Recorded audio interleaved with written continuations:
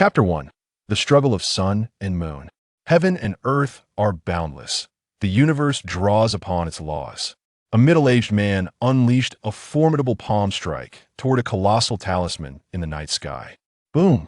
A deafening roar echoed, followed by a distant voice cursing. "You wretched sunlight! You ruin my plans at every turn." In pursuit, sunlight retorted, "Moonlight, do you not fear divine retribution for your wicked deeds?" Moonlight, with a twisted grin, replied, "Divine retribution? What is it? I, Moonlight, am born of heaven and nurtured by earth. Heaven is my father and earth my mother. All things in this world are mine to command, including these restless spirits." He contemplated, "If I engage in a magical duel with sunlight now, we shall surely both suffer. This will be disastrous." With a surge of vitality, Moonlight invoked, "Ethereal spirits, heed my call. Shift the stars and gather from the 8 directions to aid me." Seeing Moonlight prepare to escape with his magic, Sunlight could not contain his fury. "I cannot allow this villain to flee. If he does, many more will meet untimely ends." With a thought, his sword was drawn. Moonlight, with a malevolent smile, evaded as Sunlight's copper coin sword approached, transforming into a wisp of smoke, vanishing without a trace. Sunlight, witnessing Moonlight's successful escape, felt an unbearable regret. "This is terrible. Moonlight's ghostly arts are enigmatic. I dread to think how many lives he will claim next." He slowly opened his eyes to find himself before a familiar door. Realizing his spirit had safely returned, he exhaled. "Engaging in this spiritual duel has indeed drained my energy, but Moonlight must not be faring any better." Turning toward the statue of the Supreme Master on the altar, guilt flooded his heart. "Sunlight is inept. I allowed Moonlight to slip away, bringing shame upon my master's teachings and tarnishing my mentor's reputation."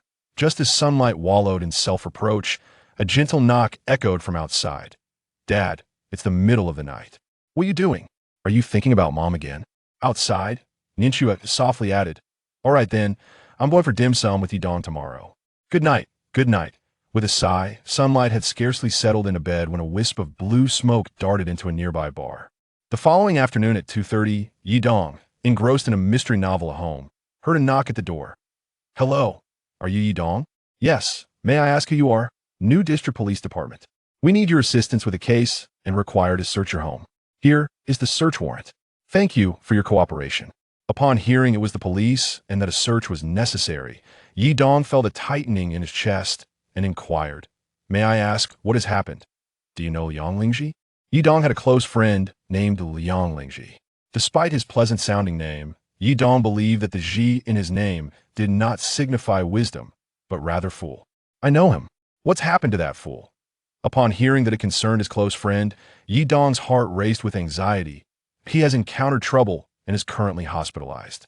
In order to expedite the resolution of this case, your full cooperation is essential. You met with him last night, correct?" Noticing his son's grave expression and the presence of several police officers outside, his father hurried out to inquire, "What is the matter, son?"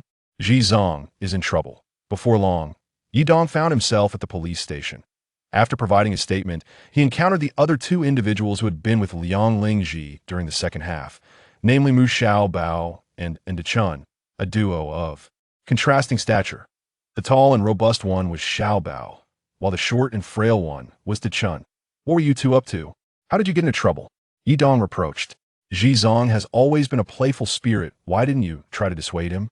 Mu Xiaobao looked aggrieved. "Brother Dong, we merely had a few drinks. In our excitement, we insisted on concluding our childhood training." Yi Dong scoffed. "Didn't we agree to present our most perfect selves to our wives on the night of our wedding? How could you violate our youthful promise?" Seeing the shame on their faces, he continued, "Never mind what transpired afterward. And what about Ji Zong?" Yi Dong pressed further. Yu Xiaobao replied.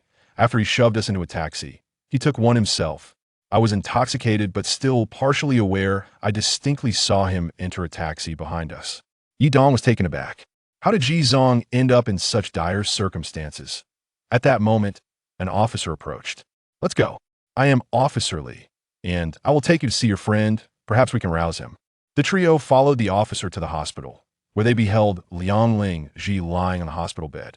Upon seeing the bizarre smile on Liang Lingji's face, Yi Dong felt a chill run through him and inquired, "Officer Li, has my friend overdosed on drugs?" Officer Li responded, "Initially, that was our assumption as well, but the blood test results indicate that aside from elevated alcohol levels, there are no traces of any narcotics." Yi Dong gazed at his friend, feeling a profound sense of unease at his current state. "Officer, could it be a new type of drug?" Officer Li nodded. "That possibility cannot be dismissed.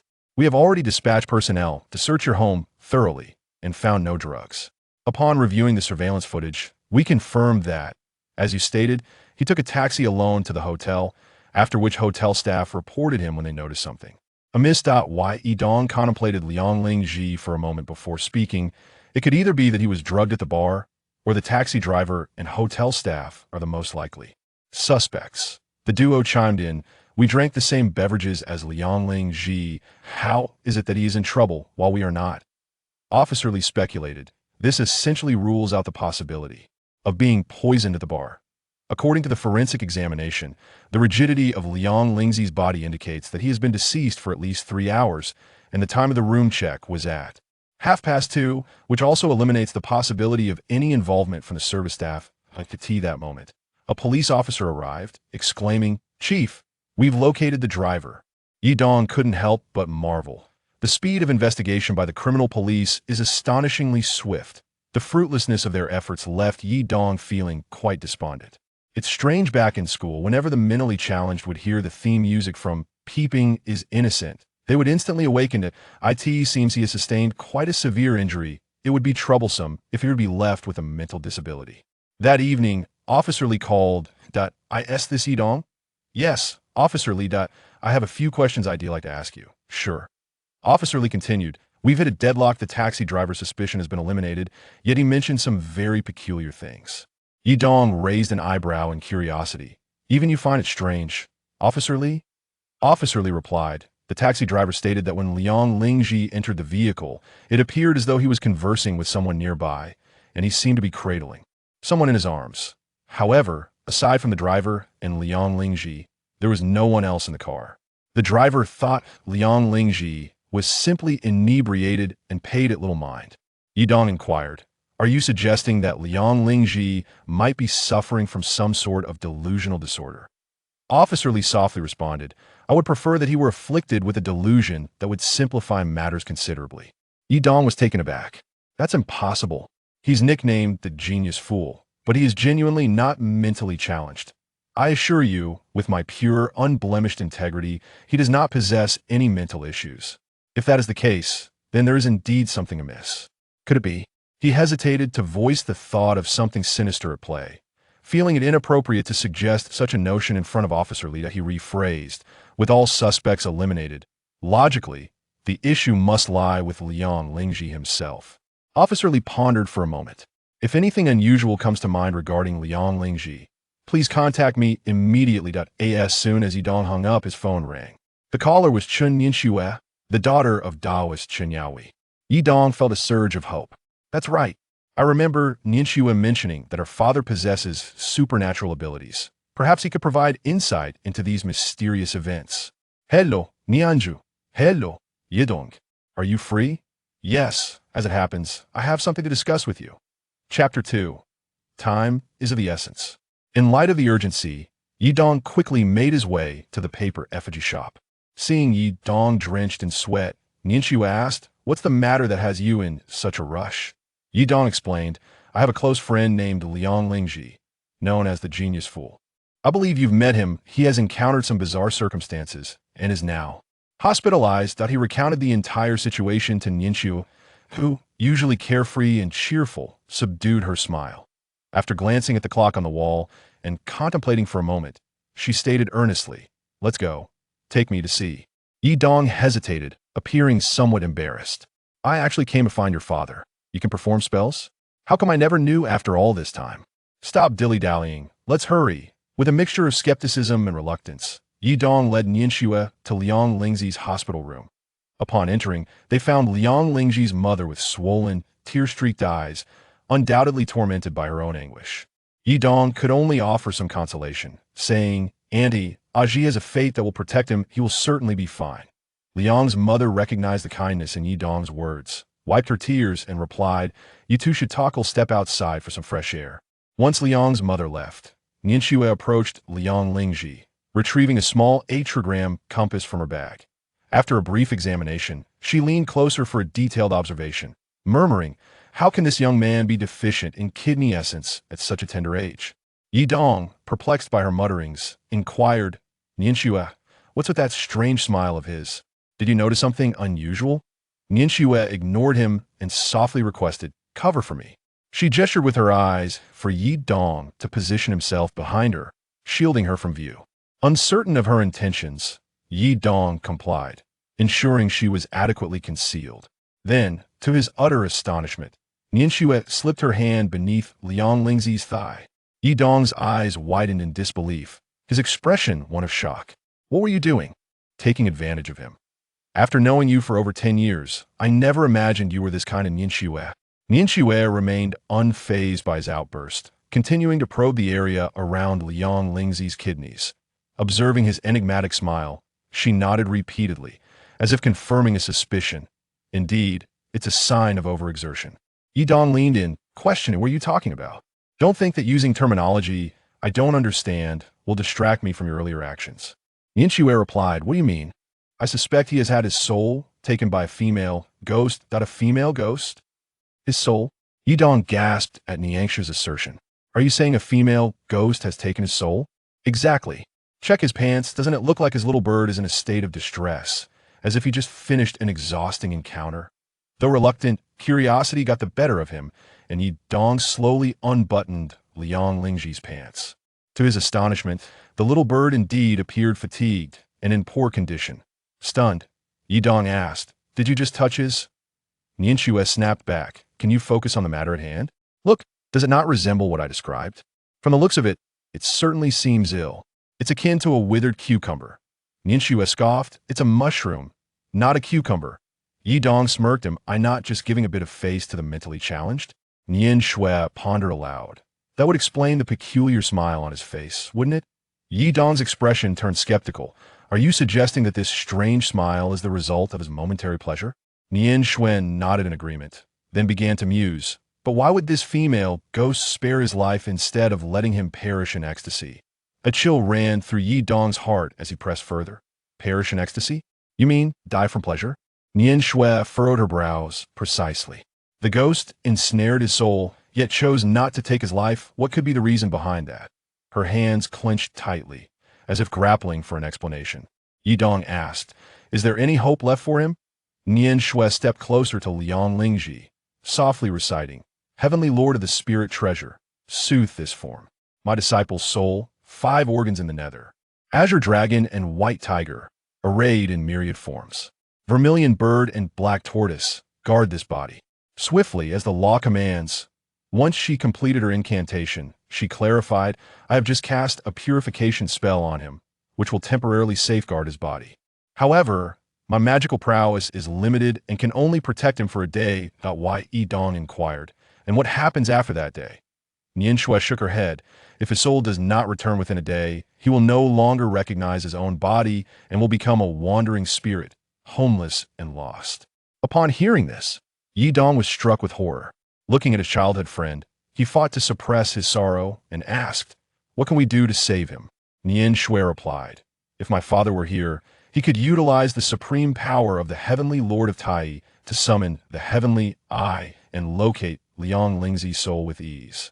But he is not here," Yi Dong exclaimed, feeling anxious. Nianxue reassured him, "Do not fear. As long as I can find that female ghost, we will discover where Liang Lingji's soul resides." Yi Dong asked, "And how do we find this female ghost?" Nianxue stated, "She seeks to seduce men, so we must allow ourselves to be seduced." Yi Dong countered, "Is that truly feasible? Isn't it dangerous?" Nianxue appraised Yi Dong. "Of course it's perilous, but the situation is urgent. We have no choice but to take risks. By the way, are you still a virgin?" Yi Dong, unable to suppress his embarrassment, covered himself and blushed. "Yes, I am still a virgin. Please refrain from asking such direct questions in the future." Nianxue chuckled. "Very well, you can offer yourself to her. It would be best if we find 2 more virgins. I believe that will increase our chances of success." Yi Dong immediately thought of Mu Xiaobao and Indachuan, that large and small duo. Soon, the two found their targets. What? You want me, this handsome man, to seduce a female ghost? Xiaobao exclaimed in shock. I am still an absolute virgin. There are hardly any handsome men in the world, and you want me to go to my doom? Aren't you afraid of divine retribution? De Chun shook his head repeatedly, expressing his trepidation. No, no, I fear my resolve may falter, and in the end, we would lose. Everything. Nian Shui, maintaining her composure, elaborated patiently, assuring them of their safety. With me here, what is there to fear? Yi Dong has readily agreed. Though Yi Dong shared their apprehension, he was willing to take the plunge to save Liang Lingji. At this moment, it is a test of our brotherhood. With a determined bite of their teeth, Xiaobao and De Chun acquiesced. All right. Who would have thought we would also be enlisted to employ our charms? The trio ventured in the night charm bar, the very place they had visited for the second half that night, while Nian Shui settled at a distance, discreetly observing their antics. Initially, the three felt a pang of fear, for they were faced with a siren-like specter, a daunting presence for anyone that Yi Dong clenched his teeth. Our reticence is unproductive, let us drink freely, for that might ensnare her. Both the larger and smaller among them found wisdom in Yi Dong's words, and soon they downed several shots of strong liquor, their courage swelling with each sip. The intoxicating music of the bar heightened their spirits, the alcohol amplifying their exuberance. Seeing them grow increasingly merry, Nian Shui felt irritation rise within her. These three rascals are so engrossed in drinking that they've forgotten the task at hand. Hey there, are you alone? A stylishly dressed young man approached Nian Shui, offering a drink. May I buy you a drink? With her anger flaring, Nian Shui shot him a glare and retorted, Drink your mother. Get lost. Taken aback by her fierce demeanor, the young man scurried away, tail between his legs. When Nian Shui turned back, she realized one of the trio was missing. Where has Mu Xiaobao gone? In her moment of distraction, she had lost track of Mu Xiaobao. Squinting, she searched for his figure. Come, beautiful. A familiar voice rang out, and Nian Shui turned to see a tipsy Mu Xiaobao, holding up his drink, having somehow found his way behind her. Her frustration intensified as she scolded, You clumsy oaf, are you so drunk that you'd wish for that ghost to take you? Before she could finish her reprimand, and De Chun stumbled over, cup in hand, slurring, well, if it isn't Yi Dong, hiding here. Even more absurdly, and De Chun mistook Mu Xiaobao for Yi Dong. Nian Shui pushed them aside, muttering under her breath, Yi Dong, what sort of friends do you have? Her gaze shifted to Yi Dong, who was still sipping his drink alone, and she felt a flicker of relief. At least Yi Dong is dependable, no wonder my father praised him after just one meeting. Meanwhile, Yi Dong, under the influence of alcohol, found himself reminiscing about the departed He had been the love of his dreams, lost to an unfortunate fate. Yi, are you well? I dreamed of you these past few nights, Yi Dong mused to himself. Every day when I take the elevator, I hope to catch a glimpse of you again. Do you know? Yi Dong, having consumed several cups of liquor, found his vision blurred. And to his astonishment, he beheld Yi standing before him. Yi, my dream girl, Yi. How could you drink so much? It's not good for your health. I miss you so much. Silly boy, am I not right here beside you? Yi Dong attempted to grasp Yi's hand but found nothing but air. Why did you pull away? You little rogue, are you trying to take advantage of the alcohol? Yi Dong perceived Yi to be irresistibly alluring with a gentle smile. He praised, Your makeup is truly exquisite. Really? I specially did it for you. It looks splendid. Compared to your usual youthful charm, you are particularly radiant tonight. So how long do you intend to keep drinking? Filled with joy, Yi Dong inquired. Where are you taking me? We haven't seen each other for so long. I have many things I wish to share with you. Yi Dong grasped her hand tightly and whispered, Then let us have a heart-to-heart tonight. Is that all we will do? In his hazy state, Yi Dong felt the words echoing in his ears, causing a soft warmth to wash over him, igniting a restless impulse within, and he could not help but take the beautiful woman by the hand and lead her outside. Seeing the situation change, Nian Shui immediately pushed aside a large and a small person, disregarding whether they fell to the ground, grabbed her bag, and followed closely.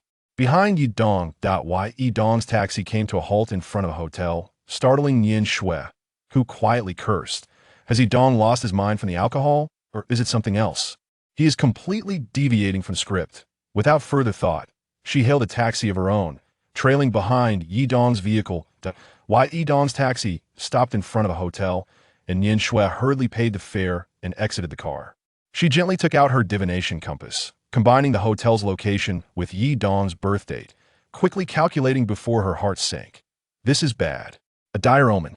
If you intend to end Yi Dong's life, do not blame me for being merciless. She tucked the compass into her bosom and waited for Yi Dong to check in before descending from the car. In a low voice, she recited her library card. Heaven and earth are boundless. The cosmos lends its power. The dragon transforms into a phoenix, obscuring light. Urgent as the law commands, she briskly walked to the hotel front desk, presenting her library card to the staff, and softly said, "Officer, please assist me in investigating which room that man just entered." The front desk staff, upon seeing the police badge, grew tense and quickly replied, "Room B14 on the 7th floor." Leaning against the elevator wall, she took a moment to steady her breath during the ascent. "Yi Dong, you must not come to harm." Nian Shui calmed her mind, retrieving a talisman, a powerful ghost-slaying spell drawn by her father, the enigmatic Daoran Rihui. Suddenly, she recalled her father's admonition. "Nian Shui, you must only resort to the ghost-slaying spell in dire circumstances. Exercise utmost caution and refrain from indiscriminately harming the innocent." With a determined bite of her lip, Nian Shui tucked the ghost-slaying spell into her bosom. She then retrieved a disaster-repelling charm and a ghost-binding spell from her backpack, murmuring to herself, "If I can subdue her with these two charms, I shall only resort to the ghost-slaying spell as an absolute last resort." Nian Shui stealthily approached room B14 on the 7th floor, silently reciting the incantation while closing her eyes to center her breath and awaken her latent potential. To her surprise, she could already hear the sound of labored breathing emanating from within. Alarmed, she thought, has that female ghost already begun to ensnare souls? Listening intently, she then discerned the sound of clothing being discarded, a sense of urgency flooding her being. Realizing the gravity of the situation, she knocked on the door, announcing, "Hello, hotel service." After a brief pause, an irritable voice responded from inside. "We didn't call for service. Go away." Moments later, she heard Yi Dong's lewd laughter from within. "Hello, hotel service. I told you, we didn't call for hotel service." Yi Dong, appearing visibly aggravated, hastily donned his pants and flung open the door, exclaiming, "Please do not disturb me." Seizing the moment, Nian Shui forcefully pushed past the dazed Yi Dong, shouting, "Land deity, each in your appointed place, guard this domain, and hasten to my aid, urgently, as commanded." Chapter 3. The plan to reclaim Liang Lingji. The female specter collided with the energy of the talisman, instantly revealing her true form, disheveled hair and a pallid visage. This sight startled Yi Dong, who was still in a dazed state, prompting him to exclaim, "Who are you? Where's my Yai?" The female ghost paid no heed to Yi Dong's inquiries. Instead, she let out a piercing scream and rushed towards the door. Attempting to escape? Not on my watch. The talisman in Nian Shui's hand began to whirl in synchrony with her fingers, aimed directly at the ghostly figure. Yi Dong exclaimed in astonishment. "I never imagined that Nian Shui is actually a sharp-witted female Taoist." The female ghost, well aware of the formidable power of the talisman, swiftly darted behind Yi Dong, attempting to use him as a shield to escape. "Futile endeavor. My binding spell possesses unparalleled might. If you are unafraid, dare to attempt it again, and I assure you, your vitality will be severely diminished."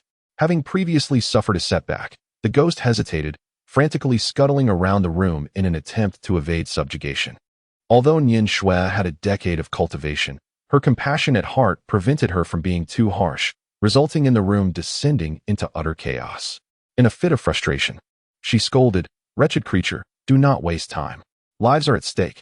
Quickly tell me where you have taken Liang Lingji's soul." The ghost retorted with a derisive snicker. Revealing her blood-red teeth, "He brought this upon himself. Can you blame me? If he did not harbor malevolent thoughts, how could I have tempted him?" Floating in the corner, the ghost furiously inquired, "Why do you seek to thwart my punishment of the wicked?" Nian Shui rebuked her. "Humans have their own principles, and ghosts have theirs. In the realm of mortals, how can spirits be allowed to reward the virtuous and punish the wicked? You are obstinately unyielding." As the ghost attempted to threaten her, Nian Shui could no longer contain her wrath, invoking, "Heaven and earth are boundless. The cosmos grants its loss. Let the demons tremble and the spirits lose their composure. Banish the calamity, support the righteous fruit. Swiftly, as the law commands. With a bite of her finger, she smeared her blood upon the talisman. A flick of her delicate hand ignited the talisman spontaneously, transforming it into a colossal, invisible character of exorcism that surged toward the ghost. Confronted with this net-like energy of exorcism, the ghost was shaken to her core, seemingly left with no means of escape. She cried out in despair, "Why? Why do you all wish for my demise? The truly wicked roam free, and yet we must be subjugated even in death. I refuse to accept this. I refuse." The last two declarations of defiance echoed with profound indignation, piercing through Yi Dong's mind. I refuse. I refuse." As the ghost became ensnared by the unparalleled power of the talisman, she was engulfed in flames, wailing in agony, while her spiritual essence rapidly dissipated before their eyes. Yi Dong, witnessing the immense suffering of the female ghost, felt a pang of compassion in his heart. "Spirit," he urged, "why do you not surrender swiftly?" With a scoff, he added, "You practitioners who aid in wickedness shall meet a most unfortunate demise. Once I descend to the underworld, I shall inform the 10 kings of hell, ensuring you are all cast into the abyss of Avici." Upon hearing this, Yi Dong exclaimed in Yin Shui. It appears that there is a profound grievance concealed within her words. Nian Shui, witnessing the female ghost enduring such severe punishment yet unwilling to concede, felt a sense of peculiarity in her heart. Unable to bear the thought of the ghost suffering further, she sighed, "Enough, enough." As Nian Shui retracted her hand gesture, the ghost seemed to be liberated from an immense burden, collapsing to her knees and gasping for breath. Turning her gaze towards Yi Dong, she wept and cursed. "There is no need for you deceitful sorcerers to feign sympathy." Yi Dong observed her tear-streaked face, her body marred by the ravages of fire, and his heart ached with compassion. "Are you well?" he inquired. "Is there anything I can do to assist you?" The female ghost glared at Nian Shui, still panting heavily, and muttered in a low voice, "Not at all well. Who would have thought this wretched girl so young? Yet her skills are truly remarkable." Nian Shui gazed at the ghost and sighed, "You have brought this upon yourself. I have exhausted all my kind words to save a life in peril. I am left with no choice but to subdue you." The ghost spat disdainfully. "You barged in uninvited. Even as a ghost, I would have felt fear in that moment." Yi Dongfang finally comprehended that even ghosts are susceptible to fear. Nian Shui elucidated, "The situation arose unexpectedly. Had it not been for the urgency of saving a life, I would not have resorted to such measures. Please, enlighten me about the whereabouts of Liang Lingji's soul." The female ghost retorted, "Dream on. You so-called practitioners of the Tao. Do you not assist others merely to accrue merit for yourselves? In my lifetime, I endured relentless torment, and in death, who has ever offered me aid?" She lifted her pallid hand, attempting to soar towards the door once more. However, her injuries were grievous, and after barely floating a meter, she found herself on the verge of collapsing to the ground. Upon witnessing the scene, Yi Dong intended to leap forward to catch the female ghost. But it was already too late. Without a moment's hesitation, he lowered his body, determined to cushion her fall with his own form. However, as she was an ethereal being and he lacked any spiritual prowess, their bodies could not make contact. Consequently, both the man and the ghost met the ground simultaneously. The female ghost, startled by Yi Dong's selfless act of protection, thought to herself, "You foolish pretender, there is no need for such reckless gallantry." Despite her words, her gaze remained fixed on Yi Dong, anxiously assessing whether he had sustained any injuries. Yi Dong, with one hand resting on his posterior and the other on his head, exclaimed, "I am not feigning kindness. I merely fear that your soul may suffer further torment." He then inquired, "Are you all right?" The female ghost felt a warmth in her heart, realizing that this young man possessed a surprisingly benevolent nature. Yi Dong rose to his feet, expressing his thoughts. "Have you not considered that if you truly harm Liang Lingji, you will become a malevolent spirit, trapped in eternal damnation? Those who practice the path of cultivation will undoubtedly subdue you." The female ghost was taken aback. As if struck by a sudden realization, how could I have contemplated causing a life to be extinguished? Nian Shui speculated, "It appears that you are ensnared by vengeful thoughts, blinding you with hatred, leading you to commit such heinous acts. Were you truly wrong to the point of death?" Observing the ghost's profound fixation, Nian Shui furrowed her brow. "As a practitioner of the path, if you perished unjustly, I would certainly assist you." The female ghost shook her head with a faint smile. "Your words reveal your true desire, to learn the whereabouts of Liang Lingji's soul. Nian Shui exchanged a glance with Yi Dong, raising 3 fingers in a vow. I, Chen Nian Shui, solemnly swear that in my lifetime, I shall dedicate my utmost effort to aiding this female ghost and punishing the wicked. Should I break this oath, may the heavens unleash their wrath upon me. After making her solemn vow, Nian Shui inquired, now that I have sworn, do you believe me? The female ghost felt a stir of gratitude. This woman's oath is indeed fierce. She gritted her teeth and asked, do you truly intend to help me find the one who wronged me? Indeed, Yi Dong thought to himself. This female ghost must have endured immense suffering in her lifetime. She is truly a pitiable soul. After a long pause, she finally spoke. Liang Lingji, his spirit is wandering above the basketball court at Xinqing No. 1 High School. Nian Shui, taken aback, inquired, where has he gone and for what purpose? As Yi Dong listened to the ghostly maiden's words, a warm current surged within him. That basketball court was indeed our cherished haunt, where, in days gone by, he and I, along with 2 others, forged profound bonds of brotherhood. The ghost sighed with a bittersweet smile, recalling that Liang Lingji was rather foolish, and just as I was about to drain the last of his essence, he began reminiscing about the camaraderie shared among the 4 of you, claiming that the one who first broke their youthful innocence would be deemed the leader. In his enthusiasm, he suggested we visit that basketball court, and seeing his nostalgic disposition, I could not bear to refuse. Hearing this, Nian Shui felt a weight lift from her heart, filled with immense relief. Fortunately, you still had a semblance of conscience back then, averting a grave mistake. The ghost noticed Yi Dong's eyes brimming with tears of excitement, and, feeling a pang of guilt, lowered her head. I caused him harm. Why should I be thanked? My name is Shouting. Upon learning of Liang Lingji's fate, Nian Shui finally felt a burden lifted. She retrieved a folding umbrella from her backpack, opened it, and said to Shouting, your spirit has been wounded. Come and rest within my umbrella. Shouting hesitated for a moment, but then heard Yi Dong's reassuring voice. You can trust Nian Shui. She is truly a good person. The ghost nodded, pressing her lips together. Thank you for your kindness. With that, her spirit gently floated and vanished into the folds of the umbrella. After putting on his shirt, Yi Dong promptly hailed a taxi and swiftly made his way to the basketball court of Xinqing No. 1 Middle School with Nian Shui. Driver, you can stop here, he instructed. Yi Dong did not instruct the driver to take them to the school gate. Instead, he asked him to stop by the roadside. After alighting from the vehicle, Nian Shui inquired, why have we stopped here?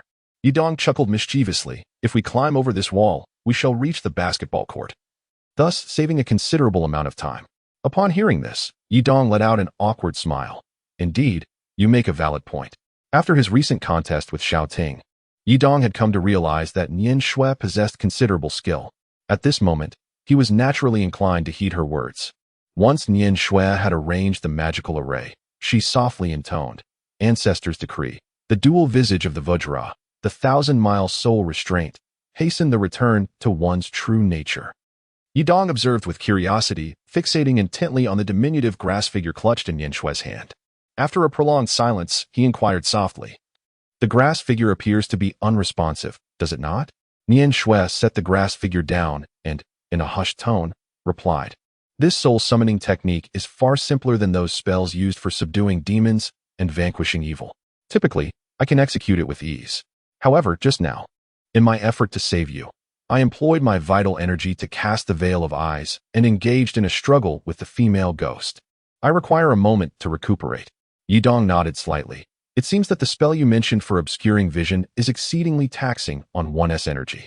How about this? You teach me the soul summoning technique, and I shall give it a try? Nian Shui pondered for a moment. Very well, as you are his childhood friend. It should be somewhat easier for you than for me. I will teach you the incantation, but you must recite it with a tranquil heart and a serene mind. Remember, sincerity begets efficacy. Yi Dong nodded, diligently committing Professor Nian Shui's incantation and steps to memory. He then grasped the small straw effigy and began to chant, Ancestral decree. Dual-faced Vajra, 1,000-mile soul confinement. Swiftly return to one's true nature. Several seconds elapsed, yet the small effigy remained utterly still. Yi Dong could not help but feel vexed. I am still a virgin, for heaven's sake. Can't you show me a little respect? Nian Shui pondered for a moment before replying. Very well, I shall teach you a simple incantation. As you are still pure, you should be able to harness the energy of the talisman. Yi Dong nodded and, following Nian Shui's guidance, recited, Heaven's gate opens. Earth's gate opens, 1,000 miles away. The child guides the soul back. The lost soul, Liang Lingji. If you hear my call, hasten to return, hasten to return. As Yidong completed the incantation, the diminutive effigy in his hand began to tremble. Chapter 4. United efforts. Nian Shui observed with delight, thinking to herself, this lad indeed possesses a glimmer of insight. In a hushed tone, she urged, steady your mind. Recite it once more. The gates of heaven open, the gates of earth open. The spirit of the child traverses 1,000 miles. The lost soul, Liang Lingji. If you hear my call, return swiftly, return swiftly. The little effigy appeared to comprehend Yidong's words, nodding in acknowledgement. A warmth surged within Nian Shui. Although these individuals often engaged in mutual jibes in critical moments, they remained steadfast allies. Hey, you too. What are you doing? Came the stern voices of several security guards from a distance. The two were taken aback, and Yidong could not discern the incantations that Nian Shui had uttered. Seeing her extinguish the candle beneath her feet and disrupt the formation, she took flight without waiting for Yidong. Stop, stop. Yidong could never have anticipated that Nian Shui was actually a seasoned veteran of the escape realm. You, Nian Shui, could have at least waited for me, he exclaimed. Nian Shui chuckled. You were simply too slow to react. Hurry up and crawl out. The two swiftly made their way to the hospital. Once Yidong devised a way to divert Liang Ma's attention, Nian Shui gently produced a small straw figurine and recited over Liang Lingji's body. Wandering soul returned to form, 6 spirits regain control, soul and body unite. Heart at peace and mind at ease. Liang Lingji's spirit, return to your rightful place. Suddenly, Nian Shui exclaimed, oh no, this is bad. Yidong was taken aback and inquired, what has happened? Yidong walked into the corridor and took out his phone, dialing Officer Li's number. Hello, Xiaoyi. Is there something urgent at this late hour? Liang Lingji has awakened. Liang Lingji has awakened. I will be there immediately. In comparison to Liang Lingji's awakening, I have something even more pressing for your attention. What is it? A homicide case. Upon receiving the call, Officer Li swiftly made his way to the scene, accompanied by 2 subordinates, Xiao Wang and Xiao Yang. Bored, Xiao Wang gazed out of the car window at the tidy cityscape and remarked, our city's appearance has improved remarkably. There are far fewer homeless individuals and beggars than before. Xiao Yang chuckled. Perhaps they have ventured to Dubai for better opportunities? Professional beggars often earn more than we do. Officer Li, preoccupied with concerns regarding Liang Lingji, paid no heed to his subordinate's banner. When the trio arrived at the hospital, dawn was approaching. Officer Li observed Liang Lingji, now surrounded by a group of doctors, speaking and moving with the vitality of a normal person, prompting him to question the physician. Doctor, how is it that he suddenly awakened? The doctor, equally perplexed, replied, to be frank, we are as bewildered as you are. It must be considered a miracle, akin to those in comas who awaken upon hearing the voices of their loved ones. Faced with such circumstances, it seems only a miracle could provide an explanation. Noticing a young woman beside Yidong, Officer Li inquired, who is this? Yidong introduced, this is my good friend, Chen Yang, and this is Officer Li, whom I mentioned to you. Yang smiled and nodded at Officer Li, saying, hello, Officer Li. Officer Li assessed Yang, and his instincts as a police officer informed him that this young woman named Yang was somewhat extraordinary. He exchanged a glance with Yidong and inquired, you mentioned a homicide in your recent call? Yidong nodded and inquired, Officer Li, do you believe in the existence of spirits and deities? After a moment of contemplation, Officer Li responded, as a law enforcement officer, I do not subscribe to the notion of spirits and deities. Yidong remarked, the clues I am about to share regarding the murder case were revealed to me by a female ghost. Do you believe it or not? Officer Li furrowed his brow in concern. Could this matter be connected to Liang Lingji's sudden fainting and equally abrupt awakening? Yidong nodded and pressed his lips together. The matter concerning Liang Lingji is merely a prelude. Officer Li, perplexed, replied, your self-assuredness makes it exceedingly difficult for me to place my trust in you. Yidong appeared skeptical of Officer Li's disbelief in the existence of ghosts and deities. Thus he urged Nian Shui, show him your sorcery. With a graceful wave of her jade hand, a piece of yellow paper ignited without a flame, vanishing in an instant. Officer Li frowned, exclaiming, what you perform is not sorcery, it is mere sleight of hand. Nian Shui, incensed, retorted, you speak nonsense. Accompanying Officer Li, Xiao Wang interjected, that yellow paper contains phosphorus powder, which ignites upon contact with air. This has been stated countless times in exploring nature. Left speechless, Nian Shui soaked the yellow paper in tea. Then waved her hand once more, and to everyone's astonishment, the damp paper ignited. Xiao Yang, standing beside Xiao Wang, remarked, "We are seasoned detectives. Your tea must contain oil." Nian Shui shot him a glare and admonished, "When you witness what is to come, do not be overly startled." The trio of officers exchanged glances. Uncertain of what spectacle Nian Shui would conjure, their gazes fixated on her hands, eager for any trick she might unveil. Nian Shui softly recited an incantation, unveiling the oil umbrella concealed by Xiao Ting, and the fragmented spirit of Xiao Ting emerged before them, drifting hauntingly, an image of sheer terror. The trio of officers recoiled in shock, with Xiao Wang and Xiao Yang, being younger and less composed, stumbling backward before collapsing to the ground, mouths agape. Unable to utter a word as they pointed at Xiao Ting's soul. Officer Li, though possessing slightly more composure, also stepped back a few paces, steadying himself against the table. His eyes wide as he gasped for breath, while staring at Xiao Ting. Yi Dong effortlessly lifted the seated Xiao Wang and Xiao Yang from the ground, and gently patted the still astonished Officer Li on the shoulder, saying, "Do you three believe it now?" Xiao Wang and Xiao Yang appeared quite shaken, wearing expressions of wry amusement as they replied, "Chief, the evidence lies before us. How could we possibly disbelieve?" Officer Li retrieved a pack of cigarettes from his pocket, distributing one to Xiao Wang and Xiao Chun before taking one himself. However, after searching his person for a lighter to ignite his cigarette, he gestured for Xiao Wang to assist him in lighting it. Trembling hands caused Xiao Wang to fumble, unable to ignite the lighter, prompting Nian Shui to shake her head. She produced a sheet of white paper and, with a graceful flick of her delicate hand, ignited the cigarettes for the three men. Yang Lingji, eyes wide with astonishment, finally exclaimed, "Beauty, how did you end up here?" Shouting offered an awkward smile, "Are you all right?" The inebriated Mu Xiaobao seemed to take a moment to process, registering Shouting's sudden appearance without surprise. Only after he comprehended the ongoing conversation did he realize what was happening, and with a loud thud, he tumbled from his chair. The likewise intoxicated and Dachuan chuckled. "Yidong, why are you on the ground?" Mistaking Mu Xiaobao for Yidong, he continued to laugh. Mu Xiaobao, trembling, pointed a finger at Shouting, exclaiming, "It was her who summoned the spirit of the simpleton," and Dachuan appeared to sober up instantly, startled enough to tumble from his chair as well. Once Officer Li and the others regained their composure, Yidong took it upon himself to recount the entire sequence of events, causing those unaware of the situation to break into a cold sweat. Officer Li inquired, Shouting, "Are you suggesting you were harmed by someone? Please provide us with a detailed account."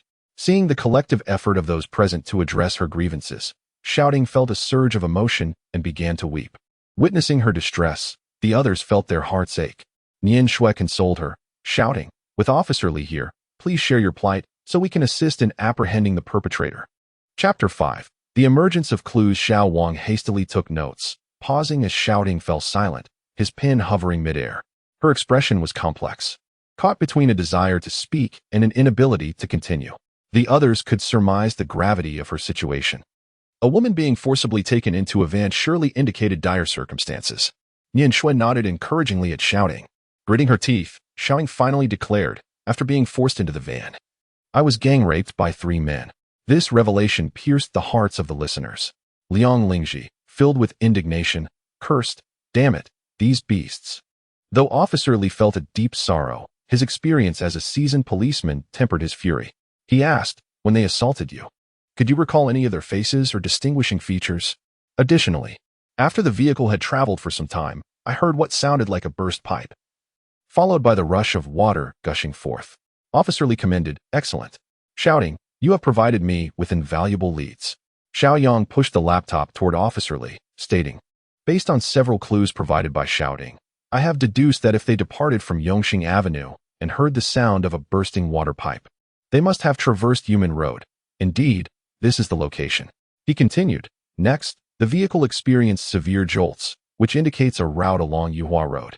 As the road there is quite bumpy due to ongoing construction during the day. I have consulted the emergency dispatch systems of various hospitals within the city. And if Shouting claims to have heard the siren of 120, the only request for emergency assistance within a few hundred meters of Yuhua Road came from number 21, Xian Chong Street.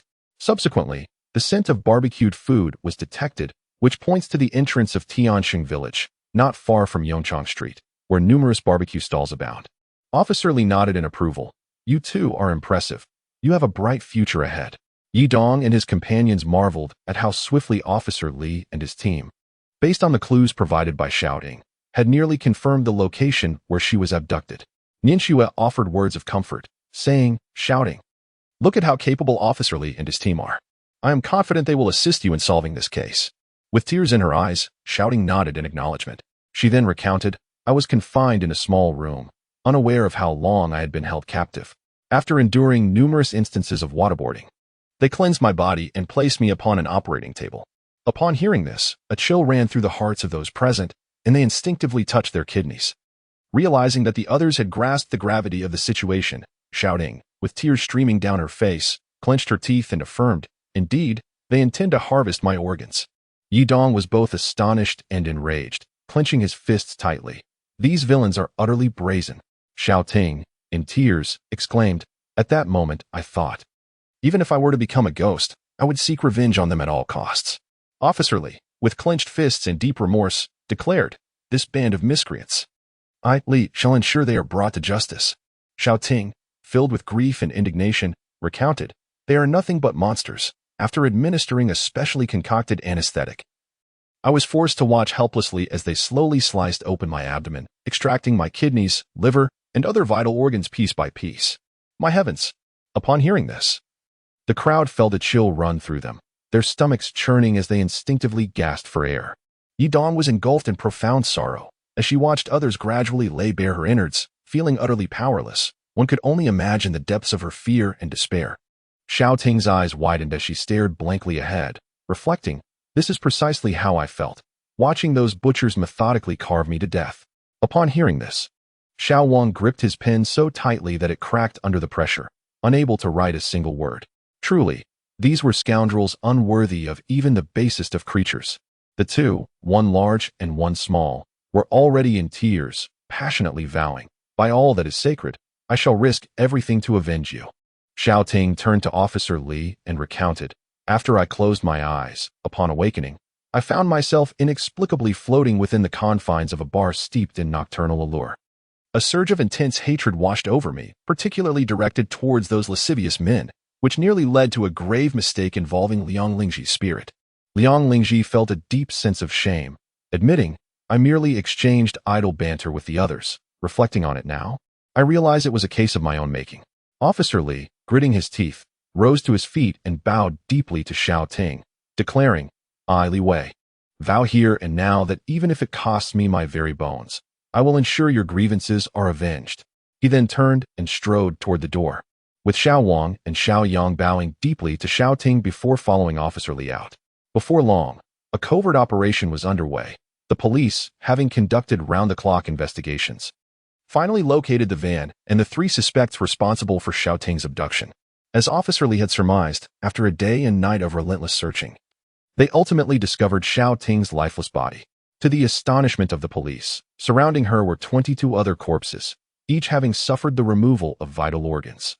The expressions on their faces suggested they had endured unspeakable horrors before their demise.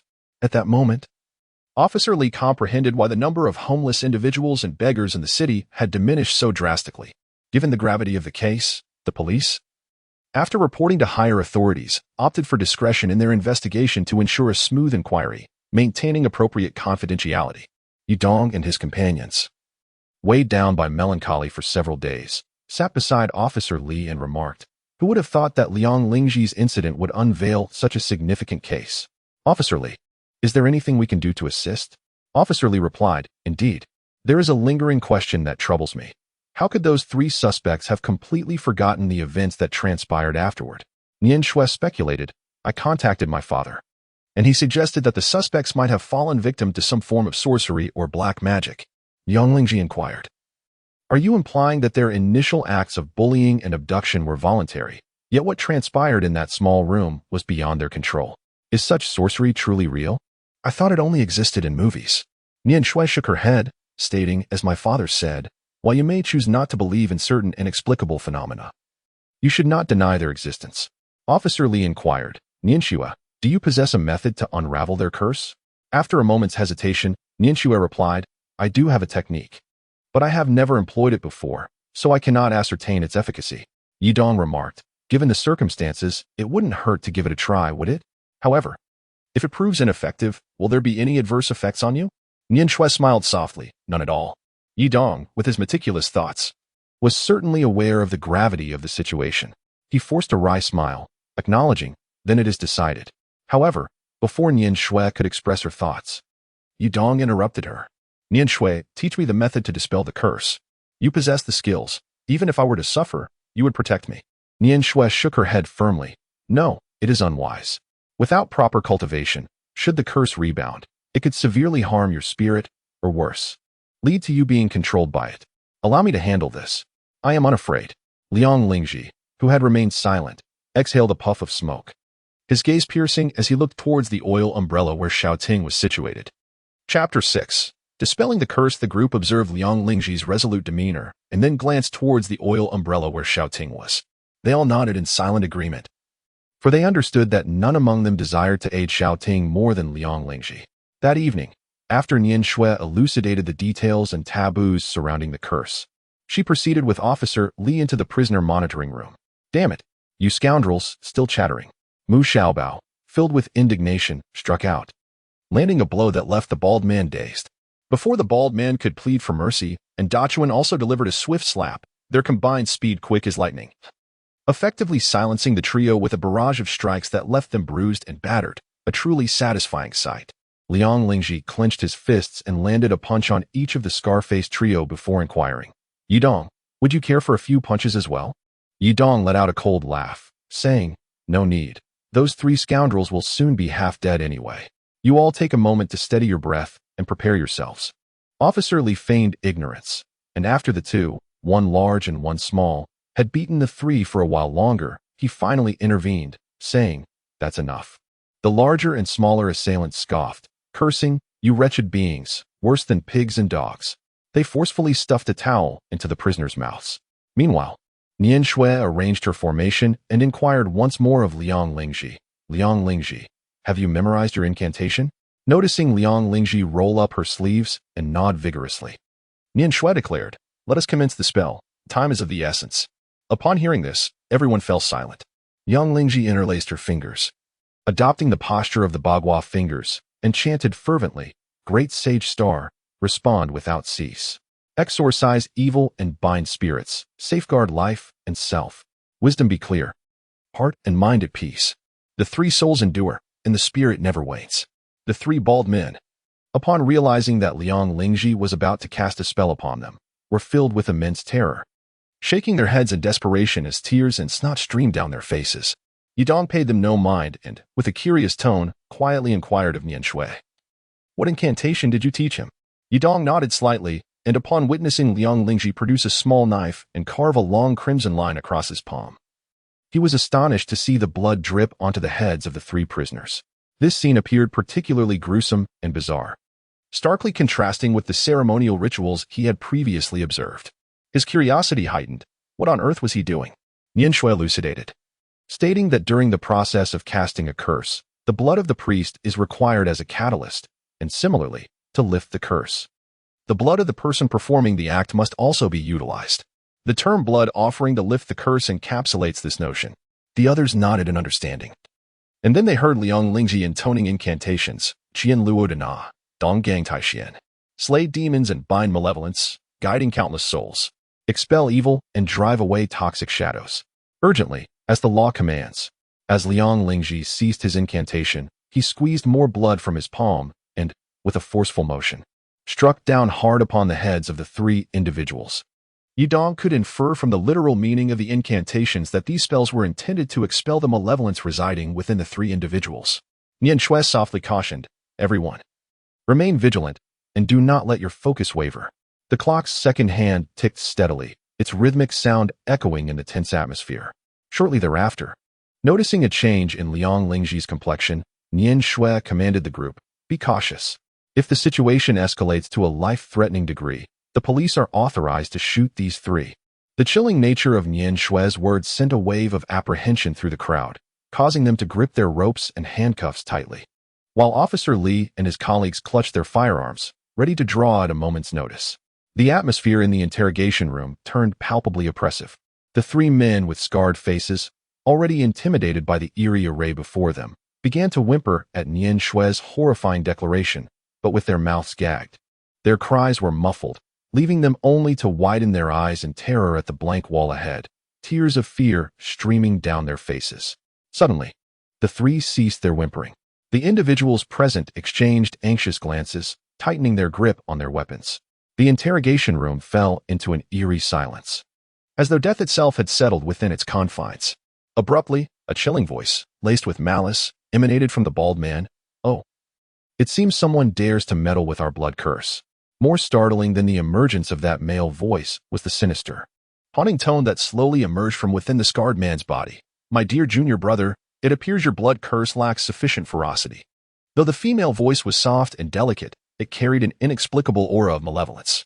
The prisoner with the scarlet armlet let out a mocking laugh. "Sister, look how lively it is here.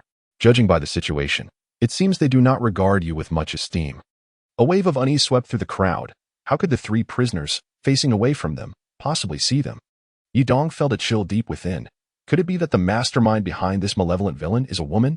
Although Officer Li and his companions had mentally prepared themselves for the unexpected, they could not help but swallow hard in the face of this terrifying phenomenon. They aimed their pistols steadily at the three prisoners possessed by the malevolent spirit. The hemp ropes binding the prisoners creaked ominously as their bodies writhed, and the chairs they sat upon began to tremble, as if they were striving with sheer force to break free from their restraints. Suddenly, the three prisoners spat out the cloth gags from their mouths and shouted in unison, causing Liang Lingji's expression to grow even more grim. Sweat poured from his brow, and his fingers, forming the bagua gesture, seemed to waver under the strain. With all his might, he barely managed to prevent his hands from being pried apart by the overwhelming force. Nian Shui gripped her ancient coin sword tightly and exclaimed, "Monster, reveal your true form." As she ignited a yellow talisman, she lunged the sword towards the bald man's back. A chilling male voice scoffed, "The little girl possesses some ability. But how can you possibly contend with all three of us alone?" Nian Shui took a deep breath and replied, "With the three of you bound, I suspect your powers have diminished significantly." The eerie female voice chuckled darkly, "I must admit, you possess some insight. Junior brother, do not harm yourself over such trivial matters. Let us retreat." The two junior brothers laughed in agreement. "Very well, sister. Young lady, we shall meet again in the mountains." Once their words faded, the three prisoners fell silent. After a considerable pause, Nian Shui finally relaxed. Just as she lowered her ancient coin sword, Yidong shouted, "Not good." It turned out that at the very moment Nian Shui lowered her sword, a black worm, roughly the length of a pinky finger and slightly larger than a toothpick, swiftly darted from the heads of the three prisoners, racing directly towards Liang Lingji. Nian Shui's heart raced in alarm. It was too late for her to lift the sword in time. Chapter 7. The signs of conspiracy. Sizzling sounds echoed from the side, and three worms fell to the ground, quickly crushed by an unknown foot. Yidong was elated, turning to the source of the voice, only to discover a large and a small figure grasping a bottle of potent insecticide, their fingers poised in a silent gesture towards three crushed worms, rebuking, "Foul creatures. With the sorcerer present, you shall not act recklessly." The crowd was both astonished and delighted, witnessing the clever resolution of the crisis, and they collectively exhaled in relief. Yang Lingji, caught between joy and anxiety, felt the aura of Tao within him dissipate, signaling the conclusion of the dispelling array. They had narrowly escaped calamity. Liang Lingji inhaled deeply, patting the shoulders of the duo. "Thank you, brothers." The large and small figures exchanged a knowing smile, with Xiao Bao cheerfully declaring, "Hee hee. Being prepared for anything is never a bad thing. No need for thanks. Just transfer some funds to my ICBC card for convenience." Nian Shui regarded them with admiration, exclaiming, "Indeed, science has been a tremendous aid to us." It turned out the duo, having heard Nian Shui's dire description of the situation, had researched online and specially acquired 2 bottles of the latest insecticide, which proved invaluable in this moment. Finally, it was over. With Nian Shui's words, the crowd fully relaxed. Officer Li and his companions holstered their firearms, only to find 3 individuals unconscious. He inquired, "Nian Shui, what is their condition now?" Nian Shui replied with a smile, "No need for formality, this was to be expected. We should not delay. You must prepare for the interrogation. Is there any way we can assist?" Yidong asked. Nian Shui shook her head, stating, "Those 3 are exceedingly strange and quite cunning. Without any cultivation, you could easily find yourselves in peril. Best leave this to me. Yang Lingji remarked, you are alone in this struggle against them. It would indeed be disadvantageous. Have you considered how the four of us might assist? Nian Shui sighed. If only my father were here. Not only is he immensely powerful, but if he could take you four under his wing, you would become my junior disciples. And I could impart to you the true arts of cultivation. The four understood well that the path of cultivation was a solemn and rigorous undertaking, requiring utmost diligence. They exchanged glances, each perceiving a flicker of disappointment in the other's eyes. Yidong entered the room and inquired, what is the matter? Nian Shui asked. From the perspective of an ordinary person, what kind of experience do you perceive regarding this case? Yidong sighed and gazed out the window, expressing boundless fury intertwined with profound fear. Nian Shui, seated in her chair, clenched her fists tightly and nodded, remarking, if even a strong man like you feels fear, how could shouting not have been driven to madness in that moment? Yidong gazed at the small oil umbrella in the inner hall and couldn't help but ponder. Could it be that she has been so frightened that she has lost her memory? What does this imply? Yidong pondered for a moment. During my university years, I attended several psychology courses, where the professor mentioned that when an individual experiences excessive fright, they may easily faint. Upon regaining consciousness, they might suffer from selective amnesia, stemming from the desire to dissociate from the traumatic experience, as the very nature of the event inflicts harm that their psyche struggles to endure. Do you think it is possible that Xiaoting also fainted from fear and lost a portion of her memory? Nian Shui, upon hearing this, furrowed her brow in agreement. She closed the door and slowly opened her small oil umbrella, calling for Xiaoting. Xiaoting, do you feel any better? Xiaoting smiled faintly and replied, after a few days of rest, my scorched spirit is gradually recovering. Have you managed to unravel the curse of those three at the police station? Nian Shui nodded, saying, although it was somewhat convoluted, we have made progress. I believe with Officer Li's capabilities, we will soon uncover crucial leads. Noticing Nian Shui's hesitation, Xiaoting asked, Yidong, what is troubling you? Yidong hesitated for a moment before finally speaking. Xiaoting, we were just speculating whether, due to excessive shock, you might have developed selective amnesia, causing you to forget certain crucial clues. Yidong and Nian Shui felt a pang of sorrow. Truly, it was a hardship for Xiaoting. Vivid images flickered through Xiaoting's mind, revealing her expressions of anger, fear, grief, and regret, causing great distress to both Yidong and Nian Shui. Suddenly, Xiaoting's countenance shifted, her fist clenched tightly, cold sweat beading on her brow as she murmured, I remember now. Beside those butchers stood two men and a woman, each holding a timer, their faces contorted in sinister smiles as they gazed at me. Yet, I could not discern their features. I heard them remark, this woman has quite the tenacity. Even after having so many organs removed, she refuses to perish.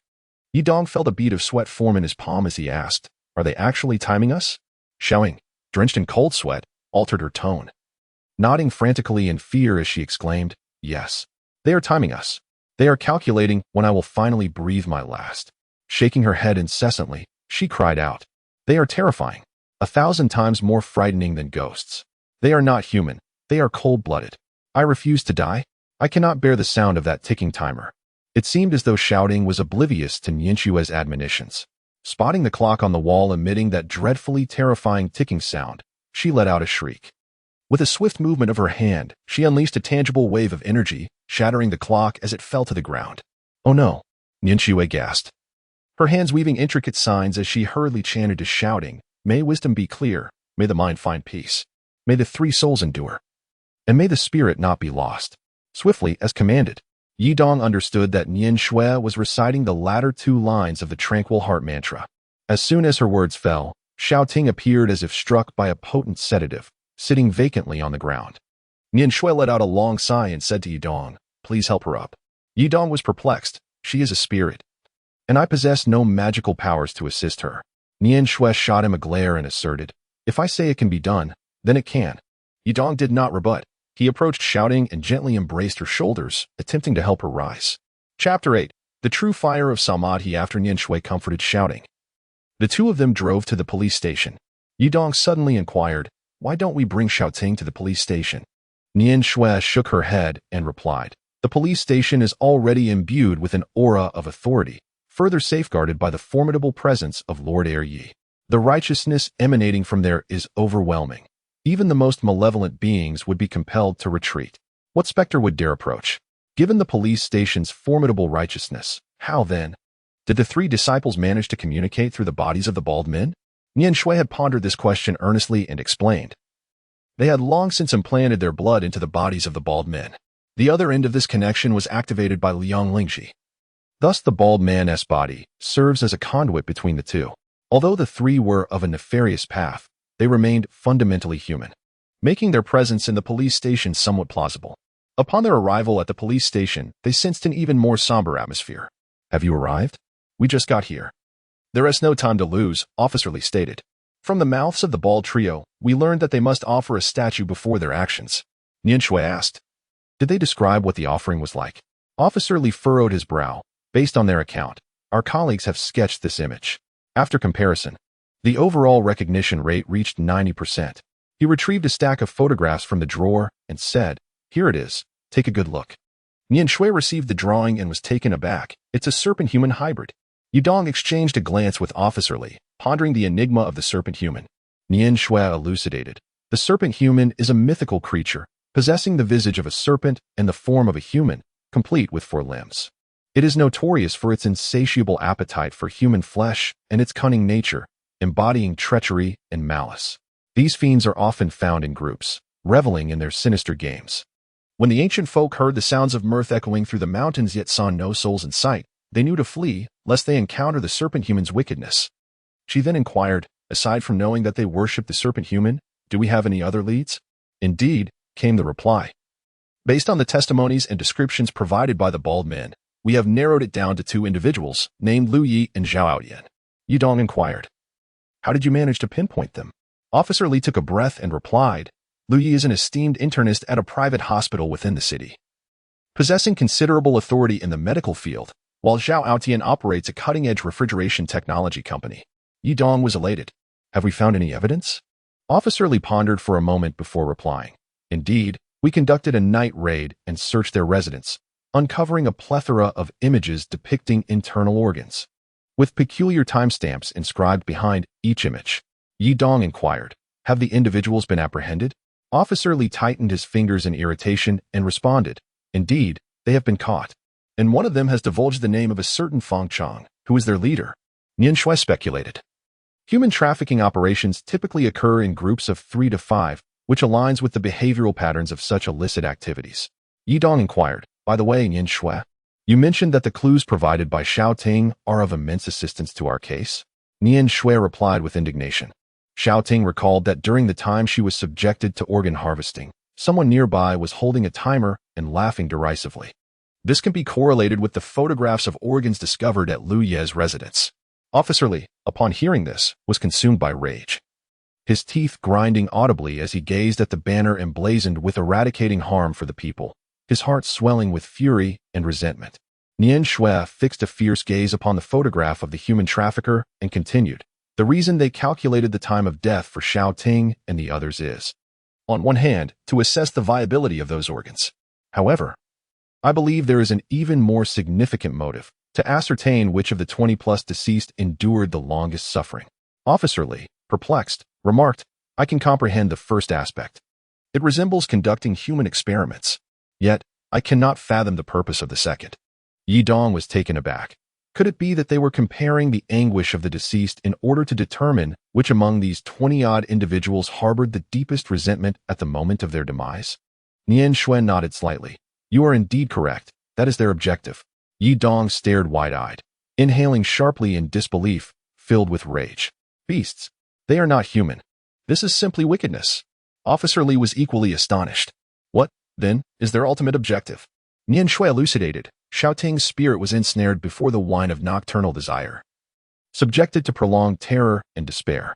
Thus, upon her awakening, her immediate impulse was vengeance. She cannot distinguish between good and evil, for her vision has been shrouded by hatred. In her quest for power to exact revenge, she will go to any lengths to harm others and acquire greater magical strength. Nian Shui nodded in condemnation. Those vile scoundrels deliberately placed Xiao Ting's spirit outside, waiting for her to inflict harm. Once Xiao Ting's powers are amplified, she will undoubtedly seek out the trio with shaved heads. These malevolent forces will use the trio as bait, luring the transformed, vengeful spirit of Xiao Ting into their grasp. They will then employ sorcery to capture her. Yidong clenched his fists, producing a series of crackling sounds, and exclaimed in anger, "How utterly wicked is this malevolent path! Their hearts are as venomous as that of a scorpion, worse than swine or hounds." Officer Li inquired, "What purpose do they serve by capturing Shouting after she has transformed into a vengeful spirit?" Yin Shue pointed to the photograph of the serpent-human hybrid on the table, stating, "By harnessing the power of this creature, they intend to refine Shouting's soul, thereby augmenting their own dark cultivation." Yidong exclaimed in astonishment. "Is there truly such a method of cultivation?" Yin Shue pondered, however. "My father has stated that those capable of refining the souls of vengeful spirits for their own purposes must possess extraordinary powers.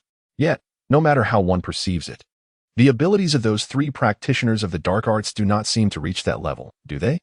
Could it be that they have a leader of even greater authority and mystical prowess?" Officer Li murmured, "We cannot allow these villains to roam free any longer. I shall personally oversee the investigation and scrutinize each suspect one by one. You all should take a moment to rest." Before Yidong and the others could exchange any further remarks, Officer Li, with bloodshot eyes, had already donned his coat and exited the office ahead of them. The office fell silent once more, the only sound being the rhythmic ticking of the wall clock. Yin Shui observed Yidong sitting motionless in his chair and inquired with concern, "Yidong, what is the matter? Your hand, why is it so hot? Are you burning up? Look at this flame. It has enveloped my hand." Yidong raised his hands and vigorously shook them several times. Yet the enveloping flame showed no signs of diminishing. Instead, they continued to intensify. Yin Shui inquired in astonishment, "Have your hands been burned?" Yidong remained in a daze, gazing at his hands. "No, this fire has not harmed me." Without the slightest hesitation, Yin Shui immediately recited an incantation, "Heaven and earth, the mysterious origin, the root of all qi. Cultivating for countless eons, I attain divine powers. Open the celestial eye, observe the source, swift as the command of the law." Yidong observed that Yin Shui had awakened her heavenly eye and could not help but inquire, "Yin Shui, what do you see?" Yin Shui gazed at Yidong's hands. Her eyes filled with disbelief. Could it truly be the three flavors, true fire? Yidong listened, scarcely able to believe his ears. Is the fire in my hands truly the three flames of truth? Is it akin to that which is wielded by the supreme Lord Laozi in the journey to the west? Yin Shui quickly nodded in affirmation. Indeed, it is precisely that kind of three flames of truth. She then focused her inner sight upon Yidong's body, and to her astonishment, she beheld that within him. His internal organs served as a cauldron, with his heart as the furnace, where fierce flames blazed vigorously, seemingly refining something profound. Yin Shui could hardly fathom that Yidong possessed such extraordinary talent and abilities. She could not help but inquire, "What were your thoughts when you first sat down?" Yin Shui exclaimed in admiration, "What a splendid declaration of righteousness, to punish evil and save the people, to spread goodness throughout the world. So, it turns out you are refining the fruits of virtue in your heart. Yidong, congratulations. It appears you have acquired immense blessings." Yidong was puzzled. "Blessing?" Yin Shui smiled and replied, "Even before you have formally entered the path, possessing the three flames of true fire is indeed a blessing. Now, let me teach you how to extinguish these flames. Calm your heart and simply follow my lead. It is quite simple." With her fingers of both hands joined, Yin Shui swiftly circled them 3 times, then gently pressed her left hand's 2 fingers to her brow, while positioning her right hand's fingers towards her left elbow. Shielding her chest, she softly intoned, "Stop." Yidong took a deep breath, calming his emotions. As he contemplated the moment of cessation, he realized that the 3 flavors of true fire had extinguished at his will. Chapter 9. Within Reach. The news of Yidong obtaining fortune and possessing the true fire of Samadhi soon reached Liang Lingji and others. Upon their entrance, Dachuan, with a mischievous smile, extended his hands and inquired, "Xiao Bao, do you see the blazing true fire of Samadhi in my grasp?" Instead of being irritated, Dachuan playfully lowered his gaze to his own lap, murmuring, "What I possess is no mere true fire of Samadhi. This is the pure yang fire of my true self." Hearing this, Mu Xiaobao also glanced at his own lap and could not help but clasp his hands together in admiration, exclaiming, "Xiaobao is in awe. Truly, Brother Dachuan's pure yang fire seems to surpass my youthful desires and prowess." The two burst into hearty laughter, their banter escalating into a delightful spectacle, momentarily elevating their spirits and fostering a sense of camaraderie among the group. This light-hearted exchange alleviated the pent-up negative emotions that had accumulated over the past few days. proving to be a fortuitous occurrence. At this juncture, one might wonder whether Liang Lingji and his companions engage in work to earn a living. This query is quite astute. Liang Lingji's father is a renowned entrepreneur in the city, involved in the finance and wellness sectors, while his mother is a formidable businesswoman in the education and training industry. Naturally disinclined towards academia, Liang Lingji found solace in basketball and cinema. Fortunately, his parents did not impose their expectations upon him. Instead, they provided him with a sum of money. With this, Liang Lingji promptly ventured into the realm of film special effects, collaborating with a duo of unassuming partners. Though they appeared carefree, they approached their work with utmost diligence, gradually ascending from management roles to minority shareholders, thus achieving a semblance of shared prosperity. Yidong's phone rang, revealing a message from Officer Li. "Hurry, Fang Chong has been captured." He tightly gripped his phone and shouted to Xiao Bao and the others. "Officer Li has caught Fang Chong. We finally have a significant breakthrough." Officer Li entered the room to find Fang Chong bound tightly, wearing a sinister smile while staring intently at the ceiling. "Fang Chong, we meet again," Officer Li remarked as he sat across from him. "What is so fascinating about the ceiling?" Fang Chong continued to gaze upward, smirking. "I see my master tormenting Zhao Aotian and the ghost of Lu Yi." Officer Li scoffed. "Stop with the nonsense. My subordinate informed me that he apprehended you before you made the call." Fang Chong, with a slow, exaggerated grin, retorted, naive. Seeing Fang Chong's defiance, Officer Li snapped, "Enough with your idle chatter. Quickly reveal the numerical code to the safe." Fang Chong shot a sidelong glance at Officer Li. "Should I call you a fool or say you're unwell? Once you open the safe and find evidence, you'll inevitably sentence me to death. Why would I give you the code?" Officer Li chuckled. "You make a valid point. As long as you remain silent, we will lack the evidence to convict you."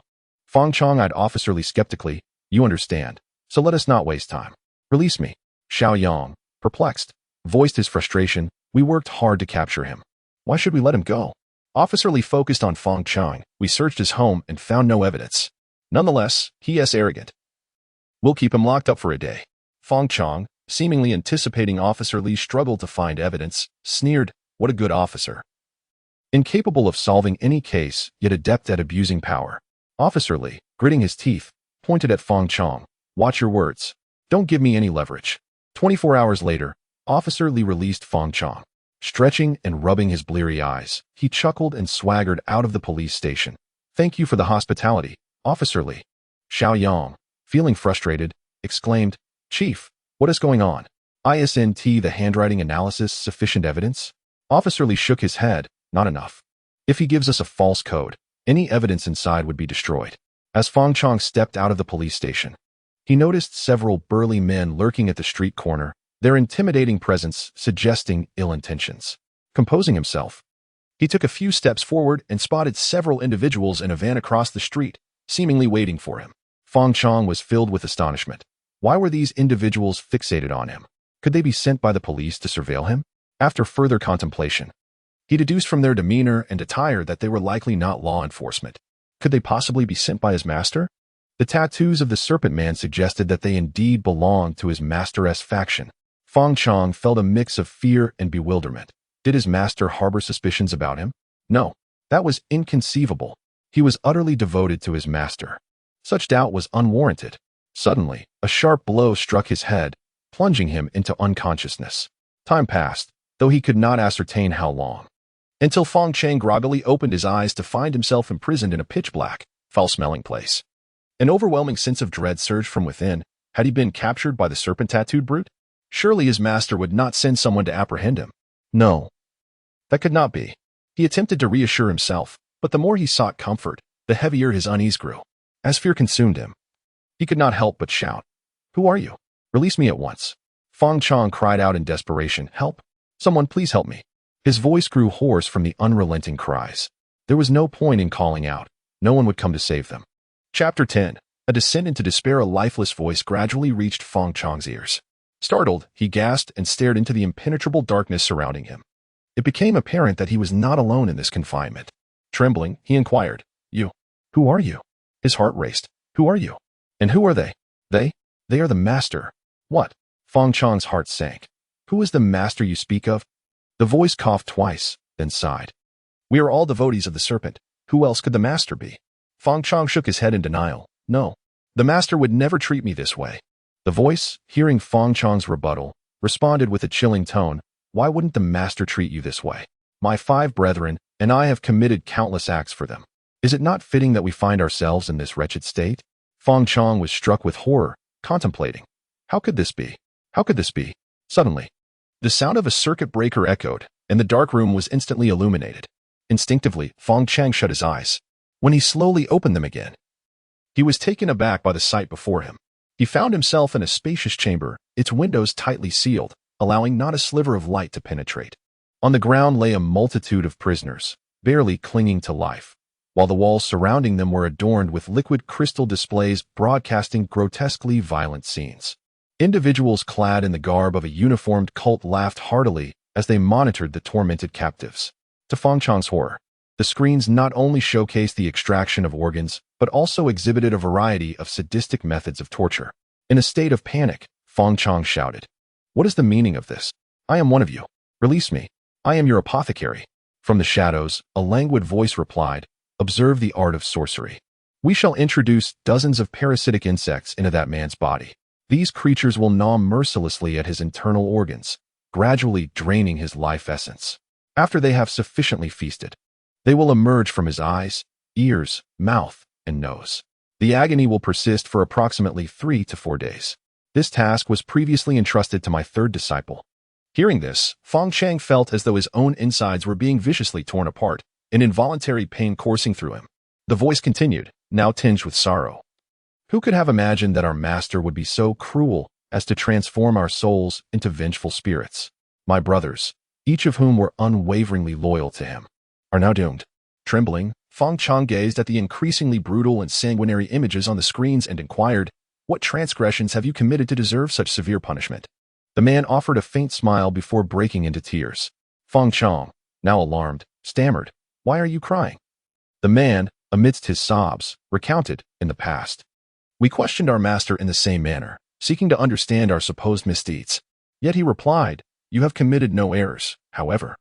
The countless souls you have slain may seek their vengeance, and when that time comes, your anguish will transform you into vengeful spirits, thus rendering you even more valuable. As fellow disciples, I implore you to assist us in this endeavor.'" Fang Chang shook his head vehemently. "No, our master would never treat us so." The man wept more profoundly. "Would he not? I have borne witness to my brothers suffering excruciating deaths on those very screens. I fear my turn will come soon." With a clang, the iron door swung open, and 2 figures clad in the ceremonial garb of the Serpent Valley entered, addressing the empty air, "Who is responsible for your demise? The time for revenge has come. Seek them out." The newcomers illuminated the room, revealing dozens of individuals bound beneath a multitude of screens. They approached a bloodied figure and questioned the air once more. "Is this the one? Very well, take him away."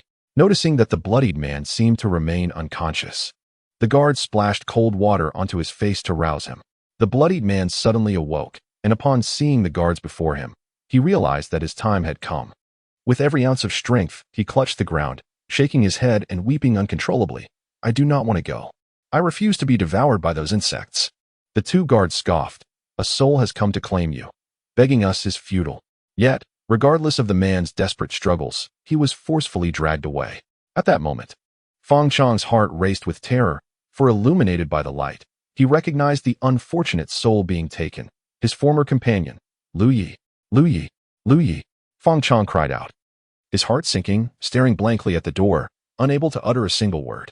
With a resounding clang, the door slammed shut. Why must it end this way? Why? Fang Chang howled to the heavens. With such loyalty, why must I be treated thus? The lights flickered back to life, and the cold, gnawing hunger informed Fang Chang that his turn had come. Was it him? The figure in uniform entered, and for the first time, Fang Chang could discern the presence in the air. It was him. Even reduced to ashes, he would recognize him. A sudden shock coursed through Fang Chang. "Is it you? It's you. I was wrong. Truly wrong. I was manipulated by my master. I see my errors now. It was not just anyone who had come, but the soul of Xiaoting, the one he had betrayed." Her spirit drifted closer, hovering before the panicked Fang Chang, grinning malevolently. "When Zhao Aoyan and Lu Yi were tormented by me, they did not curse me, but you, Fang Chang." With those words, Xiaoting revealed a cryptic and inscrutable smile. "Why is this so? Why do you all point your fingers at me?" Fang Chong shook his head in confusion. For days he had pondered, yet no answer came to him. Deep down, he had already known he was but a discarded pawn. The two disciples of the Serpent Valley suddenly yanked the seemingly dazed Fang Chang upward, dragging him despite his futile struggles, until he was brought before the blood-soaked execution platform. Fang Chong appeared unwilling to relinquish hope. No, I was wrong. I truly see my mistakes. Do you believe death is a painful end? Xiao Ting coldly laughed. For you, death is merely the beginning of suffering. Ha ha, ha ha ha. Her laughter grew more exuberant, drawing in the surrounding tormentors. A figure, clothed in blood, approached and inquired, "Is this Fang Chong?" Xiao Ting grinned wickedly. Indeed, it is him. How fortunate that those inept police officers kept him locked away. Had he remained in the station, we would have been powerless against him. My organs were cursed, preventing my rebirth. Now, I have the chance for vengeance. Ha ha.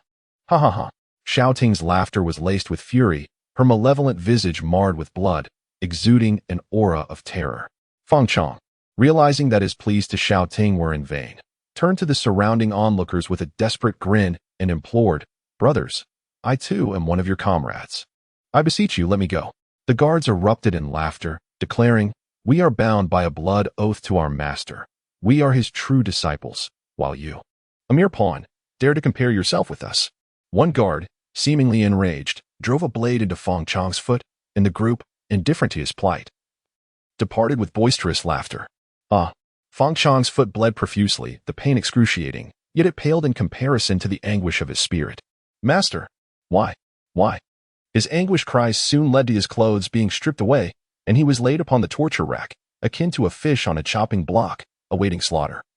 Xiao Ting, a vengeful specter, was poised to exact her torment. Ignoring Fang Chong's terror-stricken gaze, which seemed on the verge of splitting, she raised a gleaming scalpel and made a delicate incision across his face, a thin strip of flesh falling away. Fang Chong felt an unbearable agony and pleaded incessantly. "I beg you, do not do this. Please. It hurts so much." Xiao Ting, her mouth slightly agape, chuckled sinisterly. "I almost forgot to present you with a delightful surprise." She retrieved a small syringe from the rack and, without a glance, plunged it into Fang Chong's face. The instant pain caused his body to tremble, and he stammered, "What have you injected me with?" With a wicked smile, Xiao Ting replied, "It is a concoction designed to stimulate the pain receptors in your brain, procured from those 5 brothers." Her gaze shifted as she began to slice into Fang Chong's abdomen. Thin strips of flesh falling away, filling a small dish the size of a palm. Under the influence of the intensifying pain, Fang Chong truly felt as if he were experiencing a torment worse than death. "I can't take it anymore. Please, just kill me." Xiao Ting's chilling laughter echoed. "Why would I allow you to die so easily?" She set down the scalpel and retrieved a transparent jar. Bringing it close to Fang Chong and inquiring, "Fang Chong, how fat do you think this creature can grow?" Fang Chong's eyes widened as he stared at the jar. Shaking his head in desperate supplication, "Please, I beg you, do not do this." Inside the transparent container wriggled worms, the size of toothpicks and as long as a pinky finger. Fang Chong had seen these grotesque creatures on a monitor in a dark room. They were known to consume human entrails, drain life essence, and then emerge from the heart of the victim in unimaginable agony. Suddenly, Xiao Ting burst into laughter, rebuking him. "You have harmed so many. This is but a modest reprisal. Once I have tortured you to death, your master will refine your soul, and then the true suffering shall commence." Fang Chong struggled desperately to break free from his shackles, yet everyone knew this was merely his final act of defiance. Shouting slightly parted her lips, delicately extracting a worm with a pair of tweezers, and waved it before Fang Chang with a playful grin, saying, "Now that we have some time, why not name your pet? How about calling it Little Chong?" Fang Chong resolutely pressed his lips together, refusing to utter a sound, merely shaking his head vehemently, thinking to himself, "She is insane, a twisted lunatic." Shouting chuckled, "Oh, Fang Chong, this worm finds its way into any hole. It would surely love your nose, ears, and eyes." Upon hearing this, Fang Chong immediately shut his eyes tightly. Shouting erupted into laughter, gently bringing the worm closer to Fang Chong's nostril. The worm, just as Shouting had predicted, lunged towards his nose with alarming eagerness. Fang Chong felt an intense and nauseating sensation surge through his nose, causing his entire body to tremble in response. Shouting laughed uncontrollably, attempting to extract the worm, only to discover it had firmly latched onto the interior of his nose. "It seems your pet has taken quite a liking to your nose, Fang Chong. But first, Allow me to inflict 100 cuts to momentarily appease my wrath. Then I shall return little Chong to you. With a forceful tug, Shouting pulled the worm out, revealing that it had already fed on a considerable amount of blood and had begun to swell. Fong Chong, in agony from the worm's feast, involuntarily opened his eyes, only to witness the engorged worm attempting to burrow into his very own eyes. The terror that gripped him was indescribable. At that moment, he wished for someone to deliver a fatal blow, granting him a temporary escape from this hellish existence. Yet, he was engulfed in a profound conflict, knowing that death would only lead him to the clutches of his even more malevolent master. After enduring relentless torment for over an hour, Fong Chong was a bloody, unrecognizable figure. Just as Shouting wickedly pried open his eyelids, intent on inserting little Chong into his eye, a series of explosive sounds erupted from outside. Chapter 11. Illusions and Realities. As the explosion reverberated, Fong Chang, through his hazy, bloody vision, beheld dozens of heavily armed SWAT officers storming in. Gunfire, the clash of blades, shouts, and pleas for mercy filled the grand hall, and with several anguished cries, the cacophony seemed to diminish somewhat. Stand still. Do not move. You are surrounded. The billowing smoke soon dissipated, and Fong Chong could see clearly that the lead officer among the intruders was none other than Officer Li, who had been unable to find evidence against him that day. Fong Chong had never found the police so endearing. Summoning the last vestiges of his strength, he bellowed, "Officer Li, help me. Officer Li, save me, I am Fong Chong." Officer Li, taken aback by the revelation, responded with confusion, "So this is where you have been imprisoned?" As the SWAT team advanced with unyielding force, Shouting sneered, displaying no sign of concern. Instead, she once again directed the worm towards Fong Chong's nose. Witnessing Shouting's audacity to continue her torment in the face of imminent danger, Fong Chong broke down in tears, pleading, "Officer Li, please save me. I beg you, rescue me." Officer Li was acutely aware of the escalating crisis. Brandishing his submachine gun, he issued a grave warning to Shouting, "I command you to immediately drop what you are holding. Otherwise, I shall fire." Shouting turned her head and let out a mocking laugh. "Useless police officer. If you can hit me, consider it a skill." Seeing that his warning had fallen on deaf ears, Officer Li, without hesitation, pulled the trigger. The gunfire echoed as bullets from the submachine gun pierced through Shouting's ethereal form, striking the wall opposite. Officer Li was taken aback, shouting to his companion Xiaoyang behind him, "This is bad. Quickly summon the Taoist priest." Shouting sneered, "Incapable police. You cannot punish the wicked, then allow me to administer justice." As Fong Chong perceived the flicker of hope extinguished by Shouting, he wept bitterly. This time, "I am surely doomed. Doomed." Just when Officer Li and his associates found themselves at a loss, a voice invoking a spell resounded swiftly, "Boundless heavens and earth, grant me your power. King of transformation, descend and establish order. The mysteries of heaven and earth, the exquisite balance of yin and yang, supreme Taoist, hasten as commanded." Shouting looked up, her expression shifting dramatically. She abruptly discarded the worm she held and fled outside.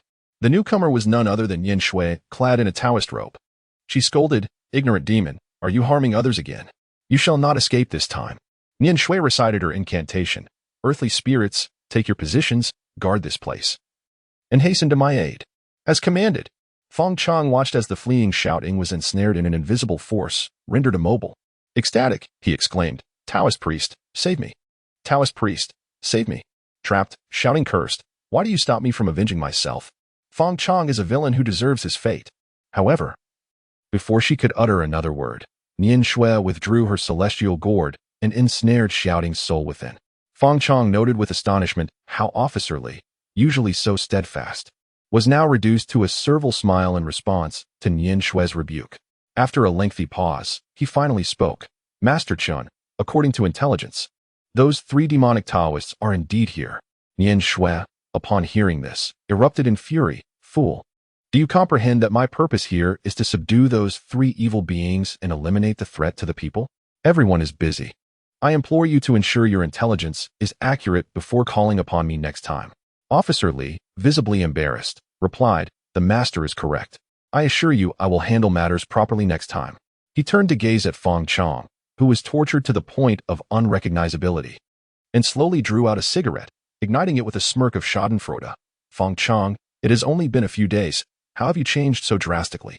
Despite Officer Li's relentless mockery, Fong Chong, lying on the torture rack, felt an overwhelming sense of happiness, for the dawn of renewal had arrived. embodied by the valiant Officer Li and the boundless powers of Master Chen. Tears of joy streamed down his face. Officer Li, you are my saviors, my rebirth parents. Officer Li retorted with a cold smile. Do not misunderstand. We did not come here specifically to rescue you. Fang Chong shook his head and said, Officer Li, could we perhaps refrain from this cold dialogue for a moment? Might you assist me in calling an ambulance? I believe I still have a chance for salvation. Officer Li thought to himself, this scoundrel is utterly selfish, always preoccupied with his own interests. He feigned ignorance to Fang Chong's plea, turning to Xiao Wang and instructing, ensure that all of this evidence is properly documented, and those injured should be swiftly taken for medical attention. Xiao Wang nodded, disregarding the nearly breathless Fang Chang, and walked away.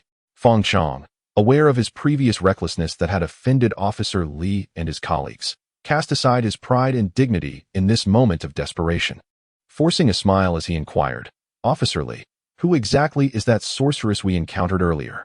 To Fang Chong's surprise, the previously amused Officer Li's demeanor shifted. He became silent, drawing on his cigarette with a grave expression, and replied, she is a practitioner of the Zhengyi sect, devoted to the supreme deity of Tai. Her profound abilities are unfathomable. She has come to assist the police specifically to subdue your three masters and eradicate the threat they pose to the public. Upon hearing this, Fang Chong's heart soared with joy. If this sorceress could subdue those malevolent masters, then my soul shall be spared from their torment after death. How splendid! How splendid! No more suffering. Officer Li, how might I assist you? Fang Chong, tears streaming down his face, shook his head and said, I admit my faults. You are magnanimous. Do not hold my transgressions against me.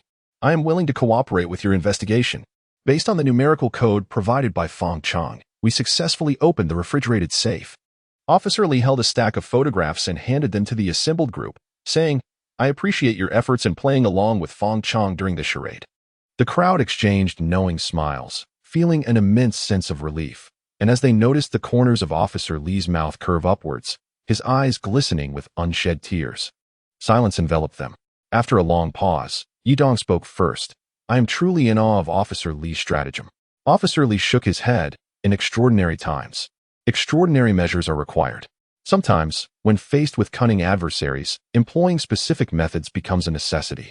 However, this approach does tread the line of legality, and I may find myself imprisoned. Xuanyan chimed in with a smile. The individuals who abducted Fang Chong are from the Serpent Valley, and it was the spirit of Xiaoting that harmed him. We only uncovered this significant case due to tips from concerned citizens. Yidong chuckled. Moreover, there is no evidence to substantiate that this scene was directed by Officer Li. Liang Lingji also laughed. This is a prime example of cooperation between the police and the public. Comrade Police, our company's special effects are quite impressive, aren't they? Xiaoyang gave a thumbs up, exclaiming, absolutely splendid. The duo, one large and one small, burst into hearty laughter. The scenery and special effects cost us quite a bit. They had to be exceptional. The group then discussed Lu Yi and Xiaoting's performances, with Liang Lingji expressing her admiration. I never anticipated that their acting skills would be so remarkable. Yidong shook his head and remarked, Lu Yi and Xiaoting harbor deep resentment towards Fang Chong. There is indeed an element of reality intertwined with this performance. Officer Li gazed meaningfully at the four characters inscribed in the room, eradicating evil for the people, and stated, our forthcoming task is to apprehend those three nefarious individuals engaged in villainy. Nian Xuan nodded thoughtfully and inquired, Officer Li, has Fang Chong divulged any intelligence? Officer Li cast a glance at Xiao Wang, who promptly understood and began to illustrate on the large screen. According to Fang Chong's testimony, his masters will gather at Shiko Mountain to pay homage to the human snake on the 7th day of the lunar calendar. It is a moment when all who enter the human snake valley will be present, providing us with an opportune moment to ensnare them all. Nian Shui calculated mentally and remarked, this year's 7th day of the lunar calendar falls on a day, just before the 14th, characterized by extreme yin and cold. I suspect their intentions extend beyond a mere ritualistic homage. They may very well be conducting a ceremony. Officer Li concurred with Nian Shui's hypothesis. Nian Shui, do you think these three malevolent beings intend to present the collected souls of vengeful spirits to their superiors? Nian Shui speculated, I share that belief. If that is indeed the case, the operations on that day will undoubtedly be perilous. We must prepare for both contingencies, one hand to confront the living and the other to contend with the spirits. Officer Li frowned and said, we, as special police, can certainly manage the living. However, when it comes to dealing with spirits, we lack experience. Nian Shui assured him, Leave the matter of confronting spirits to me. As for the other individuals, they will be under your special police's jurisdiction. Officer Li questioned, taking on 3 adversaries single-handedly, won't that be excessively taxing? Nian Shui smiled and replied, rest assured, I am more than capable of handling this. You lack the necessary skills. Falling victim to malevolent sorcery would be problematic. Yi Dong inquired of Nian Shui, is there anything I can assist with? I possess the 3 flames of true fire, which may prove useful. Nian Shui nodded, indeed. Your 3 flames of true fire will certainly be of aid. You shall accompany me. Liang Lingji, Mu Xiaobao, and Dachuan, witnessing the exchange, also asked, what can we do to help? Nian Shui furrowed her brow. You 3 have already rendered considerable assistance. Firstly, you are not law enforcement officers. Secondly, you lack the necessary abilities. It would be best if you refrained from participating in this operation. Mu Xiaobao retorted, but we are still pure and innocent. Even our youthful essence can be considered a treasure. And Dachuan chimed in, indeed, I too am of pure status and possess the same. Yang Lingji, feeling somewhat awkward, chuckled. Although I was nearly ensnared by shouting, I remain unblemished, do count me in. Nian Shui smiled faintly, contemplating before she responded, very well, coincidentally. I have a formation that requires 4 pure souls. If you 4 insist on coming, then so be it. The quartet nodded eagerly, clapping in celebration. Officer Li remarked, let us discuss a strategy. Xiao Yang, summon the Flying Tiger team. Sister, it seems that Fang Chang's group has been captured. Should we consider delaying our plan for safety? Fang Chang, that fool, has fallen into the hands of the police. Thankfully, the remaining subordinates captured enough spirits. Otherwise, we would face the master's wrath. As for the plan, it cannot be postponed. We must not miss the auspicious time determined by our master, especially since these officers cannot breach our formation. Nian Shui, as per your instructions. Everything has been prepared. Yi Dong carried a substantial sack of sulfur powder, while Liang Lingji brought a barrel of tar into the compassionate paper craft shop. Nian Shui remarked with a smile, you seem to have over-prepared. She then asked, what are the larger and smaller items? Liang Lingji replied, somewhat at a loss. According to their words, they went to procure some emergency supplies. Emergency supplies? Officer Li has those. There's no need to purchase them, Nian Shui mused, seemingly puzzled. We are to act tomorrow night. You should rest well tonight. Yi Dong and Liang Lingji exchanged a glance and remarked, how can one sleep soundly? Those 3 malevolent beings have committed numerous heinous acts. We must apprehend them before we can rest peacefully. Nian Shui gazed at the 2 men before her. Feeling a warmth in her heart, she inquired, have you memorized the incantation for the 3 flames of true fire that I taught you? Yi Dong smiled with a hint of mischief, proclaiming, I am indeed a child prodigy, having memorized it long ago. Just then, a knock echoed from the door, and upon opening it, Yi Dong was momentarily taken aback. Chapter 12. Preparedness is key. Nian Shui and Liang Lingji observed Yi Dong, frozen in a mix of bewilderment and amusement, and curiously inquired, Yi Dong, what troubles you? Yi Dong raised his hand with a smile and called out, senior sister. Junior brothers, come quickly. Here lie 2 exquisite treasures, absolutely remarkable. As he chuckled, he pushed open the door, and 2 peculiarly dressed young men strode in with confidence. Liang Lingji raised an eyebrow, unable to suppress her laughter. Xiaobao, Dechun, what on earth are you 2 up to? Before her stood Xiaobao and Dechun, adorned with an array of peculiar items. Garlic, 5 emperor coins, ancient jade, fluorescent lights, peachwood swords, statues of Zhong Kuei, crucifixes, images of Jesus, dragon heads, horse bodies, and Qilin figurines, an eclectic assortment of trinkets. They even had dog teeth hanging from their ears, leaving one to wonder what else they might be concealing. Xiaobao waved his hand, attempting to quell Liang Lingji's laughter. Do not mock us. These are our treasures. Dechun nodded sagely, adding, they could also be referred to as our secret weapons. Yi Dong took a peachwood sword from Xiaobao's hands and inquired, you all display these items so openly. How can this still be considered a secret? Both the large and the small furrowed their brows in contemplation. Indeed, it seems this is no longer a concealed weapon. It is rather a display of military prowess. Nian Shui was also amused by their antics, remarking, isn't this a bit exaggerated? Even Jesus has made an appearance. And who might this be? She pointed to a small statue hanging around Dechun's neck. Dechun chuckled, this is the embodiment of Zeus, quite impressive. Isn't it? Yi Dong was at a loss for words. How could you have invited him as well? You speak Mandarin, but can this foreigner understand? Dechun disdainfully replied. Nian Shui has said it before. Sincerity brings efficacy. A heartfelt prayer will always yield results. Yang Lingji pointed at a package tightly secured in Xiaobao's trousers and inquired, "Xiaobao, what do you have there?" Xiaobao flashed a mischievous smile and proudly declared, "This is quite extraordinary. I fear revealing it might startle you." De Chun feigned maturity, nodding in agreement. "If we carry secret weapons, then this large package is nothing short of a divine artifact." Curiosity piqued, Liang Lingji snatched the package, opened it, and his face turned a shade of green with anger. He slammed the package back onto Xiaobao's face, exclaiming, "Underwear? Where on earth did you acquire this massive bundle?" Surprisingly, Xiaobao took the reprimand in stride, chuckling, "Indeed. This is the legendary red underwear of middle-aged women. A powerful talisman against evil spirits. We have been gathering these for quite some time." De Chun extracted a few pairs from the bundle and handed one with lace to Liang Lingji, saying, "I saved a special one for you." Yang Lingji shot them an indignant glare, retorting, "You lot are utterly ridiculous." Nian Shui interjected with a smile, all right. Now that everyone is gathered, I shall commence teaching you the incantations and spells." The four, brimming with excitement at the prospect of learning, closed their mouths and huddled closely around Nian Shui, eager to absorb her teachings. "What I am imparting to you now is the Purification Heart spell, a mantra employed to dispel distractions and stabilize the mind. This incantation allows the mundane heart to enter tranquility, reflecting upon the true essence and achieving serenity, while also serving the purpose of safeguarding the soul." The four nodded in unison, their minds sharp, quickly mastering the Purification Heart spell. After sharing some additional tips for warding off evil, Nian Shui proceeded to enlighten them on the fundamentals of magical formations.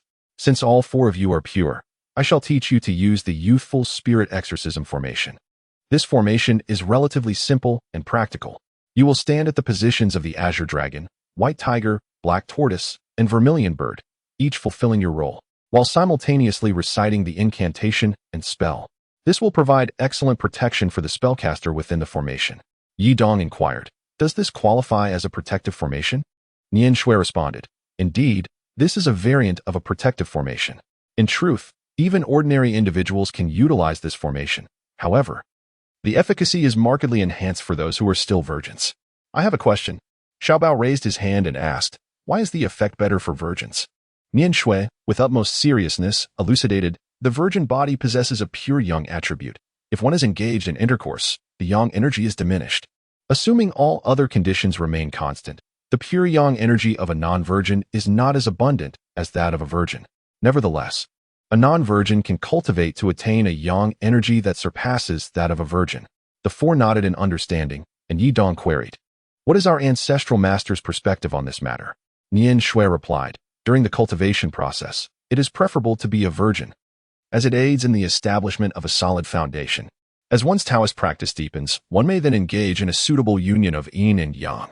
Hearing Nian Shui's explanation, the four felt a sense of relief. With a sidelong glance at them, Nian Shui admonished, "Now is not the time for idle thoughts. You must memorize these incantations and mantras well, for we are to enter the mountains tomorrow night." The four nodded in unison and began to diligently practice the methods Nian Shui had taught them. On the following evening, Yi Dong and his companions arrived at the assembly point arranged by Officer Li. "Is everything prepared?" Officer Li inquired. Yi Dong nodded. "Everything is prepared." Officer Li looked speechlessly at the fully armed Xiaobao and De Chun, chuckling. "Their demeanor seems as if they are about to save the world." Nian Shui shook her head and laughed. "Let them be. A sense of peace is also good." After Officer Li once again confirmed that his subordinates were fully equipped, he waved his hand and set off towards Shikuan Mountain. Officer Li glanced at the few individuals before him and inquired, "Are you nervous?" "Extremely nervous." Officer Li chuckled heartily. "During my inaugural mission, I was equally anxious, my legs trembling uncontrollably. However, after that first experience, I have never feared again." Officer Li remarked, "I can hardly recall how many times Xiao Wang and Xiao Yang have accompanied me through life and death. We have, over the years, danced on the edge of danger not to become heroes, but to rid the world of evil." Xiao Wang and Xiao Yang exchanged smiles and bumped fists in camaraderie. Upon hearing Officer Li's heartfelt words, Yi Dong and his companions could not help but feel a profound respect for the brave police officers who risked their lives for the welfare of the common people. Officer Li continued, "Today, we shall bring those beasts to justice and avenge the 20 precious lives that have been lost. We firmly believe that justice will triumph. Indeed, justice will prevail. Justice will prevail." As Yidong listened to Officer Li's vow, his blood surged with fervor, and the four of them encouraged one another, swiftly quelling their fears. Beneath the stars, the vehicle sped along, finally arriving at Shiko Mountain. Chapter 13. Operation Snake Elimination. Officer Li instructed, to avoid alerting the snakes. We will disembark here. Following Nian Shue's orders, before 10:17 this evening, our special police unit must secure all the routes down the mountain, strictly adhering to our plan. We must eliminate the threat to the public without fail, understand? Yes, sir. All right. Operation Snake Elimination begins now. Go, go, go. Mu Xiaobao was filled with excitement, thinking to himself how he never imagined he would fight alongside the Flying Tiger squad. And Dachuan's eyes glistened with tears. They are so impressive. I wish I could wear their gear. Yidong hastily interrupted the two jesters, saying, all right, enough of the sentiments for now. Let us closely follow Officer Li. We mustn't lag behind. Although their physical capabilities did not quite match those of the highly trained SWAT team members, they maintained a routine of daily exercise, and their stamina could be considered above average. Under the cover of night, they ascended the mountain, poised for Officer Li's next command. Xiaoyang, you shall lead teams 1, 2, and 3 to advance ahead. The enemy may possess firearms, so you must exercise utmost caution and concealment. Understood, replied Xiaoyang, robust and vigorous, as he shouldered his submachine gun and led his team forward. Xiaowang, you are to command teams 4, 5, and 6, strictly guarding the checkpoints and remaining ready to provide support at a moment's notice. The rest shall follow closely behind me, adhering strictly to the orders. Yidong and his companions were acutely aware that they had officially entered a state of combat, their hearts tightening with anxiety as they clutched their talismans and small blades, steadily following Officer Li. After traversing through the darkness for a considerable time, Officer Li raised his hand. Let us wait here for Xiaoyang and the others. Everyone, remain vigilant. After approximately 10 minutes of waiting without any communication from Xiaoyang and his team, Officer Li's brow furrowed, his gaze fixated on his precision watch. Nian Shui softly reassured, Officer Li, Xiaoyang appeared radiant tonight. He will not perish. Do not fret. Hearing Nian Shui's comforting words, Officer Li felt a sense of calm wash over him. As long as he was alive, that was what mattered. Have you calculated your own fate? He inquired. Nian Shui shook her head. I never engage in such calculations. Knowing one's destiny diminishes the essence of life. Officer Li chuckled lightly as the group held their breath, intensely focused on the path ahead, anxiously awaiting the appearance of Xiaoyang and his companions. Officer Li, there is movement. Yidong squinted his eyes, pointing towards a sparse area of the moonlit sky. Look over there. Just as he was about to approach for a closer inspection, Nian Shui stopped him. If they have fallen into an ambush, they will naturally call for reinforcements. Our adversaries are adept in the arts of deception. Let them crawl over here to ensure their intentions are genuine. Officer Li, suppressing the tumultuous waves of emotion within, silently observed as Xiaoyang and his team crawled towards them. Xiaoyang gritted his teeth, leading the members of 3 squads as they painstakingly made their way across the ground, inching closer to Officer Li and the others. Breathing heavily, he commanded a nearby team member, communicator, request Commander Li to send additional troops. Quickly, Yidong and his companions were momentarily taken aback. Who is Commander Li? Commander Yang. Our communication equipment has been destroyed. All we have left is this pager. A soldier handed a military boot to Yang, exclaiming, Commander Yang, the situation is urgent. Please convey the battle report to Commander Li personally. Liang Lingji stretched his neck in curiosity. What are they doing? Filming a movie? Then they witnessed Yang suddenly snatch the military boot from the soldier's hand, shouting, Report to Commander Li. Report to Commander Li. The enemy's firepower is overwhelming. Our troops are ensnared in an ambush, suffering heavy casualties. We request reinforcements. We request reinforcements. Yidong could not help but inquire, what on earth are they up to? Are they filming an anti-Japanese drama? Suddenly, a soldier propelled himself forward, landing squarely on Xiaoyang, clinging to him tightly. Commander, beware of the artillery. Upon hearing this, the dozens of team members lying on the ground instinctively shielded their heads. Moments later, Xiaoyang shouted towards the military boot, Commander Li, the enemy has ambushed tank units in this area, requesting air support. Requesting air support. He tucked the boot into his embrace and called out to the dozens of comrades behind him, Comrades, we are now caught in an ambush. Over 1,000 have perished, and only we remain. If the enemy encircles us, we shall fight to the bitter end. Indeed, to the bitter end.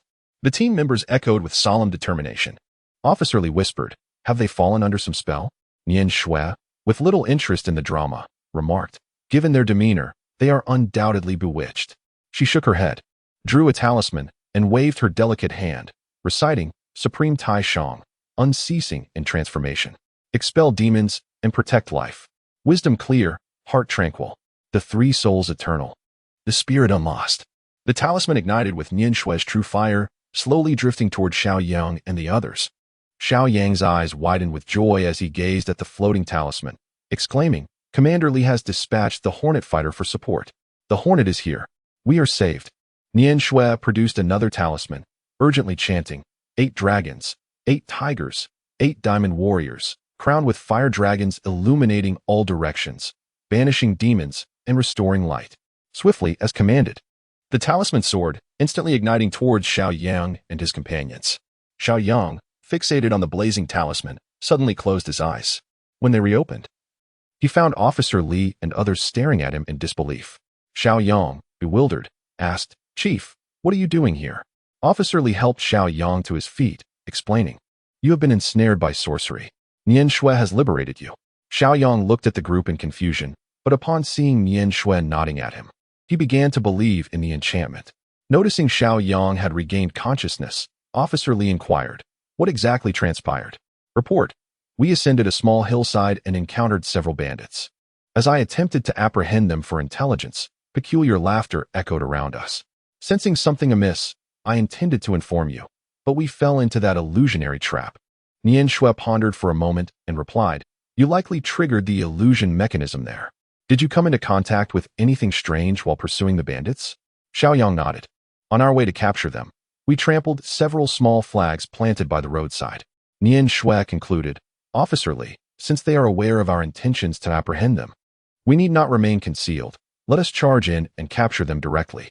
Officer Li nodded and remarked, Let's proceed this way. I shall take the lead, with Nian Shui following closely behind. Should we fall under the influence of dark sorcery, you will assist in breaking the spell? Agreed? Nian Shui nodded and turned to the 4 members of Yi Dong's group, inquiring, Are you able to relieve yourselves at this moment? What?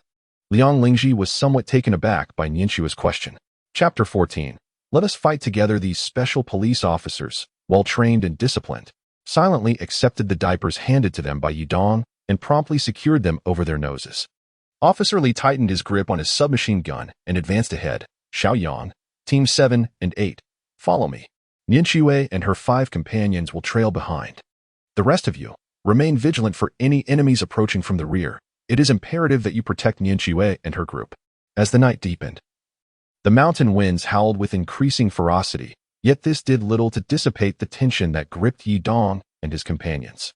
Yi Dong silently murmured, This is my first time striving with all my might. Yai, may your spirit in the heavens bless me. Xiao Bao whispered, If Yai hasn't been reborn yet, she is probably dining right now. It's best that we rely on ourselves. Yi Dong shot him a glance, exclaiming, What do you know? How did you end up with a whole collection of magical artifacts? Xiao Bao chuckled, Indeed, indeed. Your elegance will undoubtedly be your protection. Officer Li moved swiftly, soon leading his team to the hillside where Xiao Yang was enmeshed in illusions. Chief, this is the spot, he declared. Nian Shui surveyed the area and noticed that small, inconspicuous flags were planted every few meters on the slope, easily missed in the darkness of the deep mountains. Officer Li nodded and said, Nian Shui, we shall charge in now. Be bold in your actions. The rest is in their capable hands. Nian Shui grasped Officer Li's hand and retrieved a large bag of Andy's underwear from Xiao Bao and Chen. Officer Li, I command a few of your sharp-eyed subordinates to lead the way. Whenever they spot a flag, they should cover it with one of these. Xiao Yang grinned, took the underwear, and charged ahead with his team. As he set off, Officer Li followed closely behind, while Nian Shui, with her piercing gaze, commanded from just behind him. Avoid the yellow flags flying alongside the path. The incense on the trees is poisonous. Let us hold our breath. Burn those little paper figures ahead.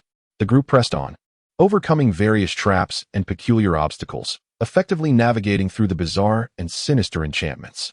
Officer Li marveled, Nian Shui, you truly possess remarkable skills.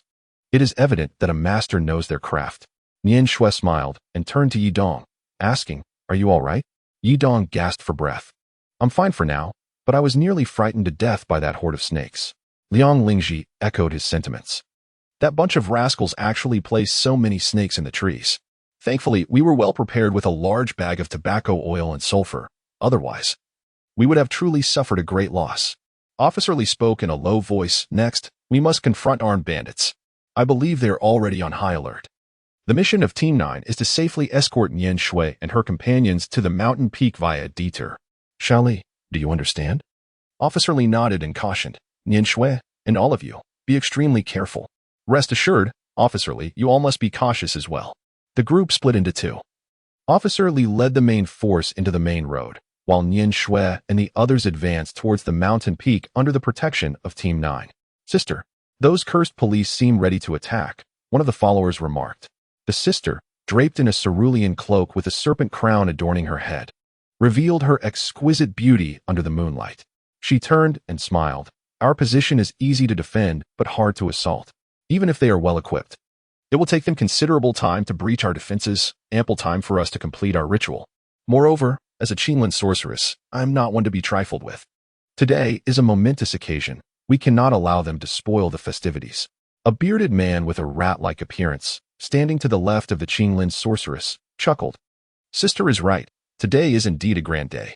Losing a few subordinates would be worth it. A tattooed brawny man to her right added with a grin. I wonder if that female Taoist has followed us. The Qinglin sorceress smiled mysteriously. What I fear is her absence. With my Qinglin and your Highland and Huanglin, capturing her would be a simple task. If we acquire her soul, our master will surely commend us, which would be immensely beneficial. The three exchanged knowing laughter, raised their cloaks, and descended the altar to commence their incantations. The dense forest was indeed challenging to navigate. The treacherous terrain made Yudong and his companions particularly cautious. The mist, mixed with sweat, had thoroughly soaked their garments. Suddenly, the distant sound of gunfire echoed, startling them into a halt. Xiao Li gripped her rifle and encouraged. It's all right. Our leader is battle-hardened. We need not worry about them. Let us keep moving. Xiao Bao swallowed nervously. Comrade Xiao Li, I'm not concerned about Officer Li. I'm worried about our own safety. We're not afraid, just a bit anxious. Xiao Li awkwardly smiled. Rest assured. Our Team 9 will do everything in our power to protect you. Yudong squinted as he surveyed his surroundings and whispered, Captain Xiao Li, Nian Shui. Have you noticed anything amiss? Nian Shui nodded, her expression cautious. It is exceedingly quiet here, unnaturally so. Xiao Li retrieved several handguns from her backpack and handed them to Yudong, saying, I share your concern. Even on a back road, the enemy should have sent someone to keep watch. Everyone, be vigilant, for there may be a trap. Hold on to this firearm. When the conflict arises, protect Nian Shui. Yudong took the handgun and asked, Xiao Li, are we allowed to carry firearms? Xiao Li smiled and replied, Of course. Officer Li specifically asked me to assist you in bringing them here, as handguns can be rather heavy. Before he could finish his sentence, rustling sounds emerged from both sides of the dark path, approaching rapidly. Nian Shui exclaimed in alarm, Everyone, grip your weapons tightly and have the sulfur powder ready. It could be the Great Serpent. Yudong was taken aback. Is a battle between humans and serpents about to unfold? The group quickened their pace, traversing another 100 meters. When suddenly, Xiao Li shouted, Halt! Everyone was startled to see, not far away, 7 or 8 massive snakes, each as thick as a bowl, languidly flicking their repulsive tongues. Nian Shui quietly commanded, Sulfur powder. Yes. Liang Lingji swiftly hurled several modified sulfur powder bombs towards the cluster of serpents. To everyone's astonishment, the colossal snakes did not flinch or evade. With a powerful flick of their tails, they sent the bombs tumbling down the hillside. Coiling their bodies, they gathered momentum and, with a fierce thrust, charged directly towards the group. Where have Yudong and his companions ever encountered such a ferocious serpent? A wave of panic washed over them as they frantically scattered sulfur powder, covering themselves in its residue. Gripping their pistols tightly, they stood ready for battle. Bang! Xiao Li was the first to fire. The more than 10 soldiers behind him showed no signs of retreat, unleashing a barrage of bullets aimed directly at the serpent's vital points. Yudong silently praised. Xiao Li and his companions are indeed well-trained soldiers, remaining remarkably composed even amid such bizarre circumstances. The special police force is truly exceptional. As bullets rained down like a torrential downpour, the 2 vanguard serpents were swiftly slain. However, their relentless comrades, accompanied by several smaller snakes, commenced their assault from both flanks. It seemed that Xiao Li had anticipated this maneuver from the larger serpents. As he shouted, Plan B, the dozen or so team members, upon receiving the command, quickly encircled Nian Shui and her companions, systematically obliterating the advancing serpents, leaving the mountains strewn with lifeless bodies and blood pooling on the ground. Suddenly, several smaller snakes descended from the trees. Liang Lingji swiftly cradled Nian Shui in one arm, while decisively pulling the trigger with the other. Bang! Bang bang! He fired 3 shots, successfully eliminating 2 of the vividly colored serpents, yet 2 others landed upon his shoulders. Seeing the dire situation, Yi Dong, fueled by an unknown surge of courage, boldly seized 2 small snakes with his right hand, intent on casting them away. However, as the serpents were captured, they swiftly turned their heads and lunged towards his wrist to bite. Yi Dong, far from being afraid, instead exhibited a fierce determination. You wish to bite me? Prepare to meet your demise. He cast aside his pistol, bending his left hand to firmly grasp the heads of the 2 serpents in his palm. Observing that he had ensnared the snakes, Yi Dong felt no trace of fear. Rather, he tightened his grip even more. A hissing sound, reminiscent of something being grilled, emanated from his hands, soon followed by the unmistakable scent of something charred wafting into the nostrils of those around him. Yi Dong felt a mixture of astonishment and delight as he noticed that the 2 venomous snakes in his grasp had not only ceased to breathe but also bore the charred imprint of a hand on both their heads and bodies. Was it the formidable power of the Samadhi true fire? Yang Lingji, witnessing the crisis averted, released the girl in his arms, Nian Shui, and exclaimed in surprise. Yi Dong swiftly picked up the pistol and glanced at his unscathed hands, exclaiming, "Now is not the time for discussion. We must exercise utmost caution." Despite their valiant resistance, several team members had sustained bites. Observing this, Li shouted, "Those with wounds must avoid contact with the snake's blood. Administer antivenom immediately to the bitten." The battle raged on for several minutes, and as the number of attacking snakes dwindled, Li called out, "Let us maintain this formation, advancing slowly before we disperse." Nian Shui expressed her gratitude, saying, "Thank you for your assistance." Li smiled faintly, replying, "We should be the ones expressing our gratitude.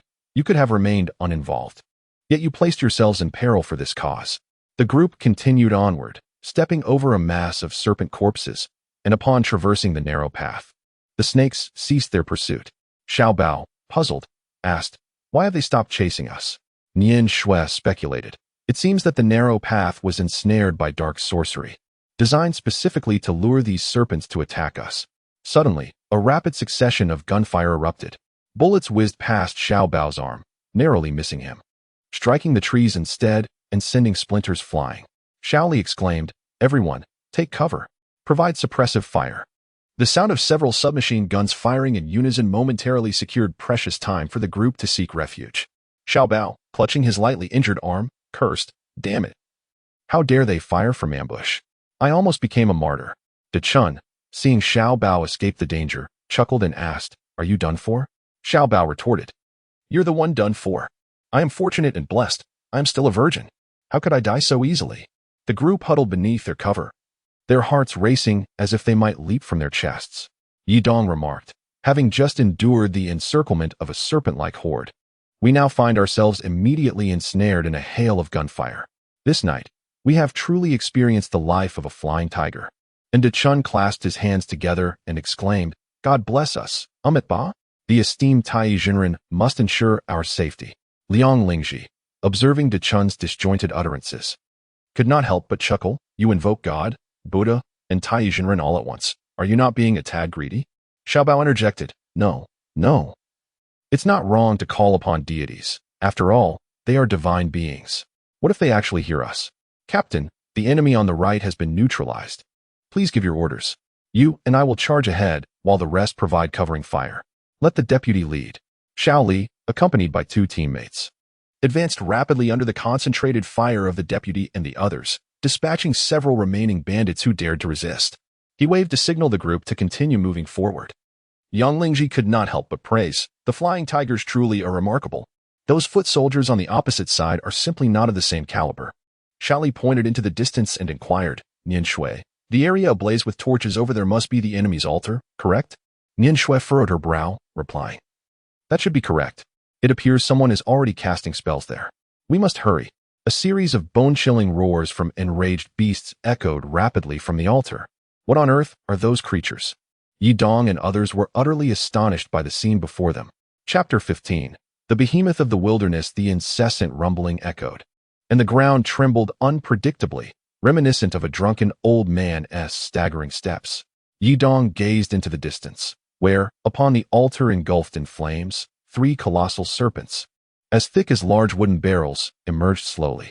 They gaped their massive jaws, exhaling dark, sinuous tongues, their glossy scales shimmering as they circled the altar, rendering it an eerily surreal spectacle. Witnessing this bizarre phenomenon, even the battle-hardened Xiao Li could not help but swallow hard. Were these 3 enormous serpents not excessively large? Yidong was drenched in cold sweat, pondering whether they had traversed into a primitive world. Liang Lingji's eyes widened in shock as she quickly shook her head, realizing that it was these creatures that had crossed over from the wilds. Meanwhile, Nian Shui furrowed her brow, reciting, "Heaven and earth, the profound sect, the root of myriad energies. Cultivating through eons, I attain divine powers. Open the heavenly eye, observe the origin, hastily as the law commands." As she opened her celestial eye, her gaze fell upon the 3 colossal serpents, and she was taken aback. How could their meager powers summon such immense beings? Xiao Li whispered, "Nian Shui, what do you see?" Xiao Li nodded fervently. "All right. Is there a way to defeat them?" Blood. Blood. Xiao Li, gather all your ammunition and tools." Without a moment's hesitation, Xiao Li commanded her subordinates to assemble the weapons as per Nian Shui's instructions. Gritting her teeth, Nian Shui called out to Yidong and the others, "You 4, come here. Now, I require your blood to be dropped upon these weapons. Are you afraid?" Without uttering a word, Yidong swiftly drew a blade across his wrist. Beneath the flickering flames, blood dripped steadily onto the modern weaponry, casting a poignant and tragic aura. The other 3, witnessing this act, did not hesitate to let their own blood fall as well, soon staining the weapons of the 9th Division crimson. Nian Shui fixed her gaze upon Xiao Li, admonishing, "Remember, your sole task is to restrain the 3 colossal serpents. During our duel, without my command, you must not engage in any offensive actions. Exercise utmost caution. Recklessness could lead to dire consequences." Xiao Li nodded emphatically, distributing the weapons among the group, and signaling to her subordinates. The team then divided into 3, stealthily approaching the altar. Taking a deep breath, Nian Shui turned to the 4 who had staunched their bleeding and declared, "The true test lies before us. Are you prepared?" Yidong nodded with a smile. "From the moment we vowed to Xiao Ting to clear her name, we have been prepared, haven't we, brothers?" As his words fell, his right fist extended before him. Liang Lingji, Xiao Bao, and De Chun promptly raised their right hands, meeting Yidong's fist with a collision and exchanging knowing smiles. "We are ready." Nian Shui's heart surged with emotion. "Yes, we will undoubtedly vindicate Xiao Ting." Even her seemingly fragile little fist swung out, colliding with the 4 men's fists. Once the gunshots ring out, we charge forward. Yidong's eyes blazed with intensity. "We are 5 individuals, yet we share but a single life." The gunfire from Xiao Li and his companions erupted like thunder. The 3 massive serpents, upon sensing the audacity of Xiao Li and his team, reacted not with fury but with delight, coiling their bodies and lunging forward. Xiao Li and his comrades unleashed a barrage from their machine guns, valiantly obstructing the serpents and forging a path for Nian Shui and the others to penetrate the fray. With a shout of gratitude, Nian Shui exclaimed, "Thank you, Xiao Li." She waved her delicate hand and surged forward with her 4 companions towards the altar ablaze with torches. Amidst the roaring flames, the elder sister, Master Qing Lin, who was performing a ritual, coldly remarked, "Little girl, you have finally arrived." The sinister black scale chuckled malevolently. "To think you could actually breach this place. You possess some skill, but this is where your journey ends." The yellow scale smirked wickedly. "If you were to pledge yourself to our cause, we might spare your life today. What do you say?" Nian Shui cast a disdainful glance at them and spat defiantly. "Who would condescend to associate with you 3 evildoers? Today, we shall uphold justice and bring you to your demise." The elder sister laughed maniacally. "With your meager strength? Ha ha." Upon witnessing the peculiar behavior of the senior sister, Yidong and the others were momentarily taken aback. Xiao Bao remarked, "I believe she has been using drugs." De Chun nodded vigorously in agreement, adding, "Indeed, she appears to be under the influence of an overdose." Yidong speculated, "She must have become somewhat obsessed, hasn't she?" Yang Lingji concurred, "Ordinary individuals would not undertake such heinous acts. Brothers, let us not overthink, and quickly take our positions." Nian Shui whispered urgently, "Hurry, assume your stances." The four paid no heed to potential ambushes, swiftly dashing towards the four cardinal directions, Qinglong, Baihu, Xuanwu, and Shike, reciting in unison the cleansing charm, supreme celestial star. Adapt without pause. Exorcise evil and bind spirits, safeguard life and body. Clarity of wisdom, tranquility of mind. The three souls endure, the spirit remains unscathed. The three practitioners of the dark arts, recognizing Nian Shue's intent to engage in a contest of magical prowess, wasted no time. They seized their ritual implements and chanted in concert. Green serpent on the cauldron, black serpent to the left, yellow serpent to the right. Today, we offer blood as sacrifice. Borrowing your strength to incinerate flesh and scorch sinews. Annihilate their three souls and seven spirits. Nian Shui, discerning their words, scoffed internally, indeed. They are practitioners of the sinister arts, their incantations replete with malice. Observing the Qinglin masters murmuring incomprehensible spells, they raised their weapons. Their bloodied left hand staining the serpentine artifacts crimson, launching them towards Nian Shui. Perceiving the ominous trajectory of the implements, Nian Shui exclaimed, "You four. No matter what you see, do not avert your gaze." The quartet nodded vigorously. Then, Nian Shui intoned, "Heaven and earth are boundless. The universe lends its power.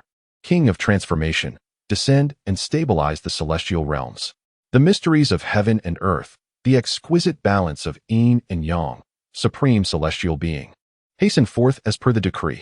With a forceful strike, she unleashed a surge of mysterious luminescent energy that collided with the dark practitioner's projectiles. Boom.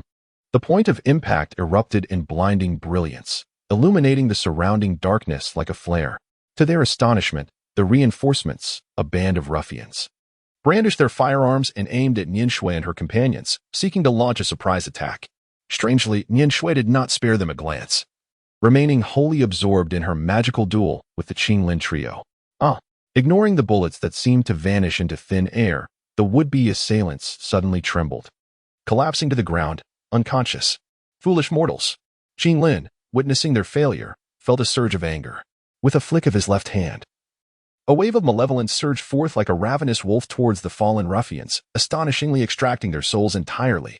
The unfortunate souls had no time to struggle. Swiftly ensnared and thrust upon the altar before Qinglin, they cried out in agony, "Master, why must it be this way?" Qinglin smirked wickedly.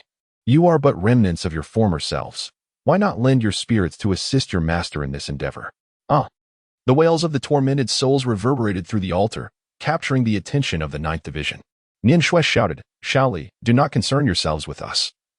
Focus entirely on the great serpent." Little Li shouted loudly, pulling out the walkie-talkie. "Ninth Squad calling Officer Li. Ninth Squad calling Officer Li. We are encountering an exceptionally powerful ambush on the summit of the mountain altar. The enemy consists of three formidable armored giant serpents. Requesting support.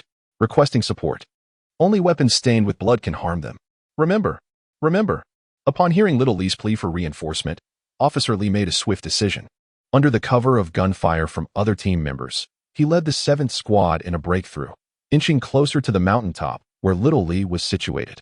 The yellow-scaled ear sprite, upon hearing Little Li's call for aid, could not help but express his frustration. "Sister, I never imagined this group of officers would send so many people. It seems our subordinates are in disarray." The green-scaled sprite chuckled. "If these trash die, we can always find more. That person seems to be the squad leader, right? Third junior brother, he's yours." With a wicked grin, the yellow-scaled sprite waved his talismans and chanted incantations. "Release the demons from the heavens. Unleash them upon the earth. Yellow serpent, shatter your cage, slay the jailers. Extinguish the mortal realm." The enormous yellow serpent, engaged in a fierce battle with the deputy captain, heeded the command and lunged toward Little Li. The deputy captain, seeing the serpent charging at Little Li, felt a surge of anxiety. "Captain, be careful. To hell with it." Little Li, consumed by rage, yanked a high-explosive grenade and hurled it towards the serpent's gaping maw. Boom! The grenade erupted, creating a deep fissure beneath the serpent's left eye. To his astonishment, the yellow serpent seemed oblivious to the pain and lunged forward with its massive jaws wide open. Nian Shui gasped in horror. "This is bad. Little Li will be devoured by that foul serpent." Facing the lethal advance of the yellow serpent, Little Li displayed a fearless demeanor, gritting his teeth. "Come on, you scum. Come on." He aimed his machine gun at the serpent's wound, firing relentlessly without flinching. In this dire situation, Nian Shui impulsively bit her finger, urgently reciting the binding spell. Earth deity, take your position, guard this place, swiftly come to my aid. As commanded, an invisible energy materialized, ensnaring the charging yellow serpent in its grasp. Second junior brother, take advantage of this moment. The green-scaled wizard stabilized the formation, while the black-scaled wizard grinned wickedly, forcefully pressing several spirits into the flames, fervently chanting, with blood as the lure, with souls as the offering, let the spirit snake emerge from its lair, leaving no survivors. Annihilate the heavens, obliterate the earth, vanquish this path. In a moment of distraction, a wave of black energy, accompanied by agonizing screams, surged forth and crashed violently against the spiritual barrier set by the child exorcist. Nian Shui, momentarily distracted, felt a sharp pain in her chest as her vital energy surged violently, and she spat out a mouthful of blood, as if a rain of crimson had begun to fall before her eyes. Yidong and the others cried out in unison, Nian Shui. Qing Lin let out a few cold laughs, taunting, little girl, you still lack the ruthlessness. If you had seized the moment while my junior was distracted, you could have gained the upper hand. Nian Shui ignored Qing Lin's derision, gritting her teeth as she suddenly drew forth a large handful of ghost-slaying talismans and cast them into the air. The talismans mingled seamlessly with the blood that rained down, creating a mesmerizing spectacle. With urgency, Nian Shui recited the incantation of the three flames true fire. Blazing flames consume demons. Three flames exterminate evil. Within lies thunder. The name of the thunder god concealed, swiftly as the law commands. Boom. The sky, now adorned with blood-soaked talismans, ignited spontaneously without flame. Nian Shui glared fiercely, taking a deep breath, and exhaled towards the flames. The ferocious three flames true fire surged, intensifying as it rushed toward the black energy shot forth by He Lin, instantly incinerating it to nothingness. Like thunder and lightning, the relentless flames surged forth. A voice that shook the very earth emanated from Nian Shui. The boundless three flames true fire growing ever stronger, like a divine dragon pouncing upon Qing Lin and his two companions. Qing Lin, alarmed, shouted, this girl is truly formidable. Third junior, come assist me. The yellow-robed mage, initially focused on aiding the great yellow serpent's escape from captivity, was taken aback by Nian Shui's display of power. In a state of shock, he withdrew his magic from the yellow serpent, channeling all of it towards the altar to aid Qing Lin in resisting Nian Shui's onslaught of the three flames divine dragon. Nian Shui chuckled wickedly, her eyes sparkling with intensity. The heavens and earth are boundless. The cosmos lends its power. Three flames exterminate evil, annihilate its manifestation. Supreme deity of Tai. Swiftly as the law commands. The once ferocious flames aimed at Qing Lin shifted direction, surging towards the gigantic yellow serpent ensnared by the ghostly curse. Qing Lin exclaimed, this is disastrous. The anguished cries of the yellow serpent tore through the night sky, revealing its torment despite its protective armor. As it succumbed to the three flames divine dragon, reduced to ashes and scattering its soul, Qing Lin could hardly fathom that Nian Shui, despite her grievous injuries, could mount such a fierce counterattack. He Lin cursed vehemently, how could this wretched woman deceive us? Nian Shui retorted coldly, using their own methods against them is merely fitting. Suddenly, the yellow-robed mage clutched his chest in terror, shaking his head repeatedly as he cried out, ah, Lord Yellow Serpent, don't drag me down with you. No. Trembling, he rolled off the altar, his face contorted in agony as he screamed. Abruptly, the cries ceased, and a yellow soul burst forth from his body. Yidong observed with clarity that the soul seemed to be tormented by some unseen force, emitting a more harrowing wail. Nian Shui let out a cold snort, proclaiming, evil begets evil. May you perish alongside the manifestation of that great yellow serpent. Senior sister, senior brother, save me, save me. The anguished cry struggled for a moment before fading entirely, and at that moment, it truly seemed as though the soul had been irrevocably shattered. Yidong and his companions were filled with ecstatic joy. Go, Nian Shui. Defeat them. Nian Shui smiled faintly. This is imperative. Shaoli, having narrowly escaped death, could not help but raise his arm in a spirited cheer. Well done. The black-scaled mage, witnessing the tragic demise of his junior, was engulfed in despair. Trembling as he exclaimed, sister, our plan has gone awry. We underestimated this girl. Calm yourself. Qing Lin retorted sharply. She is gravely wounded and cannot hold on for much longer. The black-scaled mage shook his head. Sister, I have always followed your lead. But today I shall not heed your command any longer. I intend to leave this formation. I refuse to lose my life." Having spoken, he withdrew his magical power and attempted to flee. Qing Lin, her stunning visage marred by visible veins of anger, shouted, "How dare you defy my orders?" The black-scaled mage, panic-stricken, pleaded, "Sister, after more than a decade of camaraderie, do not force me to turn against you. Come with me." Nian Shui, however, would not grant them the luxury of time for deliberation. Chanting her incantation swiftly, the divine dragon surged into the air, its maw aimed directly at Qing Lin. Realizing Nian Shui's intent to annihilate them, Qing Lin's heart raced, and she called out, "Dear brother, hasten to my aid. I swear, I shall not hold today's reckless words against you. I shall return your blood.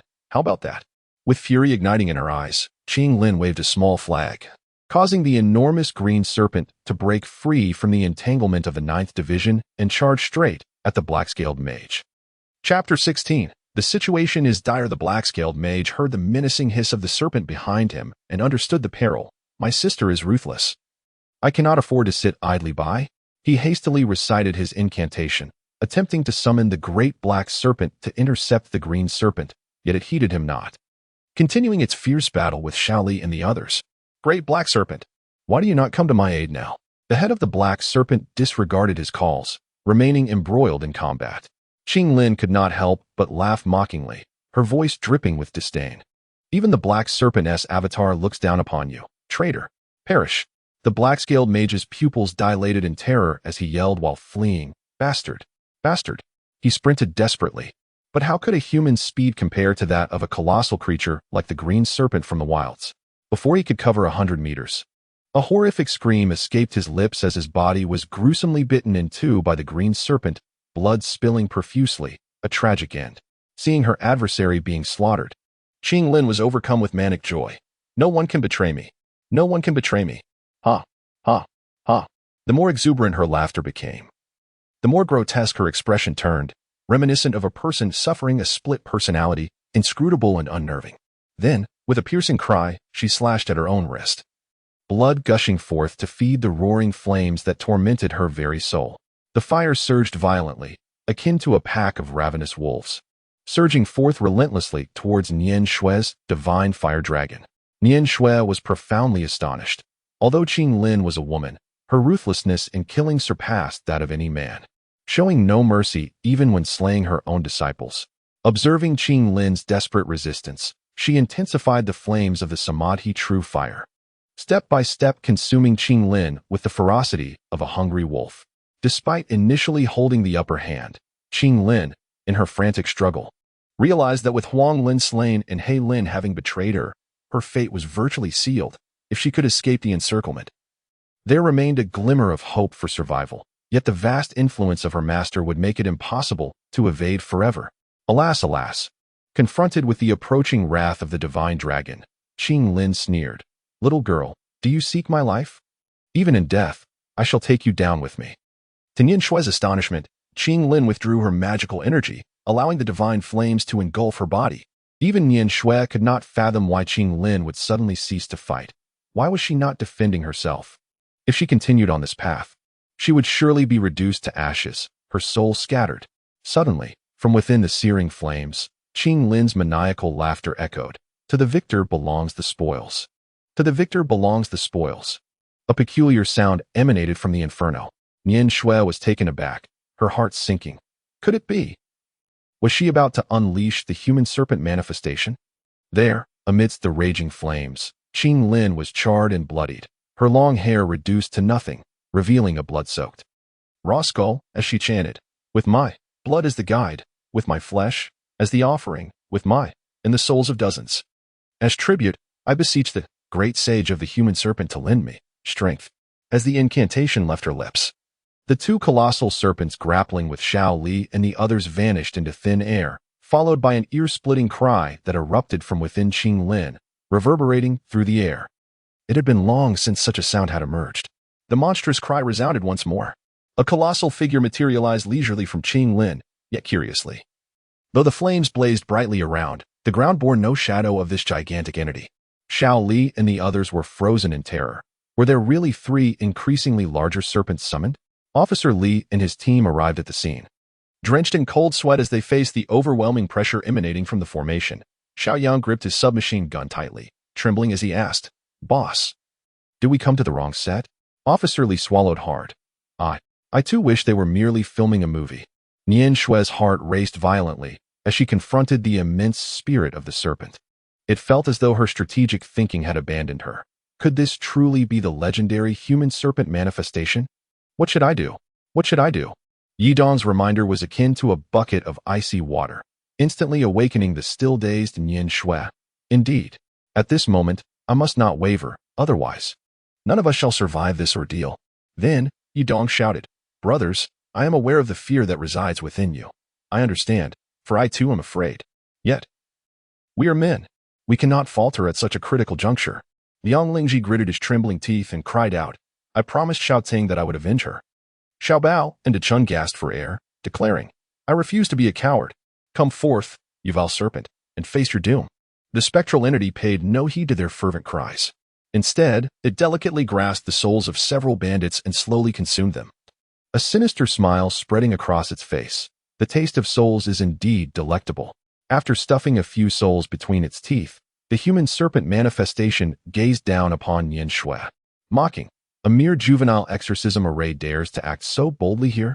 Before the words of the human serpent could fully escape, Nian Shui felt an overwhelming surge of demonic energy crashing upon her, nearly toppling her. As the mist gradually cleared, the colossal human serpent avatar finally revealed itself, its entire form adorned with vibrant patterns. The head, half human and half serpent, bore a gaping maw that opened slightly, expelling a serpent's tongue the size of a dining table. Even more astonishing was the fact that it possessed limbs akin to those of a human. As the malevolent wind swept over Yi Dong and his companions, they felt an unbearable discomfort settle in their hearts, accompanied by a splitting headache. The dread within them intensified. Is this the legendary demon? The serpent-human manifestation raised its massive arm, unleashing a foul stench that sliced through the air, crashing violently against the exorcism formation. Despite Nian Shui summoning all her strength, she could not withstand this formidable strike from the serpent-human entity. A muffled groan echoed, and Yi Dong observed with alarm that Nian Shui was now disheveled, her complexion ghostly pale, flooding his heart with worry. Nian Shui, this is disastrous. The formation has been utterly destroyed. Just as Nian Shui uttered those words, she collapsed to the ground, violently coughing up blood. Officer Li, witnessing the imminent peril facing Nian Shui and the others, could not help but shout, "Nian Shui, is there anything we can do?" Nian Shui, her vision hazy, steadied herself upon realizing it was Officer Li calling to her. Blood streamed from her mouth. "Take Yi Dong and the others away. Quickly." Chapter 17. Against the light with the formation shattered, Yi Dong and his three companions encircled Nian Shui, shielding her behind them. Tears welled in Yi Dong's eyes as he cried out, "Nian Shui, we are five, one life." Nian Shui's tears flowed like a spring. "You fools. Are you out of your minds? Run. Let me hold her off. Otherwise, you will all perish here." Liang Lingji chuckled. "But we cannot just stand by and watch you sacrifice yourself for us." Nian Shui delivered a weak punch to his back. "You idiots. Are you not listening to me?" Her strike lacked strength, and she nearly collapsed. With a sweeping gesture, she declared, "Serpent human, annihilate the world, lawless and unrestrained. Devour your flesh to nourish my body. Consume your soul to become my magic." Ha ha ha ha. Yi Dong suddenly expelled a torrent of vital blood, and the talisman in his hand danced with fervor. Flames consume demons. 3 flavors exterminate evil. Within lies thunder, the god of thunder in hidden name. Hastily, as commanded, a faint wisp of true fire emerged from his fingertips, soaring towards the demonic energy unleashed by the human snake avatar. The human snake avatar was taken aback, unable to suppress a laugh. "You dare to call this 3 flavors true fire? Ha! How far has Taoism fallen to require such trifles to command respect?" Indeed, Yi Dong's 3 flavors true fire was utterly insignificant compared to the fire dragon wielded by Nian Shui. It could scarcely be considered worthy of mention. Liang Lingji, Mu Xiaobao, and Dachuan also fervently squeezed out their vital blood, which continuously dripped onto Yi Dong's hand. "Brother, we rely on you." With the assistance of 3 individuals, Yi Dong's 3 flames surged in intensity. However, confronted with the oppressive demon wind, the true fire was swiftly subdued. Officer Li, witnessing this, immediately commanded the expulsion of all bloody bullets. Even if it meant risking our lives, we must protect Nian Shui and the others. The serpent human avatar laughed maniacally. Do you truly believe these trifles can harm me? If you wish to save them, I shall ensure they perish before your very eyes. Nian Shui, filled with urgency and fury, implored, now is your chance. Flee quickly. The serpent's massive tail struck the ground with tremendous force, sending a wave of dizziness that knocked Yudong and the others to the floor, with Liang Lingji tragically losing consciousness. The serpent human avatar rolled its eyes, revealing a blank, snowy gaze. You five share such a bond. Let that woman perish at your hands. Consider it a twist of fate. Aside from the unconscious Liang Lingji, Yudong, Mu Xiaobao, and Dachuan suddenly jolted, their eyes wide and lifeless, as they drew their daggers and approached the barely breathing Nian Shui like puppets on strings. Nian Shui, realizing that Yudong and the others had fallen under a malevolent spell, could not help but weep and curse. You vile demon. You shall face annihilation. Just wait. Our bodies are being manipulated. Xiaobao exclaimed in terror. Is she compelling us to kill Nian Shui with our own hands? Dachuan shouted vehemently, no, this cannot be. You foul serpent, I curse you. The serpent human avatar coldly chuckled. I revel in watching you turn against one another, and witnessing the turmoil and anguish upon your faces. Kill her. Kill her.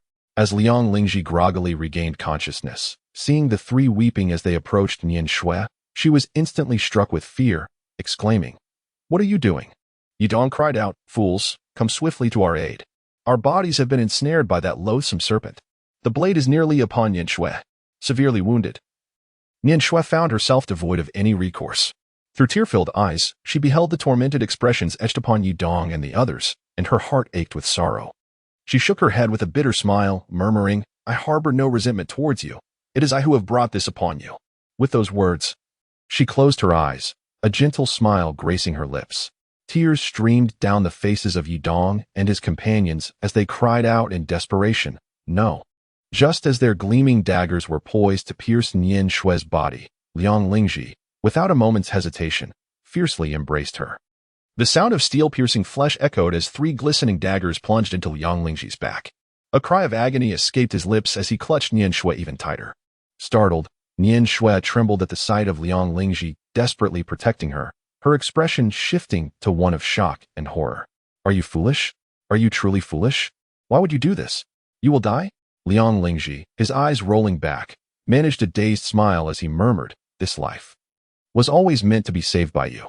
Before he could finish his thought, blood gushed from his mouth, and he succumbed to unconsciousness. Heartbroken, Nian Shui held the lifeless Liang Lingji tightly, crying out, Fool, fool, do not leave me. Yudong and the others shouted frantically, Fool, don't die, fool. We have killed the fool. We have killed the fool. The serpent human manifestation's chilling laughter echoed ominously. Intriguing. Truly intriguing. Yudong's eyes were ablaze with fury, his spirit teetering on the brink of collapse. You wretched serpent, may 1,000 blades pierce you. Even in death, we shall seek vengeance upon you. The serpent-like figure laughed heartily. It is your absence that I dread, not your pursuit of revenge. With a grand gesture, she seized control once more, and Yudong and his companions found themselves powerless, witnessing the imminent extraction of the dagger from Liang Lingji's body. Yudong bit down hard, causing blood to gush forth from his mouth. Suddenly, with a swift clench of his teeth, a torrent of rich crimson blood erupted. His mind became clear, and his spirit tranquil. The three souls remained intact, and the corporeal spirit unyielding, as urgent as a command. It turned out that Yudong had bitten his own tongue, using his vital essence to enhance the potency of the cleansing heart mantra. The serpent human manifestation was taken aback. What? How could he, with his level of cultivation, break free from my control spell? Yudong, having regained his freedom, immediately struck the foreheads of Xiaobao and Chun with his blood-stained fingers, commanding, Awaken. Both the large and the small were jolted, and remarkably, their bodies regained autonomy. Yudong drew forth a mystical talisman, his eyes glinting with fierce intensity. As he fervently intoned, Flames of the Inferno, annihilate the demons. Within lies thunder, the god of thunder concealed in name. Hasten forth as the decree commands. As the incantation concluded, blood gushed from his mouth, cascading onto the talisman. Boom. A torrent of flames surged towards the serpent human avatar. The avatar's eyes widened in alarm, its heart racing. How could this youth be engulfed in flames? With claws clasped, it proclaimed, Boundless black waters, conceal my being. The serpent's domain is supreme. Here I alone reign. O serpent human celestial, channel your powers unto me. A thick, foul smoke erupted from its palms, colliding head-on with Yidong's blazing true fire. Xiao Yang, witnessing Yidong's formidable prowess, was filled with unrestrained joy. When did he cultivate such profound skills? Officer Li stood agape, utterly astonished. Truly remarkable. Nian Shui's eyes sparkled with fervor, erupting into laughter, with entrails as the cauldron and the heart as the furnace. I tread the righteous path, punishing evil, saving the masses, spreading goodness throughout the world. Yidong, you are indeed the chosen one. Burn her with your blood. Xiao Bao firmly supported Liang Lingji, vehemently scolding. Yidong, incinerate this wretched serpent, you fool. Burn her alive, you fool. Fool. Overwhelmed by sorrow, Xiao Bao's words became a jumbled mess, only to be echoed by Chun's cry. Burn her, avenge the fool. As he heard their desperate pleas, Yidong's heart ached even more. He roared fiercely, unleashing a spray of blood that ignited like oil upon flames, merging into the true fire. Boom! The true fire, already blazing fiercely, surged with renewed vigor from his lifeblood, dividing into 3 unstoppable fireballs that enveloped the serpent-human avatar. The anguished cries of the serpent-human avatar echoed through the low skies.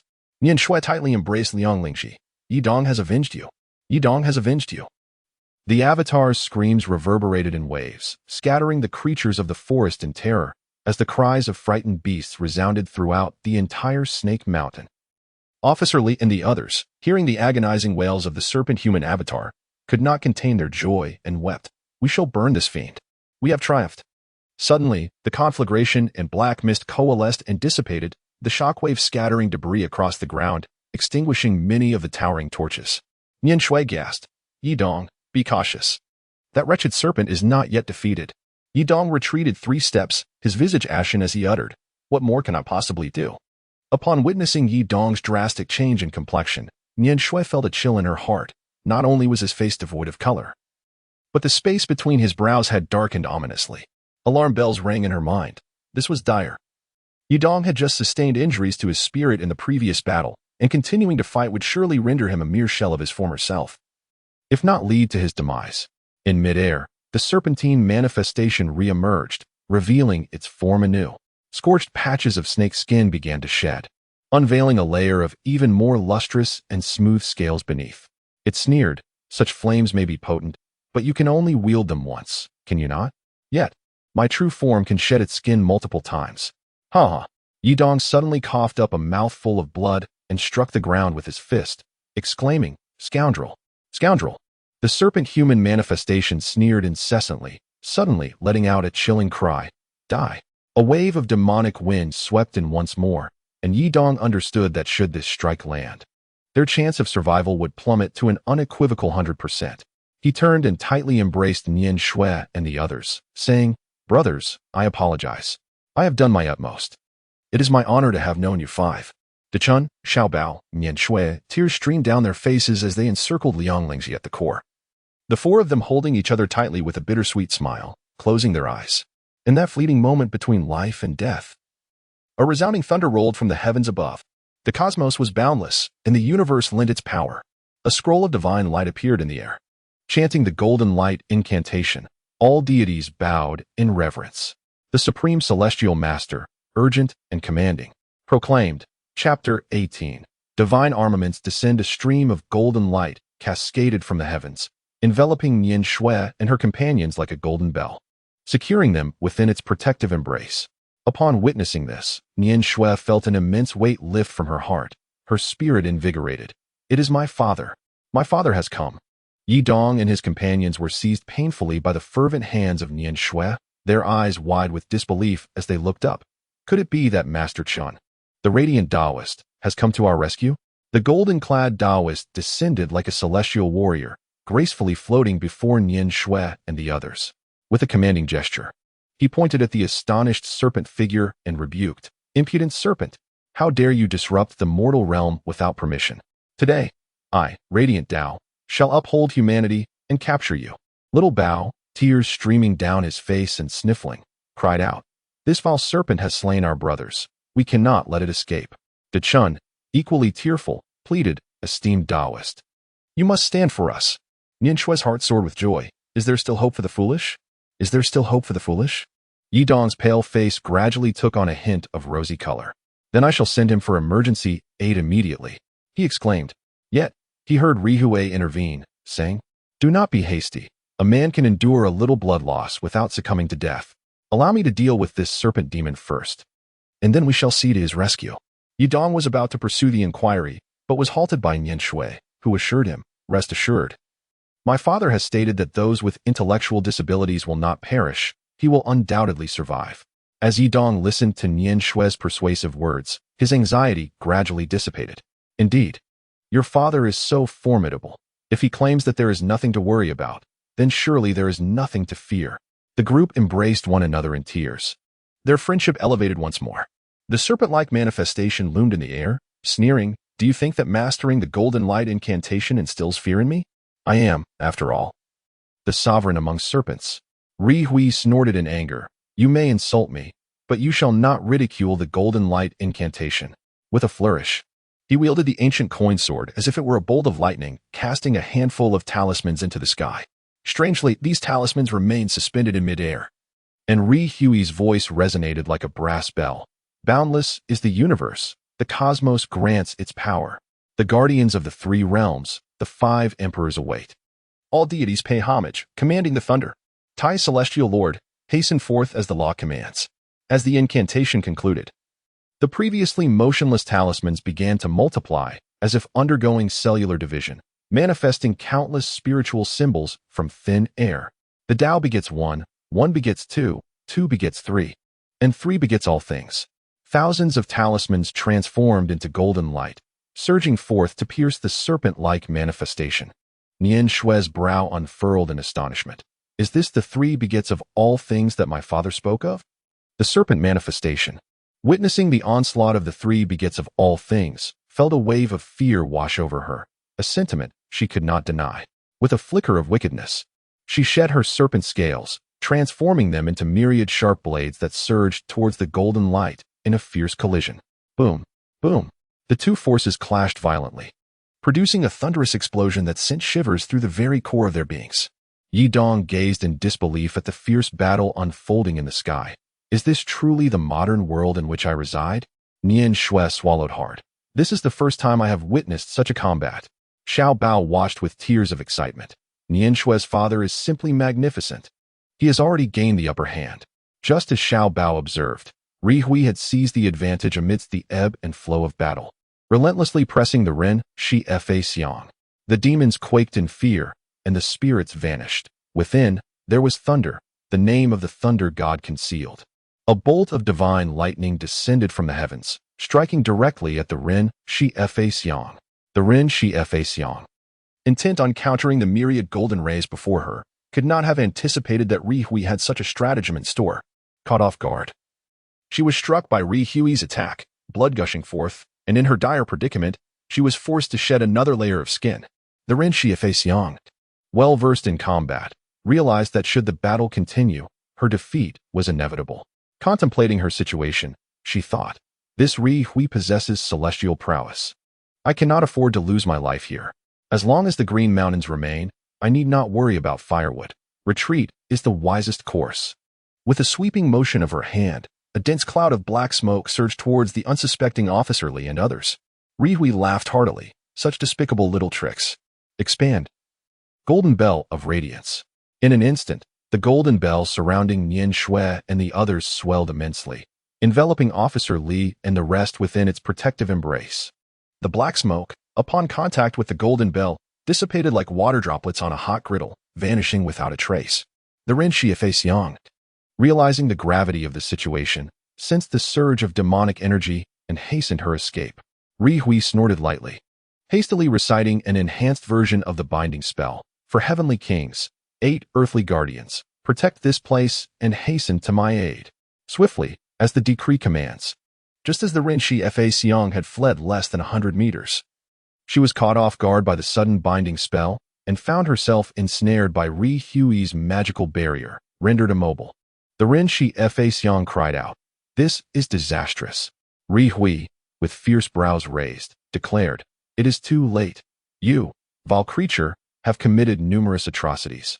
And today I shall eradicate you from the realm of existence to put an end to the suffering of the spirits. The Ren Shi Fa Xiang lamented. Curse it. This azure-scaled one has led me into a pit of fire. Am I truly destined to lose all my life as cultivation in a single day? She struggled desperately, her serpent claws clawing at the intangible prison like a rabid dog. I was wrong. Ri Hui, I truly realize my error. Ri Hui, with a countenance of indifference, urgently intoned. Good and evil will ultimately be repaid, and I shall act on behalf of heaven. By the decree of the heavenly king, I shall slay the demons and eradicate the spirits. All malevolent entities shall turn to dust. Tai Tian Zun, swiftly, as the decree commands. As the incantation concluded, the prison binding the run, Shi Fa Xiang radiated blinding brilliance from all directions. Yi Dong inquired of Nian Shui, what surrounds the vile serpent? Is it laser? Nian Shui shook her head repeatedly. I truly do not know. Suddenly, for beams of light radiated from a single point, causing everyone to squint their eyes. The entire space seemed to come to a standstill. When they finally opened their eyes, they were astonished to behold 4 colossal celestial king manifestations, clad in battle armor and wielding divine artifacts, glaring menacingly at the ensnared human serpent manifestation. Yi Dong clenched his fists, cold sweat trickling down his brow. Is this a deity? Nian Shui appeared equally astounded by the spectacle before them. Could they be the 4 heavenly kings? The serpent human manifestation, upon witnessing the descent of the kings, trembled uncontrollably, its visage frozen in fear, rendered utterly speechless.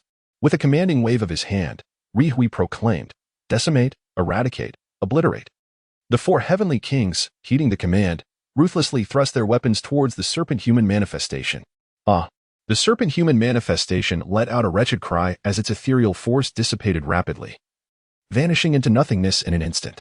Observing the complete annihilation of the malevolent serpent human manifestation, Ri Hui felt a surge of joy and respectfully clasped his hands in gratitude towards the 4 heavenly kings, stating, Ri Hui respectfully bids farewell to the divine presence of the 4 heavenly kings.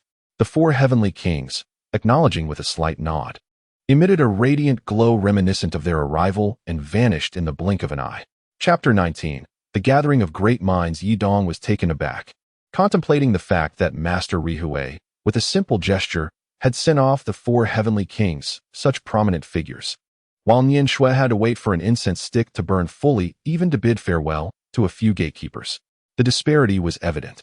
Master Ri Hui, also known as Chen Yang, dissipated his golden radiance and gently descended to the ground. Observing the astonished expressions of the crowd, he couldn't help but chuckle. Do you all feel as though you are in a dream? Yi Dong and the others nodded and quickly shook their heads, their faces filled with gratitude as they expressed, Master Chen, thank you. Thank you. Chen Yao smiled and nodded, bending down to gently pat Liang Lingji's forehead, who was nestled in Nian Shui's embrace. He merely suffered a knife wound, allowing malevolent energy to invade his body, which caused him to faint. To everyone's astonishment, after a few gentle pats from Chen Yao, Yang Lingji slowly opened his eyes. He coughed twice and gazed at the group surrounding him, asking, what happened? Is everything over? Oh dear, it hurts.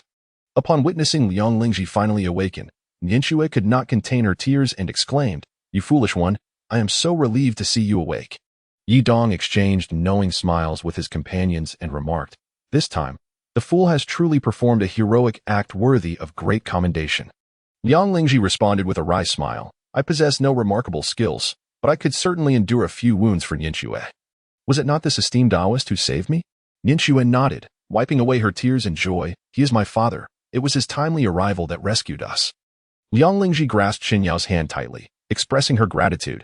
Thank you for saving my life. But could you please assist me in calling for an ambulance?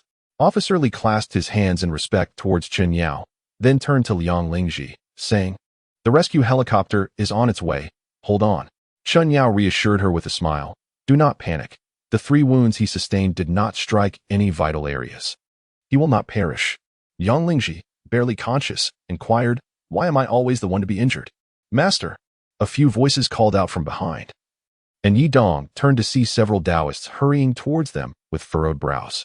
Nian Shui exclaimed with delight, It's my senior brothers. Yi Dong was taken aback. So you have an elder brother? The elder brother, exuding an aura of heroism and around 30 years of age, noticed that Nian Shui and the others were unharmed, and a look of joy spread across his face. "Master, is my junior sister all right?" Chen Yang patted his shoulder reassuringly. "She is fine. Fortunately, we arrived just in time." Officer Li inquired, "Taoist, are these young individuals your esteemed disciples?" Chen Yang smiled gently. "Zilong, please introduce yourself to Officer Li and the others." Zilong cupped his hands and said, "I am Ouyang Zilong. It is a pleasure to meet you all." The two young men behind him also bowed in turn. "I am Wen Xing. It is an honor to meet you." "I am Heng Xing. It is a pleasure to meet you." After Yidong and others introduced themselves, the helicopter arrived, and the paramedics swiftly administered emergency treatment to Liang Lingji. It was confirmed, as Chen Yao had stated, that Liang Lingji had merely suffered from excessive blood loss and was not in any life-threatening danger. Officer Li, accompanied by his team, arranged them in formation and solemnly saluted Chen Yao, Shui, and Yudong, expressing in unison, "Thank you. We shall forever remember this." Chen Yao nodded gently and cautioned, "The events of today are exceedingly bizarre. You must not disclose them to anyone. Remember this well." Officer Li inquired loudly, "Did you all understand Master Chen's words clearly?" This group of team members, having experienced this extraordinary event, found their worldview irrevocably transformed. Having witnessed Chen Yao's extraordinary abilities, the astonishing human snake technique, and the enigmatic for heavenly kings, even the world's leading scientists would struggle to maintain their perspective under such circumstances. Liang Lingji implored, "Please, do not inform my family about my injury. I fear it would cause them distress." After Yidong nodded, Liang Lingji was lifted onto the helicopter. Yidong gazed out at the fleeting shadows of the trees and suddenly inquired, "Master Chen, will the magnificent spectacle of the four heavenly kings just now be captured by outsiders?" Chen Yao shook his head. "No, it will not. For a divine force manipulates the surrounding magnetic field. The place we just occupied is akin to an alternate dimension. Outsiders are entirely oblivious to the events transpiring here." Officer Li and the others nodded in agreement, remarking, "The vastness of the world is indeed wondrous." After a moment of hesitation, Yidong finally voiced his thoughts. "Master Chen, would you be willing to accept us as your disciples?" Chen Yao remained silent, a smile gracing his lips as he pondered for a long while before responding. The path of cultivation demands hardship, enduring trials that ordinary people cannot fathom. Perhaps you should reflect further before making such a decision. Xiao Bao interjected. "We have long deliberated this, wishing to study under your guidance and learn some mystical arts to protect the people." De Chun added, "Indeed, after this experience, my perspectives on life, values, and the world have undergone a profound transformation. We sincerely wish to follow the path of cultivation." With a smile, Chen Yao replied, "Once this matter comes to a close, I shall make my decision." Hearing this, the three felt a sense of hope and chuckled with glee. Yidong then mentioned, "Liang Lingji also wishes to become your disciple. Master Chen, could you consider him as well?" Chen Yao furrowed his brow slightly. Liang Lingji possesses a hidden fortune. Indeed a promising candidate, but, heh. Yidong was perplexed. "Master Chen, what is this?" As he observed Chen Yao's enigmatic demeanor, his confusion deepened. "Master Chen, how do you know about Yi? Were you the one who facilitated our meeting that day?" Chen Yao chuckled heartily and glanced towards the window, leaving Yidong in a state of astonishment. "Master Chen, you are truly an extraordinary figure. Please allow me to pay my respects for your immense kindness." Officer Li, oblivious to the conversation between Yidong and Chen Yao, could only listen as Chen Yao assisted Yidong to his feet. Yet Yi possesses an inherently kind nature, but alas, she has faced misfortune. It is a blessing for me to assist her in fulfilling her wishes. There is no need for gratitude. Yidong was filled with mixed emotions. How wonderful it would be if Master Chen could take me as his disciple. As the vehicle sped up, the night gradually descended, revealing the dawn of a new day. This covert operation had utterly obliterated the nefarious Snake Valley cult, resulting in the annihilation of 30 cult members and the capture of 40 others, along with the seizure of a substantial cache of weapons and tools used in their heinous activities. Thus, this colossal case of human organ trafficking, along with a series of brutal murders and economic crimes, was brought to a resounding conclusion, captivating the nation. The illustrious officer Li was promoted to the second-in-command of the city police, while soldiers like Xiao Wang and Xiao Yang were duly rewarded for their valor. This is a tale for another time. 3 days later, under the attentive care of Nian Shui, Liang Lingji was finally discharged from the hospital. Naturally, Yidong and his companions were present to escort him. As Liang Lingji gazed at the blue sky and white clouds, he shook his head and mused, Surviving such a calamity surely brings forth blessings. Yidong gazed at Nian Shui, who was supporting Liang Lingji, and couldn't help but chuckle to himself. It appears you are quite fortunate in your romantic endeavors. Nian Shui shot Yidong a glare, her brows furrowing. What are you saying? This is hardly serious. Liang Lingji smiled gratefully. Nian Shui, I truly appreciate your care over these past few days. Nian Shui lowered her head slightly, seemingly a bit shy, and shook her head. You took 3 blows for me. Attending to you for a few days is merely my duty. There is no need for thanks. Xiaobao feigned jealousy. Oh my, how fortunate you are, Zhizhang. It seems our Nian Shui has a bit of affection for you. De Chun linked his arm with Xiaobao's shoulder, mimicking Liang Lingji's words. Nian Shui? I am truly grateful for your care over these past few days. Moi? Xiaobao pretended to be shy, feigning a coy smile. Caring for you is my delight. Moi? Nian Shui, sensing their lack of seriousness, felt a surge of irritation. It seems you no longer wish to call me senior sister. The two hastily waved their hands. No. Let's set things straight. We were wrong. Please forgive us. Nian Shui stifled a smile.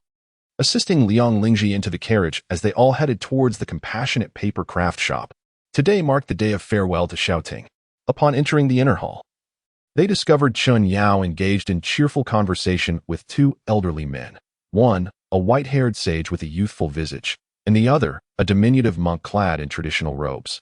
With Ouyang Zilong seated nearby, listening intently, Nian Shui felt a surge of joy and respectfully greeted the 2 elders. I am Nian Shui, the junior. Paying my respects to Taoist Kongming and Master Jingxin. Yidong and his companions followed suit, respectfully greeting the esteemed Kongming Taoist and Master Jingxin. The 2 elders nodded gently. With Kongming Taoist smiling, it has been years since we last met. Nian Shui has become even more enchanting. I wonder if her cultivation has improved as well. Nian Shui, feeling a touch of embarrassment, replied with a smile. Even if I practiced for 80 or 100 years, I could never hope to compare to your slightest achievement. Master Jingxin chuckled softly. This young one, your tongue seems to have grown ever more clever. With a playful grin, Nian Shui poured tea for the 3 seated before her and inquired, Masters, will you be able to stay a few more days? I have numerous questions I wish to ask you. Kongming laughed heartily. I would not dare to display my humble skills before you, lest I become the subject of mockery. Master Jingxin also smiled, saying, My dear friend Kongming and I have come with urgent matters and cannot linger. Should you find time in the future, do visit Jingfa Temple for tea and to listen to the teachings of the Buddha. It would be most delightful. Nian Shui made a playful face, exclaiming, If I were to listen to your profound teachings every day, I might find myself becoming a nun in no time. Her words ignited hearty laughter among the group. Chen Yang took a sip of hot tea and explained, Master Jingxin's visit is to perform a rite for the innocent souls lost in the matter of the Serpent Valley, a noble act indeed. Hearing this, Nian Shui's heart swelled with joy, exclaiming, How wonderful! It is truly a great blessing that they may receive your Buddhist teachings for their release. Master Jingxin smiled knowingly. Monastics are devoted to delivering all beings from suffering. These restless spirits bear heavy grievances, and using the teachings of the Buddha for their liberation is the best course of action. Nian Shui joined her hands in prayer, murmuring, Amitabha. Yidong and others clasped their hands together, quietly reciting, Amitabha Buddha. Jingxin nodded in tranquility, gazing at Yidong and his companions. Suddenly, her eyes sparkled, and she turned to Yidong, inquiring, Esteemed friend, what is your surname and given name? Yidong, taken aback, swiftly rose to his feet and replied, I am Yidong, the junior, and I pay my respects to the master. Kongming's eyes sparkled with interest as he gently set down his teacup and inquired of Chen Yang, Is this your disciple? Chen Yang shook his head, responding, He is not yet my disciple. With a smile, Chen Yang added, As for this matter, I am not entirely certain myself. Nian Shui then elaborated in detail about the day when Yidong acquired the 3 flavors True Fire. A smile danced in Kongming's eyes as he remarked, Fascinating, truly fascinating. Yidong, I wish to take you as my disciple. Would you be amenable to this? The tranquil master also expressed, I too have the intention of accepting you as my disciple. I wonder how you feel about this. Yidong was at a loss, staring blankly at Nian Shui, completely bewildered. Chapter 20. Deliverance of the departed souls. Nian Shui was filled with joy. The Kongming Taoist is the head of the Chuanjin sect, and Master Jingxin is a highly esteemed monk within the Buddhist community. Yidong, you are truly fortunate. Yidong wore an expression of embarrassment. pondering to himself. So these two hold such esteemed positions? What a pity. He could only clasp his hands in gratitude and say, I am truly honored by the affection of both masters. To be frank, I have already expressed my intention to become a disciple of Master Chen. Upon hearing this, Kongming and Jingxin's lips subtly curved downward, betraying a hint of disappointment. However, being individuals of great wisdom, they understood that this was merely the fate between Yi Dong and Chen Yao. Kongming, feeling relieved, clasped his hands and congratulated. It seems that apart from Zilong, the Dawei sect has gained another exceptionally gifted disciple. Upon hearing Kongming's praise, Zilong humbly smiled beside him. You flatter me, Taoist Kongming. He turned to glance at Yi Dong, who appeared somewhat dazed, and felt a mix of emotions within. Liang Lingji and the other two, witnessing the high regard in which Kongming and Jingxin held Yi Dong, could not help but feel elated for him. He quietly praised, Yi Dong, you truly are remarkable. We must seize this opportunity to become disciples. Jingxin also complimented. Yi Dong possesses an extraordinary physique, with striking features reminiscent of Zilong. If you harness your inner essence as your foundation and your heart as your forge, with diligent practice, you are destined to achieve greatness. Yi Dong, do not squander the blessings bestowed upon you by heaven. Yi Dong remained eternally youthful, and while he relished the praise he received, he maintained his composure and respectfully replied, as a junior, I shall certainly heed the teachings of my esteemed elders and diligently practice alongside my fellow disciples. Chen Yao smiled faintly as he sipped his tea. You are quite the eloquent child. Perhaps you might also take the liberty of bringing those three into my fold? The onlookers revealed expressions of joy, fully aware that Chen Yao had consented to accept 4 disciples. Setting down his teacup, Chen Yao elaborated, in terms of foundation, Ling Ji is not lacking. However, your heart is burdened with too many emotions that require careful untangling. As for Xiao Bao and De Chun, their foundations are similar. Yet they excel in adaptability, which can be seen as a fortunate opportunity. Liang Ling Ji gazed affectionately at the nearby Nian Shui and murmured softly, Master Chen, I too am merely unable to restrain my feelings. Nian Shui interjected, Are you still addressing him as Master Chen? Shouldn't you take this moment, under the witness of these 2 venerable seniors, to pour a cup of tea for your master? Liang Ling Ji, overwhelmed with joy, along with Yi Dong, both young and old, respectfully presented tea to Chen Yao, bowing, Master, please accept this tea. Chen Yao graciously accepted each cup, stating, normally, before entering my Tai Tianzun sect, one must undergo precepts and regulations. However, you 4 have selflessly aided the authorities in resolving a major case, saving numerous lives, and have fought alongside Nian Shui through life and death. Your sincerity is evident, thus I shall waive the precepts. The 4 disciples exchanged glances, kneeling in earnest reverence. Master, please accept our bow. Nian Shui poured tea for them once more. These 3 are your senior brothers. Honor them with tea. After finishing her words, she seated herself beside Zilong. Though we are quite familiar, you must still offer a cup of tea to your 4th senior sister. It is the custom.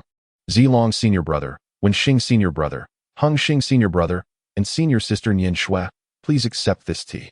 The brothers received the cups with alacrity. Assisting the newcomers to their feet, junior brothers, please rise. From this moment forth, we are one family. The atmosphere in the room was warm and joyful. Kongming and Jing Xian nodded repeatedly, smiling. Congratulations, dear friend Ri Hui, on acquiring such beloved disciples. Congratulations. Ri Hui returned the gesture with a smile. Very well. My disciples have been accepted. I would ask Master Jing Xian to first perform a rite for the souls of the unfortunate departed. What say you? Jing Xian nodded. Indeed. Indeed. I am eager to assist them in transcending the sea of grievances. Slowly, he retrieved a wooden fish from his belongings and approached the 20 or so spirit tablets in the inner hall, rhythmically striking the fish while murmuring verses in an unfamiliar tongue that Yi Dong and the others could not comprehend. Nian Shui gently unfurled a small oil umbrella, and Xiao Ting's spirit gradually emerged, bowing deeply to everyone present before kneeling before Master Jing Xian to receive the rite of passage. Though Yi Dong lacked an understanding of Buddhist teachings, he could still perceive the profound mastery of Master Jingxin. The resonant and lengthy Sanskrit chants filled the air, compelling even the most restless of children to sit quietly in their chairs, eyes closed in attentive listening. Observing this, Ri Hui and Kongming exchanged satisfied glances and, with hands clasped in reverence, intoned, Ba. Gradually, The spirits of those who had perished at the hands of malevolent forces began to kneel one by one before Master Jingxin, earnestly absorbing the teachings. Yi Dong calculated and realized that the number of apparitions far exceeded 22. He inquired of Chen Yang, "Master, there were only 22 victims. Why are there so many spirits present?" Chen Yu sighed and replied, "In this world, numerous spirits are burdened by various obsessions. They remain unpurified, lingering among the living as wandering souls. With great compassion, Master Jingxin has intentionally broadened the scope of his incantations to guide more lost souls towards salvation." Yi Dong felt a warm sensation in his heart. So it was. The extraordinary realm of Master Jingxin is truly admirable. At that moment, Officer Li, accompanied by Xiao Wang and Xiao Yang, also arrived to bid farewell to Shouting. Master Jingxin stood there, chanting throughout the night, purifying the restless souls before him one by one. Noticing Shouting kneeling on the ground, her face streaked with tears, he inquired with concern, "What is it that makes you reluctant to depart?"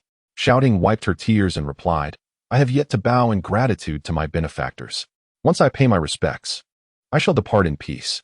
Upon hearing this, Jingxin offered no words of opposition but merely nodded silently. "Sow the seeds of kindness, reap the fruits of goodness. Now bid them farewell." Shouting bowed thrice before Jingxin, expressing, "The grace of Master's guidance today will forever remain etched in my heart." Observing that Nianxue and the others also bore tears in their eyes, her heart ached, and she knelt again, saying, "Master Rihue, Nianxue, Officer Li, Yi Dong, Lingji, Xiaobao, Dachuan, Xiao Wang, Xiao Yang, Shouting kneels before you all." Nianxue, moved by Shouting's sincerity, could not hold back her tears and nodded repeatedly, "Yes, yes, yes. We have received your heartfelt intentions. You may rest easy on your journey." Shouting, with tears in her eyes, declared, "The immense kindness you have shown me, I can only repay in my next life." Qinyao nodded in agreement, shouting, "They have also shared this experience with you and have greatly benefited in your next life. May you all reunite." Shouting offered a gentle smile to Liang Lingji, whose eyes were red-rimmed. "Cherish those before you." Liang Lingji glanced at the tearful Nianxue beside her and nodded emphatically at Shouting, "I will." Wiping her tears once more, Shouting deeply bowed to the group. And with the enchanting incantations of Master Jingxin, she gradually ascended. Seeing Shouting depart without regrets, Jingxin slowly ceased his chanting and softly intoned, "Umitba." The others followed suit, murmuring, "Umitba." Yi Dong nodded, surveying his invigorated companions around him, and remarked, "Our tale has only just begun." Chapter 21. Discussing Buddhism and philosophy the following day. The three eminent figures engaged in a discourse on Buddhism and philosophy, while the younger generation attentively listened with rapt attention. Occasionally, the youth would pose questions, to which the three sages responded with patience and wisdom. Yi Dong inquired, "Master, the late Ye referenced the 7 sorrows of Buddhism to enlighten me. Surely, this wisdom was imparted by you, was it not? As a practitioner of Taoism, why do you draw upon Buddhist theories?" Qinyao nodded with a smile, praising, "Your memory is indeed remarkable. The 7 sorrows of Buddhism encompass birth, aging, illness, death, the suffering of encountering the despised, the anguish of separation from the beloved, and the distress of unfulfilled desires. To me, these sorrows reflect the 7 tribulations of life." Master Jingxin slightly nodded, continuing to listen intently as Qinyao elaborated. Qinyao continued, "The Buddha teaches that these 7 sorrows represent the worldly entanglements. To attain enlightenment, one must first see through these worldly illusions, which entails understanding these 7 sorrows. Yet, among the vast populace, how many, like Master Jingxin, truly comprehend these sorrows? The reasons individuals devolve into malevolence, into spirits, into demons, or into fiends, ultimately stem from their entrapment within the whirlpool of these 7 sorrows, from which they cannot extricate themselves." Master Jingxin nodded thoughtfully, reciting Umitba. The Kongming Taoist also nodded repeatedly, remarking, "What a splendid gathering of stars, a harmonious convergence of myriad streams." Yi Dong felt as if he had received a profound revelation and sincerely expressed his gratitude, saying, "Thank you, Master." Liang Lingji then inquired, "Esteemed masters, are those sects that have strayed from their original intentions what common folk refer to as heretical monks and demonic practitioners?" The 3 enlightened beings exchanged knowing smiles, and Qinyao replied, "Not at all. If one merely deviates from their original intent without harboring malevolent thoughts or causing harm to the world, They are merely an inept monk or a mediocre practitioner, not a heretical monk or a demonic practitioner. Your statement is akin to using a single bamboo rod to strike down an entire boat of people. Liang Lingji chuckled apologetically, and then Xiaobao asked, "But the three Qinglin individuals are undoubtedly wicked practitioners, are they not?" Nian Shui scoffed lightly. "Those three are indeed the epitome of demonic practitioners." The group laughed and continued to listen to the teachings of the three masters. After a day and night of instruction, including Nian Shui and Zilong, they all gained invaluable insights. After bidding farewell to Jingxin and Kongming, Chen Yang retrieved a weathered book from his room and handed it to Nian Shui, saying, "Nian Shui, follow the methods in this book to enhance their breath and skills." Nian Shui smiled wryly. "Isn't this the technique I practiced in my childhood? Is it still applicable now?" Chen Yang gently patted Nian Shui on the head. "Of course, it is applicable. You must also ensure they memorize the incantations and principles of the techniques. Furthermore, they must strengthen their physiques and courage. None should be overlooked." Nian Shui pouted, "Father, isn't this something you should be doing? Why does it all fall on me, especially with senior brother Zilong and the others here?" The four were equally puzzled. And Yidong asked, "Master, do you have matters to attend to?" Nian Shui flashed a sly smile, glancing at the four. They exchanged glances, and under the weight of their master's authority, they nodded in agreement. Yidong then inquired, "What about senior brother Zilong and the others?" Chen Yao explained, "Zilong, Wen Xing and Heng Xing are accompanying me to gain experience in the field." Xiaobao asked playfully, "So when can we join you for some training?" Chen Yao reassured them, "Cultivation is not something to be rushed. Be patient. Moreover, you are all quite clever. On a day when I am in good spirits, I might just take you out to see the world." The group instantly brightened, and Chun cheerfully remarked, "I bet simply following Master on an outing could raise our levels by 2. Chen Yao shook his head. No, at least 3 levels. Nian Shui quickly interjected, "Dad, has your mischievous nature returned now that the 2 masters have left? Don't lead them astray." Chen Yao shrugged. "Come on, everyone, let's keep things light. It fosters a harmonious atmosphere." Yidong thought to himself, "It is indeed surprising that a master of such profound cultivation possesses such an approachable demeanor. Truly, the ways of the enlightened are enigmatic and unfathomable." He repeatedly raised his thumb in admiration, exclaiming, "Master is absolutely right. Remarkable." Chen Yao chuckled and replied, "In learning, there is a method. In living, there is a style. Now is life, so let it be embraced with ease and grace." Yidong pondered, "Although my master's words are simple, they are imbued with profound truths. It appears that my master not only guides us on the path of cultivation, but also teaches us the principles of being a good person." After casting a disdainful glance at them, Nian Shui inquired, "I have been in the hospital for the past few days and have yet to ask how you suddenly appeared atop Snakemouth Mountain." Nian Shui reproached, "Is there anything more important than your daughter's life? Must you weigh it so carefully?" Chen Yao sighed, "It is because I deduced that although that day heralded ominous signs for you, you were accompanied by a great fortune and 3 smaller blessings, with protective deities flanking you. Thus, you could not perish." Yidong inquired, "Master, when you mentioned the great and the 3 small 4 lucky stars, were you referring to us 4? Upon seeing Chen Yao nod, Liang Lingji continued, "Then the guardian protectors are Officer Li and Xiao Li?" Chen Yao affirmed, "Indeed. And your role as the great lucky star required you to endure 3 wounds for Nianxua, which is no small feat." Nianxua lowered her head with a smile. "I must express my gratitude to him." Liang Lingji touched the back of his head. "It is also my fault for lacking ability."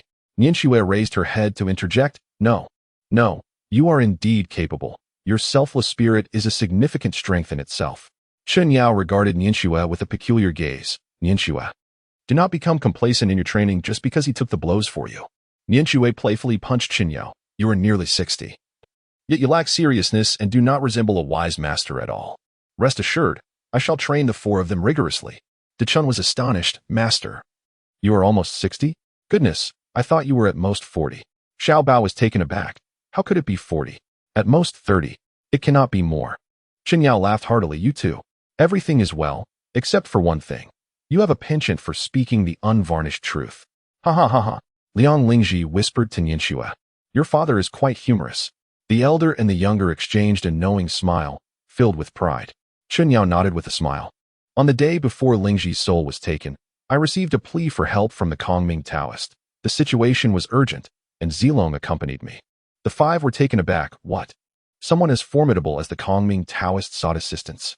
Chen Yang, in deep thought, nodded. Among the three of us, the most powerful in magic is Master Jingxin, while both Kongming and I possess equal strengths.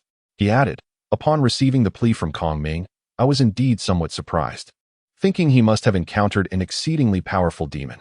Nianxue gasped, a demon indeed? Yi Dong and his companions were indeed unfamiliar with these matters, prompting them to inquire in unison, demons? The others nodded vigorously, and Chen Yao elaborated. Monsters possess powers far superior to those of malevolent spirits, for they are transformations of living beings from the mortal realm. These beings can take human form or become spirits of evolved animals. It is worth noting that animal-derived monsters can be classified into two categories, benevolent and malevolent. The benevolent ones, having diligently cultivated their essence and disciplined their hearts, may attain immortality through fortuitous circumstances, a topic we shall set aside for now. Conversely, the malevolent monsters, being of the earthly domain, harbor young energy within them, allowing them to cultivate sinister arts and harness the life force of humans, the vitality of animals, and even the essence of spirits, thereby acquiring energy to rapidly enhance their powers. After centuries, or even millennia of cultivation, they become formidable monsters. Their malevolent practices are rooted in self-serving intentions, and with hearts tainted by wickedness, these monsters often exhibit cunning and treachery, capable of inflicting harm across the realms of yin and yang without remorse. Liang Lingji interjected. The serpent woman eliminated by our master that day was also a monster, correct? Chen Yao affirmed. Indeed, she was a monster, having transformed from a snake and subsequently refined into a more potent entity. Monsters born from animals cannot roam the human realm unchecked, which was the justification for my actions against her. Nianxue lamented, that vile serpent was so formidable, we nearly perished at her hands. Chen Yao chuckled. Having cultivated for at least 8 centuries, it is quite commendable that you could withstand 3 of her attacks. Xiao Bao inquired. If what master says is true, then are not demons incredibly powerful? After sipping his tea, Chen Yao responded. Human demons lead those astray. Those who have not comprehended the 7 sufferings are plagued by inner demons. All malevolent thoughts of the human heart can be manipulated by these demons. Consider for a moment. A being capable of wielding their own inner demons to control the external forces of malevolence. How formidable would their power be? Yidong exclaimed in astonishment. Is there truly such a person? Could it be that their inner demons have swelled to an unimaginable extent? Chen Yao nodded in affirmation and replied, Indeed, this individual, a sorcerer of profound and inscrutable powers, is none other than a malevolent fiend wreaking havoc upon the world. Yidong murmured, upon careful reflection. It truly sends shivers down one's spine. Chen Yao added, the demons are indeed the sovereigns of the underworld, their powers unfathomable. Yang Lingji inquired. Then what of the divine beings? Chen Yao sighed. The divine beings are but fallen celestial beings who have succumbed to the path of darkness. The group could not help but express their astonishment, and Chen Yao continued, that day, I received a call for help from Kong Ming, and I hastened to his aid. He had encountered peril while attempting to subdue the night demon, becoming trapped in the depths of the mountains. With immense effort, I finally rescued him, and together we managed to subdue the night demon. The exchange among the disciples flowed seamlessly, and time passed swiftly. Chapter 22. The tale of suffering commenced. Nianxue, brandishing a whip, circled the 4, commanding, You shall carry nothing but water. Little Bao, intrigued, asked, Nianxue, where are you taking us? Can you give us a hint? Nianxue winked at Little Bao, pausing for 2 seconds before mischievously declaring, No, I cannot. Yidong, intrigued, inquired, What wish? Chun shot him a glare and retorted, If I told you, could it still be called a wish? Liang Lingji chuckled mischievously, darting into Chun's room to unearth his farewell letter. Upon opening it, she was infuriated to find a single line inscribed, Brothers, come down and accompany me, and be sure to bring Nianxue. Upon hearing this, Nianxue was both amused and exasperated, exclaiming, You're something else, Chun. Just wait until I get my hands on you. Meanwhile, the 4 in the vehicle remained oblivious, as the windows were tightly curtained. The road grew increasingly bumpy, and the chirping of crickets intensified on either side. Xiao Bao whispered, I hope this Nianxue isn't as glitch as a movie plot, dragging us to some desolate graveyard. Yidong shook his head reassuringly, saying no. There are hardly any old graveyards left these days. Most of them have transformed into memorial parks, haven't they? Yang Lingji inquired, How do we deal with her? She possesses a courage that surpasses our combined strength, and besides, in a confrontation, we wouldn't stand a chance against her. Xiaobao chuckled mischievously. I have a plan. Nian Shui, being a practitioner of the Tao, is never afraid of ghosts. However, she is still a woman and will undoubtedly be frightened by insects. Liang Lingji bowed his head in silence, hesitating. Is it really necessary to resort to that? Aye. Xiaobao shot him a glare. Enough of that. Are you feeling sympathetic now? Look at us. Our bodies are covered in scars from whips. We could easily pass for zebras. Yidong observed Liang Lingji trapped in a dilemma and, with a wry smile, remarked, perhaps it is best to let it go. After all, she is acting in our best interest. If she were to report us to the master, it would lead to complications. Yidong winked at Liang Lingji, and only then did he let out a sigh of relief. Bang! The car door swung open. Get out. A gust of chilly mountain wind swept through, sending shivers down the spines of the four. Yidong felt a sudden jolt of alarm, lamenting inwardly. How could I have been so foolish? Why did I just defend her? The moon shone brightly, illuminating the scene. Nian Shui, huddled with the others, mischievously began to sing the theme song of Zombie Taoist, a tune that evoked an overwhelming sense of childhood terror in them. Listening to the haunting melody, they couldn't help but swallow hard. Liang Lingji asked, Nian Shui, what is going on? It's quite cold here. Should we get back in the car for a bit? It would be troublesome if we catch a cold. Nian Shui chuckled mischievously. No resting allowed. Didn't the master say you should toughen up your courage? This is the perfect place for that. Xiaobao, forcing a smile, interjected. Sister Nian Shui, are we really going to take it this far? Look at this desolate wilderness. There are hardly any handsome men in the world, and you want to waste four perfectly good ones. Aren't you afraid of divine retribution? Suppressing her inner delight, Nian Shui pretended not to hear, shaking her head and cracking the whip as she commanded, Xiaobao, to the west, Yidong, to the east, Dimwit, to the south, Dechun, to the north. Dechun shook his head repeatedly, backing away. Sister Nian Shui, let us not do this. Suddenly, Nian Shui rummaged through Dechun's pocket and pulled out a silver cross. She burst into laughter. Dechun, are you foolish? This is the east. A cross won't be of any use here. Dechun, looking miserable, replied. I wanted to bring a peachwood sword, but it was too large to hide. Just as Nian Shui was directing the four to their respective positions, a blood-curdling scream erupted from a distant grave. The five were taken aback and turned to look. They saw a ragged figure running out in a frenzy, shouting, There's a ghost! There's a ghost! Xiaobao, feeling a tightness in his chest, hid behind Nian Shui, exclaiming, Sister, that person said there's a ghost. Nian Shui elbowed him in the chest and scolded, When there is no trouble, it's always Nian Shui, but when there is a ghost, it's suddenly sister. When will you learn to be obedient, toughen up your courage, and master your skills? What are you afraid of from wandering souls and ghosts? Dechun immediately huddled behind Nian Shui as well, forcing a smile. We just haven't trained enough yet. You have to protect us, dear sister. Yidong could not help but chuckle, saying, Although I too harbor a fear of ghosts, with Nian Shui by our side, there is no need for such alarm. Is there, senior sister? Nian Shui shook her head. Seize this opportunity. The four of you should investigate what has transpired. Yang Lingji appeared somewhat troubled. But we have only just embarked on this path. Do we truly dare to confront a ghost so soon? Nian Shui reproached. Are you disobeying orders? If you do not act promptly, that person may be in peril. Here, take the talisman. Yidong gritted his teeth and shouted. Are we four youngsters truly afraid of just one ghost? Let us go. Yidong took the talisman from Nian Shui's hands and led the charge forward.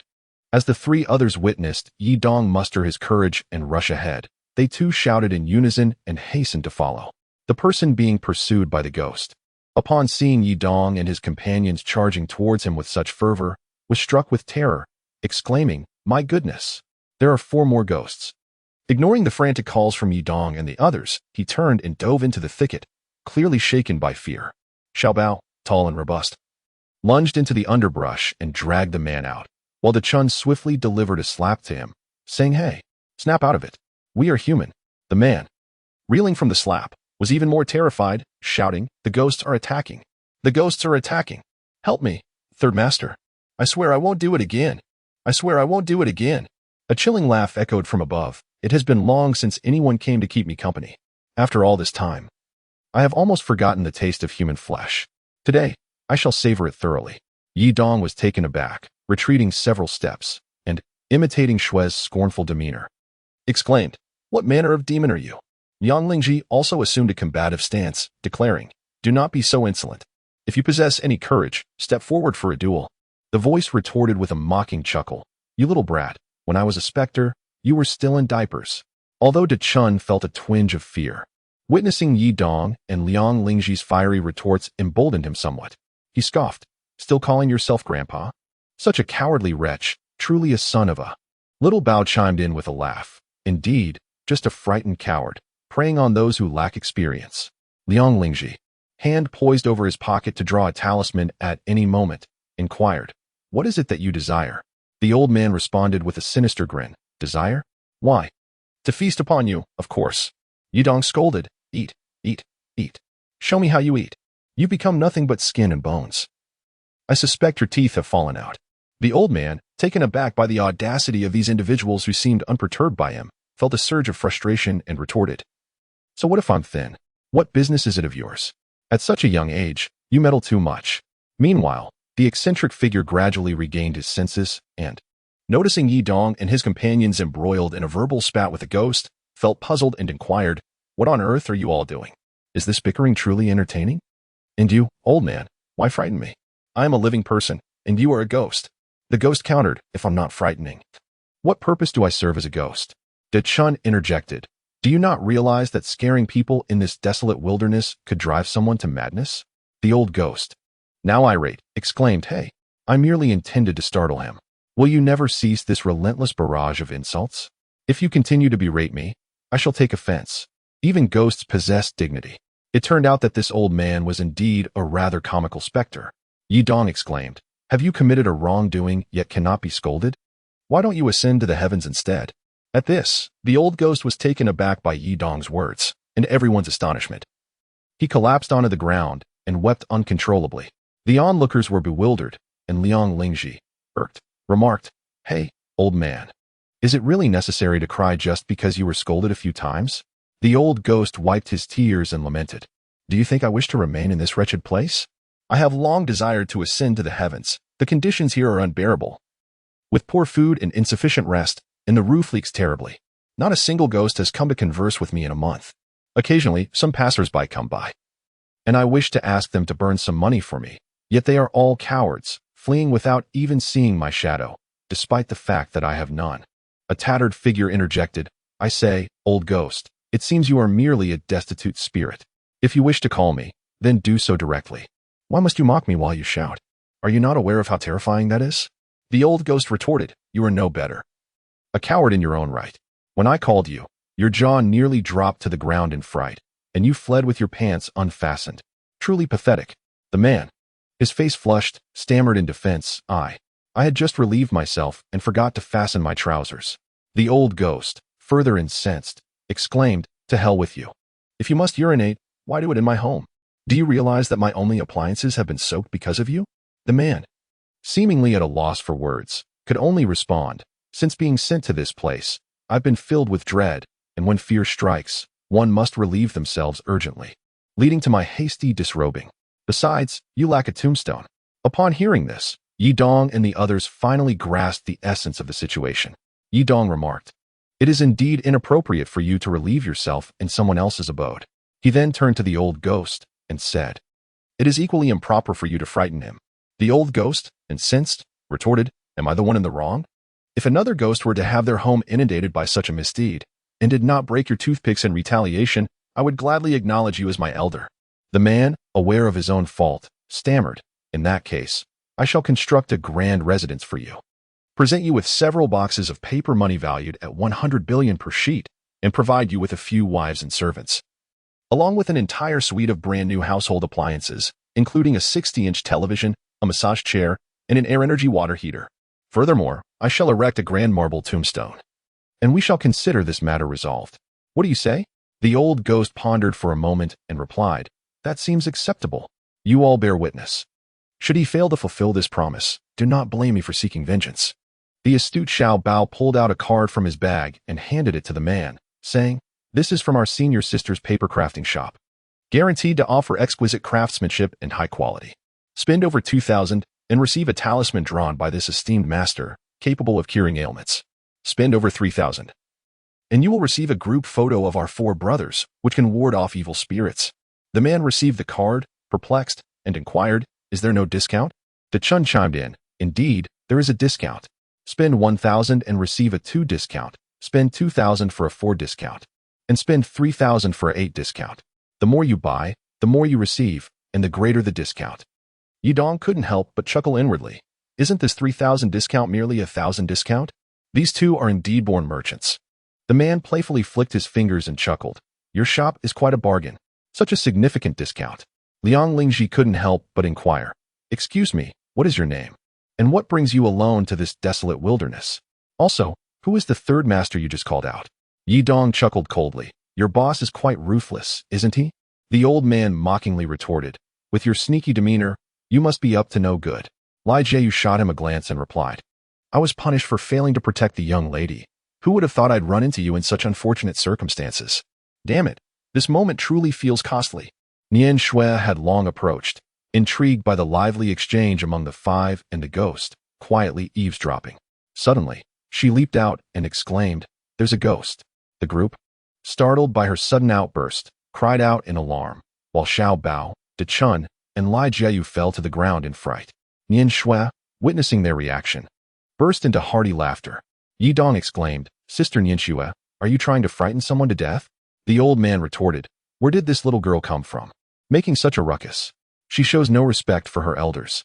With her hands on her hips, Nian Shui scolded, oh, you old man. What brings you to the mortal realm at this hour? Are you eager to sample the taste of my talisman? The old man took a couple of steps back and waved his hands, saying, let us speak calmly. There's no need for violence. He awkwardly chuckled, got it. Then he turned to Li Jiu, admonishing, young man, remember your promise from tonight, or I will truly come looking for you. Li Jiu could only smile wryly and nod. All right, old man, I'll copy the inscription from your dilapidated tombstone and make you a new one tomorrow. For tonight, just bear with it and get some rest.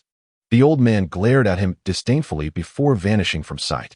Li Jiu, grinning, addressed the others, gentlemen, and this lovely lady, as the saying goes. A friend in need is a friend indeed. Would you be so kind as to give me a ride out of the city? I must assist at your paper shop tomorrow. Nian Shui shot him a glance. Remember, you said it yourself. We're not forcing you into anything. If you fail to show up at our shop tomorrow, not only will the old man come looking for you, but the 5 of us will also settle the score. Li Jiu nodded fervently. Of course, of course. This place is too eerie. Once we're out, everything will be negotiable. Nian Shui handed the car keys to Liang Lingji. You drive, I'll sit in the front. As they were about to get into the car, several police cars suddenly appeared on the mountain road. Yidong squinted and exclaimed, Officer Li's car.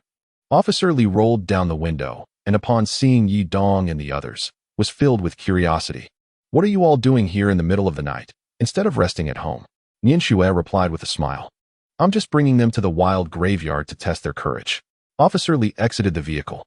And along with him came not only Xiao Yang and Xiao Wang but also a remarkably attractive female officer. Yidong gazed in astonishment, incredulously exclaiming, Yai. Chapter 23. Judging a person by appearance, everyone was taken aback by Yidong's unusual reaction, exchanging bewildered glances before asking, Yidong, what did you just say? Yidong stood frozen in place. An officer Li patted him on the shoulder. Yidong? You needn't be so surprised to see our police flower. Xiao Bao grinned. So that's the police flower. No wonder she is so beautiful. The officer, resembling Yai, smiled and introduced herself. Hello, I'm Wang Huiyan. And Officer Li is my mentor. She extended her hand towards the still-dazed Yidong. I look forward to your guidance. Nian Shui gently nudged the entranced Yidong from behind. Get it together. Don't embarrass yourself. Their fiery gazes met for a fleeting moment, stirring an indescribable whirlwind of emotions within him. Ahem. Wang Huiyan cleared her throat softly.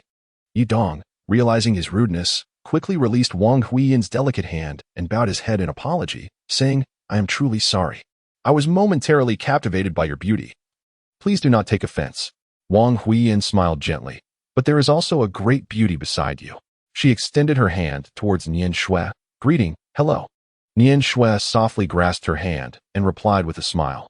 Officer Wang, you truly embody your name. Your words resonate deeply with me. Liang Lingji pondered. Then does that mean I, Liang Lingji, do not live up to my name? He proactively extended his hand to Wang Huiyan, introducing himself. Greetings, I am Liang Lingji. with Xi signifying wisdom. Wang Huiyan mused, what a peculiar person, why emphasize his name so? At that moment, De Chun coldly interjected, Xi signifies foolishness in this case. His nickname is Fool, indeed fitting. Liang Lingji shot him a glare, retorting, you know, speaking like that could easily provoke a confrontation. Yi Dong and his companions were momentarily taken aback, hastily gesturing with their hands. Since it is a matter of confidentiality, we shall refrain from further inquiries. Our apologies, Officer Li. To their surprise, Officer Li chuckled heartily. What are we to each other? We are partners who have faced life and death together. Moreover, I intend to invite you as consultants on this case. Upon hearing Officer Li's words, Wang Huiyan naturally ceased her objections. However, Nian Shui felt a twinge of disappointment. It seemed that this special training session would be postponed yet again. She quietly inquired, Officer Li, what exactly is this case that shrouds itself in such mystery? Xiao Bao tentatively asked, could it possibly be another murder case? Officer Li shook his head and pointed towards the individual behind them. Who is that person? Jiayu. With an awkward smile, replied, hello, officer. I got lost here, and Yu Dong and the others rescued me. Officer Li's keen instincts ignited. And after exchanging a knowing glance with Wang Huiyan, she immediately darted towards Jiayu, delivering a swift punch aimed directly at his face. Jiayu, startled, raised his hands to defend, executing a technique known as Qi and Mountain, successfully countering Wang Huiyan's sudden attack. The onlookers gasped in disbelief. What are you all doing? Ignoring their bewilderment, Wang Huiyan unleashed an impressive 360-degree spinning kick directed at Jiayu's back. Jiayu sidestepped and, utilizing a defensive move from Hong Quan, managed to parry Wang Huiyan's kick, only to tumble backward 3 times, landing a good 5 meters away in a matter of seconds. Nian Shui furrowed her brows in concern. This timid Jiayu possesses such formidable skills? Yi Dong observed with astonishment. Wang Huiyan's martial prowess was indeed formidable, exuding an aura that pressed upon others. She truly lived up to being Officer Li's disciple. Don't move. Young Xiao Yang, standing behind Officer Li, suddenly drew his pistol, aiming it squarely at Jiayu, who was intently gazing at Wang Huiyan. If you dare to make a move, I'll shoot. The corners of Jiayu's mouth curled upward as he slowly raised his hands above his head. All right, I won't move. Under the intimidation of Xiao Yang's firearm, Jiayu's hands were swiftly restrained by Xiao Wang. It was evident that Jiayu before them was no ordinary person. Yi Dong was taken aback, realizing that this individual, Li Jiayu, had been feigning ignorance all along. His skills were indeed formidable. Just as he was about to inquire further, Officer Li interjected. Name? Li Jiayu. Age? 29. Occupation? Personal bodyguard. Protecting whom? Wan Zhengzheng. Who sent you? Wan Tianzi. Purpose of coming here? To find someone. Whom? I do not know. Officer Li raised an eyebrow. You do not know? Indeed, I do not. Exhaling a puff of smoke, Officer Li glanced at Xiao Wang, signaling him to search Li Jiayu. As Xiao Wang reached out to touch Li Jiayu, he was halted. Do not touch. I have concealed weapons on me. Upon hearing this, Xiao Wang cautiously stepped back, awaiting further instructions from Officer Li. Officer Li retrieved a bulletproof vest and a helmet from the police vehicle, swiftly donning them along with a pair of anti-stab gloves. Before approaching Li Jiayu, where are the concealed weapons? Wang Huiyan and Xiao Wang seemed accustomed to Officer Li's direct approach, offering no objections. Li Jiayu responded without hesitation, in the front of my shirt. When the third button is undone, a special anesthetic needle will shoot out. Without warning, Officer Li swiftly turned Li Jiayu's body and forcefully pulled at the sides of his shirt. A series of swift sounds echoed as over a dozen fine silver needles shot out, causing several leaves to fall to the ground.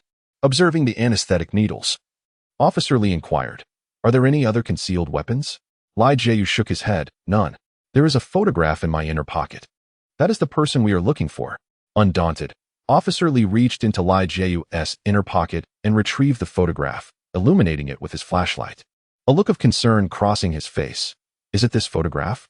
You are also searching for him. What information do you possess about him? Please cooperate fully with our investigation. Chapter 24. A tangled mystery. Li Jiayu seemed to anticipate Officer Li's next words. There are few leads. I only know this person is very dangerous, and we must locate him. Officer Li fastened Li Jiayu's shirt buttons and patted his clothing. Why do you say that? Li Jiayu smirked. Officer Li, let us speak frankly. Do you dare claim you are unaware that someone intends to kidnap our young lady? Ignoring Li Jiayu's query, Officer Li handed the photograph to Wang Huiyan, Another one has arrived. Wang Huiyin received the photograph, placing it into a briefcase, then asked, Master, please give your instructions. Seeing Yi Dong and the others bewildered and standing still, Officer Li sighed. Trust me, or you shall find no peace in your sleep starting tomorrow. Will you cooperate? Yi Dong and the others exchanged glances, quickly comprehending that Officer Li must be entangled in a highly troublesome case. Officer Li stood before the car, gazing into the impenetrable darkness of the deep mountains. After taking a deep breath, he settled into the police vehicle, which was en route to the brightly illuminated city. Yi Dong watched the silhouette of Wang Huiyin as she entered the police car, a myriad of emotions swirling within him. Once inside their own vehicle, the group began to speculate about the events that had just transpired. Liang Lingji, with a curious expression, mused, it must be some sort of hidden secret. By the way, could Wan Tianzi be that super-rich Wan Tianzi? Nian Shui replied, if it truly is him, there must be more to this situation, and it certainly involves significant stakes. Xiao Bao appeared somewhat apprehensive, remarking, I never expected that Li Jiayu would possess such remarkable skills, truly a master of martial arts. Yet, surely someone without talent couldn't possibly serve Wan Tianzi? De Chun nodded thoughtfully, but why would he disguise himself as a coward? His acting is so convincing. He could even portray a child wetting his pants with such realism. Xiao Bao speculated, the more authentic the performance, the more suspicious it seems. And that comical character, could he be in cahoots with Li Jiayu? Nian Shui pondered for a moment. They likely are allies. But how did they come to be here? Nevertheless, with Officer Li's capabilities, he should be able to extract valuable information from him. The group noticed that Yi Dong, who usually spoke the most, was now silent, merely sitting quietly as he stared vacantly at the police car ahead. Exchanging glances, Nian Shui gently nudged him. Yi Dong, are you all right? To be honest, at that moment, Yi Dong was indifferent to whether there was indeed a significant situation at hand. His thoughts were solely occupied by the striking resemblance of Wang Huiyin to Yi. When nudged by Nian Shui, he unexpectedly murmured his thoughts aloud. I never imagined Wang Huiyin would embody such grace. The others exchanged bewildered glances, unable to comprehend Yi Dong's words. Yi Dong smiled faintly and pulled out a photograph from his wallet, presenting it to her. Tell me, don't you think they resemble each other? Nian Shui took the photograph and, upon glancing at it, exclaimed, Wow, they look remarkably alike. Xiao Bao leaned in for a closer look and remarked in astonishment, No wonder you were so mesmerized when you met Wang Huiyin. De Chun chuckled, Yet, Wang Huiyin merely shares a superficial resemblance to Yi. In this photograph, Yi exudes a gentle and ethereal charm, radiating an artistic essence, while Wang Huiyin, with her bold demeanor, agile legs, and formidable fighting skills, undeniably embodies the spirit of a strong woman. Liang Lingji, who was driving, could only catch a glimpse of the photograph in the rearview mirror. Yi Dong, he said, if you have anything on your mind, feel free to share. My brothers and I will certainly support you. Yi Dong sighed. To say that I have no thoughts would be disingenuous, after all. Yet, he holds a significant place in my heart. Nian Shui gently patted his shoulder and reassured him, Yi Dong, what has passed will not return. Life is fleeting. One must cherish the present. Xiao Bao, De Chun, and Liang Lingji exchanged furtive smiles before casting encouraging glances at Yi Dong, saying, Brother, let go of the past and embrace a new life. Yi Dong smiled with a sense of relief and said, Let us enjoy a restful night's sleep tonight. Outside the window, the shadows of the trees danced as the stars in the night sky appeared to shine even more brightly. The following day, everyone awoke in the warm embrace of the paper craft shop. As Yi Dong opened the door, he noticed several luxury cars parked outside, surrounded by 7 or 8 well-dressed, imposing men in sunglasses.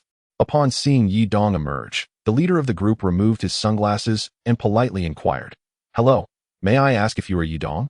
Yi Dong scrutinized the burly man before him and, with a hint of caution, inquired, What brings you here? The man smiled slightly and replied, Greetings, I am Zhou Zhixing. May I ask if Chen Yang, Liang Lingji, Mu Xiaobao, and Dachuan are present? Upon hearing the commotion outside, Nian Shui and the others emerged, asking, We are here. What is the matter? Zhou Zhixing, seeing them all gathered, felt a surge of joy. Our boss wishes to invite you for a gathering, perhaps a meal. However, he seems to have overlooked inquiring whether you are available. Nian Shui, noticing the group of well-dressed men attracting attention on the street, suggested, Let us converse inside. With so many of you standing at my doorstep, others might assume you are here to collect protection fees. Once they entered the house, Yidong pressed on. Who is your boss? Just as Zhou Zhixing reached into his suit pocket, Xiaobao shouted, Hey, what are you doing? Are you pulling out a gun? Zhou Zhixing's expression faltered, and he quickly reassured them, No, I'm merely retrieving my business card. Please do not be alarmed. Dachuan chimed in, with your suits and sunglasses. Pulling out a gun would seem rather fitting. Zhou Zhixing offered an awkward smile and produced an exquisite business card, handing it to Yidong. Yidong murmured, Wan Tianzi, the chairman of Wanma International. Liang Lingji appeared somewhat astonished. Wan Tianzi? How could someone of his stature, ranked among the national Forbes elite, possibly invite us to dinner? Yidong murmured, It is likely related to last night's events. Nian Shui muttered, That Lai family jade belongs to him. Wan Tianzi must already be aware of what transpired last night. Deliberately deflecting, Nian Shui added, We still have business to attend to this morning. I fear. Sensing Nian Shui's hesitation, Zhou Zhixing snapped his fingers, and one of his subordinates presented a leather suitcase to Nian Shui, saying, Miss Chun, the boss regrets any delay in your business dealings. This is a small token of his appreciation. Please accept it. Liang Lingji received the suitcase and opened it, revealing a dazzling array of cash. Xiaobao's eyes widened in awe. Your boss certainly knows how to spend lavishly. There must be at least 2 million here. De Chun leaned in to take a look and remarked, I estimate it to be no less than 5 million. Yidong murmured, Let's put it away for now. First, let me call Officer Li.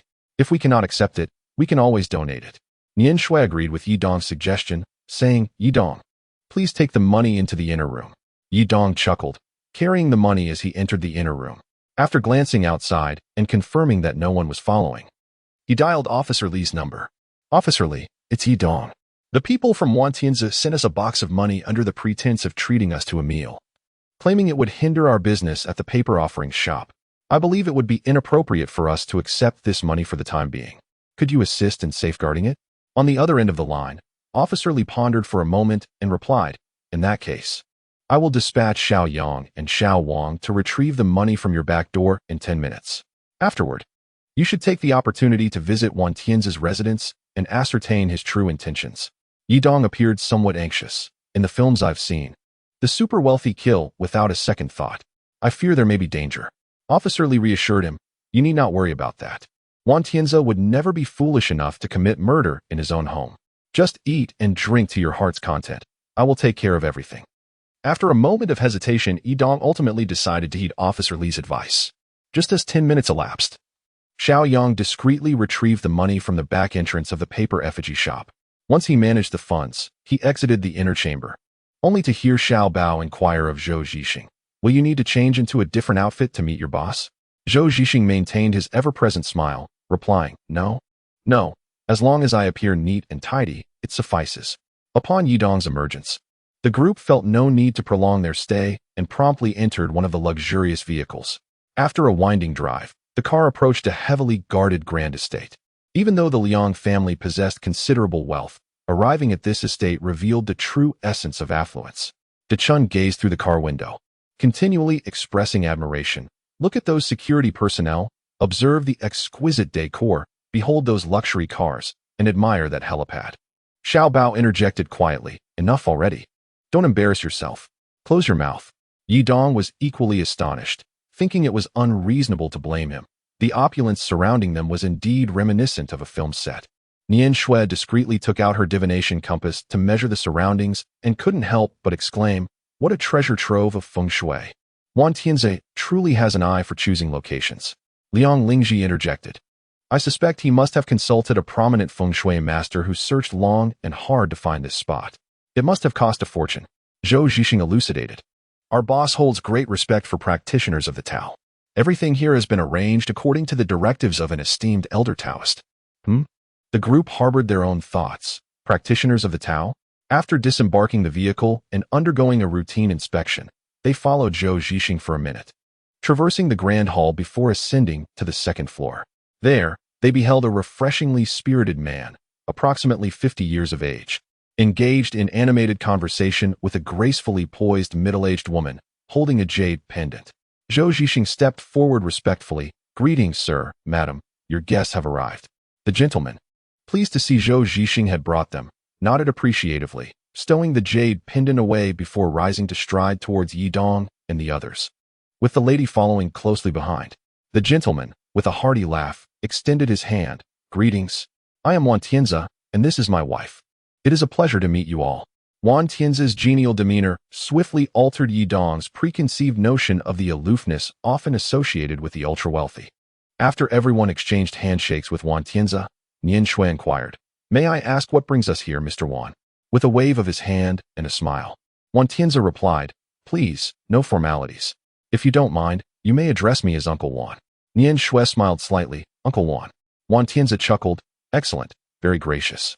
The reason I invited you here today is simply to share a meal together, as a token of my gratitude for your contributions to the significant 714 organ trafficking case." Nian Shui and the others were momentarily taken aback, directing their gaze towards Yi Dong, the spokesperson for the team. Yi Dong humbly remarked, "Our identities are a closely guarded secret of the police. Uncle Wan, how did you come to know?" Observing Wan Tianzi's silent smile, Madame Wan quickly interjected, "Everyone, please don't stand. Do take a seat." She then leaned towards a servant and whispered, "Why hasn't Zhezheng arrived yet? Please go," and urged her. Wan Tianzi extended his right hand, suggesting, "Shall we sit down and converse at our leisure?" In light of the warm hospitality extended by the Wan couple, Yi Dong and his companions felt too bashful to resist and promptly took their seats. A few beautiful maids swiftly prepared the utensils and poured fine wine for them. "Dear guests, please enjoy your meal." Yi Dong and his companions nodded with a smile at the servant, expressing their gratitude. Wan Tianzi raised his wine glass and proclaimed, Wan Tianzi, toast to you all, wishing you good health and prosperous careers." The group erupted in laughter, raising their glasses in a joyful exchange. "Father, where have you taken Li Jiayu?" A fair-skinned beauty with a hint of pink descended the staircase, casting an impatient glance at Wan Tianzi. Chapter 25. Wan Tianzi, upon hearing his daughter's disrespectful tone, felt a surge of delight rather than anger. "Zheng, I merely sent Jiayu to attend to some matters." Yi Dong and his companions were well aware that Wan Tianzi had sent Jiayu to the mountains in search of the person depicted in the photograph. Zheng rolled her eyes and remarked, "You should have informed me beforehand. I still need him to accompany me to the orphanage today." Madame Wan pursed her lips and gestured. "Zheng, we have guests. Shouldn't you extend a greeting?" The expressions of the surrounding servants immediately shifted, as the usually amiable Madame Wan rarely displayed such a serious demeanor. Though Zheng felt displeased, she could only pout and reluctantly take a seat, respecting her mother's authority. She suppressed her rebellious demeanor and glanced at Nian Shui and the others, exclaiming, "Are you all the outstanding employees of this year? What fine appearances you have." Nian Shui shook her head, "Not at all. We were merely invited by Uncle Wan for a meal." Zheng looked at Nian Shui with curiosity. "That is quite strange. We seldom have friends from our daily lives visiting our home." Yi Dong responded, "Then I must express my gratitude for your hospitality." Wan Tianzi whispered to Zheng, "These few individuals have made remarkable contributions to the 714 case, so be a bit more courteous." Zheng's eyes sparkled with curiosity as he asked softly, "Is the case particularly astonishing in its details?" Wan Tianzi cleared his throat twice. "Zheng, are you seeking inspiration for your novel?" Zheng pouted, I am not." Madame Wan chuckled, "Our Zheng is a budding writer who has a penchant for crafting supernatural tales. Please do offer him your guidance." Yi Dong pondered to himself, "Surely, your invitation for us extends beyond merely seeking our guidance for your daughter, does it not?" He forced a smile and remarked, "It is quite natural for young people to be fond of supernatural tales." Zheng, with a look of delight, set down his chopsticks and exclaimed, "Really? You all enjoy them too?" The others nodded and smiled, offering no denial. Yi Dong inquired, "Indeed, what is the title of your work?" Zheng appeared intrigued and cheerfully replied, "I have a column entitled Urban Night Anxieties. Have you had the opportunity to read it?" Yi Dong found himself at a loss for words. So that chaotic work, Urban Night Frenzy, was penned by her? Moreover, it was a column? My goodness, I must admit, it is rather subpar. The others exchanged glances, all eyes on Yi Dong, as if silently communicating, "You brought up this topic, now you must address it." Zheng appeared quite delighted. "So you have indeed read it? This is my first encounter with a real reader. What do you think? Please share your thoughts." Yi Dong pondered to himself, "Your column garners merely 100 or so readers, and I only catch a glimpse of it occasionally." He chuckled and suggested, "How about we continue our conversation after we finish our meal? It seems they cannot join in on our discussion, and I feel rather awkward." Zheng moved a stool beside Yi Dong and grinned. "Indeed, I'll sit next to you. Let us dine and converse simultaneously. Yidong was at a loss for words, while Wan Tianzi across from him appeared somewhat embarrassed. My daughter truly lacks manners. I apologize for the laughter she has caused. Yidong chuckled. Of course, I wouldn't mind. We are all of the same age, and nowadays, friendships are formed quite directly. This dish is quite delectable. What is its name? He skillfully shifted the conversation, dissipating the couple's embarrassment in an instant. Upon hearing Yidong praise the dish, Zheng promptly placed a generous portion onto his plate, asking, "Do you enjoy this? Is it enough? If not, I can have the kitchen prepare more." Liang Lingji and the others appeared somewhat astonished. The young lady Wan Jin was remarkably approachable. As the delightful luncheon came to a close, Zheng grasped Yidong's arm and inquired, "Now that we are satiated, may I solicit your opinions?" Xiao Bao, casting a sidelong glance, remarked, "Why is it that such a beauty shows no interest in me?" They leaned in attentively, eager to hear Yidong's response. "Your piece, Ghosts in the Back Alley, is exceptionally well written, yet it lacks genuine emotion and the necessary logic. Consider this.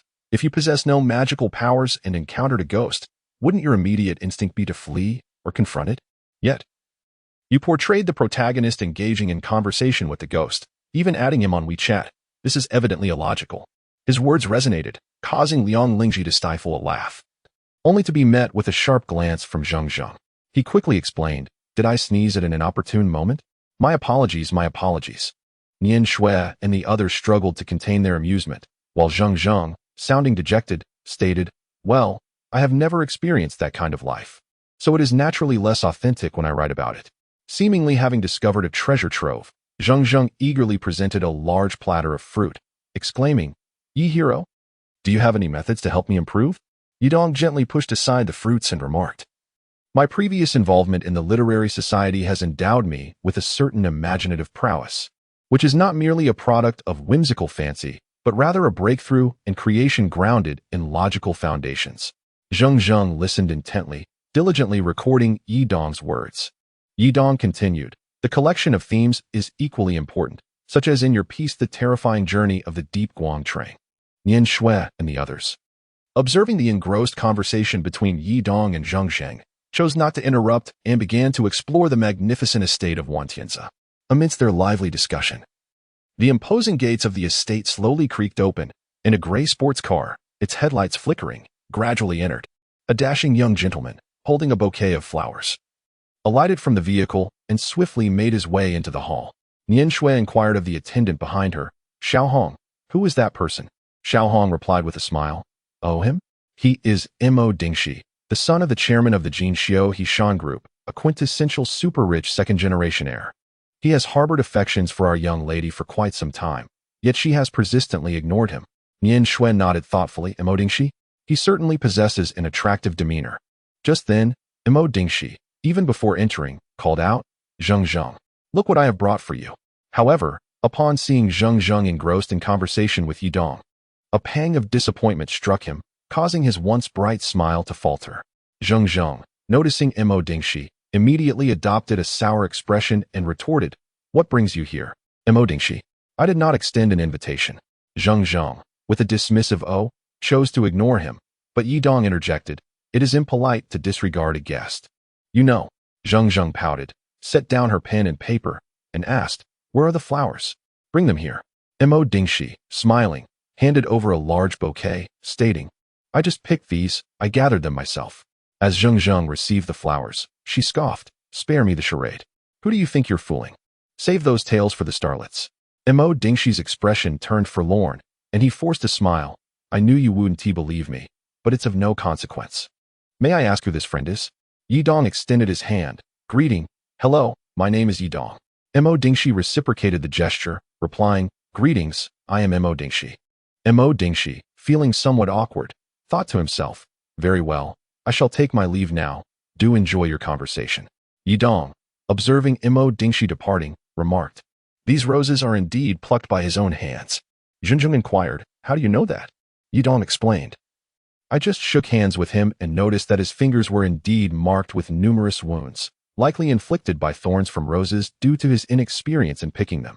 Zheng, cradling a rose, sighed, "I have told Xiao Dingxi countless times that I do not harbor any affection for him, yet he remains undeterred, visiting me nearly every day. As Yi Dong prepared to leave, Zheng appeared somewhat disheartened, pouting and saying, "I thought we shared a wonderful connection, and I wanted to take you to the orphanage to meet the children there." Yi Dong was momentarily taken aback. He had to admit that this headstrong princess possessed quite a compassionate heart.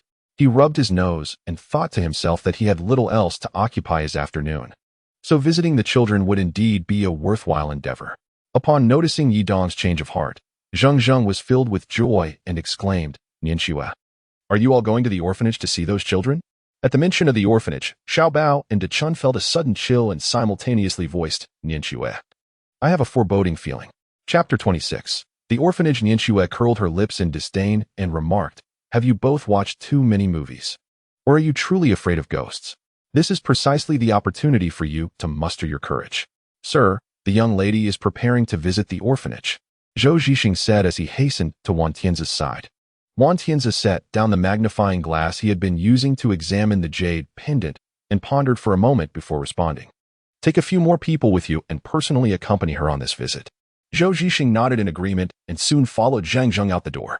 Yi Dong learned from her that the Star Orphanage in the suburbs has a rich history, with the Wanma Binting Group consistently providing financial support to assist these homeless children, dedicated to empowering them to become self-sufficient. With a clang, the car door swung open, and Zheng eagerly leaped out. The air in the suburbs is simply delightful. Upon seeing a circle of bodyguards clad in black surrounding her, she couldn't help but smile wryly. "Brother Zhou Zhixing, is it really necessary to bring so many people?" After Yi Dong and the others alighted from the vehicle, they took deep breaths of the fresh air. Not only was the air delightful, but the scenery was also breathtaking. The children inside, upon seeing Zheng, rushed out, exclaiming, "Sister Zheng, Sister Zheng, we have missed you so much. Zheng, you have brought so many friends with you this time." A staff member, appearing to be around 50 years of age, emerged to greet everyone. Yi Dong observed that after Zheng arrived, she appeared much more cheerful and endearing. As Zheng assisted in distributing gifts, she inquired of a staff member, "Aunt Zhen, where's Miao Miao?" Hearing this, Xiaobao murmured softly, "See, there must be something amiss here." Dachuan nodded in agreement. "This is increasingly resembling a movie script. Let us hope it is not that kind of story." Naturally, Zheng could not hear their hushed whispers. With a slight frown, she asked, "Is she all right?" "The last time I visited, she seemed fine." Aunt Zhen responded with a wry smile. "That child has been rather peculiar lately. Before she could finish, a youthful voice called out from behind her, "Aunt Zhen, who are you calling peculiar?" Startled, she quickly waved her hands. No, I wasn't saying anything. Zheng's sister is here. Miao Miao, go and greet her." Miao Miao shot a glare at Aunt Zhen. "Did you not always tell us not to speak ill of others behind their backs?" Zheng waved at Miao Miao. "Little Miao Miao, come here and give Zheng's sister a hug." Upon hearing Zheng's call, Miao Miao's demeanor softened, and she approached with a smile. "Zheng's sister, I drew a picture for you the other day. Why did you only come now?" Zheng felt a surge of warmth and exclaimed, "You drew a picture for me? Show me." Miao Miao, still smiling, replied, "No more. You didn't come that day, so I tore it up and burned it." Aunt Zhen, feeling helpless, led a group of children into the room with Yi Dong and his companions. Liang Lingji quietly asked, "Nianxue, doesn't Miao Miao seem a bit odd?" Liang Lingji swallowed hard, frowning. "That little rascal. This place feels a bit uncanny." Instinctively, he pulled out the small compass given by Chen Yang to his disciples, setting it up with a semblance of seriousness. Nianxue immediately scolded, "What are you doing, you fool? You'll frighten the children. Put it away." Zheng then asked Miao Miao, "Where are you taking Zheng's sister?" "I brought you many fun things. Would you like to have a taste?" Miao Miao shook her head, saying, "Zheng's sister, those things are not fun. I have something truly entertaining for you. Wait here." She released Zheng's hand and joyfully dashed into her room, retrieving something before returning with a beaming smile. Zheng, filled with curiosity, asked, "What is this mysterious item? Is it for me?" Miao Miao shook her head and giggled. "Close your eyes first, then stretch out your hands." "All right, I will listen to you," Zheng chuckled. Closing her eyes and slowly extending her hands, ready to receive whatever delightful surprise Miao Miao had in store. With a grin, Miao Miao placed a box into her hands. Zheng, intrigued, asked, "You little oddball, what is inside?" Miao Miao pursed her lips and replied leisurely, "Open it, and you will find out." Zheng, filled with anticipation, gently opened the box, only to let out a startled gasp as its contents fell to the ground. Inside the box lay a dissected gecko, its limbs and head severed and scattered haphazardly across the floor. Zhou Zhixing, alarmed, instinctively shielded Zheng Zheng with his body, and within mere seconds, he was encircled by other bodyguards. Meanwhile, Yidong and his companions, who were engaged in playful games with the children, were drawn over by Zheng Zheng's exclamation. "Zheng, what's wrong?" Yidong inquired hastily. Zheng, trembling with fear, pointed at the dismembered remains of the gecko on the ground and asked, What is this?" Yidong was filled with confusion as he contemplated bending down to retrieve the box. Upon witnessing Yidong stoop, Zheng Zheng, intending to pick up the lizard's corpse, was suddenly overwhelmed by alarm. In a moment of panic, he forcefully pushed Yidong, causing him to fall to the ground. "Do not touch it," he exclaimed. Yidong exclaimed in surprise, Zheng, what is the matter? What should I not touch? This is merely a pen." He picked up the object from the ground and handed it to Zheng, saying, "Look closely, this is indeed a pen." Zheng inhaled sharply, her eyes widening as she scrutinized the item in Yidong's hand. It was unmistakably a pen. Engine approached. Observing the terror-stricken Zheng and the puzzled expression on Yidong's face, and inquired, "What happened?" She then turned to Miao Miao, who was smiling at Zheng, and asked, Miao, what gift did you give to Sister Zheng? Miao Miao trotted over, grasped Zheng's hand, and asked, "Sister Zheng, what is wrong? Don't you like it?" Zheng clutched the pin Miao Miao had given her tightly, gazing down at the innocent Miao Miao, and gasped, "I do like it. Sister Zheng truly loves it. Thank you." Miao Miao smiled shyly, replying, "No need to thank me. I bought it with my pocket money. I'm just glad you like it." Although Zheng felt a twinge of confusion, she found comfort in Miao Miao's gesture. She affectionately embraced Miao Miao, exclaiming, "You're so sweet, Miao Miao. Sister Zheng loves it so much." Miao Miao grinned widely, tightly wrapping her arms around Zheng's neck and playfully acting coy. In the distance, an elderly male voice called out, "Zheng, why did you not greet me upon your arrival?" Upon seeing Director Zhao approach, Miao Miao gradually retracted her smile, a cold indifference appearing in her eyes. She gently released Zheng's hand and walked towards the room alone. None of this escaped Nianshue's observant gaze. Chapter 27. Memories of the Orphanage. The director, wearing a pair of light-tinted glasses, appeared to be around 50 years old, tall and slender. He was dressed in simple gray attire, which accentuated his unadorned demeanor. Zheng introduced him to Yidong and the others, stating, "This is Director Zhuolong." Yidong and the others nodded in agreement. After introducing themselves, they were invited by Dean Zhua. "Thank you all for your hard work. Please come in and enjoy some tea." Yidong whispered in Liang Lingji's ear, "I am quite curious as to why the director wears a pair of light-hued glasses.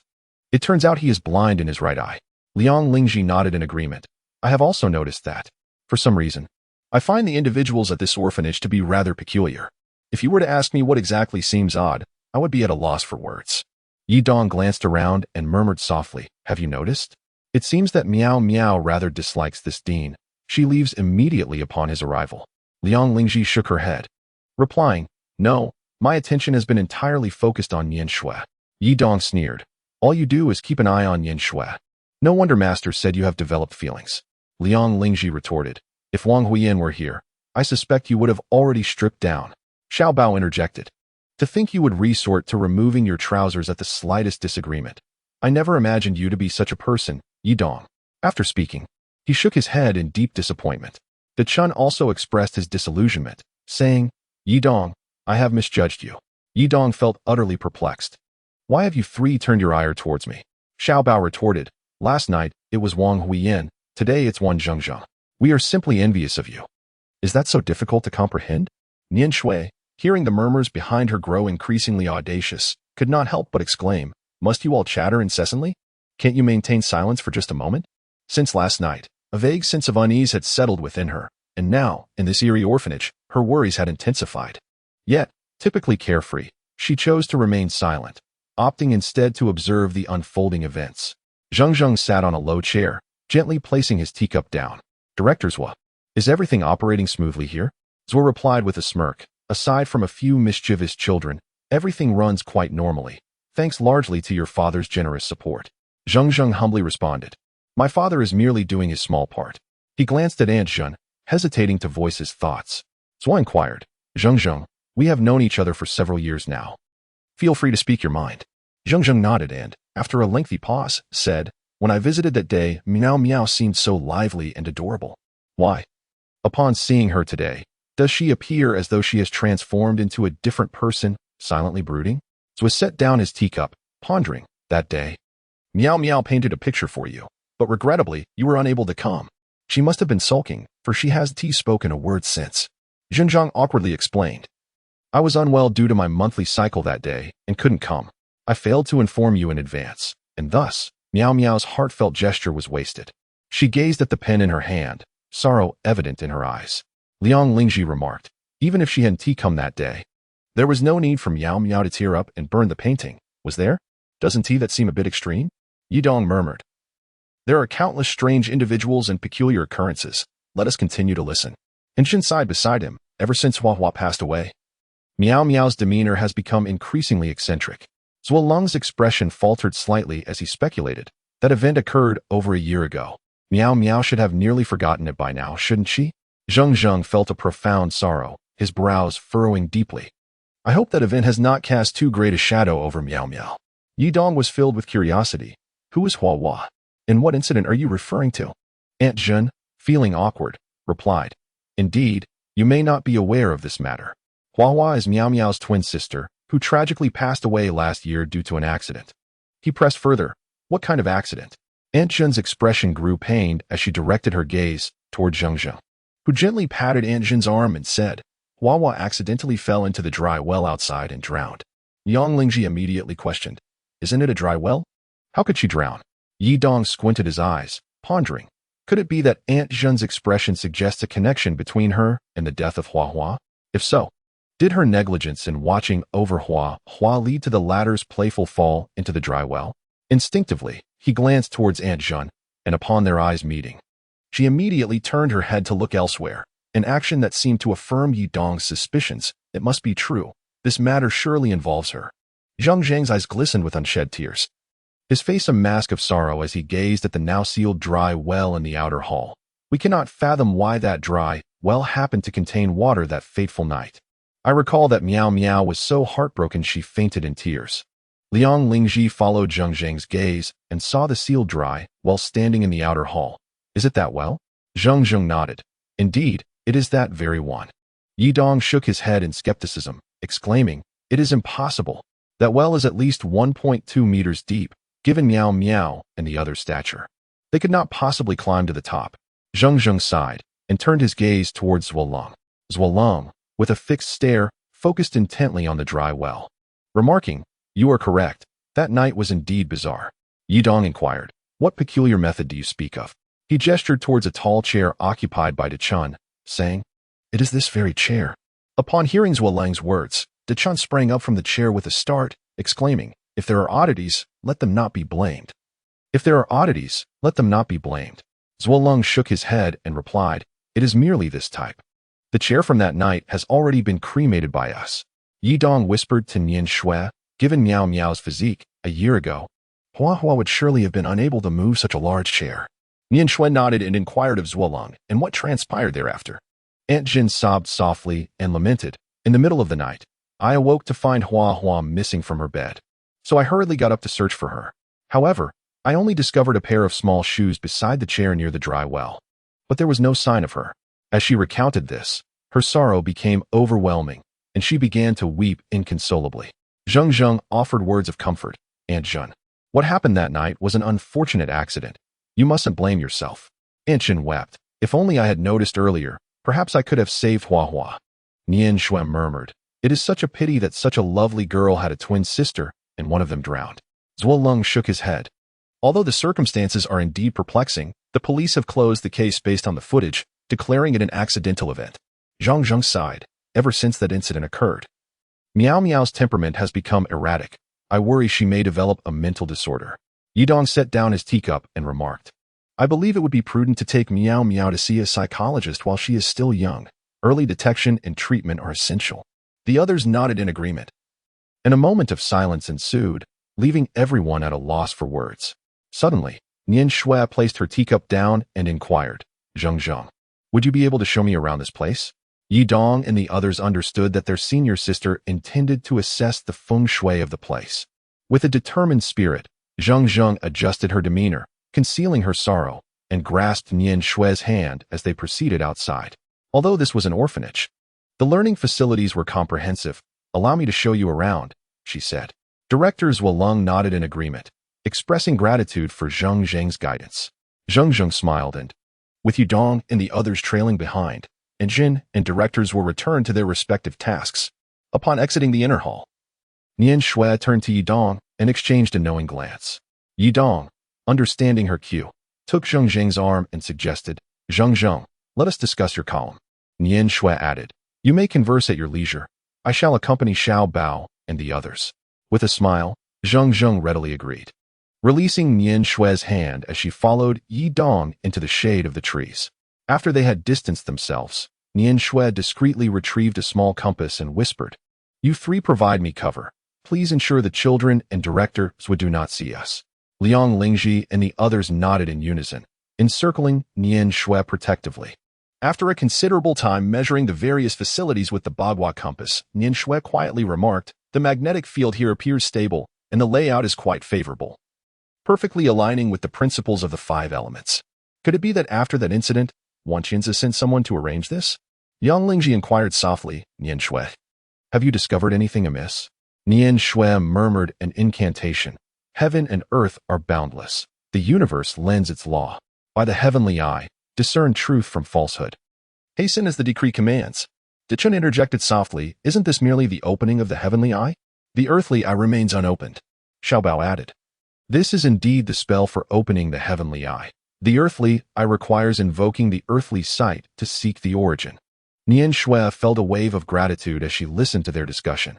Although Dichun and Xiaobao often appeared dim-witted, they were earnest in their studies and had retained her teachings. Indeed, at this moment, Nian Shui had only opened the heavenly eye, not the earthly one. She surveyed the entire orphanage with her heavenly sight, finding no anomalies. "How peculiar," she pondered. "Where does this strange feeling arise from? For the past 20 years, my instincts have rarely failed. This orphanage must harbor some secrets."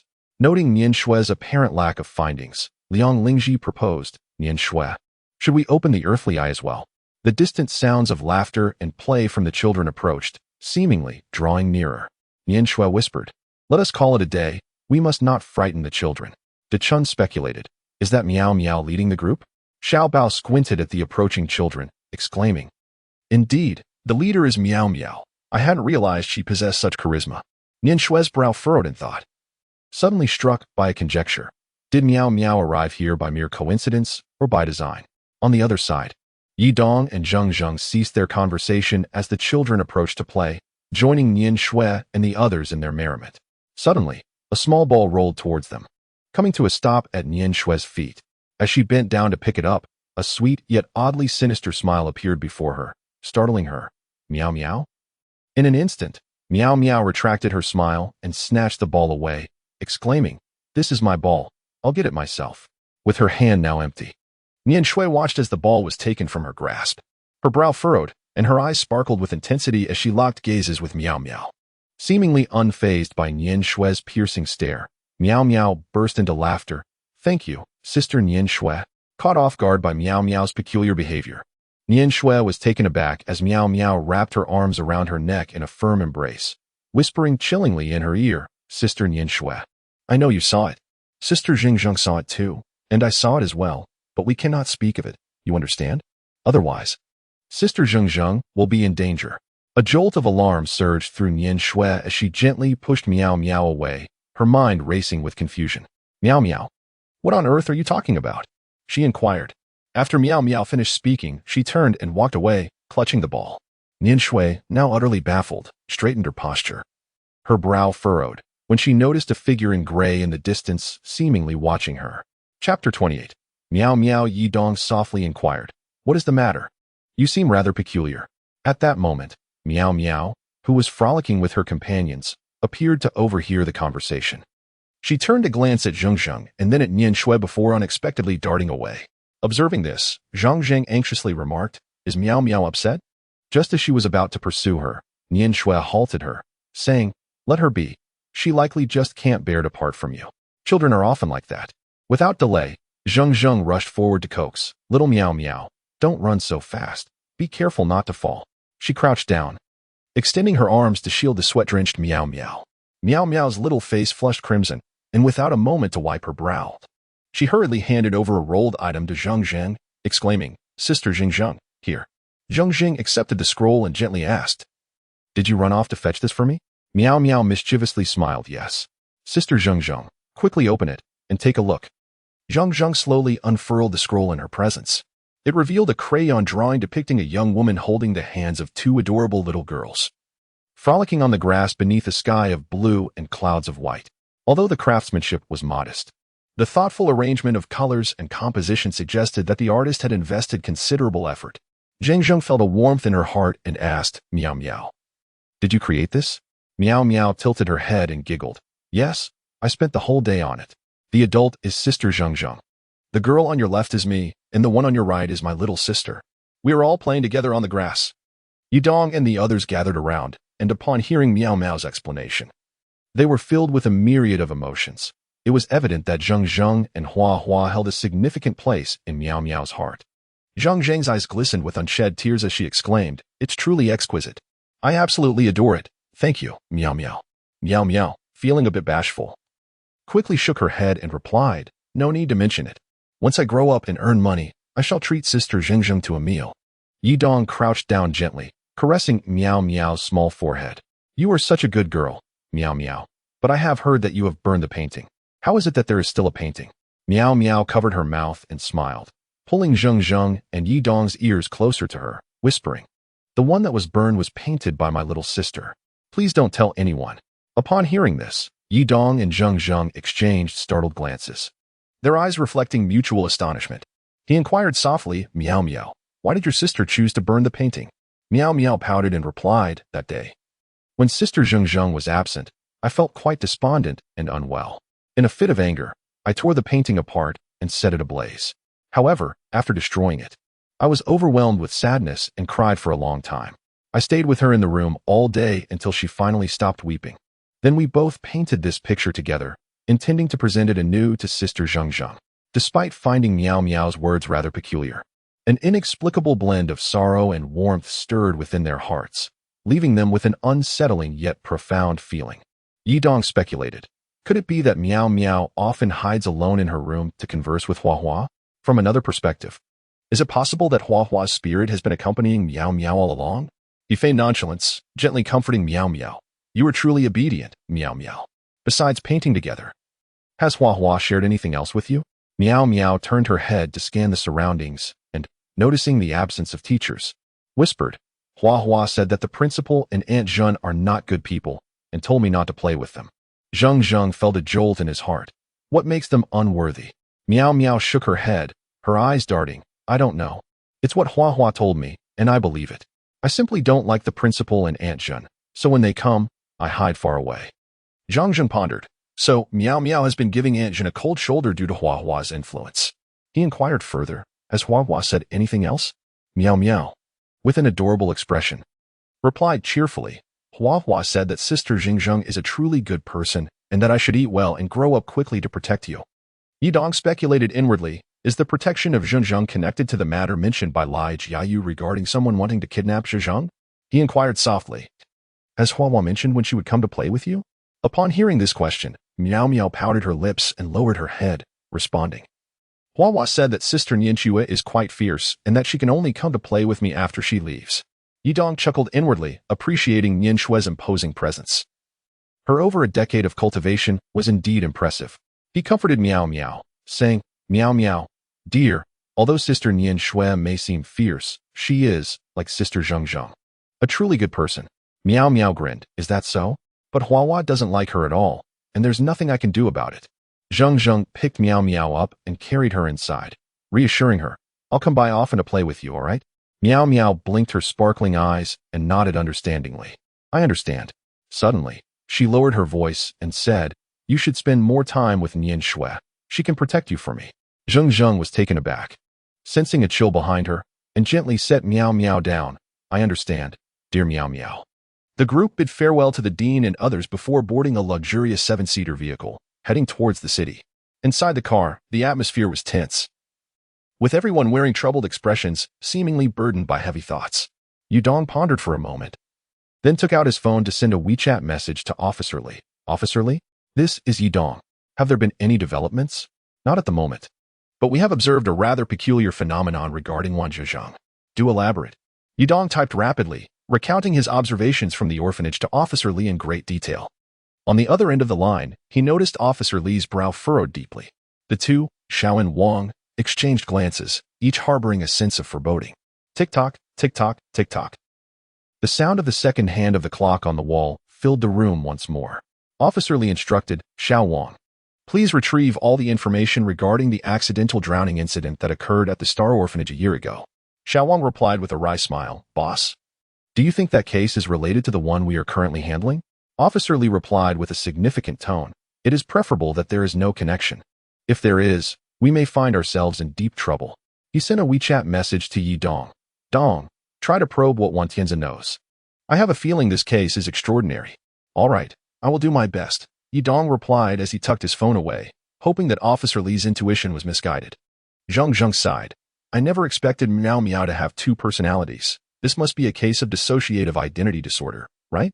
Yang Lingji and the others nearly burst into laughter, while Nian Shui quietly remarked, "If it were merely a mental illness, that would be somewhat reassuring. But if there are supernatural forces at play, we could be in serious trouble." Zhang, puzzled, replied, "Isn't Miao Miao's behavior indicative of classic dissociative identity disorder? It seems a stretch to suggest the involvement of ghosts." Nian Shui countered, "Do you really believe Miao Miao could move such a large chair with her petite frame?" Zhang appeared momentarily speechless, staring blankly at Yi Dong beside him. Yi Dong inquired, Zhang, "Do you not wish to uncover the truth of the matter?" Yi Dong gently patted Zhang's hand and inquired, Zhang, "Would it be convenient for us to meet your father this evening? I believe he might possess some valuable insights." Zhang hesitated for a moment. "Is there something amiss?" Nian Shui interjected, "We merely wish to confirm a few matters." Zhang nodded earnestly. "In that case, I shall take you to see him now. Zhou Zhixing, please escort us to the headquarters." As Zhou Zhixing drove, he chuckled. "If the master were to know that you sought him out personally, he would undoubtedly be overjoyed." Zhang appeared somewhat embarrassed and did not respond. Zhou Zhixing dialed Wan Tianzi's number. "Please inform the master that the young lady will arrive at the group headquarters in half an hour." De Chun was quite exhilarated. "You are taking us to Wanma International's headquarters. My goodness." Xiao Bao also beamed with excitement. "That is the tallest building in the entire province." The vehicle sped towards the bustling commercial center, and upon entering a grand avenue adorned with banners, they finally arrived at the impressively vast Wanma International headquarters. The appearance of the young lady naturally stirred a commotion, with some employees even taking out their phones to capture the moment. Ding! The elevator doors opened, revealing a row of towering bodyguards, seemingly awaiting their arrival. "Miss," a somewhat familiar voice resonated among the crowd. Yi Dong and the others were taken aback. "Li Jiayu?" Chapter 29, A Favor Bestowed. Zhang, upon seeing Li Jiayu, felt a surge of joy in his heart. "Jiayu, have you assisted my father in completing his task?" Li Jiayu nodded. "The master is waiting for you inside." Although Yi Dong and the others harbored some doubts, it would be more accurate to say that they were perplexed not by Li Jiayu's presence, but rather by Officer Li's seemingly effortless decision to release him. The two parties exchanged a glance, and remarkably, they chose not to inquire further, prompting Yi Dong to muse that the situation was becoming increasingly strange. As the grand door slowly opened, the expansive office of the chairman did not reveal the opulence that Yi Dong and his companions had anticipated. Instead, it exuded a natural simplicity in its decor. The unique arrangement of flora within the room quickly alleviated the tension among them, instilling a sense of calm and clarity. By the window, which offered a sweeping view of the entire commercial center, stood a tea table, and on the wall opposite it hung an impressive calligraphic artwork. A middle-aged male secretary emerged from the lounge, holding a stack of documents, and greeted them. "Is Zhang here? Please wait a moment. The chairman will be with you shortly." Zhang smiled in response. "All right, Uncle C." In less than a minute, Wan Tianzi, now dressed in casual attire, briskly entered, his face alight with joy as he inquired, "My princess, what brings you here today?" Yi Dong and the others greeted warmly, and Jinjin promptly got to the point. "Dad, our visit today is not merely a courtesy call. We have some matters for which we seek your assistance." Wan Tianzi, already aware of his daughter's impatience, replied, "I understand. Please speak. Whatever I, Wan Tianzi, can assist with, I shall gladly do." Jinjin glanced at the bodyguards and numerous assistants behind Wan Tianzi, struggling to articulate her thoughts. Noticing her hesitation, Wan Tianzi smiled gently, lifted his teacup, and lightly stirred the tea leaves with the lid. Except for the individuals known as Fourth Uncle and Li Jiu. Everyone else discreetly exited the room. Wan Tianzi raised an eyebrow and inquired, "What troubles you? Have you encountered a mishap?" After a moment of contemplation, he responded, "Indeed. There are some issues there." The others seemed to have anticipated this outcome, and Jinjin pressed on, "What exactly transpired?"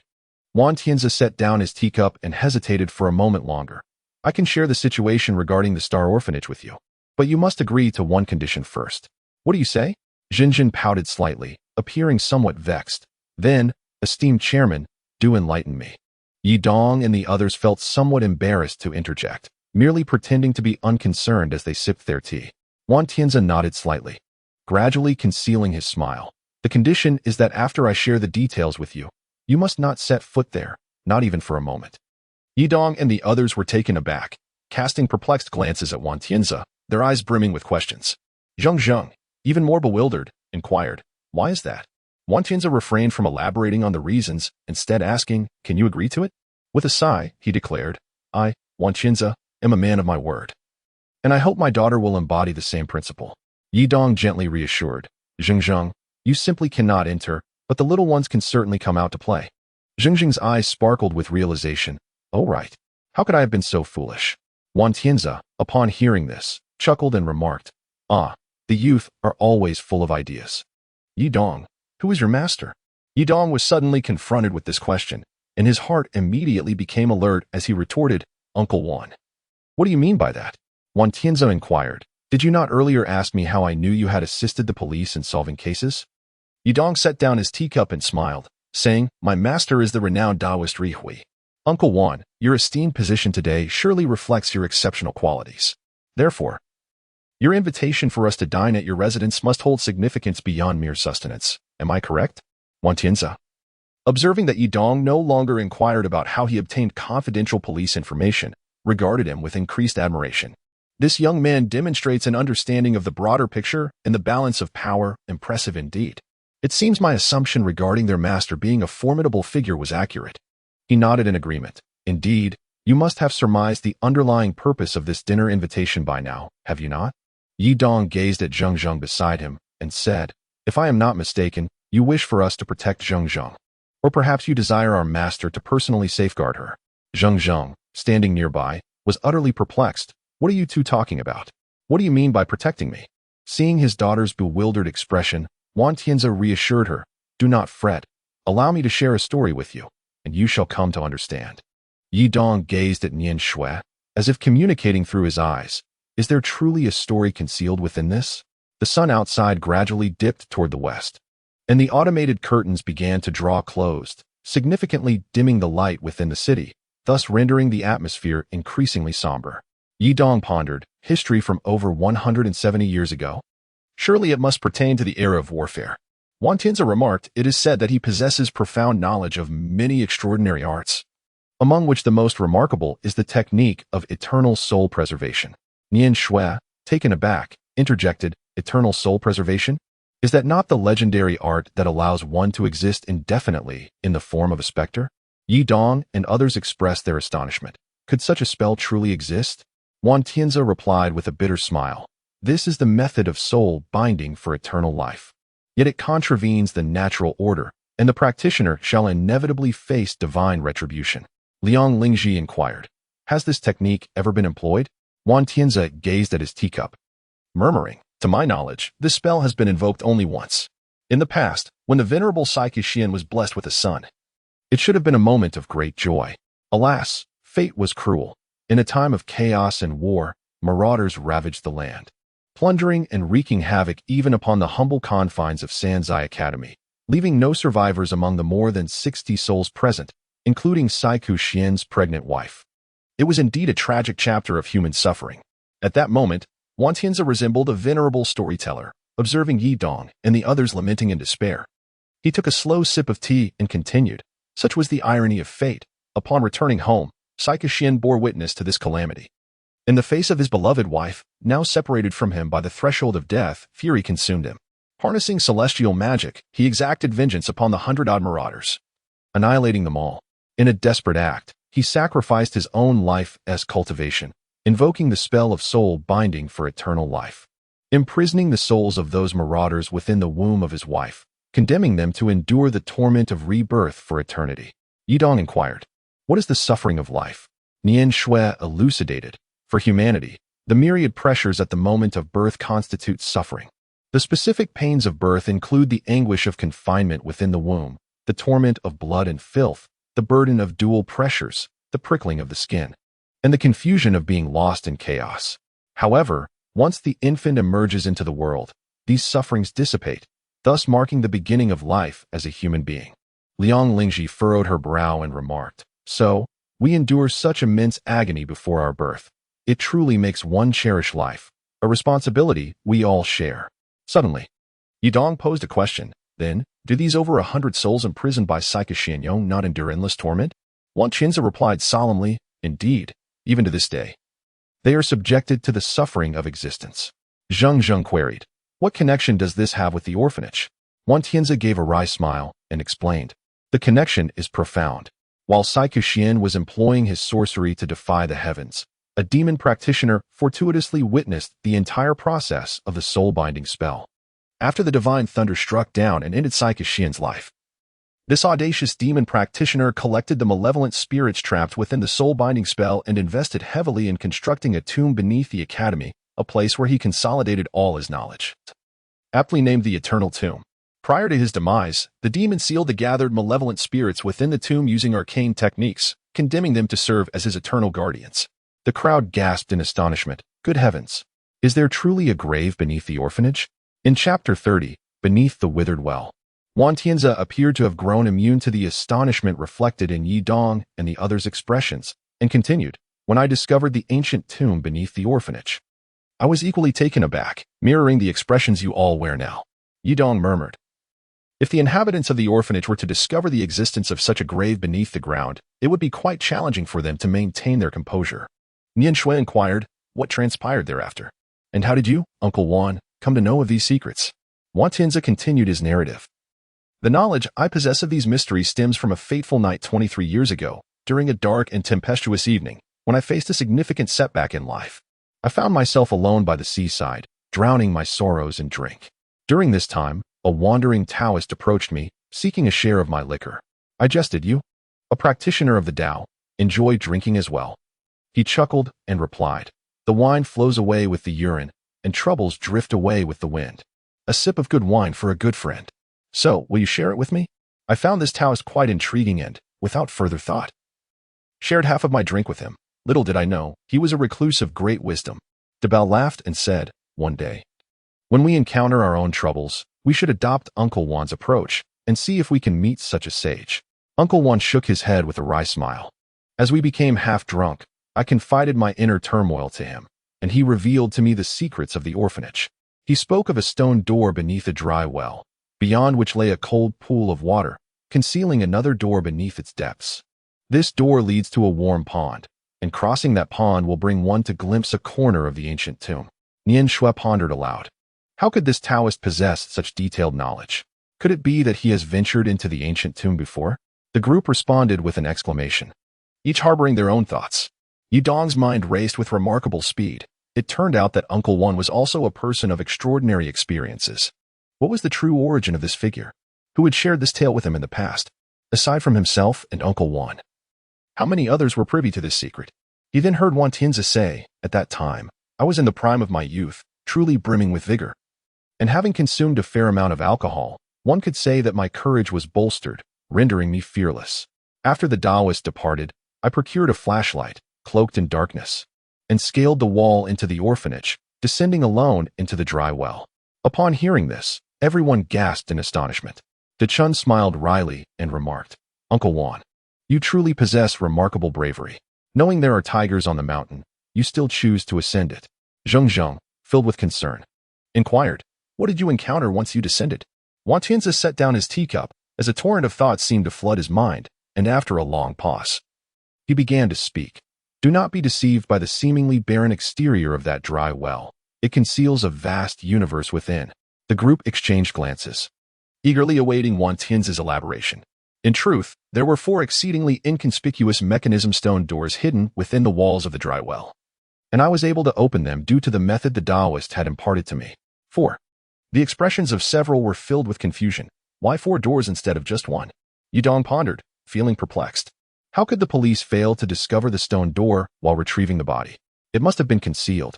However, as Uncle Wan spoke, he realized that even if they were aware of the stone door, opening it might not be a straightforward endeavor. He speculated, among the 4 doors, only one is correct, while the others are traps. Wan Tianzhen nodded in affirmation. Indeed, those 4 stone doors are quite enigmatic. If one were to force them open, it would undoubtedly trigger a mechanism with dire consequences. Liang Lingji smiled wryly. Whether the police's failure to find the stone door is a blessing or a curse remains uncertain. Wan Tianzhen produced a jade pendant, the very one he often played with at home. Once we locate the correct stone door, this pendant must be embedded into the mechanism to unlock it. Nian Shui took the pendant and examined it closely, exclaiming in astonishment, Uncle Wan, is this the Songhai from Songhai Yuming? Wan Tianzhen squinted. You are quite well informed, young lady. This is indeed the Songhai jade pendant. At the time, I was unaware of its value, only knowing it was a peculiar key given to me by a Taoist priest. Xiao Bao whispered, is this pendant very valuable?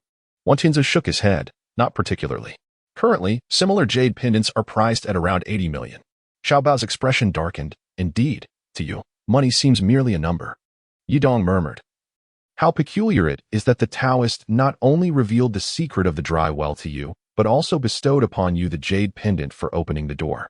I believe he deliberately instructed you to unlock the stone gate. Wan Tianzhen nodded in agreement. Indeed, that was my thought as well. Upon pushing open the stone door, I discovered a bronze bell affixed to the wall, inscribed with 8 characters. Once a copper coin enters, brilliance shall abound. Yidong's face was alight with astonishment. Do you possess any copper coins? Wan Tianzhen nodded with a smile. At that moment, I happened to have a piece coin that my mother had given me during my childhood. I placed it into the copper bell, and to my surprise, the previously pitch-black stone path began to glow with a faint green light. Well, the group could not help but exclaim, how extraordinary. Wan Tianzhen continued his narrative. Following the instructions of the Taoist priest, I proceeded along the designated path for approximately 30 meters. Nian Shui interjected with curiosity. A designated path? What about the corpses? The sight of the dried corpses, each in a different state of decay, littered both sides of the stone path, creating a truly unsettling atmosphere.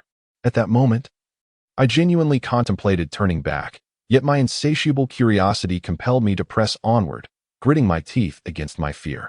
De Chun murmured, if they were to rise, wouldn't that transform us into a scene straight from the Tomb Robbers' Chronicles? Wan Tianzhen smiled faintly. Upon traversing the stone path, I discovered that, just as the Taoist had foretold, there lay a crystal-clear pool below. Beneath its surface, numerous luminescent algae illuminated the water, allowing me to discern the path even at the bottom. By the light of those ghostly glimmers, I noticed an inscription etched into the wall. Spirits, keep your distance. Depart swiftly. Yidong speculated inwardly. So there truly exists a water source beyond the desolate well's stone gate. Could the demise of Hua Hua be linked to this water? He inquired of Wan Tianzhen. What does do not approach this spirit, swiftly depart signify? In films, it is often living beings. Do not approach, is it not? Wan Tianzhen replied, allow me to explain. At that moment, I thought, since this place bears no distinction from what the sage described, what harm could there be in believing him a while longer? I steeled my resolve and plunged into the pool, only to discover, beneath the verdant algae, a hidden door. He paused, murmuring, to this day, I still remember the bone-chilling cold of that pool's water. The more they listened, the more incredulous they became. And Liang Lingji sighed. This is nothing short of a treasure-hunting adventure. Yidong inquired, the water pressure at the bottom of the pond must be quite formidable. Uncle Wan, what method did you employ to open that door? Wan Tianzhen gestured towards the jade pendant in Zhongjing's hand, saying, it was this jade pendant that proved to be immensely helpful. De Chun chuckled. This truly is a key to the passage. The equipment of VIP players is indeed remarkable. Nian Shui muttered under her breath, De Chun, stop your nonsense. Wan Tianzhen waved his hand with a smile. It's all right. It's all right. After I passed through the underwater door, I swam to the other side, where the water was exceptionally hot, so much so that it caused my skin to peel. I held my breath and swam, finally surfacing to discover a wondrous realm above the water. Yi Dong and his companions furrowed their brows, attentively listening to Wan Tianzi's narrative. Wan Tianzi appeared somewhat agitated as he recounted. Originally, there was a waterhole the size of a football field, with a large willow tree emanating a cold glow at its edge. The branches of the willow, shimmering with a verdant luminescence, swayed gently. The closer one approached the tree, the clearer one could hear eerie, mournful cries that sent shivers down the spine. It was utterly terrifying. A chilling wind, laced with moisture, swept through. And the feelings I experienced at that moment are something you can only fathom yourselves. Upon hearing this, De Chun instinctively clutched Xiao Bao's arm and exclaimed, "My goodness! That terrified me to death." The crowd's eyes widened as they continued to listen to Wan Tianzi. At this point, it was evident that the Taoist's words were far from mere fabrications. Gritting my teeth, I climbed ashore and cautiously made my way along the path, hoping to uncover some antiques to secure my fortune. You may find it hard to believe, but I remarkably found my way into a stone chamber filled with numerous paintings and calligraphy. Yi Dong speculated, could it be that Uncle Wan possesses a jade pendant?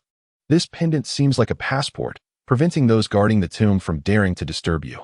The crowd exchanged bewildered glances, all turning their attention to Wan Tianzi, inquiring, "What is happening?" To their astonishment, 3 seemingly deranged individuals emerged from the depths of the stone chamber. Chapter 31. The Cycle of Cause and Effect. What? The crowd found the situation utterly incomprehensible. Yang Lingji questioned, how can there be people down there? And 3 of them at that. Wan Chen's mind raced with thoughts. The 3 appeared to be around 70 years of age, with disheveled hair and tattered clothing. At that moment, my mind went blank, and my instinct was to flee, to run desperately. However, I had barely gotten far before they intercepted me. In that instant, I genuinely believed my demise was imminent. Zheng felt a cold sweat forming in his palms, his breath quickening. What happened next? Wan Tianzi smiled faintly, his face reflecting relief.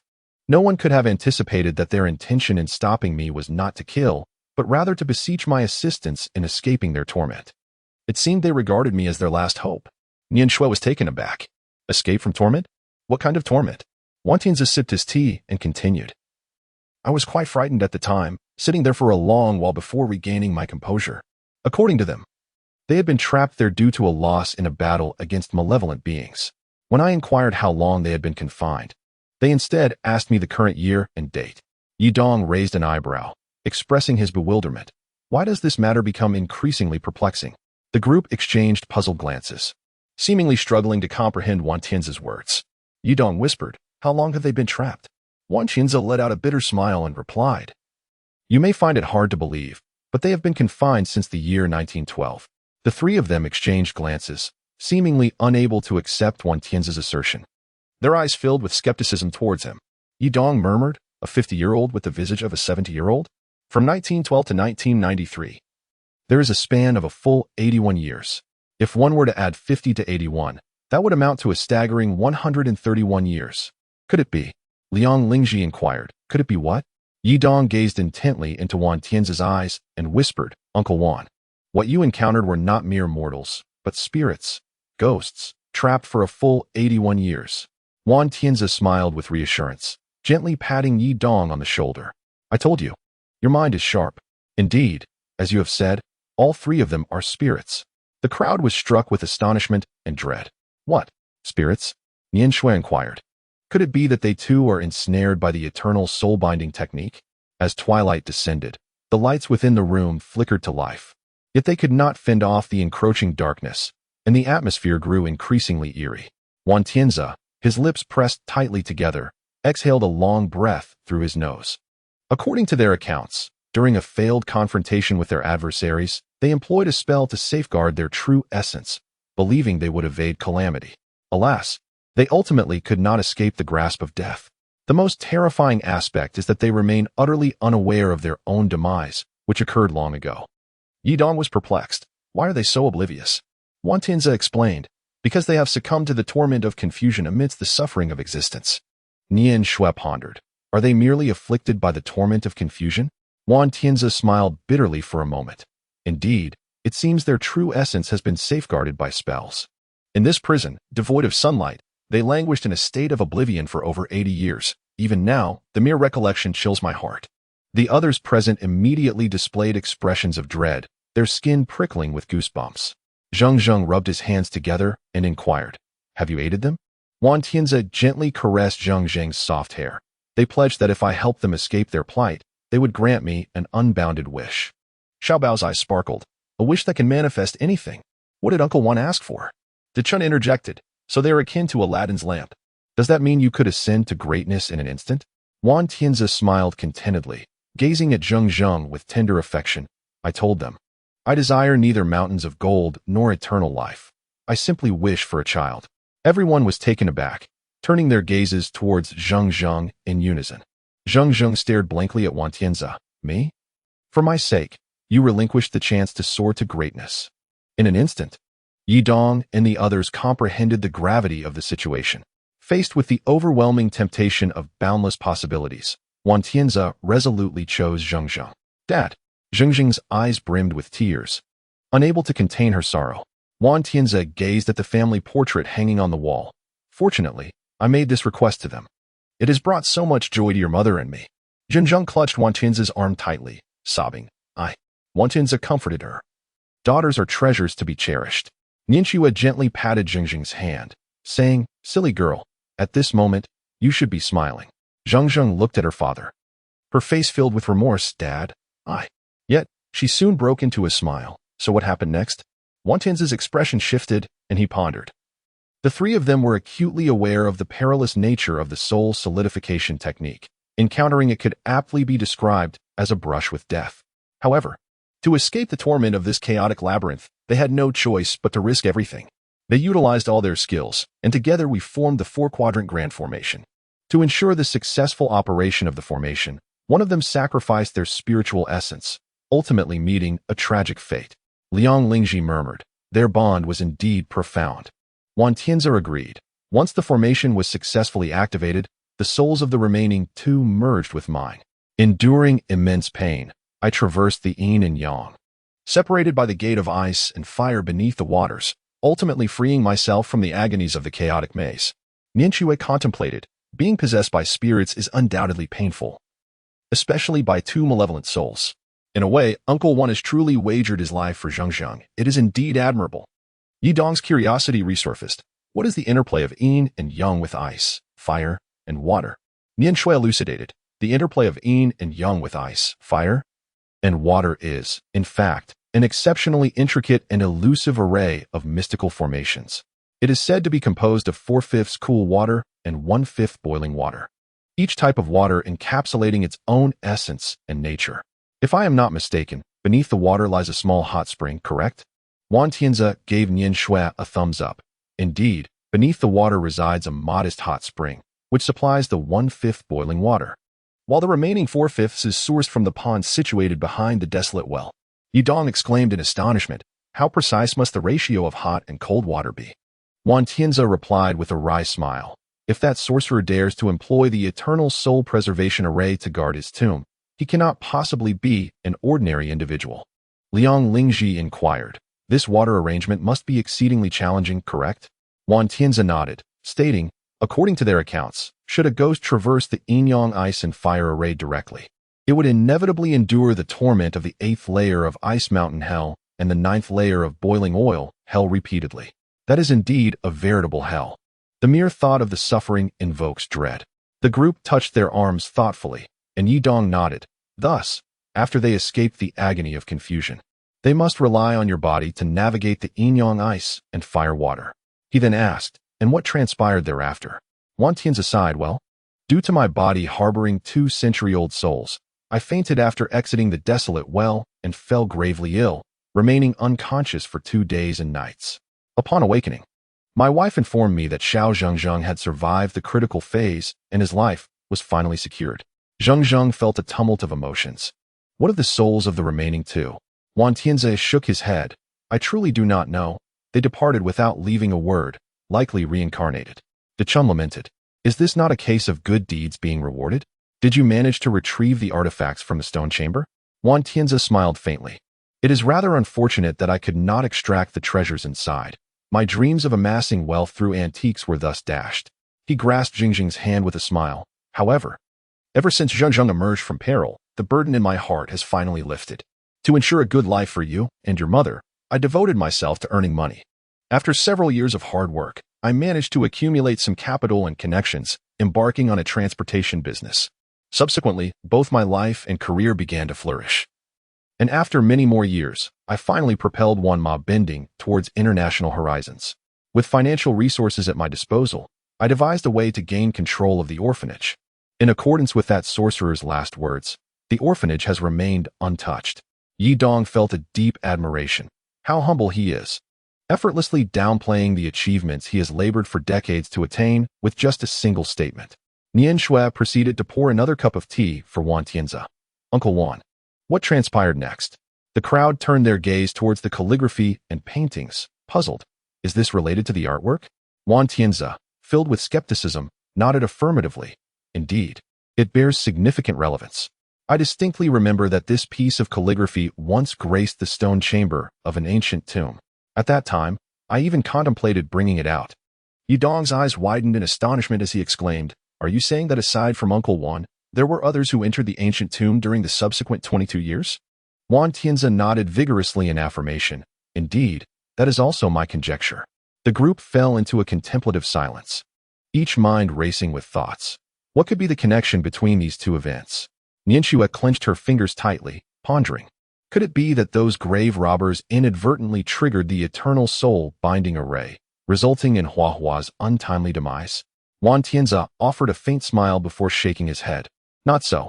For this very reason, I summoned an elderly Taoist priest to perform a ritual. It was only after we risked our lives to venture into the stone chamber that we discovered those thieves did not inadvertently activate the array. Rather, they deliberately sought to trigger it. Yi Dong clenched his fist tightly. So, are we to conclude that Huahua fell victim to murder? Chapter 32. Opening one's heart, the atmosphere within the room grew heavy once more. Nian Shui spoke softly. If Huahua was indeed a victim of murder, could there be others who have met the same fate, of whom we remain completely unaware? Yi Dong expressed his concerns, stating, "The last major case was also triggered by Xiaoting's murder. I suddenly have a foreboding feeling." Liang Lingji and the others were equally filled with anxiety. Even the usually talkative duo fell silent, quietly listening to the discussion led by Wan Tianzi. Wan Tianzi remarked, according to the old Taoist priest, the malevolent energy from the eternal life tomb was deliberately diverted to the ancient well. Zheng felt a surge of urgency, exclaiming, "Isn't the orphanage in great danger right now?" Wan Tianzi shook his head with a bitter smile and sighed. The old Taoist has pondered for 3 days and nights, and finally devised a temporary method to contain the underground malevolence. Nian Shui, filled with curiosity, inquired, "What is that method?" Wan Tianzi stared blankly at the calligraphy on the wall, reciting, "If I do not enter hell, who will?" The group gasped in shock, realizing. Could it be? Sensing their sorrow, Wan Tianzi quickly reassured them, "You misunderstand. The old Taoist merely intends to descend into the ancient well to guard the entrance, preventing the malevolence from surging forth." Zheng's eyes widened in disbelief. The old man has been living down there alone for over a year? Nian Shui expressed her admiration, asking, "Uncle Wan, could you tell us the name of the old Taoist?" Wan Tianzi replied, "Of course. His name is Wei Zidaoren." Nian Shui paused, and after a moment, smiled. It is indeed remarkable that someone of his stature would personally descend into the well to keep watch. Yi Dong noticed the profound emotions etched on Nian Shui's face and felt a burgeoning curiosity towards Wei Zidaoren. "What is it? Is he truly formidable?" he inquired. Nian Shui, her expression gravely earnest, replied, "Of course, Wei Zidaoren is remarkable. If we consider seniority, my father must address him as Shu Shu, which means we ought to refer to him as Tai Shu Shu." The others wore expressions of delight, realizing. "So he is a venerable elder of our sect." Wan Tianzi, perplexed, remarked, "Though I have long been acquainted with Wei Zidaoren, I only knew that he was a disciple of the Zheng sect under Hong Guangdaoren. However, I had never heard him mention a master-disciple relationship. Surely, Daoren Ri Hui must possess extraordinary abilities as well." Nian Shui clarified, "Uncle Wan, you flatter him. According to my father, Tai Shu Shu has never formally accepted a disciple, and he prefers a solitary existence, often venturing forth to vanquish demons and malevolent spirits. Thus, their contact is exceedingly rare." Wan Tianzi nodded in understanding. I see. It appears that our meeting was indeed orchestrated by fate itself." Yi Dong exchanged glances with a few others. Communicating silently, "We have become entangled in this matter. Then, he heard Zheng murmur, "I was unaware of the peculiarities of the orphanage before. Now that I am aware, I must admit it has instilled a sense of fear within me." Wan Tianzi offered a wry smile. "This affair is exceedingly strange. It is best that as few people as possible are aware of it." Yi Dong suddenly inquired, "Are Deans Wu Lang and Aunt Jin aware of this matter?" Wan Tianzi narrowed his eyes and responded with a question, "Why do you ask?" Yi Dong elucidated, "It was Miao Miao who reminded me. She mentioned that both the Dean and Aunt Jun are not virtuous individuals, which left me quite perplexed." Wan Tianzi nodded in agreement. "Both Zhuo Lang and Aunt Jin are aware that the old Taoist master is stationed below to guard the pass. They are responsible for his daily sustenance. As for why Miao Miao perceives Zhuo Lang and Aunt Jun as malevolent, I truly cannot ascertain." Nian Shui murmured. "One possible explanation is that Hua Hua has been constantly safeguarding Miao Miao. If Aunt Jun and Zhuo Lang were to interact with Miao Miao frequently, they would inevitably become tainted by the negative aura of Hua Hua's spirit. Furthermore, since they often deliver meals to the esteemed master, one of his caliber would undoubtedly sense something amiss. If that were the case, Hua Hua could no longer accompany Miao Miao." The others nodded in unison, and Yi Dong speculated, "Your reasoning is quite logical. If Miao Miao had to choose between Aunt Jun, Zhuo Lang, and Hua Hua, she would undoubtedly select Hua Hua, as her affection for Hua Hua is profound, and she consistently heeds Hua Hua's words." Nian Shui then recounted the peculiar remarks Miao Miao had made while retrieving the ball that day, contemplating. Why did Miao Miao say that Zheng would be in danger? She glanced subtly at Li Jiayu behind Wan Tianzi, noticing his gaze fixed upon Wan Tianzi. Wan Tianzi tapped the tea table with his fingertips. "It seems that Miao Miao has also detected the underlying issues," Yi Dong remarked, rather than attributing it to Miao Miao. "It would be more accurate to say that it is Hua Hua who has sensed it." Zheng, bewildered, inquired, "What exactly is happening? Am I in danger?" Wan Tianzi let out a long sigh and explained, "The Taoist Wei Zi once stated that those who can deliberately activate a magical formation possess extraordinary abilities. According to his conjecture, to draw the malevolent energy from within the formation to the outside, it is essential to have a person of utmost yin as a catalyst." De Chun queried, "Why must we expel the malevolent energy outside?" Wan Tianzi elaborated, "Imagine the eternal life tomb as a chamber filled with toxic gas. To ensure safety, we must vent the toxic gas outside." Zheng further asked, "What constitutes a person of utmost yin?" Nian Shui clarified, "To be deemed a person of utmost yin, one must fulfill the criteria of being born at a time when the heavens are unkind to humanity and the body is unprepared. Firstly, one must be born at the moment of the year's coldest and darkest point, which signifies the heavens being unkind. Secondly, one must be a premature infant born before their body is ready, indicating an unprepared body. To be frank, such infants are exceedingly prone to mortality." Upon hearing the explanation, Yi Dong and the others simultaneously turned their gaze towards Zheng, then glanced at Wan Tianzi, their eyes seemingly questioning whether Zheng was indeed a person of profound yin. Zheng pouted, "What is the matter? Why do you all have such strange looks?" Wan Tianzi smiled wryly. "Indeed, Zheng is truly a person of profound yin. Moreover, according to the observations of Master Wei Zi, there appear to be two faint strands of spiritual energy within you. He suspects they are the remnants of the souls of the two Taoists I rescued from the ancient tomb. Considering all these factors, you are undoubtedly the prime candidate for the role of the catalyst." Yi Dong pondered. This might elucidate why someone would wish to abduct Zheng. Zheng, seemingly perplexed, countered, "But I was at the orphanage the night Hua Hua passed away. How could I remain unscathed? Wasn't the malevolence directed at me?" Wan Tianzi contemplated for a moment before responding. "If one were to seek the rationale, it could be that Hua Hua sacrificed her own life to shield you from calamity." Zheng appeared incredulous, exclaiming, "Impossible. She was so young. How could she comprehend the notion of sacrificing herself for me?" Yi Dong speculated, "If we follow Uncle Wan's logic for the next inference, Hua Hua's identity is far from being as simple as it appears. She is likely concealing another identity." Wan Tianzi concurred, stating, "This matter is exceedingly peculiar. Shortly after the incident involving Hua Hua, I deliberately sent the orphans away to a distant place for leisure, in order to prevent others from interfering with the arrangements made by Master Wei Zi." Zheng's fingers turned crimson as he pondered, a torrent of anguish flooding his mind. Could it be that Hua Hua's demise is truly my fault? Wan Tianzi nodded affirmatively. "Indeed.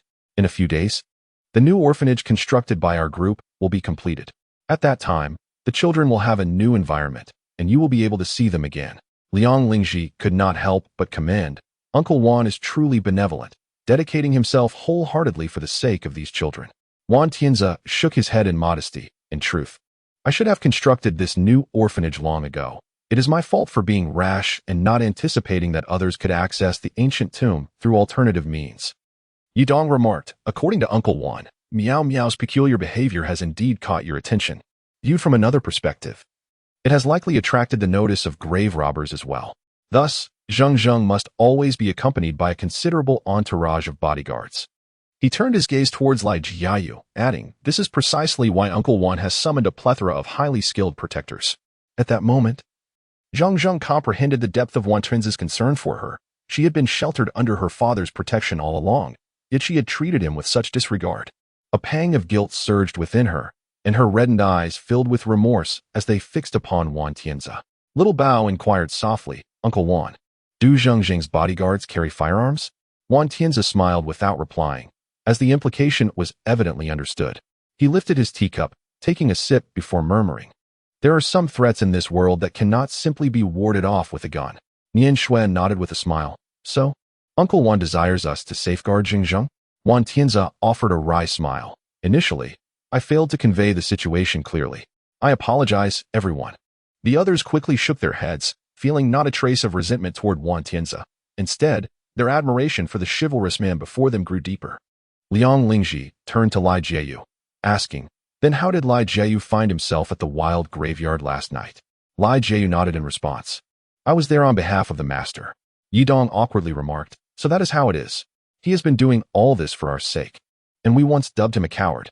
Wan Tianzi chuckled heartily.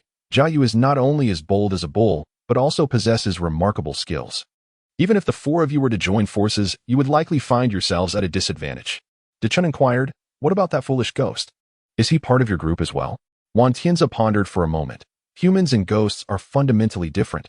We should not engage with him too closely, yet. He hesitated, seemingly weighing his words. Chapter 33. The joy before the storm. At this moment, Li Jiayu finally spoke up. The ghost is named Fengsibin. He was a coal miner in life and was murdered a year ago.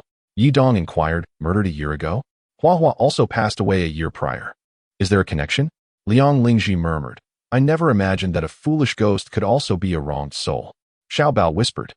Could it be that they disturbed someone's ancestral grave?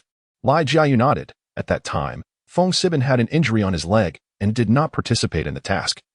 But several of his brothers went and have since vanished without a trace. The group sighed, fully aware that Fengsibin's brothers were likely in grave danger. Li Jiayu continued. Fengsibin later reported to the police, and they opened a case. However, relying on the scant clues provided by him, coupled with the fact that nearly 2 years had passed since his brothers went missing, any leads were nearly futile, which is why the case has seen little progress. After much contemplation, Fengsibin resolved to venture into the mountains once more in search of answers, but in doing so, he ultimately lost his own life. Nian Xuan murmured. Was he harmed? Li Jiayu's eyes ignited with a flicker of anger. Fengsibin searched day and night for over 2 months and finally located the person who had once invited him to work with him in the vast mountains. Unfortunately, he met with misfortune. Liang Lingji asked, did you report this matter to the police? To which Li Jiayu coldly scoffed, the police. I have no faith in their ability to accomplish anything. Wan Tianzi admonished softly, Jiayu, refrain from speaking carelessly. Li Jiayu lowered his head with a smile, I apologize. That was rude of me. Yidong raised an eyebrow. So, Officer Li and his team have emerged from the depths of the mountains. Are they not alarming the snake by stirring the grass?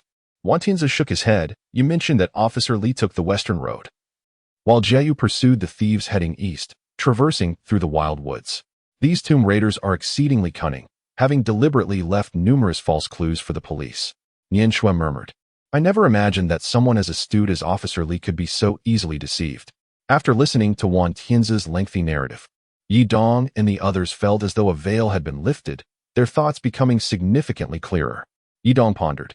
The challenges before us now revolve around the true identity of Huahua, apprehending the tomb raiders, and addressing the malevolent energy emanating from the ancient tomb, correct?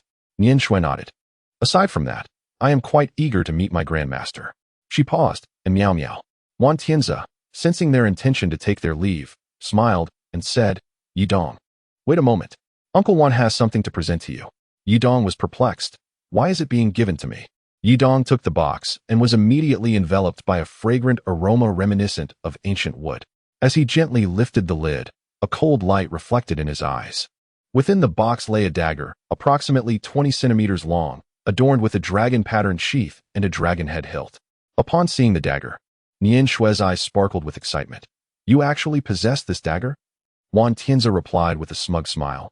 Did you ever imagine this would be in my possession? Yidong was filled with curiosity and quickly inquired, is this dagger of great significance? Nian Shui gently caressed the dagger, exclaiming, this treasure is truly invaluable and cannot be purchased with wealth. Its name is Qin Gang, a remarkable talisman against malevolent forces. Shouldn't you express your gratitude to Uncle Wan promptly? Yidong was certainly aware of Nian Shui's discerning eye. He expressed his gratitude repeatedly, saying, thank you, Uncle Wan. However, he quickly grasped the underlying implication and inquired, Uncle Wan, what do you mean by bestowing upon me this precious dagger?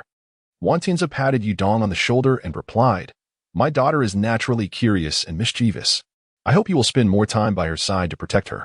Yidong glanced at the side, where Zheng bit her lip, her face etched with embarrassment. After a moment of contemplation, he returned the dagger to Wan Tianzi, stating, Zheng is my friend. Even if you do not gift me this dagger, I shall do my utmost to protect her. Li Jiu leaned forward, seemingly ready to engage in a brawl at any moment. Yidong was taken aback. He was merely feigning politeness, pretending to resist a little, yet in the end, he would inevitably accept it. He truly could not fathom the thoughts of the wealthy. It appeared he could find no justification for his reluctance. Liang Lingji, standing beside him, urged, Uncle Wan's sincere intentions should be accepted, don't you think? How could you leave him in such an awkward position?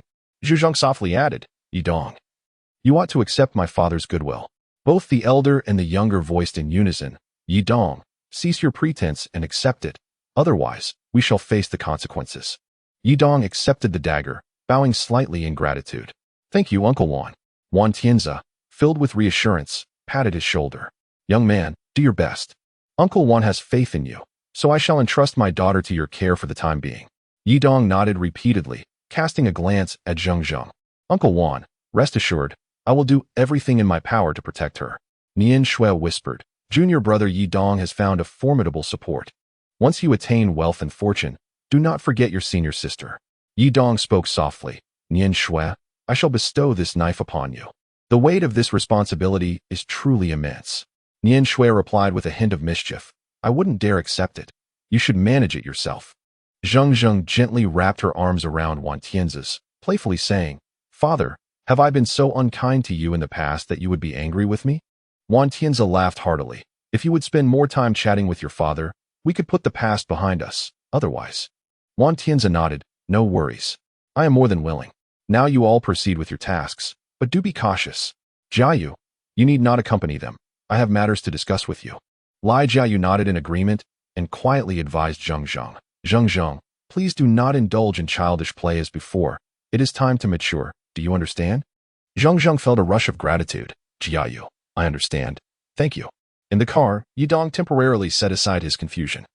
Filled with joy as he caressed Qin Gang, the thought of soon meeting Officer Li, and thus the stunning and aloof Wang Huiyin, brought him increasing delight, prompting an involuntary chuckle that left Liang Lingji and others envious. Yidong, may I take a look at Qin Gang? Yidong shook his head disdainfully, declaring, No. It simply cannot be. Your wickedness and lasciviousness have sullied my treasured blade. De Chun retorted with a low curse. Just moments ago, you feigned disinterest. And now you act like a lord. Xiao Bao echoed his sentiment, exclaiming, Precisely. He mimicked Yidong's tone, saying, Even if you do not gift me this dagger, I would still safeguard her. Such trite flattery is beneath you. Meanwhile, Zheng was amused, chuckling, Yidong is merely jesting with you. He just told me he wanted to see your reactions. Liang Lingji shook her head, remarking, What a disgraceful fellow, using brotherhood as a jest to woo women. Xiao Bao chimed in, Shameful. De Chun joined in, exclaiming, A person of no shame. Yidong laughed heartily, exclaiming, Here, take it. Upon finishing his words, he handed over the Qin Gang. Liang Lingji caught the Qin Gang with a sense of surprise, remarking, I never would have expected this small dagger to be so heavy. Nian Shui elaborated, This Qin Gang, a treasured blade, is said to have been forged under the guidance of a Taoist adept who vanquished demons during the Wei Kingdom, possessing the power to exorcise evil spirits and quell malevolent forces. Upon hearing this explanation, Liang Lingji and the others were filled with envy.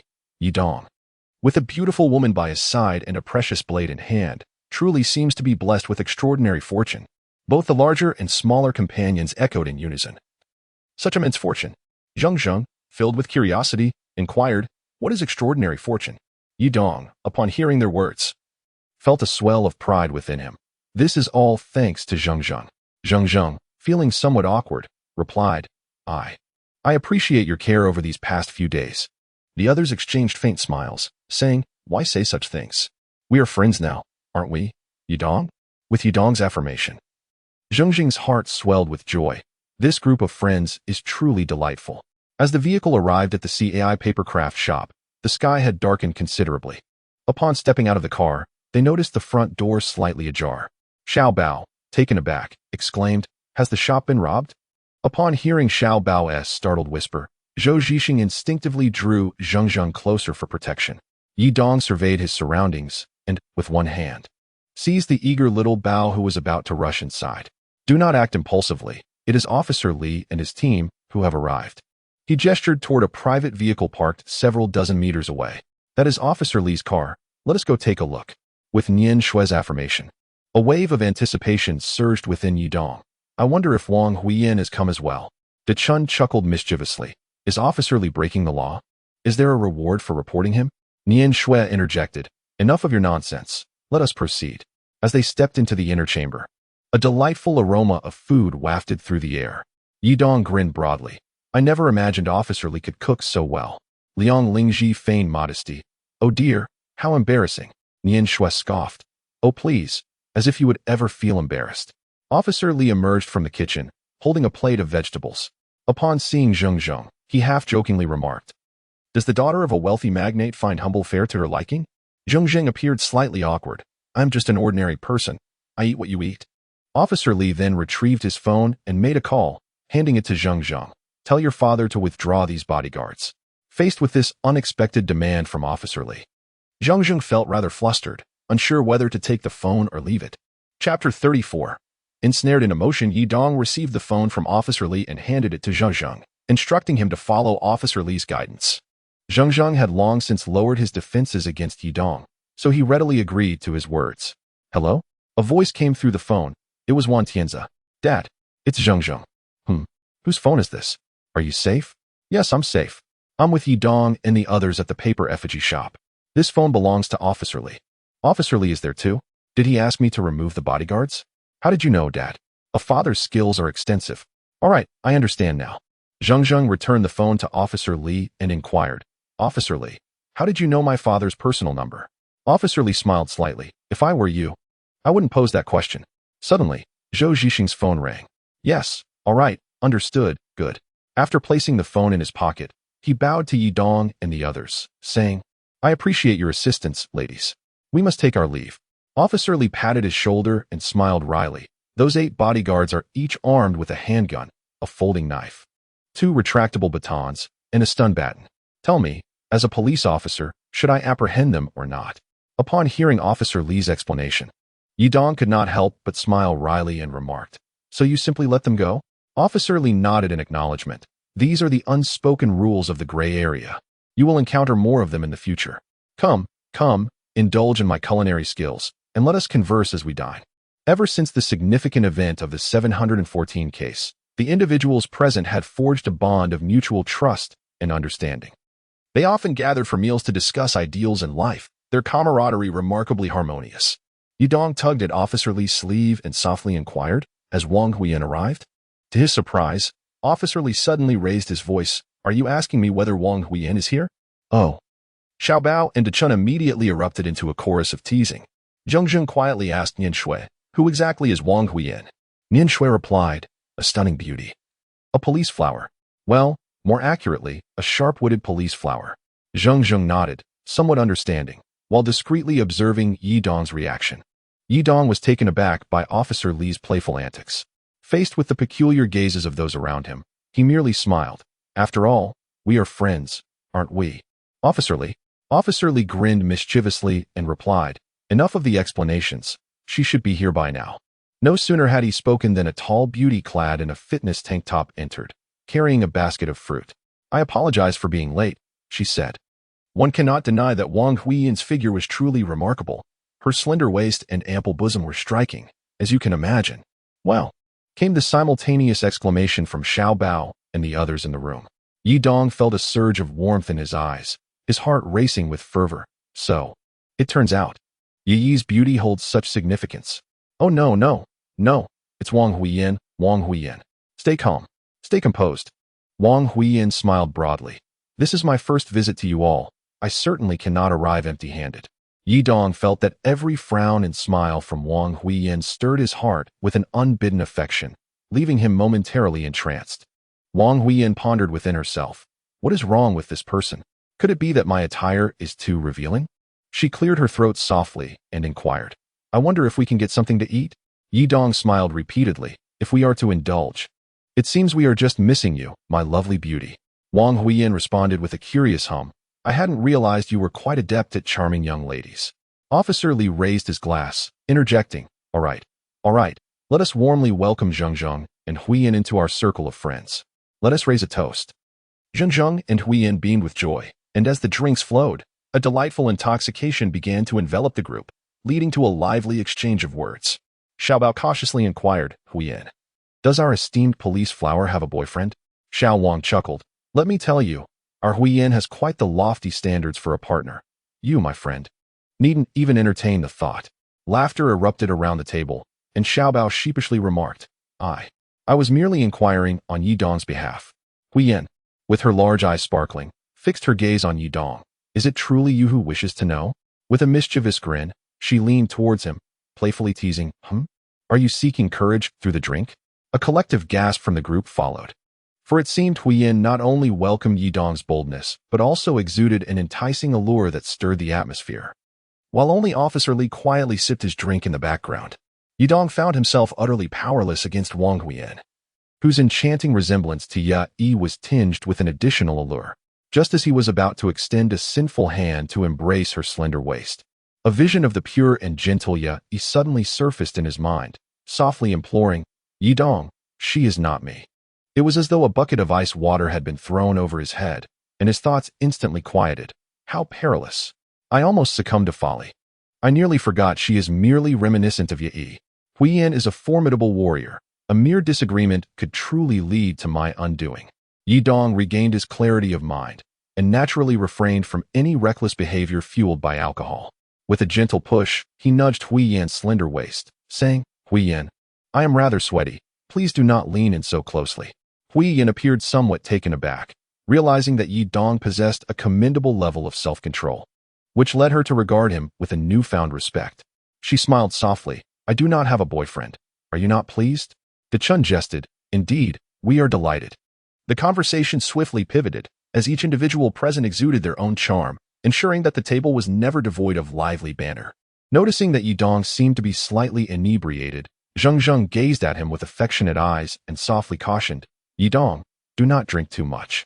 With a playful chuckle, Zheng added, "It seems you harbor a bit of interest in Huiyin, don't you?" Yi Dong grinned widely. "Is it that obvious?" Officer Li turned to Yi Dong and said, "I've heard you've acquired a remarkable treasure. Do share it with us and enlighten our eyes." Yi Dong smiled with satisfaction as he handed the dagger beside him to Officer Li. "This dagger is Qi Gang." Officer Li accepted the dagger and examined it closely. "Qi Gang from Chao Pai?" The dragon relief on the scabbard is truly exquisite.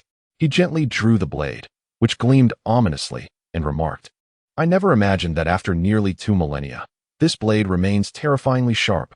He presented the dagger to Huiyin, saying, "You are a master of daggers. What do you think of this one?" Everyone understood that Officer Li's implication was to encourage Huiyin to demonstrate her skill. They were eager to see if Huiyin truly possessed a mastery of all martial arts. Huiyin took the Qin Gang, weighing it thoughtfully in her hand. From a fruit basket beside her, she selected 3 oranges and, with a slight parting of her delicate lips, declared, "Prepare to be amazed." No sooner had she spoken than 2 oranges were flung before her. Yi Dong barely registered the flash of cold light as the oranges were swiftly sliced in half, then quartered, landing with a thud upon the dining table. Aside from Officer Li, all present were momentarily stunned, then erupted into applause. Impressive. Truly remarkable. Yidong felt an immense relief that he had refrained from acting impulsively. Otherwise, the fate of that orange would have mirrored his own.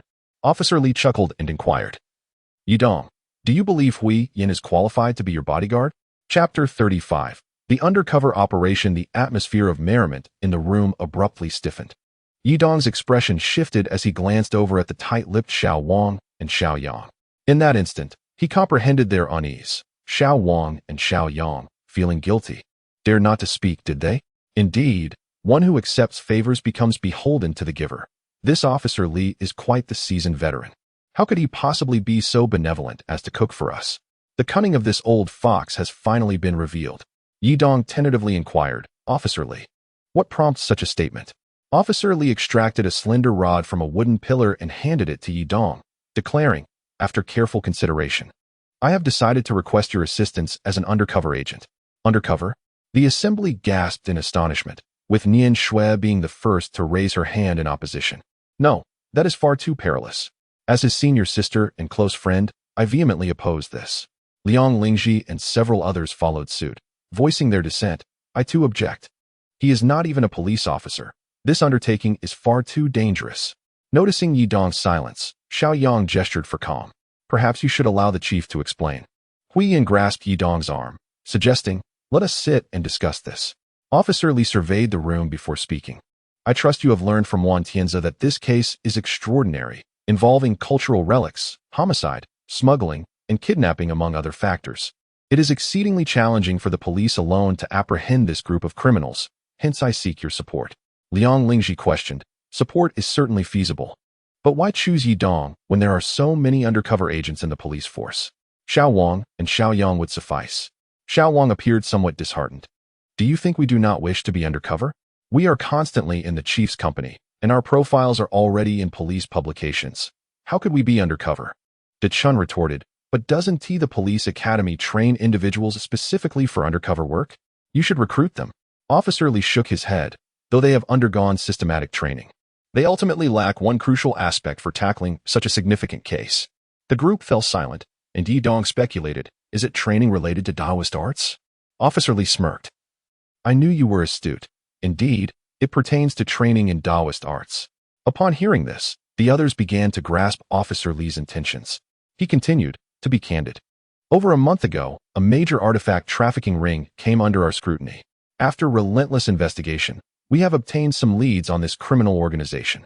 To infiltrate this trafficking ring and simultaneously expose the entire tomb raiding group, we dispatched 3 elite undercover agents. However, noticing Officer Li's words falter, Yidong naturally pressed, but what happened? Wang Huiyan's brows furrowed in anguish as she declared, out of the 3 elite undercover agents, 2 have been confirmed deceased, and the 3rd has gone missing. Just prior to his disappearance, we received intelligence from him indicating that the first 2 agents fell victim to a criminal well-versed in the occult. Therefore, we wish to enlist you as an undercover agent. Witnessing Wang Huiyan's distress, Yidong felt as if he had been force-fed a bitter herb, his heart heavy with turmoil. Huiyan seems to hold great expectations for me. Yet, if they could not manage elite undercover agents, how could a novice like me survive this peril? Even if I possess some knowledge of Taoist arts, do I truly comprehend my own capabilities? In the end, would I not be walking towards my own demise? What should I do? What should I do? At that moment, the familiar sound of the ticking clock resonated once more. Noticing Yidong seemingly grappling with his thoughts, those present fell silent once again. Yidong was, in fact, quite aware that Officer Li, possessing both intelligence and experience, must have had substantial reasons for specifically selecting him as an undercover agent. His understanding of the Tao was likely just one of those reasons. Officer Li, I don't think I can do this, Yidong conceded for the first time. While there may not be many who comprehend the Tao, there are still some if one looks earnestly. As he listened to Officer Li's unabashed praise, a wave of embarrassment washed over him, causing him to scratch his head. I had no idea I possessed so many virtues, he exclaimed, when he glanced at Hui Yin and noticed her fervently nodding in agreement. A flicker of pride ignited within him. Her gaze seems to convey affection towards me. Could it be that I am truly the chosen one? Observing Yidong's thoughts taking a positive turn, Officer Li couldn't suppress a grin. This beauty trap indeed works wonders, he thought, seizing the moment to continue. Moreover, In contrast to Liang Lingji's frivolity, you exhibit a profound sense of stability and responsibility. Compared to Xiao Bao and De Chun, you embody a more understated and pragmatic demeanor, which is another reason for my choice. Most importantly, you harbor an unwavering righteousness and resilience within, fueled by an inner flame that burns with fervor. Do you not recall what you declared at the police station? Nian Shui playfully punched him on the thigh. Enough with the digressions. Upon hearing Officer Li's heartfelt words, a surge of righteous spirit welled up within Yidong.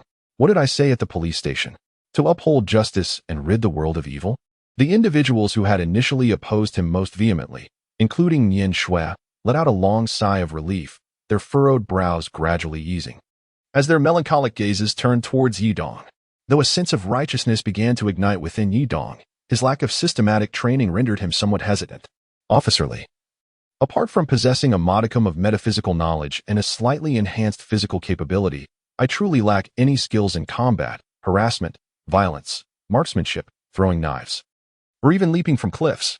I am genuinely overwhelmed by my aspirations. Officer Li, disregarding the latter portion of Yidong's statement, inquired, So, does this imply that you consent to becoming an undercover agent? Yidong glanced at Nian Shui and the others, then turned to Officer Li beside him, and finally looked at the hopeful Hui Yin.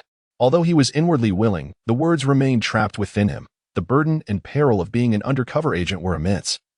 What if it all went awry? What would happen to my parents? They have but one son. I wish to call my master. Without waiting for Officer Li's approval, Yidong swiftly took out his phone and dialed Chen Yao's number. Good disciple, is there something amiss? Yidong furrowed his brow. Master, is it so noisy over there?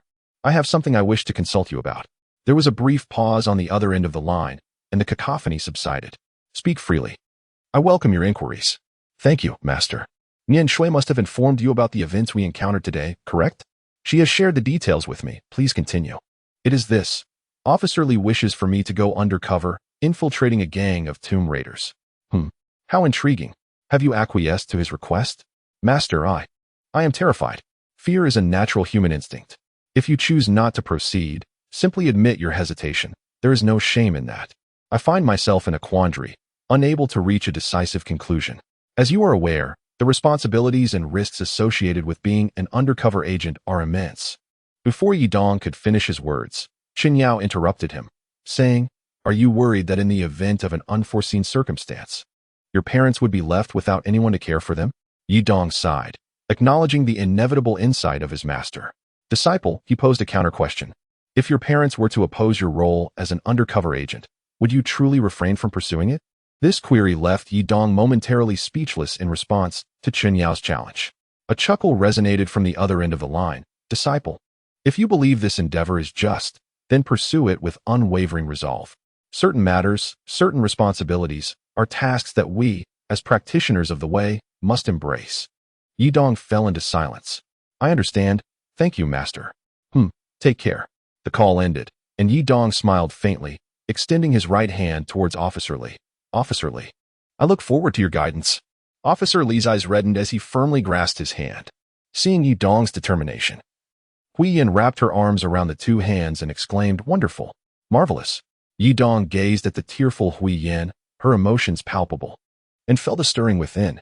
If Yi were present, I am certain she would wholeheartedly support me. Nian Shui and the others exchanged bittersweet smiles. Truly a mixture of joy and sorrow. Officer Li chuckled. All right, I shall now elaborate on my detailed plan. Just then his phone chimed, ding. He opened WeChat to find a message containing a solitary question mark. Gratitude abounds for the successful completion of the task. With the recipient clearly noted as Xinyao Daozhang. Chapter 36, The Old Fox's Scheme at this moment. Yidong and the others were entirely focused on the plan articulated by Officer Li, indifferent to whom he was conversing with. Nian Shui inquired, Officer Li, do you already have a comprehensive plan in place? Officer Li tucked away his phone and replied, The plan has indeed existed, but it has now been deliberately tailored to suit Yidong's circumstances. I have dubbed it the Old Fox's Scheme. Young Lingji asked, Is this plan devised for the top 3 elite undercover agents, with a modified version crafted specifically for Yidong? A cunning and enigmatic glint flickered in Officer Li's eyes as he offered Yidong a faint smile. This is a meticulously crafted plan just for you, and I am confident that you will emerge as the finest undercover agent. Yidong narrowed his eyes, the most outstanding undercover agent. In his mind, a grand and enigmatic figure emerged. Chen Yang. So it turns out, I am Chen Yang. Am I starring in a live-action version of Infernal Affairs? Yidong's mind began to whirl with thoughts. Hui Yin is my personal bodyguard? Personal? He suppressed the intense restlessness within him. Yidong, calm yourself. Calm yourself. Liang Lingji felt a surge of joy upon hearing that Officer Li had granted her special treatment. A plan crafted specifically for me? Is it a formidable character? Does she carry a weapon? He gestured towards Hui Yin, urging her to continue. Hui Yin, with her smile fading, looked seriously at Yidong, Xiaobao. And to Chun, I have designed a detailed and scientific training regimen for the three of you, which will commence tomorrow and continue until Officer Li assigns a task. I will be your instructor throughout this specialized training. Do you understand? Yidong felt a surge of joy. Understood. Oh, no, it's yes, madam. He glanced at the qinggang in his hand and inquired, what about Zhengzheng? Officer Li elucidated. Zhengzheng is accompanied by a cadre of bodyguards, and she is under the personal protection of Nian Xue, so you need not worry about her safety. Zhengzheng nodded emphatically. You can rest assured and go for your special training. Nian Xue will keep me safe. Yidong offered her an apologetic smile, exclaiming, I am indeed the quintessential example of receiving gifts without fulfilling my duties. Nian Xue reassured him. Do not worry. With your senior sister by your side, I guarantee that Zhengzheng will remain unscathed. Listening intently, Liang Lingji began to feel anxious. Yidong has Xiaobao, De Chun, and the martial arts expert Hui Yin looking after him. While Zhengzheng is under Nian Xue's protection, what about me? Am I to face this battle alone? However, Liang Lingji's concerns dissipated with Officer Li's affirmations, and a swell of pride surged within her. Ah, it appears Officer Li holds me in such high regard. I must perform exceptionally well to earn Nian Xue's approval. Xiao Bao and De Chun expressed their astonishment at being included in this undercover operation.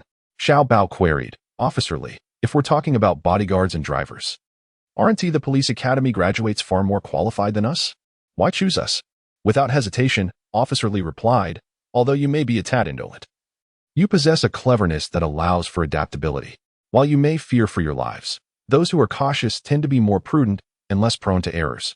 Furthermore, having spent considerable time with Yidong, your level of synergy far exceeds that of others. That is why I have chosen you. In response to Officer Li's ambiguous compliment, Xiao Bao and De Chun could only manage a wry smile. Yes, sir. Xiao Wang interjected. What is it? Are you afraid? De Chun shook his head. Not afraid. Just a bit shaky. Officer Li glanced at the time. It is getting late. Everyone should rest early. Tomorrow, Xiao Wang and Xiao Yang will provide you with a detailed explanation of the plan. Is that it? Yidong exclaimed in alarm. Officer Li, this feels rather frivolous. Officer Li chuckled. There is ample time ahead. Rushing will yield no benefits. As for the detailed information on Miao Miao and Hua Hua, I will deliver it to you on another day. You need not visit the orphanage tomorrow. Focus entirely on preparing for the special training. Xiao Yang silenced Yidong, who was about to ask further questions. We must trust the chief. His decades of experience in case handling is not to be underestimated. With a wave of his hand, Officer Li exited the room, leaving Hui Yin, Xiao Wang, and Xiao Yang together. Once outside, he promptly made a phone call. Officer Li, greetings. Boss Wan.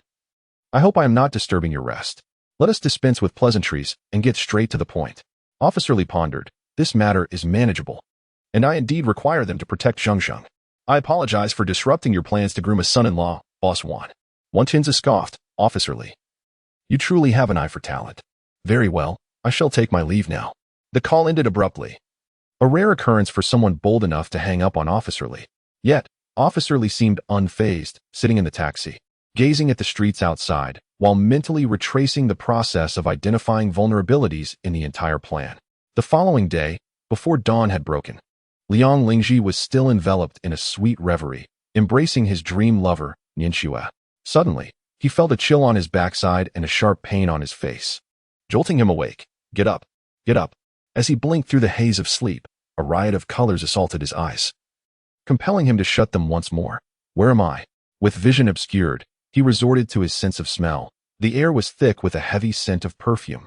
Hey, wake up. Police operation. The mention of the police sent a wave of dread coursing through Liang Lingji. Police.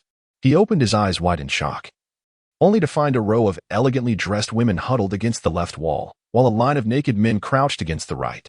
A raid? A vice operation? Upon glancing down, he felt a moment of relief. He was still clad in his underwear. In addition to his briefs, he wore a pair of socks. What a peculiar ensemble. Yet, beyond these two garments, he was utterly exposed. What are you staring at? Get down, bellowed a burly officer in uniform. Hurry, do not obstruct police work. Yang Lingji attempted to explain, but before he could finish, he was roughly shoved aside, crouched down. An officer entered the scene. Surely, you are not first-time offenders? You're aware that soliciting is punishable by fines and detention. He cast a furious glance at Liang Lingji, who appeared lost in thought, reprimanding him with indignation. Liang Lingji. It's you again? You seem to be present at every raid. How can you be so incorrigible? What?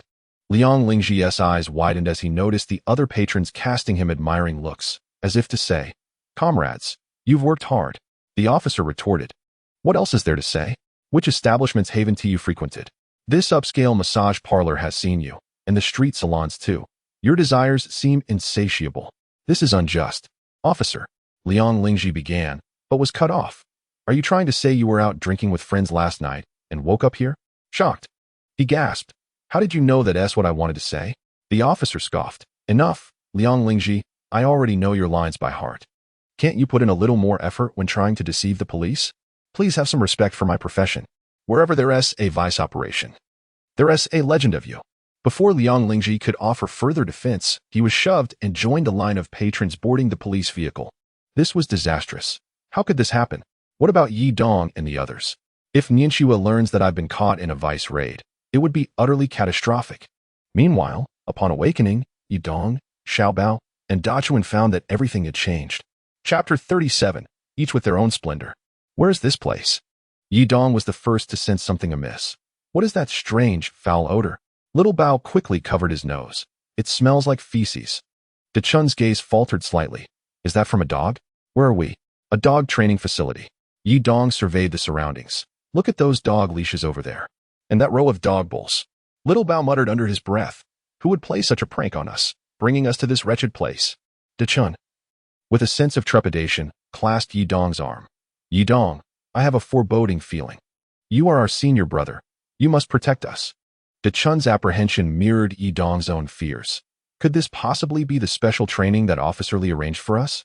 In the distance, the sound of barking dogs echoed, seemingly confirming Yi Dong's suspicions. The door swung open, and a robust middle-aged man clad in a SWAT uniform entered. So, you have awakened? My name is Yi Jingshan, and I am your instructor for escape techniques. Yi Dong and the others promptly stood at attention and saluted. Hello, Instructor He. Despite Yi Jingshan's robust and imposing stature, his amiable smile left a positive impression on Yi Dong. Instructor He nodded and led them outside, gesturing towards a distant training ground. This is the K9 training center, and over there lies the training field. Yi Dong inquired, Instructor He, what brings us to the police dog training center for the study of escape techniques?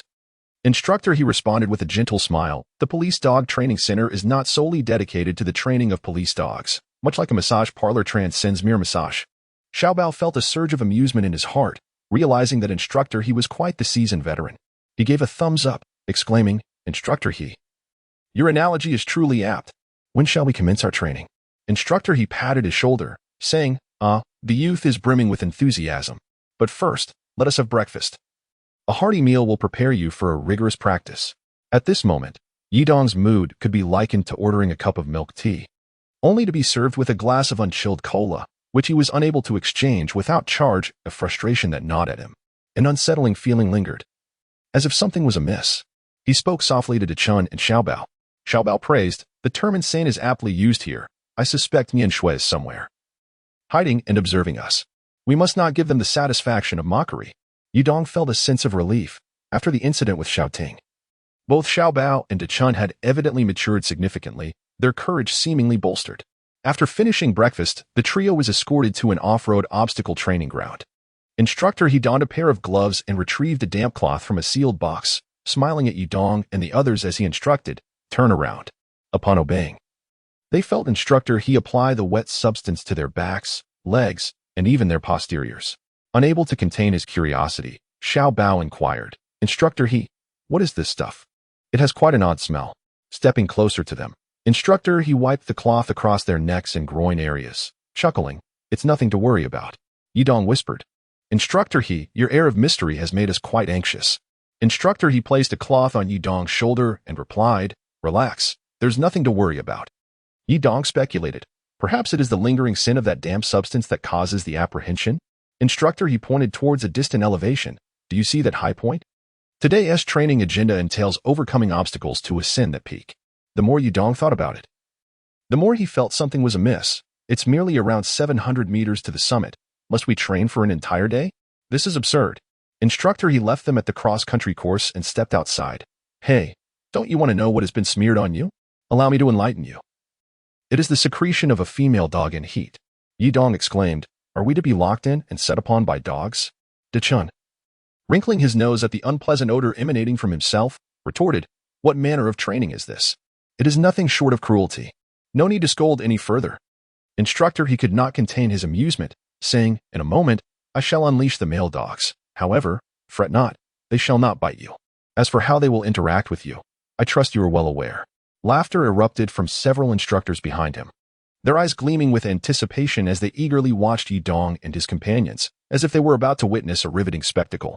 Yi Dong exclaimed loudly, Instructor He, are we truly going to take this to such extremes? Instructor He shrugged his shoulders, expressing a profound sense of helplessness. I am merely following orders. Ah, it is that old fox, Officer Li. The three exclaimed in unison. We have shown him nothing but loyalty, and yet he dares to cast such slander upon us. I never mentioned Officer Li. Instructor He laughed heartily. Enough shouting. Run now, for in 15 seconds, I shall unleash the dogs. Yi Dong erupted with expletives. Damn it. Officer Li, our paths have crossed in this vast landscape.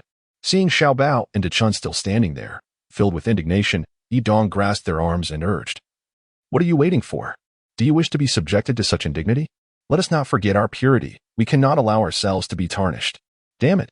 Xiao Bao's eyes brimmed with tears, lamenting, I had set my heart upon the bright moon, yet it shone upon a ditch instead. That old fox, Officer Li. 1. Instructor He is counting.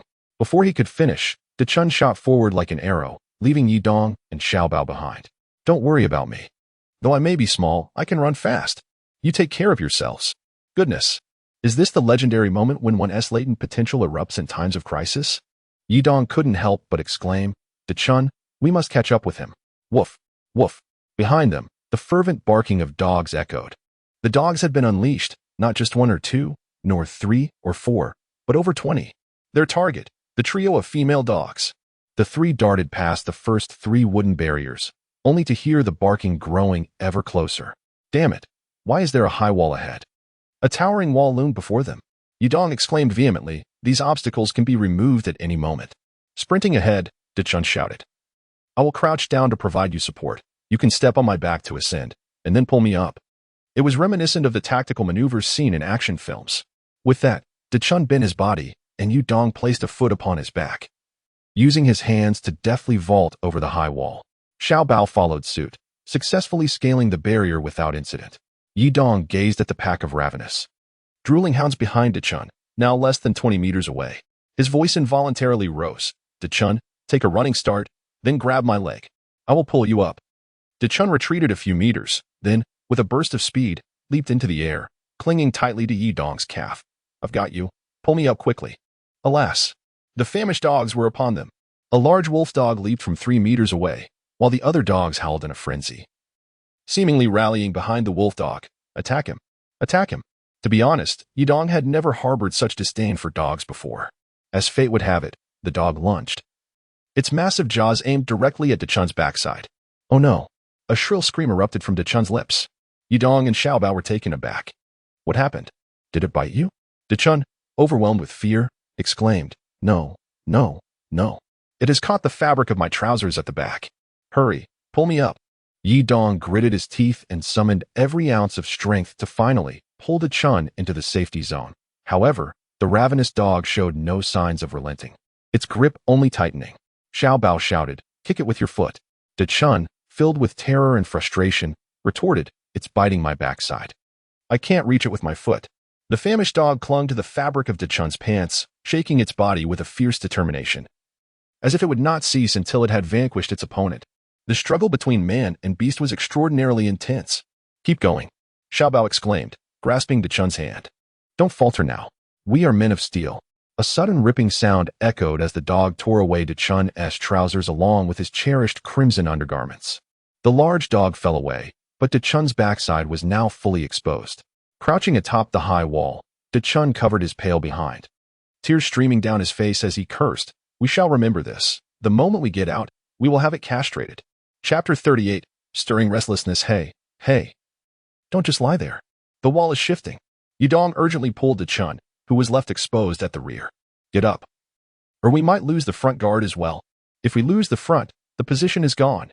Chun, feeling a sudden tightness, sprang up instantly. "Comrades, the revolution is not yet victorious. We must strive onward." With a swift motion, he leapt down from the high wall, noticing that Yidong and the others were still frozen in place, and he shouted, "Hurry up, jump." Yidong and Xiao Bao gritted their teeth and leaped down, swiftly following Chun as he dashed away with an empty rear compartment. Xiao Bao, suppressing his laughter, remarked, "I must say, Chun's backside is rather perky." "Curse you." Chun retorted, "Do not gawk at my rear. It's utterly revolting." As he ran, he continued to mutter, in the heat of this sweltering day, "It turns out the empty rear compartment is quite refreshing." Yidong exclaimed, "Why do you change your demeanor so frequently? Can you not possess a modicum of principle?" Woof, woof. As the towering walls crumbled, a pack of ravenous hounds surged forth, relentlessly pursuing the three desperate fugitives. On the elevated platform stood two individuals, grinning broadly. "Master Chun, care for a puff? Come, in such a joyous moment, one must indulge." Master Chen truly is an extraordinary figure, capable of devising such devious training methods. "You flatter me. Liang Lingji was also ensnared by your clever tricks, was he not? We are indeed evenly matched. If Master Chen does not mind, shall we refer to each other as brothers from now on?" "Ah, how fortuitous. Brother Chen, brotherly, Brother Chen, brotherly, Brother Chen, brotherly." Observing the endless exchange between the two, Xiao Wang and Xiao Yang, positioned by the window with a stopwatch, could not help but feel a tinge of embarrassment. Xiao Wang muttered, "These two cunning old foxes are truly of a like mind. Indeed, who would have thought that the master of profound arts, Master Chen, would possess such a mischievous side? Poor Yidong and his companions still revere him as a deity." Hui Yin softly advised, "Let it be.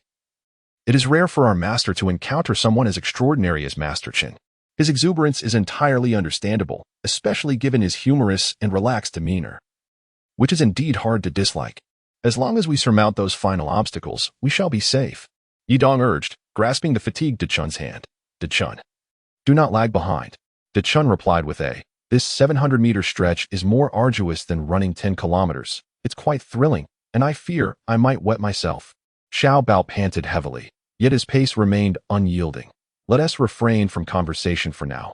We must conserve our last breath to ascend the high ground before berating them." Suddenly, a flurry of small sandbags appeared, seemingly targeting the fleeing trio of Yidong. Yidong muttered under his breath, "Are they truly intent on eradicating us? Caution." Chun suddenly yanked Yidong toward himself, narrowly avoiding a sandbag that whizzed past his shoulder. A perilous moment indeed. "Yidong, don't lose focus." "Thanks, Chun." "What thanks? If you hadn't kicked that filthy dog away just now, I might have been in serious trouble." In the darkness, a mud-covered man emerged from a cave, cradling a piece of porcelain. Behind him, 7 or 8 others crawled out in succession, and the mud-splattered man cursed in despair, "Damn it. I nearly lost my life for this trinket. Li Qing, you haven't stirred up any trouble, have you?" Li Qing, the foremost strategist of the tomb raiding group. Li Xing, the top physical expert responsible for navigating traps. A tall man clad in black set down his dagger, exclaiming, "I hadn't anticipated the traps inside to be so treacherous. I almost didn't make it out." The mud-covered man praised him. "Li Xing, well done. This time, I'll willingly share 10% of the profits with you." He turned to his eager subordinates, saying, "If you stick with me and work hard, we shall amass great wealth together." The subordinates beamed with excitement. "Thank you, Wei Gu. Thank you, Li Qinggu. Thank you, Li Xinggu." Li Xing waved his hand, chuckling. "Thanks, Wei Gu." Wei Gu, the second in command of the tomb raiding group, scolded. "What thanks? We all enter together, we must exit together. If we earn money, we share it equally." Li Chang glanced at the porcelain piece in Wei Ji's hands and couldn't help but laugh. "What worth does this item hold?" Wei Gu illuminated it with a flashlight, grinning. This piece boasts a delicate and uniform glaze, mimicking the style of bronze artifacts. The glaze is dark, resembling the patina found on bronze. Undoubtedly a monochrome masterpiece from an early Qing dynasty official kiln, known as a tea leaf glaze olive vase. It is a rare treasure from the Qianlong official kiln, exceedingly scarce among surviving pieces. A conservative estimate places its value at no less than 8 million. Li Xun chuckled, 8 million? After the auction, won't it exceed 10 million? Master will surely be delighted. Li Xun echoed, indeed, our master is remarkable, according to the diversion techniques he taught us, although the one who served as bait perished. We navigated the perilous passage unscathed, and now we have 8 million in hand. The three exchanged smiles, genuinely admiring their master. Boss. Here are the details for the auction scheduled on September 18th. Xiao Wang handed a document to Officer Li. Officer Li glanced at the calendar and thought. Today is September 8th. Just 10 days remain until the auction. Hui Yin nodded. Indeed, ever since Li Jiayu chased him into the depths of the mountains, he has not been seen again. She placed down the photograph taken from Li Jiayu that night and pointed to the document, saying, this man is named Li Zimu. On the surface, he appears to be a merchant, but we suspect he is the new fence for the tomb raiding group. A new fence indeed, Officer Li murmured. Ever since our 3 undercover agents fell victim one after another, this band of tomb raiders has become increasingly astute, changing their fence with each heist. Xiao Wang cursed under his breath. The clues we painstakingly gathered from the previous fence are likely to be severed once again. Officer Li furrowed his brow. What antique is he bringing to auction this time? Huiyan handed him a photograph, a Qianlong period tea leaf glaze olive jar. According to experts, it could fetch around 15 million without a doubt. Such porcelain is exceedingly rare in the market, and its emergence has already attracted numerous elite collectors.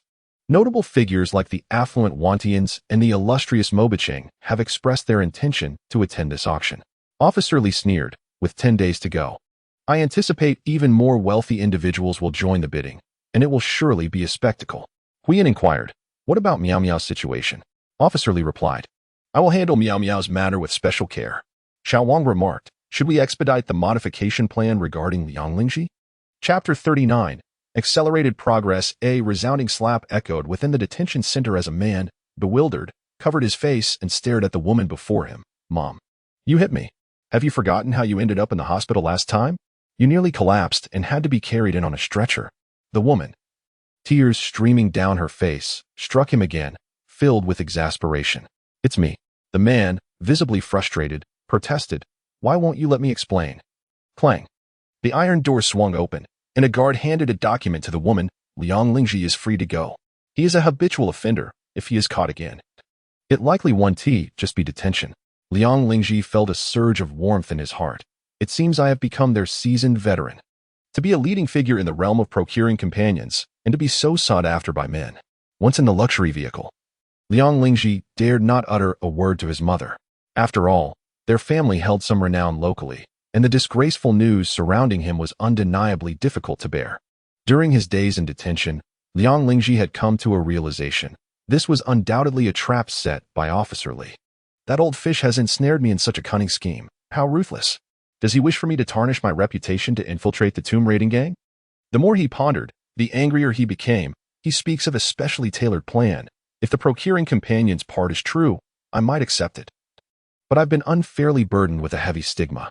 I wonder if Nianxuan knows the truth. It seems my life is irrevocably ruined. Pull over, Liang Lingji said, feeling quite discontent, and requested to be dropped off by the roadside. Liang's mother, growing irritated, asked, where do you think you're going? Aren't you going to explain things to your father? Liang Lingji's eyes welled with emotion. Enough. Stop nagging. He slammed the car door and walked off into the street alone. Since you wish for me to tarnish my name, then it shall be simple. He found a CAF and requested paper and a pen from the server, filling an entire page with a list of names. These were individuals I had long wished to confront. Liang Lingji grinned. Li Xiaopeng, who, on the 3rd day of kindergarten, pulled down my pants and even flicked my little bird. Did you think I had forgotten? Haha, just wait to be dealt with. Chen Daoyan. On the Wednesday of the 2nd week of the 3rd month of elementary school, snatched my lollipop, and it was my favorite durian flavor. If I don't avenge this grudge, am I still Liang Lingji? That Zhao's zipping is the most despicable. He secretly took my cherished little yellow book during the 2nd semester of the 2nd year of junior high. Did you think I was unaware? I absolutely detest thieves, especially when it concerns my beloved collection. He picked up his phone and found Li Xiaopan's WeChat in the class group. Xiaopeng, Do you remember me? It's Liang Lingji. What is up? Young Master Liang is so busy. What brings you to chat with a humble citizen like me? Don't say that. Let us reminisce a bit. After all, we were classmates. Kindergarten classmates, to be precise. Liang Lingji inwardly cursed. Oh, still cautious, are we? He pressed on the phone. The friendships of that time were the most genuine. We were in the same class for a semester. And then you transferred to an international school. You can't still be holding a grudge over that incident when I pulled your pants down, can you? That was ages ago, really. Liang Lingji felt a surge of irritation. It's remarkable that you haven't forgotten your heroic exploits. He sent a message, half teasing, half coaxing. We haven't been in contact for so long. I also invited Wei Ming'an, and she will be arriving shortly at the UNCAF. Wei Ming'an, the little flower of their kindergarten days, was exceptionally beautiful and adorable. Is that so? I'll be there in half an hour. Wait for me. Liang Lingji scoffed. Indeed. Very few can resist the allure of beauty. Yidong can't, I can't, and Li Xiaoping certainly can't. Achu. On the other side. Yidong sneezed unexpectedly. Who was thinking of me? Could it be Huiyan? He flipped over a spinning log and rolled away to evade a trap. Xiaobao chuckled softly. Look at you, completely enchanted by her. I bet you can't even tell Yi from Huiyan apart anymore. Dachuan, lying on the ground, laughed as he maneuvered through several rows of uneven posts. I suspect those dogs behind you are thinking about you. Woof, woof. Hearing the exuberant barks of the dogs, Yidong felt a chill run down his spine. Enough of this. Officer Li is truly perverse. With so many dogs unleashed, the checkpoints have become even more challenging. It's utterly excessive. The group's rigorous training did not wane in the slightest due to the rain. Instead, they simply transitioned to an indoor training facility, engaging in a mock play with the ferocious dogs. Officer Li was not idle either. After several days of thorough investigation, Xiaoyang finally uncovered detailed information about Meow Meow. As Officer Li perused the documents, his brows knitted tightly. Hand these files over to Master Chen. It is best to entrust this matter to him. Xiaoyang couldn't help but inquire. But Master Chen is our ace. Is it not an overestimation to assign Meow Meow's case to him? Officer Li shook his head with a smile. You are mistaken. According to him, there are two types of entities that are the most troublesome. One is the evil spirit, a soul that lingers in this world out of hatred. The other is the spirit of an infant, typically a soul lost due to abortion or a child who died prematurely. Entrusting this matter to Master Chen is the safest choice. Xiaoyang suddenly understood. I see. I have learned something new. I shall deliver the documents to him at once. After Xiaoyang left, Wang Huiyan hurriedly entered. Master, it's bad. Xiaobao has been overwhelmed by the pack of dogs and is now hiding in his room, crying and refusing to come out. What should we do? Officer Li suppressed a laugh. And what of Yidong and the others? Unable to contain his amusement any longer, Officer Li burst into laughter. Ah, what a pity. At that moment, the long-absent Xiao Li rushed in. Chief, trouble is brewing. Liang Lingji has caused a ruckus. Officer Li immediately stood up. What has happened? Xiao Li handed over the documents. He assaulted an officer. Officer Li opened the file and was met with a striking photograph of Li Xiaoping clad in a police uniform. Chapter 40. Parting ways. Officer Li lit a cigarette, stood by the window, and pondered for a moment, a smirk curling his lips. Xiao Li, throw him in jail. Assaulting an officer is no trifling matter. Xiao Li looked bewildered. Chief, this diverges from the plan you shared with us. Officer Li exhaled a plume of smoke, squinting his eyes with a grin. Xiao Li, learn to turn the adverse outcomes of unexpected events into favorable opportunities. One must seek progress amid change. Xiao Li nodded thoughtfully. Understood. I will handle it immediately. Waiting a moment, Officer Li retrieved a business card from his drawer. Call this reporter and have him write an investigative report on Liang Lingji's assault on an officer. Let him have it hard. Assaulting an officer? He has truly crossed the line. Xiao Li felt a surge of glee. Chief, are you not concerned that he may hold a grudge against you? Officer Li was already aware that Liang Lingji had finally comprehended his assignment.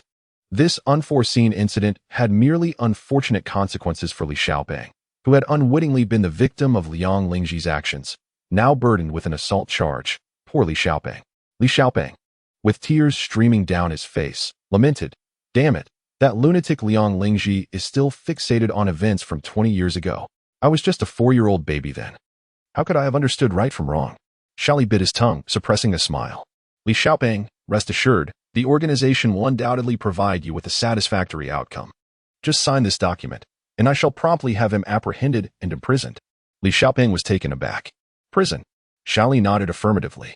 Indeed, assaulting a police officer, my dear fellow, can be simplified as an ordinary act of physical aggression, but when viewed through a more serious lens, it constitutes a terrorist attack. Thus, imprisonment is imperative. Furthermore, he will be confined in a prison notorious for its proclivity for soap-related mishaps. Li Xiaoping lowered his head, murmuring, "How long do you think you will be sentenced?" After a moment of contemplation, Li replied, "Typically, for assaulting a police officer, one might face up to 3 years of incarceration, alongside fines and rehabilitation." Li Xiaoping sighed. "We were classmates after all. He has already endured enough. A few days of educational detention should suffice. I have no desire for him to be truly incarcerated." Li couldn't help but chuckle internally, surprised that Li Xiaoping still harbored some sentimentality. If he refrained from signing, there would be no way to detain Liang Lingji, thus thwarting the task assigned to him by his superior. He could not afford to shoulder that blame. Liang Lingji, had it been any other circumstance, you might have found a benefactor. However, your misfortune lies in encountering our officer Li. Feigning disbelief, he exclaimed, "What? You dare to speak in his favor? My goodness. Do you have any idea how he mocked you while in detention?" Li Xiaoping was momentarily stunned, shaking his head vigorously. What? What did he say?" Seeing Li Xiaoping's curiosity piqued, Li quickly halted, shaking his hands apologetically. No, I shouldn't have brought that up." Li Xiaoping's inquisitiveness surged. "Captain Li, I consider myself half your disciple. Please, just tell me." Noticing Xiao Li's hesitation, Li Xiaoping grew more anxious. "Please, just say it. I implore you, Captain." With a resigned sigh, Xiao Li relayed. "He claimed that you, Li Xiaoping, are a coward, too frightened to retaliate, constantly calling him daddy." He mimicked Liang Lingji's tone, boasting, "Daddy, please stop. Daddy, I was wrong."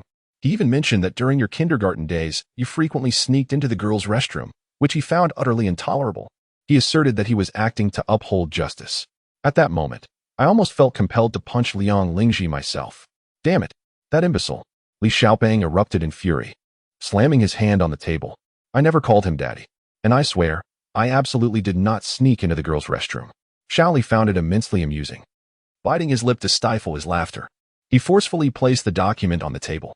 "Li Xiaoping, sign immediately, and the organization will ensure he is locked away." With lips swollen like sausages, Li Xiaoping seized the pen and meticulously inscribed his name, each stroke seemingly etched onto Liang Lingji's face, executed with utmost seriousness. Afterward, he handed the document to Li. "Can we also add a charge for insulting a police officer?" Li nodded emphatically. "Leave that to me."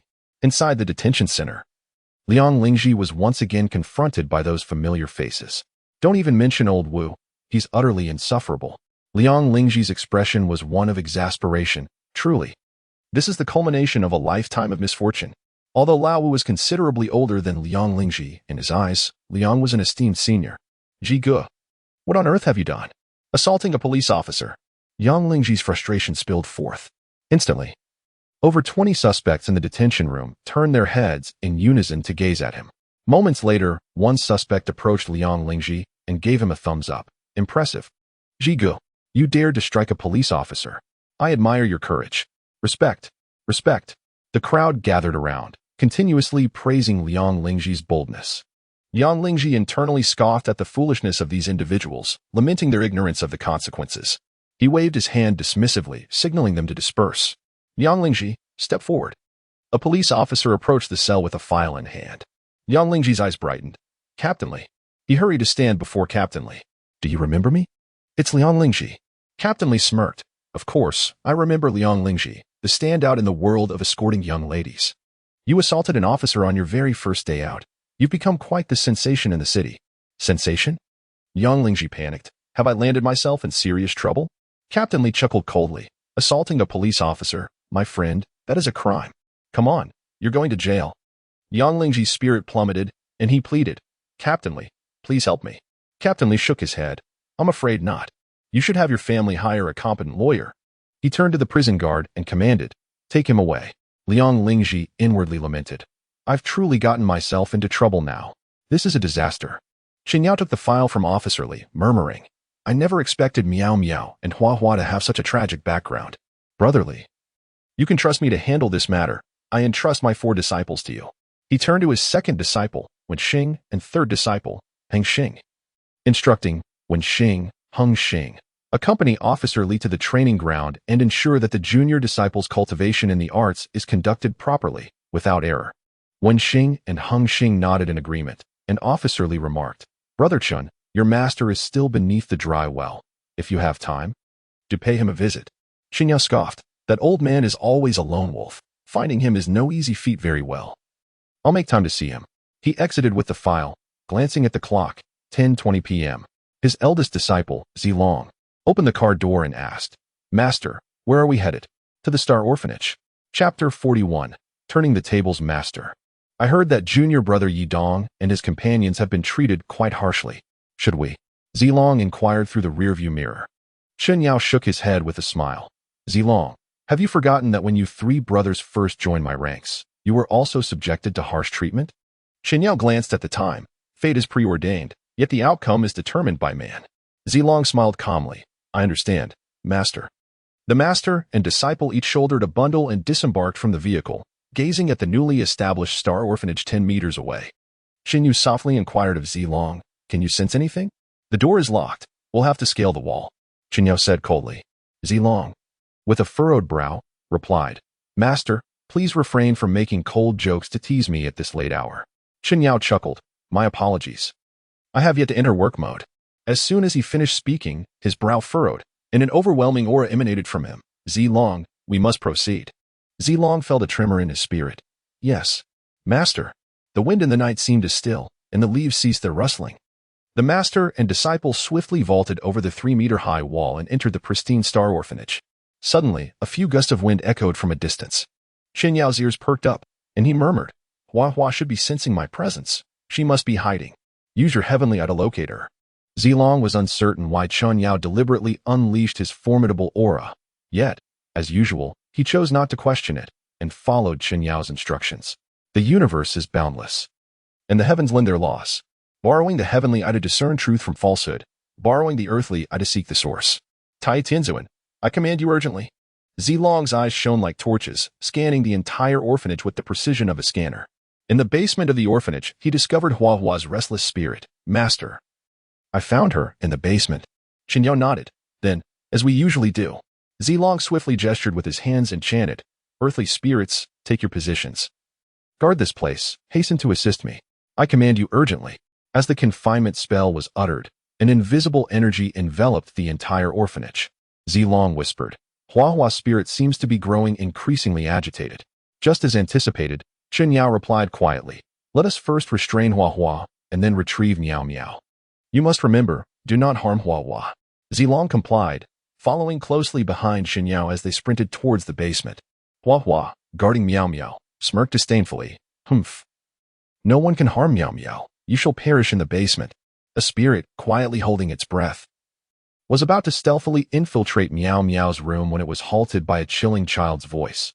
No one can harm Miao Miao. Come at me with your life. The spirit chuckled softly, as expected. You have always been by Miao Miao's side. This is Chen Yao's voice. The girl was visibly startled. How does he know I have always been by Miao Miao's side? In her anxiety, she became increasingly frantic, exclaiming, I detest you wicked sorcerers who commit heinous acts. As Chen Yaofa opened his eyes, he beheld a young girl who bore an uncanny resemblance to Miao Miao, standing vigil by the peacefully slumbering child. Chen Yaofa chuckled and remarked, I possess the art of spirit detachment. Your petty tricks cannot deceive me into descending into the basement. Let us be frank, you cannot harm me. Are you the one they call Hua Hua? Hua Hua glared at Chen Yaofa, her heart racing with anxiety. How could this person possess such formidable Taoist skills? He sees through my scheme. She feigned composure, letting out a few cold laughs. You came here with the intention of taking Miao Miao, did you not? Chen Yaofa replied tersely, Not at all. Humans and spirits have their separate paths.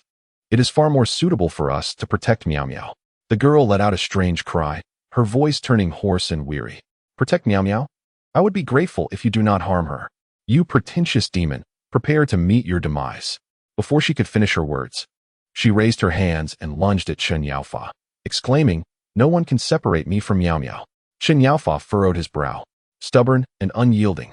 Just as he began to make a hand sign to counter her attack, he was taken aback as Hua Hua coldly laughed and unexpectedly attached herself to Miao Miao. What do you think you are doing? Do you not realize that possessing a spirit could harm Miao Miao? Chen Yaofa's expression darkened as he sternly commanded, quickly release Miao Miao's body. Otherwise, do not blame me for being merciless. I know what you intend to do with Miao Miao. You shall not succeed. No one can separate me from her. Even if I must die, I will die alongside Miao Miao. With a swift and agile leap, she burst through the window, shattering glass everywhere. What happened? Has there been a thief? The teachers at the orphanage were startled awake by the sound of breaking glass, and the children sat up, rubbing their sleepy eyes and looking around in confusion. Chen Yaofa sighed, hastily pursuing her. At this moment, Hua has merely possessed Miao Miao. If she possesses another child, we will be in deep trouble.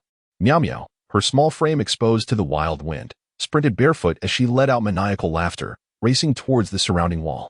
Ha ha, ha ha. Hearing Hua's erratic laughter, Chen Yaofa's heart sank. This is dire. Hua has been overtaken by malevolent thoughts. If this continues, Miao Miao will be in peril. He called out towards Miao Miao, his voice resonating like a bronze bell. Zilong, do not underestimate her. Hua is now a danger. Zilong's figure swiftly emerged, blocking Miao Miao's path like a mountain. Upon seeing this, Miao Miao, whose form had begun to contract, abruptly changed direction and continued her flight. Miao Miao's body was beginning to transform. Zilong was alarmed. This malevolent spirit is incredibly troublesome. If Hua's dark thoughts fuse perfectly with Miao Miao's essence, it will be catastrophic. 5 spirit talismans transformed into 5 beams of golden light, soaring into the air and swirling above Hua. Miao Miao's eyes widened in terror, for she felt the energy controlling her body being rapidly siphoned away by the 5 talismans hovering above her head. This demon is truly formidable. The visage of Hua was grotesque, her lips stained with blood as she trudged forward with heavy steps. Chen Yao shook his head in disbelief. Such malevolence is remarkably resilient. With his right hand, he brought together his index and middle fingers and pointed towards the advancing Hua, invoking, binding the specter, suppressing the evil spirit, 3 realms, 3 halts. Solidify. In an instant, the wild and clawing Hua was frozen in place, unable to move. Yet, from her fierce and venomous expression, it was evident she had not relinquished her desire to escape. Release me, you vile sorcerer. Strands of lightning materialized, ensnaring Hua tightly, the searing pain eliciting her cries. Let me go? Sorcerer, release me. Her anguished screams, interspersed with the crackling of lightning, roused the entire courtyard. Chen Yao and Zilong approached, effectively sealing off Miao Miao's retreat. Hua slowly turned her head, her eyes brimming with resentment and defiance. Suddenly, she raised her voice to the heavens in a mournful wail. Why must you pursue total annihilation? Why spare not even the innocent child, Miao Miao? You are beasts, worse than swine and dogs. Hua's bitter tirade was filled with despair. Chapter 42. A reluctant necessity in the face of Hua's relentless lamentation, Chen Yao spoke solemnly. If you persist in your delusion, you shall become the very murderer you detest. Zilong added, Hua, calm yourself. If my master wished you harm, why would he have attempted to reason with you moments ago? Do not allow your malevolent thoughts to corrupt your true nature. Malevolent thoughts. Ha. Hua looked skyward, closing her eyes with a sardonic laugh. If your family were to perish before your eyes, see if you would remain devoid of such thoughts. Chen Yao sighed, feeling a tightening in his chest, another wronged soul. Let us converse peacefully. First, release Miao Miao's body. If anything were to happen to her, would that truly be the outcome you desire? He reversed his finger and gestured towards Hua. Binding spell. Hua was taken aback by Chen Yao's unexpected release of her bindings. Sorcerer, do not feign compassion. You wish to seize Miao Miao's body, a futile dream. Zilong interjected. With my master's unparalleled abilities, compelling you out of Miao Miao's body would be a trivial matter. Why are you so obstinate? Pain suddenly pierced Hua's heart, and she erupted. We were only trying to help, yet we were betrayed by treachery. Chen Yao sighed. I pursue the path of righteousness to uphold justice. Share your grievances with me, and perhaps I can assist you in unraveling your turmoil. Hua's expression shifted slightly as she looked down at her bloodied form, anxiety welling within her. If this deadlock continued, Miao Miao would truly be in peril. Seeing Hua's hesitation, Zilong urged once more. My master is the renowned daylight Taoist. It is rare for him to offer his assistance. You must seize this opportunity. Hua weakened, retreated several steps, and had to lean against a tree. If you wish for me to depart from Miao Miao's body, you must agree to one condition. Chen Yao looked at Hua and replied, if you truly intend to harm others, do not blame me for my ruthlessness. The emptiness in Hua Hua's eyes had vanished, replaced by a paler complexion. She spoke, "Deliver Miao Miao to Wan Jingjing's home and implore her to take good care of Miao Miao." Suddenly, her footing faltered, and she began to fall. "Has the essence been injured?" Chen Yang shook his head and urgently chanted, "Spirit treasure celestial master, soothe her form. Disciple's soul and quintessence, 5 organs in the abyss." Swiftly, as the decree commands, a faintly luminous energy surged into Hua Hua's body, causing her to tremble. What is this?" Zilong exclaimed. "You've stumbled upon a treasure. This is my master's purifying incantation. Receiving such aid is indeed a great fortune for you. Now that you have my spiritual energy to assist you, hasten to leave Miao Miao's body, so she may suffer the least harm." Hua Hua's heart soared with joy. This is truly wonderful. With such capabilities, Miao Miao will be saved. Transforming, she revealed her soul's essence. She was a young female ghost in her 20s. "This is my essence." She leaned against the tree, gently embracing Miao Miao's body. "Taoist, please see how Miao Miao is faring. She is icy all over. I fear for her." Chen Yang quickly approached, pressing one hand on Miao Miao's forehead and the other clasping her small hand. Azure dragon, white tiger. Forms an array. Vermilion bird, black tortoise, guard her form. Swiftly, as the decree commands. Chen Yao's brow furrowed. "Hua Hua, your spectral presence is too domineering. Do not possess the living again. Should calamity strike, there will be no turning back." Hua Hua looked remorseful. "It is my folly. I should have heeded the Taoist counsel sooner." Chen Yang nodded. "Zilong, come here and embrace Miao Miao. Your pure young body will aid her purine form in recovering more swiftly." Zilong promptly held Miao Miao, saying, "Hua Hua, share your grievances with my master. You have seen that we genuinely wish to help Miao Miao, and we are not villains. As for Miao Miao, relinquish her to us." Hua Hua stood in silence for a moment. "Does that mean I must part from Miao Miao?" Chen Yang pondered. "If you wish for her well-being, you must leave her. This is the most direct method." Hua Hua lowered her head, tears streaming down her face. "Then I beseech you, Taoist, to protect Miao Miao well." Chen Yang nodded. "Rest assured, I will do everything in my power to safeguard her. Share with me your grievances." The wind finally calmed, and the leaves fell silent. Zilong was momentarily stunned. "Has it been 30 years? That would place it between 1986 and 1987? Hua Hua nodded. "In life, I was known as Yu Menglan. My parents were merchants. In that year, I was 20. Suddenly, her expression changed. "Why? Why did you take everything from me in my prime?" Chen Yao, filled with righteous indignation, admonished, "Yu Menglan, steady your mind." A sense of sorrow welled up within him. It appeared that Yu Menglan was indeed a person of misfortune. He glanced at Zilong, who, understanding the unspoken cue, softly began to recite the heart-purifying mantra to assist Yu Menglan in regaining her composure. She gazed at the distant starry sky, her eyes brimming with tenderness. "My parents shared a profound love. My father toiled diligently each day while my mother cared for my sister and me. And our family was truly harmonious." At this juncture, Yu Menglan's lips pressed tightly together as she stared vacantly into the night. Yet on that fateful day, everything changed. Chen Yao remained silent, patiently awaiting her continuation. "On that day, I, along with my 4-year-old sister, accompanied our parents to the south for business." "So, you have a sister?" Chen Yao pondered, sensing a gradual unraveling of the mystery. Yu Menglan reenacted the scene from that day. "Open the door. Open the door." Father had parked the car, and mother appeared quite anxious, softly scolding him. "Fool, why stop here? There's no village ahead and no one behind. How could anyone be here all of a sudden?" A sudden smile graced Yu Menglan's face. Father would never hold it against mother for calling him foolish. Despite their quarrels, their affection remained evident. Zilong felt a pang in his heart. The more she reminisced about the past, the heavier her burdens became. Yu Menglan lowered her head, her brows knitted, tears streaming down her face. "Father, that foolish man, such a big fool." Chen Yao nodded. "Fate has its tribulations. Do not blame your father." Yu Menglan's emotions began to escalate. That man was drenched, and mother moved from the passenger seat to the back, while he sat beside father. She mimicked her father's tone. "Friend, how did you end up in such a predicament? How may I assist you? Just take me to the market ahead. I shall not shortchange you. Reaching the market is merely on my way. I seek not your money." Chen Yao furrowed his brow. "Is that so?" He gestured with his left hand, as if calculating. Yu Menglan gently nodded. "Yes, at that time, I was unaware he was making calculations." Chen Yao's eyes sharpened. "A cultivator?"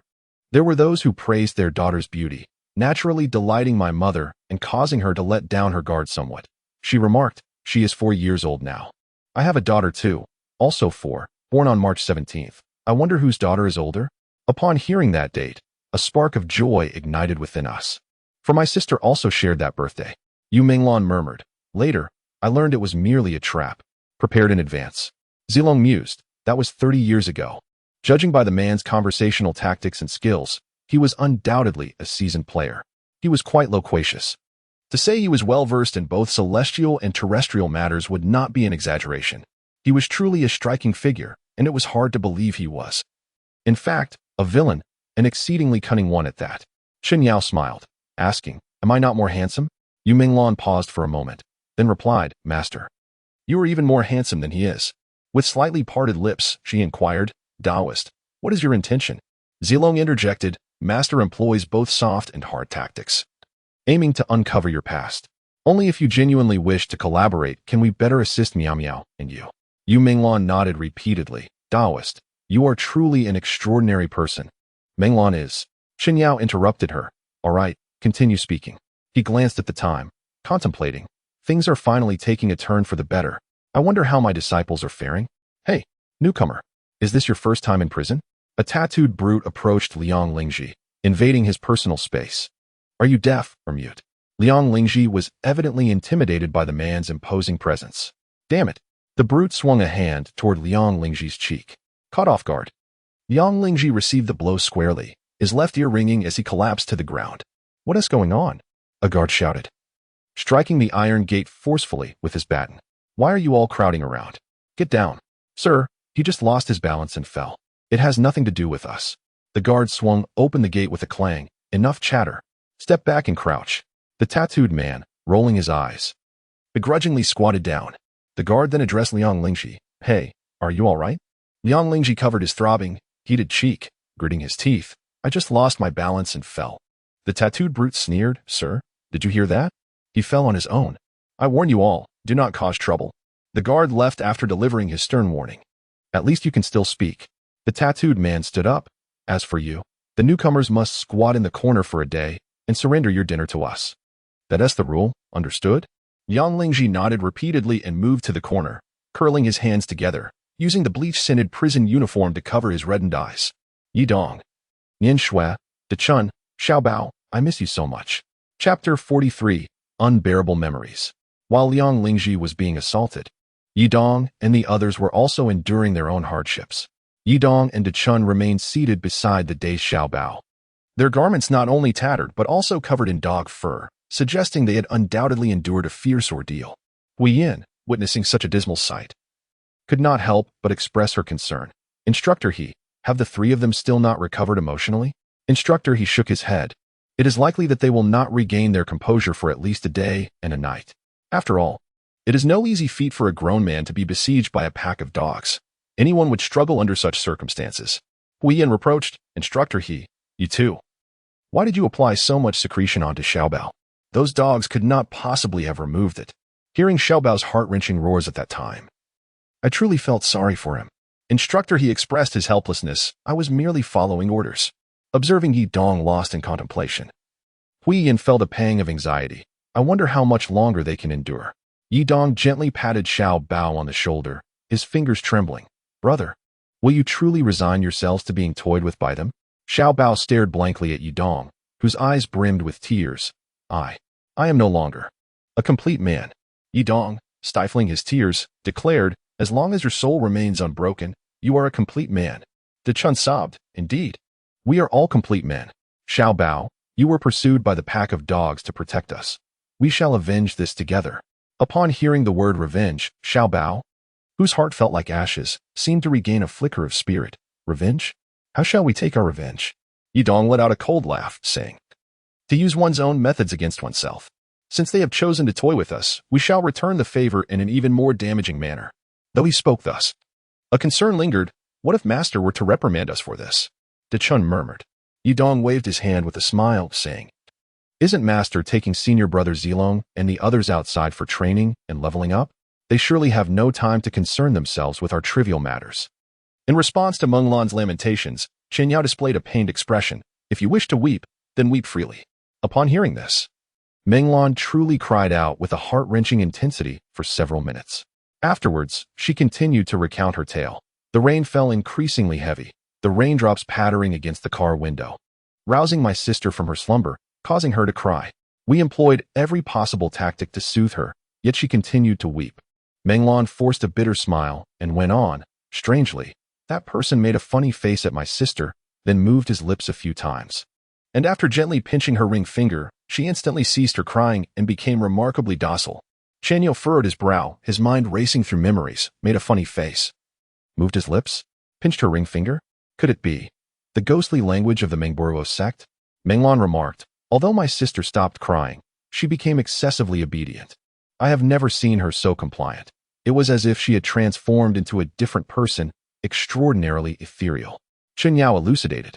That is a spell from a clandestine sect known as Mengburuo, called ghost language.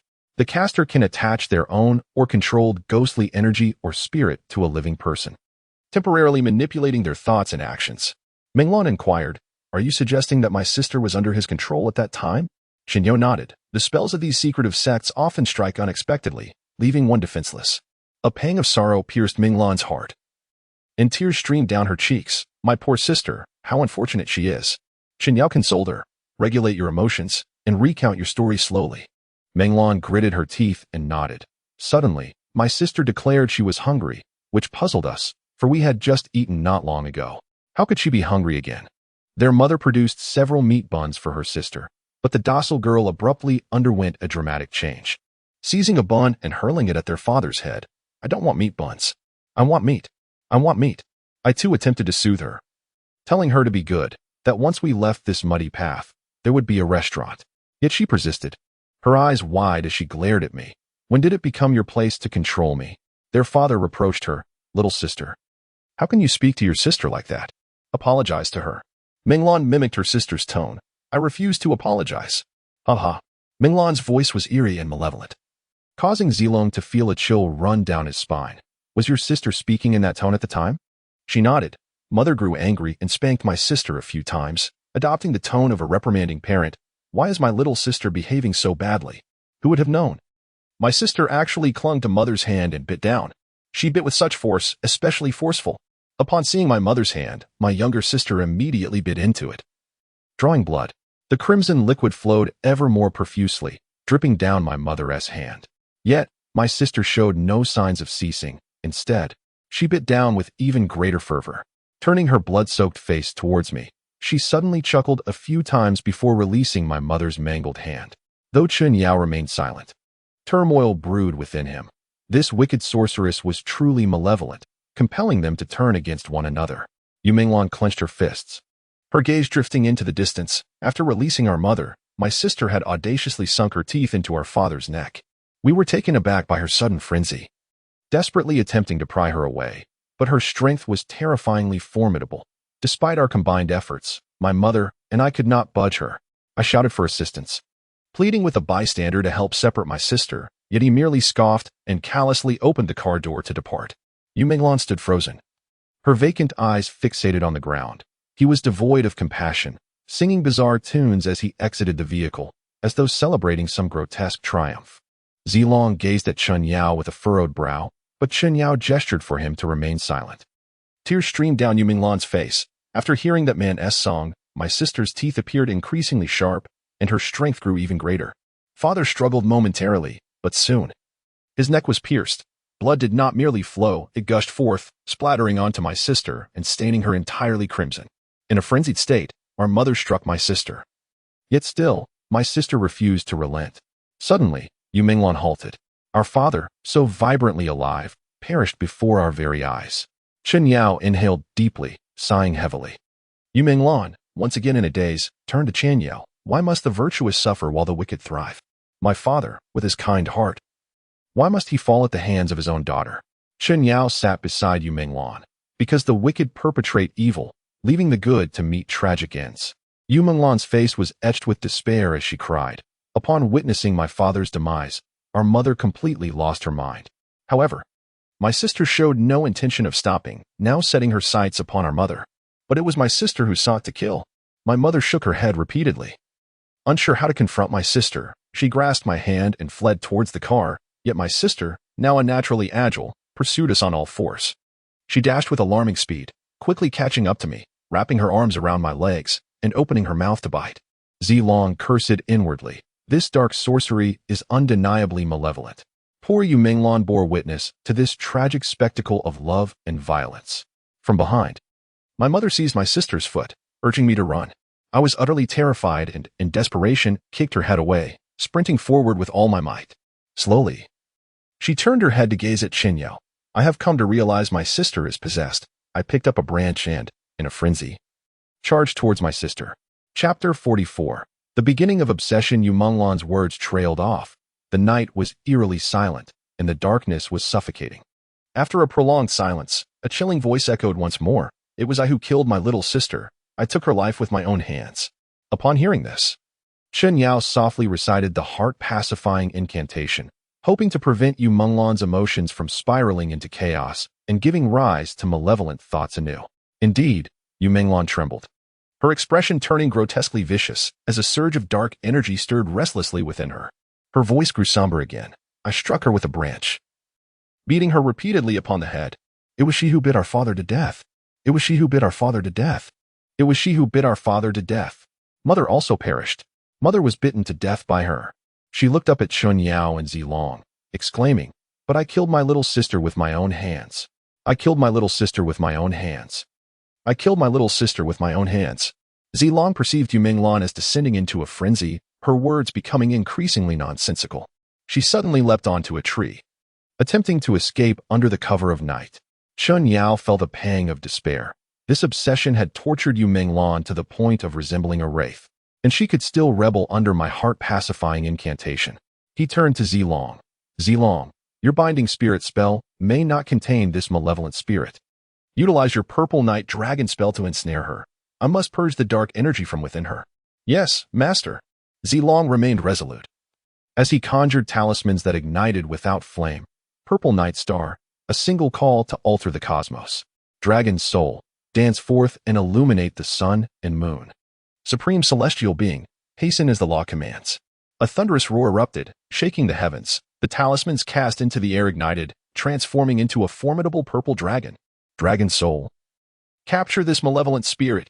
With a command from Zilong, the purple dragon roared fiercely, soaring upward to ensnare Yu Minglan's essence, which was striving to break free from the binding spirit spell. Under the control of dark thoughts, Yu Minglan found herself bound by the purple dragon, and she could only scream in wrath, "Release me! Release me! I will slay all of you vile scoundrels." Chen Yao's gaze was piercing, fixated on Yu Minglan. "Yu Minglan, do you still recognize me?" "Of course I do. You, wicked sorcerer, seek to separate me from Miao Miao. I will kill you. I will kill you." Yu Minglan raged, nearly biting in her fury. As before, 5 talismans began to orbit above her, commencing the extraction of the dark energy within her once more. "Master, forcing the extraction of her dark energy could harm her essence, and the consequences may." Chen Yao interrupted Zilong's concerns. "Zilong, do not indulge in sentimentality at this moment. Let her endure some suffering. It is far better than allowing her to wreak havoc and fall into irredeemable ruin." Zilong gritted his teeth in agreement. "Master, your wisdom prevails." Ah! Cries of anguish poured from Yu Minglan's lips. Yet Chen Yao appeared impervious to her cries and wails, fervently reciting, "The power of the 5 elements, the genesis of all things, cycling endlessly, life everlasting. Today, I summon the essence of my blood as a conduit, seeking to harness the supreme power to vanquish the malevolent energy within this ghostly form, thereby restoring righteousness to the world." With a decisive bite of his finger, he directed drops of his rich blood to the crown of Yu Minglan's head. "Invoke." By the urgent decree, the blood transformed into blazing flames that engulfed Yu Minglan's body, inflicting unbearable agony upon her. "Demonic sorcerer, I shall slay you. I will kill you." Ah! The flames roared fiercely, and her screams intensified. Approximately 1 minute later, a pitch-black energy began to emerge from within Yu Minglan's being, unable to withstand the searing onslaught of her master as true fire any longer. Zilong's heart swelled with joy. "Yu Minglan, hold on a little longer. You must endure." After being rendered unconscious by the pain, she was repeatedly revived by the flames, her voice oscillating between its original timbre and a weathered tone. "Master, I cannot endure any longer. Demonic sorcerer, I will kill you. Chen Yang felt a mix of fury and elation as the dark thoughts finally took form, resolutely intensifying the flames. Menglan, you must persevere. As the black energy continued to surface, Yu Menglan's consciousness seemed to regain some clarity. I am in excruciating pain. It feels like I cannot endure. Chen Yao exclaimed. Do you not wish to see Miao Miao again? At the mention of Miao Miao, a flicker of awareness returned to Yu Menglan's dazed expression. I do. If you wish it, then grit your teeth and hold on. Drive away this dark energy. Chen Yao urged fiercely. If you cannot withstand this much pain, how will you protect Miao Miao? Her skin began to deteriorate, and her once recognizable visage had become a grotesque sight. Suddenly, a poignant cry emerged. Master, I can endure. Please, continue. Chen Yao felt a surge of comfort within as he wielded the talisman once more. Heaven and earth are boundless. Winds and thunder obey my command. Supreme deity, heed my urgent decree. The talisman morphed into a tempest of winds and thunder, racing toward the black energy that had been drawn from Yu Menglan's body. Dust and debris were swept up in the gale, and this struggle continued for over 2 minutes, until the dark energy was finally dissipated by the spiraling force of the Tao. Chen Yao closed his eyes to gather his energy. Zilong, set Yu Menglan down. The dark energy within her has been expelled. The violet dragon gently laid Yu Menglan upon the ground, then approached swiftly. Yu Menglan, you have been reborn. At this moment, Yu Menglan seemed transformed. The chill that had plagued her spirit vanished. Her pallid complexion regained a rosy hue, and her demeanor brightened. Chen Yao mused, you have endured the trial of the 5 elements, and now you have been reborn. Congratulations. Yu Menglan furrowed her brow in confusion. What does the master mean? Zilong beamed with delight. You are now free from the taint of darkness. The energy of the 5 elements within you has been thoroughly purified. You can be said to be a pristine and untainted spirit. Yu Menglan's heart soared with joy, pristine and untainted. Chen Yao nodded. In the past, you were ensnared by malevolent thoughts and dark energies, which hindered your ability to reincarnate smoothly. Now, all external obstacles have been removed. As long as you untangle your heart's knots and relinquish your obsessions, you shall be able to depart peacefully. Yu Menglan, overwhelmed with gratitude, knelt before him. Master, your celestial wisdom is boundless. Please act on behalf of my family. Chen Yao gently lifted Yu Menglan. It is the duty of a cultivator to uphold justice. I shall spare no effort to vindicate your family's grievances. Noticing that Zilong appeared somewhat perplexed, Chen Yao pondered and said, the reason I use the term vindicate grievances is that your younger sister did not slay your parents, nor did you take your sister's life. Yu Menglan gasped in shock. Master, what do you mean? Chen Yao clarified, your parents were slain by the evil sorcerer's dark arts, not by your sister's will. Furthermore, you did not kill your sister with the branch, for that person would not allow her to perish so easily. She is a vital and rare embodiment of Purian energy, and even if she were to die, it would not be at your hands. Yu Menglan staggered back. I did not kill my sister. I did not kill my sister. Chen Yao affirmed. Indeed. Your sister was absolutely alive at that time. If I am not mistaken, she ultimately fell victim to that sorcerer in a grave saturated with dark energy. Yu Menglan's eyes widened. I did not kill my sister. Zilong interjected. My master possesses profound knowledge and extensive experience. He does not speak without reason. If he says it is not so, then it is not. A weight lifted from Yu Menglan's heart, and she sank to the ground. So, I did not kill my sister. Chen Yao sighed. You have been burdened by this obsession for decades. It is time to be liberated. Suddenly, Yu Menglan clung tightly to Chen Yao's leg, weeping uncontrollably. Master, you must help avenge my sister and bring the villain to justice. I implore you. I beg you. Chen Yao gently supported the distraught Yu Menglan. Do not worry. I will take charge of this matter. With a solemn expression, he took Zilong's hand. Disciple, I will recite a vow, and you shall echo after me. Zilong nodded earnestly. I shall heed my master's command. Chen Yao raised 3 fingers in a solemn oath. I, Ouyang Zilong, vow to the heavens that regarding that wicked scoundrel, I shall capture him alive and his soul after death, to honor the innocent lives he has wronged. Zilong mirrored his master. I, Ouyang Zilong, vow to the heavens that regarding that wicked scoundrel, I shall capture him alive and his soul after death, to honor the innocent lives he has wronged. Chen Yao gently patted Yu Menglan's shoulder. Did you hear that? My eldest disciple has vowed to uphold justice. Should you not express your gratitude? Yu Menglan, filled with joy, exclaimed, I bow my head in gratitude. Thank you, Master and Brother Zilong, for your immense kindness and virtue. Zilong quickly supported Yu Menglan, who was about to kneel again. Exterminating demons and vanquishing evil is the duty of cultivators. There is no need for such reverence. Yu Menglan, overwhelmed with gratitude, silently shed tears nearby. Zilong turned his head and softly addressed Chen Yang. Master, why should I be the one to swear? Given the progression of the plot, it would be more fitting for you to take that vow. Zilong shot him an exasperated glance. Master, you have changed. Your love for me has waned. Zilong felt a deep sense of gloom. Guarding against the day and the night is one thing, but it is truly difficult to guard against the schemes of a master. Chen Yang turned and pondered. Menglan, please continue with the story. Chapter 45. Questioning the unfairness of heaven. Yu Menglan glanced at Zilong, whose face was tinged with embarrassment. Brother Zilong, are you feeling unwell? Chen Yang shot Zilong a disapproving look. He is merely moved and saddened by your tale. Zilong narrowed his eyes slightly and forced a smile. Ah, master. You understand me well. Menglan, please proceed. Yu Menglan murmured. After I struck my sister down. Oh no, I mean. After I rendered her unconscious. I discovered that our mother had already passed away. Memories are often tinged with sorrow. And Menglan could not help but feel a pang of heartache once more. At that moment, strange singing echoed from the woods, resonating like the toll of a great bell. Reverberating through the trees, the scene was truly terrifying. Chen Yang thought to himself, 30 years ago, that man had already mastered the dark arts. By now, his malevolent powers must have transcended to a new dimension. This individual seems rather formidable. Zilong, too, was calculating in his mind. This demon is quite tenacious. Master has indeed provided me with a rare opportunity for growth. Menglan continued her narrative. I was utterly terrified. Consumed with the desire to survive, I needed to escape and call for help. She paused for a moment. The rain was torrential, the night was dark.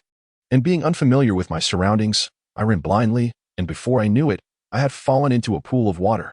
Zilong reassured her. In such a horrifying scenario, how could a girl not be frightened?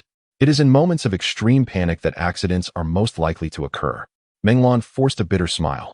The water in that pool was frigid, so icy that it jolted me back to my senses. It chilled me to the bone. And I was terrified because I could not swim.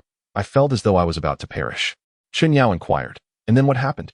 After a long silence, Yu Menglan's voice finally emerged. That man appeared. Menglan narrowed her eyes, a cold glint flickering within them. He kept singing. The more joyfully he sang, the more chaotic my heart became. I was utterly terrified, yet I loathed him deeply. I fought desperately against the water, grasping for anything I could hold on to. I sought vengeance for my family. I could not simply die like this, nor could I allow myself to perish before my enemy. Hearing Menglan recount her ordeal in such detail, Chen Yang murmured, he intentionally allowed you to see your nemesis before your demise, for this would ignite your obsession. If I am not mistaken, at that time, your sister's spirit was already under his control, and he would compel her to witness your drowning. Observing the helpless and furious expression on your face as you perished, this would further fuel her obsession, rapidly enhancing her spectral powers. Yu Menglan gritted her teeth and exclaimed, is he truly human or merely a beast? How could he be so malicious? Tears streamed down her face once more uncontrollably. I can only pity my younger sister, who has innocently suffered this torment. My dear sister. My dear sister. Chen Yang attempted to soothe her, saying, taking a life was never your sister's intention. All the blame lies with that wicked man. Menglan nodded in agreement. I do not know how much time passed afterward, but I awoke in a daze, finding myself drifting by the roadside. The night was dark, so very dark, yet I felt no fear. Rather, I dreaded the thought of seeing the light. It was only later that I realized I had already perished.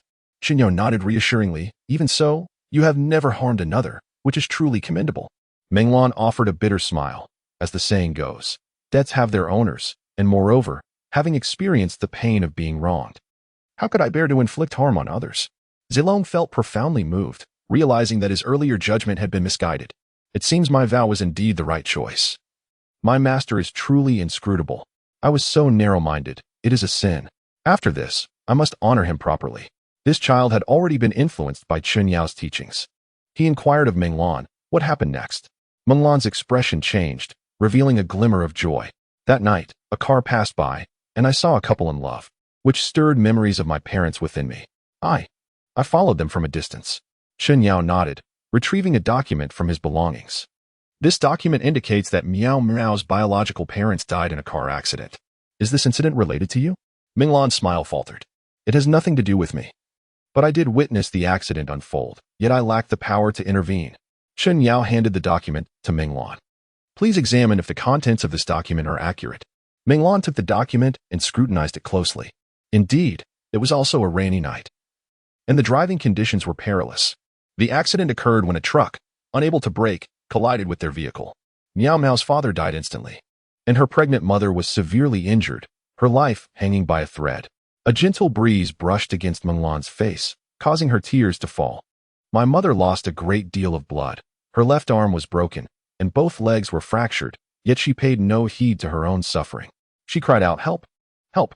Save my child!" She was 8 months pregnant. There was still hope. Please, someone, come and save them. Zilong's heart warmed, recognizing the brilliance of maternal love as the most tender and nurturing force in the world. It was a pity for Miao Miao. Minglan nodded. My mother held on until the ambulance arrived, and I naturally followed along. However, despite her desperate attempts to protect her child, one of the babies ultimately did not survive. Upon hearing this, Chen Yao felt a jolt of shock. The child who did not survive was the original Huahua. Minglan sobbed as she replied, yes. It was Huahua. It was indeed Huahua. I perceived that the sprout within me was nearing its end. Without hesitation, I plunged into Huahua's petite form, desperately shaking the sprout's body. I could not allow her to succumb to slumber. I cried out incessantly, "You cannot sleep. You have yet to meet your mother. You cannot sleep." Chen Yao was also moved. It is truly lamentable that Minglan, with such a kind heart, has been dealt this fate. Why is the heavens so unjust? Minglan smiled bitterly. I suppose I exerted too much effort and inadvertently pushed the sprout out. Thus, she became my sister. Chen Yao felt a warmth in his heart. So it was you who saved the sprout's life. As Minglan spoke, her voice broke with emotion. Chen Yao sighed deeply. Because you are a conscious soul who voluntarily entered your mother's womb as an infant, you have genuinely endured the pains of birth. Your selfless spirit and striving forward to save another is truly admirable. Minglan lifted her head, observing Chen Yao nodding at her, and felt a sense of solace. Thank you. Taoist.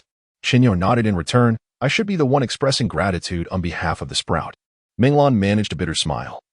Wiping away her tears, I do not know how it happened, but suddenly, a bright light illuminated before me, and all my suffering vanished. A masked figure appeared, guiding me to my mother. Her eyes were filled with tears as she gently caressed my cheek and departed with a smile. Chapter 46. The unrefined gem. As Minglan recounted this, a smile finally graced her lips. Seeing my mother leave with a smile, I felt that I had done right. A pang of sorrow struck her heart. The Taoist speaks the truth.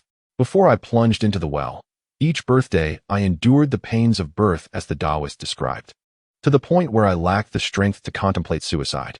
She furrowed her brow, sitting in silence for a while. Chen Yao refrained from pressing her further, for the agony she bore could not be conveyed in mere words. The suffering you have endured will undoubtedly bear fruit in due time, Chen Yao reassured her. Is it not true that the sprout has been flourishing under your protection? It seemed Minglan had come to an understanding, her frown dissipating into a bittersweet smile. Thank you for your guidance, Taoist. With the passing of our parents, we became orphans the moment we were born. Due to our lineage, many have labeled us as harbingers of misfortune, and no one dared to take us in. Eventually, we were placed in the Star Orphanage. Zilong sighed as well. The sprout too bears a heavy fate. You share a common bond in suffering. Chen Yao nodded. And what of your reason for plunging into the well?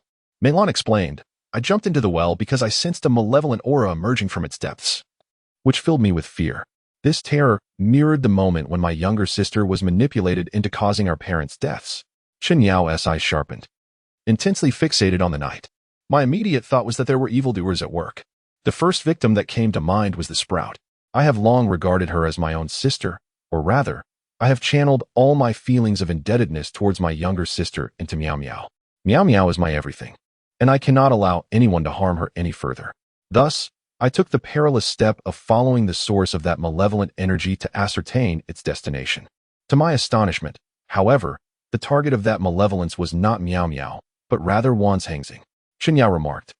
I never expected that an orphanage could harbor 3 individuals of such extreme mean. Minglan nodded in agreement. I too overheard an elderly Taoist mention that individuals like us, possessing such a unique constitution, belong to the realm of extreme mean. But why would that villain choose to target Wanzhangxing? Chen Yao mused. The elder Taoist she mentioned must be Master Wei, I suppose. Menglan smiled with composure. I have always known that my borrowed existence through Huahua's deceased body would not last long. Living to the age of 4 is already a feat. I had intended to sacrifice myself in an effort to contain the malevolent energy's escape. If I could save even one person, it would be worth it. Fortunately, Zhengzheng has always regarded Miao Miao as a sister. While Miao Miao may miss my company, she gains an elder sister, which is not an undesirable outcome. Zilong sighed. Menglan certainly possesses a heart of great kindness, always prioritizing the safety of others in times of peril. Chen Yang pondered. This suggests that a profound connection exists among the three of you. It seems that Wan's Hengxing's arrival to assist us was indeed destined. Zilong's expression brightened. Surely. We have been sent by the heavens to act in accordance with divine will. At this point, Miao Miao's origins were finally unveiled. Menglan, let us take care of this matter. Qinyo said gently, stroking the still sleeping Miao Miao. You have endured too much suffering. Overwhelmed with emotion, Menglan dropped to her knees, tears streaming down her face as she exclaimed. I am eternally grateful for the great kindness and virtue of the Taoist. Qinyo helped her up.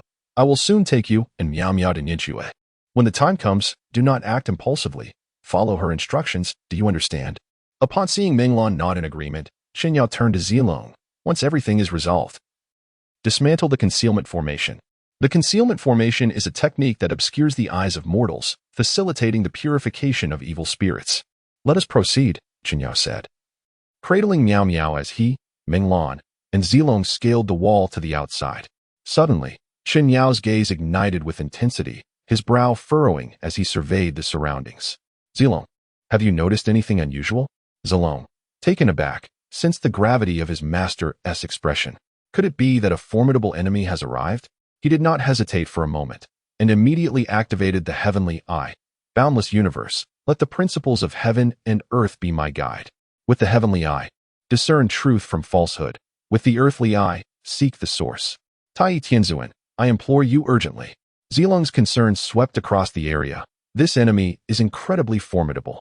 My magical vision reveals nothing. Master, perhaps you should open your own magical eye. Chen Yao gritted his teeth, staring intently, and replied gravely, what magical eye should I open? Look at our vehicle, it is nowhere to be found. At Chen Yao's words, Zilong felt a surge of agitation. Master, could you please be serious? My skills do not compare to yours. I find it quite challenging to open my eyes to the world. Chen Yao glared angrily at the vacant parking space in the distance. That is Master's newly acquired vehicle. Zilong, noticing Chen Yao's darkened expression, felt a pang of anxiety. This is bad. I have never seen Master's face this grim. What should we do? Call the police, you foolish disciple. Zilong nodded repeatedly, hastily retrieving his phone to dial Officer Li. Officer Li. Hello? Zilong, how's the situation? It was evident that Officer Li was quite concerned about the progress of the matter. Officer Li, it's terrible. On the other end, Officer Li felt a tightening in his chest. Even Brother Chen himself is unable to resolve it. The matter has been settled. Yet Master's new car has been stolen. This is indeed a grave situation. He is furious, and the consequences will be severe. They dare to steal a vehicle belonging to my sworn brother. Zilong, tell Brother Chen that I will take full responsibility for this matter. I will ensure it is handled impeccably, leaving him thoroughly satisfied. As the call ended, Officer Li briskly exited his office. All officers adorned with insignias must report to my office within 2 minutes. The senior officers outside were taken aback. What has happened to the chief? Has there been a major case? I have never seen the chief so anxious. This must be a sensational case. Without further ado, let us hurry inside to receive the orders. A group of senior officers entered Officer Li's office, where they overheard him on the phone. Is this Director Xiao Mo from the Traffic Management Bureau? Yes, Chief. What can I do for you? Your personal call indicates a significant case, doesn't it? The officers waiting exchanged glances, not daring to utter a word. Only the sound of their restrained breaths filled the air. Approximately half an hour later, Officer Li drove Chen Yao's new car to the pristine Star Orphanage. Brother Chen, I apologize for the wait. I've had the car washed and filled with fuel. What do you think? Chen Yao's stern expression finally softened. He patted Officer Li on the shoulder. Brother Li, your skills are remarkable. Your efficiency is truly impressive. Let us go. The matter here is resolved. Seeing that Chen Yao's anger had dissipated, Officer Li felt a slight sense of relief. Brother Chen, you have worked hard tonight. Allow me to drive. My disciples haven't caused you any trouble, have they? Young people tend to be noisy, but it's nothing serious. Just a little management will suffice. That would be a great help, brotherly. You flatter me. We are sworn brothers, after all. Brotherly. Brother Chun. Brotherly. Brother Chun. Hey, you there, the newcomer. I'm calling you. As Liang Lingji sat on the ground, completely ignoring him, the tattooed brute snorted disdainfully. Are you deaf? Do you want to get hit again? After spending a night in the corner, Liang Lingji scoffed inwardly. Do you really think I am Hello Kitty just because the tiger does not show its might? After a night of contemplation, his resolve only intensified. You bald fool. I don't answer to hey. I am Liang Lingji. He sprang to his feet, pointing a finger at the tattooed man. You're so arrogant? Dare to take me on one-on-one? Chapter 47. A Call for Justice. This book has been officially renamed Urban Ghosts and Gods. Please continue your support.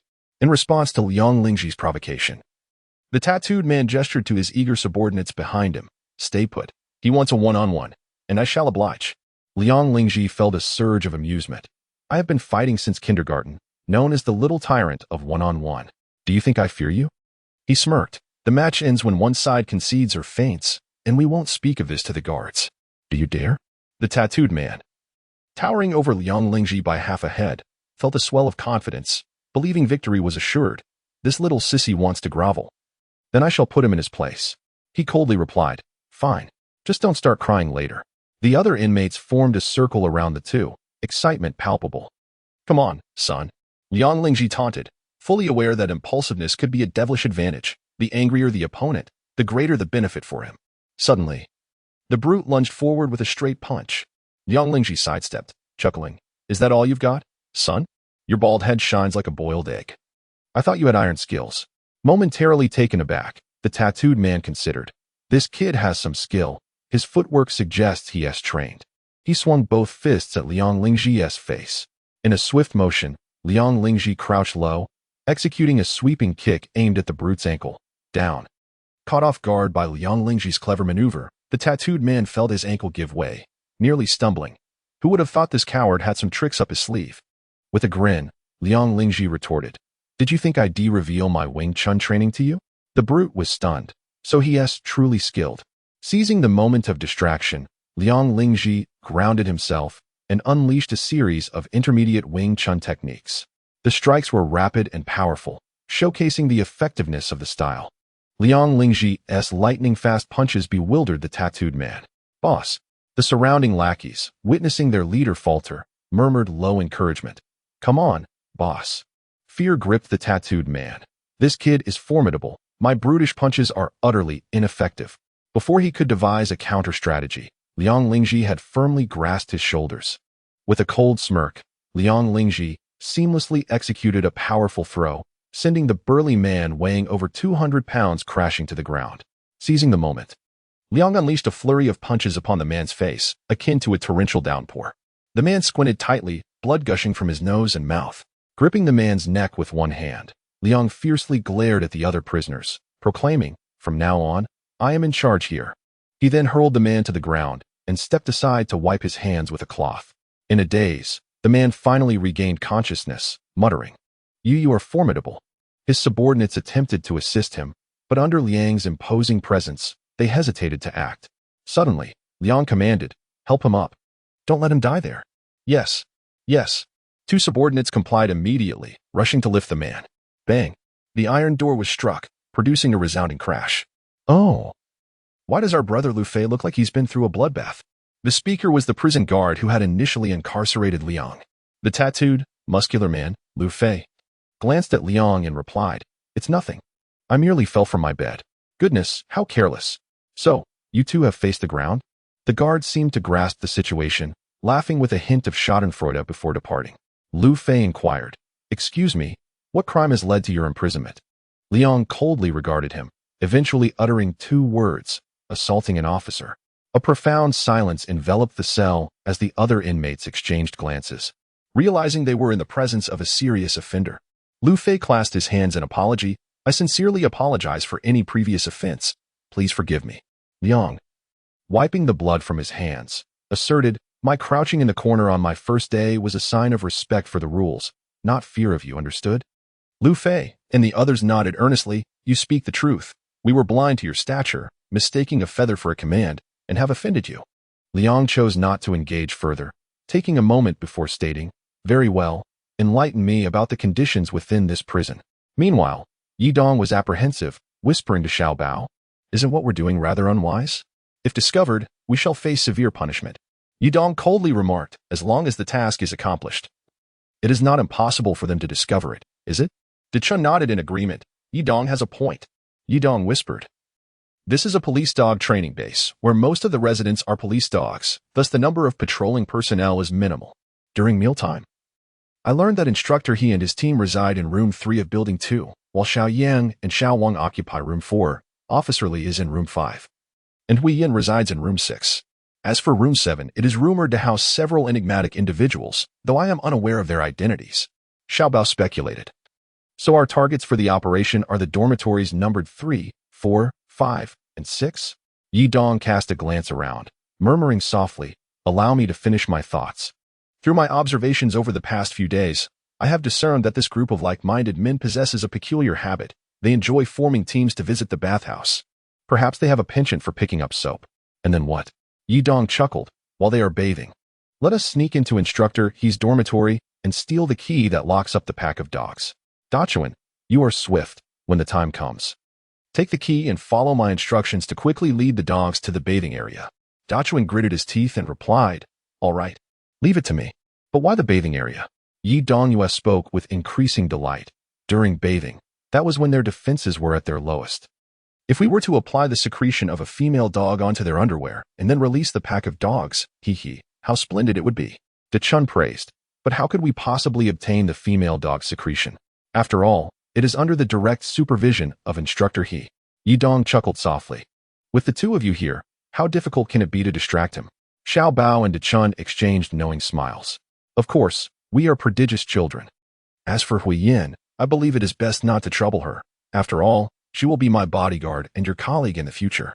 Offending her could hinder our work," Yi Dong murmured. "Moreover, given her character, any dog that dares to infringe upon her will undoubtedly meet a swift demise, resulting in rivers of blood." Xiao Bao retorted coldly, "Once she deals with the dogs, our turn will come next, and I fear she might render us impotent." The trio exchanged glances, and Yi Dong continued, "Officer Li is someone we must thoroughly subdue. Allow me to ponder this further." Chapter 48. Double the Return. The title The Seven Sorrows of the World has been changed to Urban Ghosts and Gods, and I hope everyone continues to support it. Thank you. The following day, despite their reluctance, training showed no signs of abating. Yi Dong whispered to Instructor He, "Look at Xiao Bao. He is hardly in a state to participate in training, is he?" Instructor He glanced at Xiao Bao, who was hanging his head in tears, and shrugged helplessly. "Your leader does not seem to share your sentiments." Upon hearing Instructor He's explanation, the three felt a surge of indignation. "Very well, Officer Li. This only strengthens our resolve to resist." Xiao Bao sobbed, "Instructor He, my bottom is rather uncomfortable. May I take a day off? Could you grant me permission?" Instructor He felt a pang in his heart, realizing the humiliation a man of stature must endure, and that it would indeed take time to regain his composure.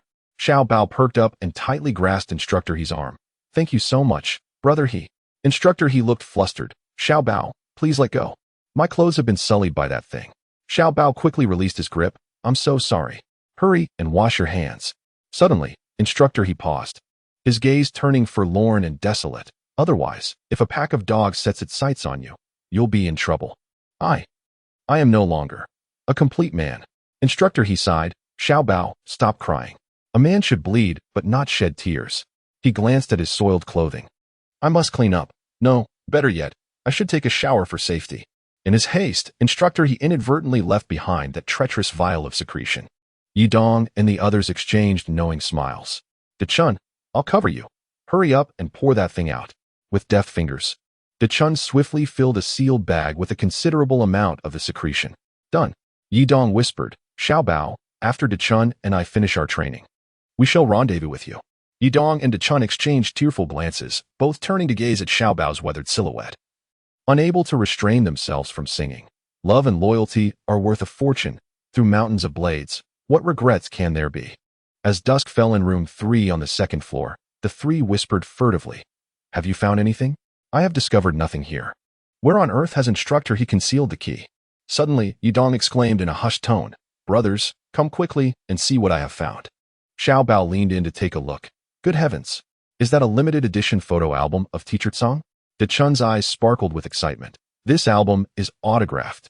Who would have thought that our usually righteous instructor, he could be such a concealed aficionado? As they flipped through a few pages, they felt an irresistible allure. Suddenly, Yidong tucked the album into his embrace and whispered sternly, "It is quite unbecoming for an educator to possess such items. I propose we confiscate this. Do either of you have any objections?" Chun and Xiao Bao chuckled, unanimously agreed. Let us not be entranced by Instructor He's charms. Who would have imagined that he would resort to such a cunning ruse, using a limited edition photo album to safeguard the key? Had it not been for Dong Ji's warning, we would have fallen into his trap today. Yidong gently clapped his hands in encouragement, urging, "Continue searching. It should be in his uniform pocket." At last, Chun pulled out a set of keys, exclaiming, "This red one is the key to the dog arena." The trio was overwhelmed with excitement, nearly bursting into cheers. Yidong instructed, "Xiao Bao, you will assist Chun in opening the dog gate. Chun, once you receive my signal, take this cloth, which has been tainted with that substance, and run vigorously towards the bathhouse. Remember, there must be no mistakes." "Understood." Just as the three were about to leap through the window, a woman's voice echoed, "I understand. I'm fine, you need not worry. After all, so much time has passed. And I've come to terms with his disappearance." Hui Yin? Yidong's heart skipped a beat. Who is she conversing with on the phone? Why does her voice carry a hint of tears? Chun abruptly pulled Yidong. "We cannot falter at this critical moment." Hui Yin hung up the call and gazed into the distant night, narrowing her eyes. Why does that figure resemble Yidong so closely? Yidong held his breath and crept into the bathhouse, where the gentle sounds of splashing water and cheerful laughter filled the air, creating a scene brimming with joy. The vibrant atmosphere within is left to your imagination. Fortunately, I accompanied you all to the bathhouse last night. Yidong's eyes darted playfully. Instructor, he favors leopard print underwear, while Xiaoyang opts for a bold crimson hue. To my surprise, Xiaowang has a penchant for pink. Yidong feigned indifference as he gently smeared the secretion onto their garments. "Your kindness to me," he declared, "is now returned to you twofold. You dare to bathe so joyfully after my brother was slain by a pack of dogs." As he engaged in this nefarious act, he could not help but recall young Lingji, who had stood by him through thick and thin for over a decade. "Ah, foolish one, had you been here, you would surely have taken matters into your own hands to deal with them, wouldn't you?" Yidong suppressed a wicked smile within. "Very well. Once they have donned their garments, I shall instruct Chun to summon the pack of dogs." The bathhouse was suffused with the fragrant aromas of shower gel and shampoo, effectively masking the lingering scent of bodily secretions, which was a significant reason for Yidong's choice of this location for his nefarious deed. Upon hearing the cessation of the water splashing sound, Yidong's heart surged with joy, and he dashed outside the bathing area to emit a resounding whistle. "Chun, once you grasp that soiled cloth, you must run for your life." Xiao Bao gasped in anticipation. "Are you ready?" Standing at a distance, Chun gritted his teeth and smiled, opened the door. With a clang, the iron gate swung open. Dozens of ravenous dogs sniffed the air, frenziedly pursuing Chun. Woof, woof, woof. Yidong was filled with a mixture of fear and anger upon hearing the distant barking of dogs, his heart racing with urgency and exhilaration. "Chun, do not let the dogs catch up to you." In the darkness of night, the silhouette of Chun sprinted into view. "Hurry, brother," Yidong whispered. "It's up to you now." As he raced forward, the wind swept through Chun's hair, sending it flying backward. He channeled all his pin-up rage into the cloth strip in his hand, twisting it into a tight bundle before casting it into the bathhouse. Yidong cast his gaze towards the bathhouse and discovered that Instructor He and the others had donned their attire, merrily emerging from within. Instructor He was taken aback, exclaiming, "We must leave at once." Little Wang shouted in distress, "Oh no. The bathhouse door is locked." The group of over 10 instructors, including He, Little Wang, and Little Yang, panted heavily as they beheld a throng of famished dogs eyeing them menacingly. We've been set up. The ravenous dogs launched their assault. The air was filled with anguished cries from within the bathhouse, echoing with despair. Suddenly, Instructor He shouted, "Our clothes are contaminated with secretions. Quickly, take them off." Indeed, his experience proved invaluable. Yet, confronted by the insatiable dogs, they had little chance to disrobe. Use water. The composed and seasoned instructor He kicked away 2 dogs that were clinging to him, demanding, "Turn on the faucet." "It's no use. The water has been cut off." A profound sense of helplessness surged within Instructor He. As the pack closed in, he sighed skyward. "Am I to resort to my ultimate technique?" Little Wang perked up. "Old He, if you have a trick, Now is the time to unveil it. We shall be saved. Instructor, he took a deep breath and shouted towards the iron bars. Help! Help! Xiao Bao, with unwavering focus, gazed at the cacophony of cries emanating from the bathhouse, slowly lighting a cigarette. Yidong, De Chun. Your kindness shall not be forgotten, he murmured. A cool breeze swept by as the three shared a knowing smirk at the bathhouse before turning away, concealing their merits and names. Chapter 49. An envious glare. There came a rapid and urgent knocking at the door. Yidong, Xiao Bao, De Chun. Come out. Yidong opened the door, squinting through his hazy eyes. Who is it? He was forcefully shoved in the chest. Stop pretending. Upon being scolded, Yidong fully opened his eyes. Astonished, he exclaimed, What happened to you? Your clothes are torn and tattered. Even your underwear is exposed. Oh my, you smell quite pungent. Hearing the commotion outside, filled with an air of indignation, Xiao Bao and De Chun slowly rose from their beds. Instructor, he, with so many of you coming up, surely you're not planning on extra practice tonight. Instructor, he replied coldly. Your acting skills are truly impressive. Did you come from the stunt class? Speak honestly. Are you the ones playing pranks on us? Yidong rubbed the back of his head, glancing at the equally bewildered Xiao Bao and De Chun. He turned to the instructor and inquired, What exactly are you talking about? What do you mean by us playing pranks on you? Xiao Yang muttered under his breath. Come on, spare us the act. Who besides you could possibly hold a grudge against us? Yidong glanced at Xiao Yang, only to see his face marred with scratches. And apart from the front of his clothing remaining intact, the rest was reduced to mere tattered strips of fabric. Yidong exclaimed, Little Yang, what on earth is this? He then turned to Little Yang and the others. My goodness. You surely haven't let the dog. Enough, enough. Little Wang could no longer contain his frustration and scolded. You all are quite the actors. Very impressive. It seems fate has brought us together. Just you wait.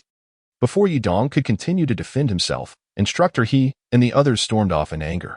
Yidong gently closed the door, leaped gracefully, striking a pose with one hand on his waist and the other pointing towards the ceiling. Let us sway together. Let us sway indeed.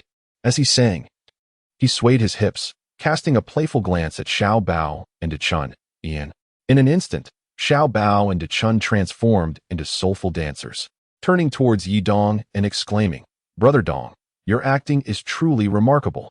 Yidong opened his mouth in an O shape, exclaiming, It requires your cooperation. They could never have anticipated that we would sabotage the cameras as well. Their faces were filled with fury, yet they lacked the evidence to expose our predicament. It is truly gratifying. Boss, you must take charge for us. Xiao Yang lamented, nudging Xiao Wang. We are grown adults, yet we let a pack of dogs best us. What a disgrace it would be if this got out. Elite officers of the police humiliated by a mere pack of dogs. Where can we hide our faces? Xiao Wang nodded vigorously. Boss, Yidong's prank was executed so flawlessly that we didn't even notice when the cameras were disabled. It's infuriating to think of reprimanding him. Officer Li tapped the ash off his cigarette. Yidong has only been here for a short time. Yet he dares to seek revenge. His audacity is remarkable. However, his revenge plan is more ruthless and thorough than I had anticipated, which compels me to reassess my opinion of him. Xiao Yang leaned forward and asked, Boss, did you foresee that he would resort to revenge? Xiao Yang and Xiao Wang wore expressions of dismay. Boss, that's not very brotherly of you. You could have at least given us a heads up. Our reputation has been tarnished by Yidong. At the training ground, in an effort to appease his subordinates, Officer Li chose to personally oversee the training of Yidong and his companions. Yidong, your performance last night caused quite a stir. You possess considerable skill, he remarked, glancing at Xiao Bao and De Chun. You two were exceptional support. Well done. Just as Xiao Bao was about to downplay his contribution, Yidong interjected, Officer Li. What are you talking about? What performance? What exceptional support? Officer Li smirked. Indeed, your vigilance has not waned. He turned to Instructor He, stating, Let us release the dogs early today. There is no need to wait for them to run 100 meters. After several days of training, they ought to show some progress. Instructor He and the other instructors, who had been pranked, wore excited expressions as they swiftly coated Yidong and his companions' clothing with substances, eagerly anticipating their revenge. Woof, woof, woof. The vicious dogs were unleashed in a flurry. Officer Li gestured towards the training field, inviting, 3 young heroes, please proceed. Yidong and Xiao Bao De Chun exchanged a knowing smile, and in unison, they exerted their strength, effortlessly lifting the unsuspecting Officer Li and charging into the dog training facility. Yidong ran while laughing. Officer Li, how I feared you wouldn't personally oversee the situation today. Your appearance aligns perfectly with my predictions. I apologize. Officer Li, raised high above the heads of the three, was taken aback and struggled incessantly. Have you all turned against me? Am I included in your schemes? What are you three planning? Release me at once. This is an order. Yidong chuckled coldly. You are so clever. If we did not scheme against you, how could we seek our vengeance? Moreover, what ordinary strategy could possibly ensnare you? You are neither my master nor am I a police officer. Upon what grounds do you command me? You allowed my dear brother to be harmed. And regardless of your identity, you ought to awaken to reality. Chen Yang, Chen Yang. And the others were utterly taken aback by Yidong and his companion's audacity to confront Officer Li. Yidong, have you lost your minds? Quickly, put down the chief. They shouted while pursuing them, yet they were ultimately a step too slow. Helplessly watching as Officer Li was taken away from the dog arena by Yidong and his crew, the trio tossed Officer Li to the ground, declaring, Officer Li, you are now tainted with filth. Let us wager. Who will run faster, you or us? No sooner had their words left their lips than they bolted away. The agitated pack of dogs caught the scent in the air, instantly aroused by the tantalizing aroma. Woof! Woof! Officer Li's eyes widened in shock as he scrambled to his feet and took off running, shouting, You three little rascals! Wait for me! Xiao Bao burst into uproarious laughter, exclaiming, Yidong, you truly possess the audacity of a lion. Yidong wore a triumphant expression, exclaiming, I may be bold, yet your audacity is not inferior to mine. De Chun laughed heartily, saying, I never imagined Officer Li could run so swiftly. Behind them, Officer Li pursued, shouting in anger, You three are doomed. Absolutely doomed. As Yidong and his companions heard Officer Li's furious tirade, they found themselves laughing even more heartily. They swiftly navigated through several obstacles, leaving Officer Li behind by more than 20 meters. However, being a seasoned veteran, Officer Li maintained his composure in the face of adversity, leaning against the high wall. He shouted to Instructor He, lower the wall. Instructor He promptly pressed a button, causing the wall to descend. Chief, hurry up and get over the wall. With determination. Officer Li gritted his teeth and, just before the pack of dogs arrived, managed to climb atop the wall. He watched as the ferocious dogs below barked incessantly, wiping the cold sweat from his brow and muttering to himself, Damn, that scared me to death. Gasping for breath, he glanced at Yidong and the others. This kid Yidong, though usually so refined, can become incredibly fierce when provoked. He truly has a wild side. He took out his phone and sent a WeChat message to Chen Yang. Brother Chen, your three disciples have gone rogue. Please come and rein them in. Yidong and his companions felt a fleeting sense of exhilaration, yet ultimately, they found themselves bound by Officer Li. The officer silently smoked a cigarette, gazing into the distance with an unprecedented seriousness etched upon his face, instilling a sense of dread in Xiao Yang and Xiao Wang. Alas, Yidong and his associates have surely crossed a line. Yidong was acutely aware that the situation had escalated considerably. Having the deputy chief of police lose face in front of so many was a dire predicament. He could only imagine how his master would chastise him for this. Officer Li, with a grim expression, slowly exhaled a cloud of smoke, parting his lips just enough to utter 4 words, This shall not happen again. Noticing that Officer Li genuinely appeared angered, Yidong cast a glance at Wang Huiyan, whose eyes seemed to blaze with fury, and he couldn't help but swallow hard. How could he have forgotten that she was, after all, the disciple of his master? Huiyan, with a stern visage, approached Yidong and his companions, delivering a chilling remark. Do you comprehend why my master is so furious? It is because the mastermind behind your torment, the one who orchestrated your chase by the dog, is not him, but rather your master, Chen Yaodao. Chapter 50. Cunning and crafty. Huiyan's words struck like a mournful lightning bolt, mercilessly cleaving through the minds of Yidong and his companions. In their hearts, the once heroic image of Chen Yao, steeped in righteousness, began to fracture. Was it truly all part of our master's scheme? No, it couldn't be. In response to Yidong's incredulity, Huiyan replied coldly, To think my master even interceded on your behalf, and yet you would dare to prank him like this. In retrospect, he must feel utterly blind. Yidong's world is on the verge of collapse. Impossible. Our master is none other than the divine being who descended like a celestial savior, the venerable Jiangshi Taoist, a hermit who engages in profound discussions on Buddhism and Taoism with esteemed sages. How could he possibly toy with his own disciples in such a manner? No. Huiyan continued, I do not know the motives behind Master Chen's harsh treatment towards you, but I swear by the heavens, if I deceive you, then I am but a little dog. With a resounding crash, the splendid and radiant image of Chen Yang shattered in their hearts amidst the chaos. Yidong and his companions were engulfed by feelings of guilt towards Officer Li, Instructor He, and the likes of Xiao Wang and Xiao Yang. Could it be that we have truly erred? Is it all the doing of our master? Why? Xiao Bao could no longer hold back his sobs. Dong Gu. My heart aches terribly. De Chun's tears flowed freely, mingling with his snot. We must confront our master. We cannot be deceived for a lifetime without clarity. Their feelings shifted from guilt to resentment, and then from resentment to fury. After exchanging determined glances, Yidong gritted his teeth and declared, Master, if you cannot provide us with a reasonable explanation, we shall not let this matter rest.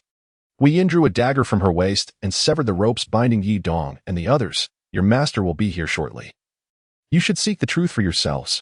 With her departure, silence enveloped the surroundings, and Yidong had never felt the dog kennel so eerily quiet. Yet, within him, turmoil brewed. Hui Yin seemed profoundly disappointed in him, and it was likely that Officer Li, along with Xiao Yang and Xiao Wang, also felt misled by him. Indeed, it seemed that I am destined to be an unremarkable man.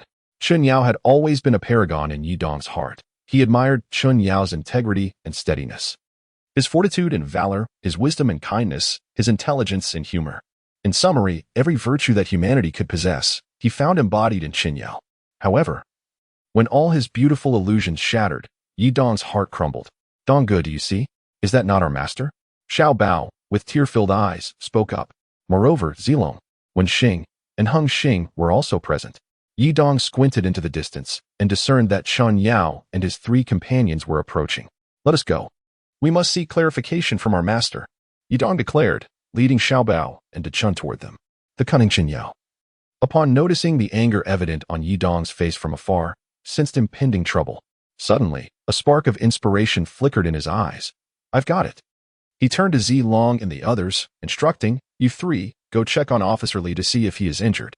It seems Yidong and his companions harbor grievances towards us. Allow me to handle this matter. I wish to avoid any discord among fellow disciples over such trivialities. Hurry along. The trio paused momentarily, their faces lighting up with gratitude. Master, you truly are considerate. Zilong expressed. Wen Xing echoed, Master, they are still young. It is a burden for you to guide them. Chun Yao nodded slowly, acknowledging, as their master, I have indeed fallen short of my duty to educate them. They are young and may vent their frustrations upon you as well. Off you go now. When they arrive, it will be too late for you to leave. Turn around. Run. Master, you are truly wonderful.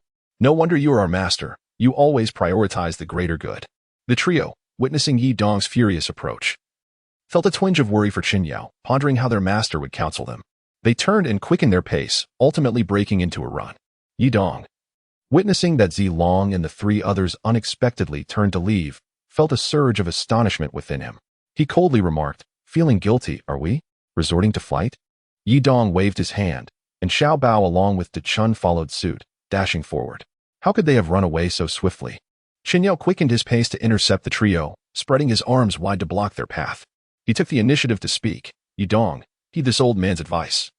Let this matter rest for the sake of our long-standing relationship. Upon hearing Chen Yao's words, Yidong was momentarily taken aback. What does master mean? Could it be? He then inquired, Master, you have arrived at the perfect time. We have matters to discuss with you. Chen Yao gently pressed his hands against the air, signaling them to remain calm. I am aware of your inquiries. I merely wish to express that your senior brother devised such a harsh method of training for your benefit. Xiao Bao exclaimed in astonishment. What? This harsh method was conceived by senior brother Zilong and the others. Yidong furrowed his brow in disbelief. 3 senior brothers. Indeed. Chen Yao grasped Yidong's hand with a benevolent expression. They're your senior brothers. Ultimately, this situation arises from my inadequate guidance. For the sake of our master, let us resolve this matter amicably. What do you say? Yidong felt a warmth in his heart. I knew master was not the heartless and ungrateful type. This is truly wonderful. He grasped Chen Yao's hand tightly, tears glistening in his eyes. Master, we. Xiao Bao held on to Chen Yao's arm with both hands. Master, I acknowledge my mistake. We just cursed you, wishing you to be bound and thrown into the sea to drown. De Chun's eyes were filled with tears. Master, I always knew you were not that despicable person. I should not have wished for you to fall into a cesspit. I was wrong. Master, please punish us. Chen Yao paused, feeling a pang in his heart. So you dare to insult me behind my back, and even curse me, do you? Very well. I shall remember that.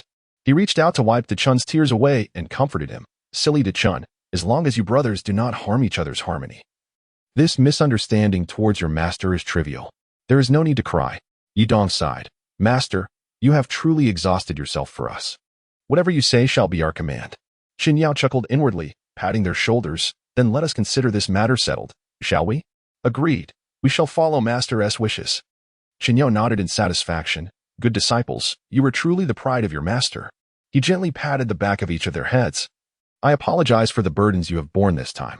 The four shook their heads in unison, their worries dissipating, and they suddenly perceived the sky as a brilliant blue, the breeze as a delightful caress, and even the dogs at the training ground appeared considerably more endearing. Hand in hand, they chatted and laughed as they exited together. Meanwhile, the purple dragon, still in motion, felt a chill at the back of his neck and abruptly halted, exclaiming, "Stop." When Xing and Hung Xing were startled, "Purple dragon. What's wrong?" The purple dragon's eyes widened in alarm. This is bad. We've fallen into a trap. As he pondered the implications, cold sweat trickled down his brow. Our master cannot possibly be so benevolent. He must have shifted the blame onto us. When Xing, sweating profusely, offered a weak smile for comfort, that's unlikely, purple dragon. Master wouldn't he do that? He's our master after all. The purple dragon shook his head. But master is quite the cunning one. Faced with Yidong's ire, it would be the safest course for him to redirect the hatred towards us. Hung Xing furrowed his brow in concern. Moreover, he stands to gain Yidong's trust and gratitude from this. Could it be that we have truly been outwitted by our master? When Xing muttered, yet, upon reflection, master has never asked us to retreat in times of difficulty. The three exchanged glances and hurriedly concealed themselves in a corner, attempting to glean some insights. They beheld Chen Yang, jovially mingling with Yidong and his companions, laughing heartily. It's over. Judging by their demeanor, we have undoubtedly been sold out. The purple dragon clenched his fists, a tear escaping. No more watching. Let us depart quickly. We can explain things to Yidong and the others another time. With hearts laden with resentment and reluctance, the trio hurriedly left. In room 5 of Building 2. Officer Li pondered while bathing. Yidong's rapid growth is truly unexpected. It seems the time has come to initiate the next phase of the plan. Chapter 51. The Heights of Heaven. Officer Li retrieved a dossier from his drawer. Yidong. Oh Yidong, I have painstakingly prepared this new identity for you. You must handle it with care. Yidong and his companions stood at attention on the new training ground, eagerly awaiting the arrival of their new instructor. According to Hui Yin, they were about to commence specialized combat training. Attention! In the distance, the special police officers observed Officer Li entering alongside a man in his 50s clad in athletic attire and immediately adopted a solemn demeanor. Xiaobao whispered, "Who is that man? Why are the special police so excited to see him?" Yidong cast a sidelong glance. Even the tone of Officer Li when speaking to him was extraordinarily courteous, making it evident that he was a person of considerable stature. Officer Li approached the three individuals and extended his hand towards the man. "This is Instructor Wang." "Instructor Wang, greetings." Yidong and his companions stood at attention and saluted. "Brother Wang, these are the three individuals. Please assess their potential." Instructor Wang's gaze was sharp as an eagle's, scrutinizing Yidong and his companions from head to toe. After slowly circling around them, he coldly remarked, "Utterly mediocre." Yidong felt a pang in his heart. Oh dear, this old man is quite arrogant. Although he was displeased, he had to swallow his indignation due to the presence of Officer Li. To his surprise, Officer Li responded not with anger but with a smile. "Mediocre, you say? Well, that's quite commendable. I had expected you to label them as worthless." Yidong felt that Officer Li was taking the opportunity to mock him, which stirred a wave of irritation within. After all, youth is often accompanied by a touch of impulsiveness, and his eyes betrayed a hint of discontent. Instructor Wang let out a cold laugh, observing, "It appears that the three of you are somewhat displeased. Am I correct?" Officer Li patted Yidong on the shoulder, saying, "Instructor Wang is inquiring about your thoughts. Speak your mind honestly, without feeling the need to spare my feelings." Yidong was somewhat taken aback. Is Officer Li pushing me into a pit of fire? Little did he know. Instructor Wang let out a cold snort. "Are you afraid to take responsibility for your actions? Coward." Yidong took a deep breath and suddenly shouted, extremely displeased. Instructor Wang inquired, "If you are displeased, what should be done?" He nodded gently, and with a wave of his left hand, a young special police officer briskly stepped forward. "Master, Please give your instructions. Instructor Wang patted the young officer's shoulder, saying, "This is Xiao Mo, my 17th disciple.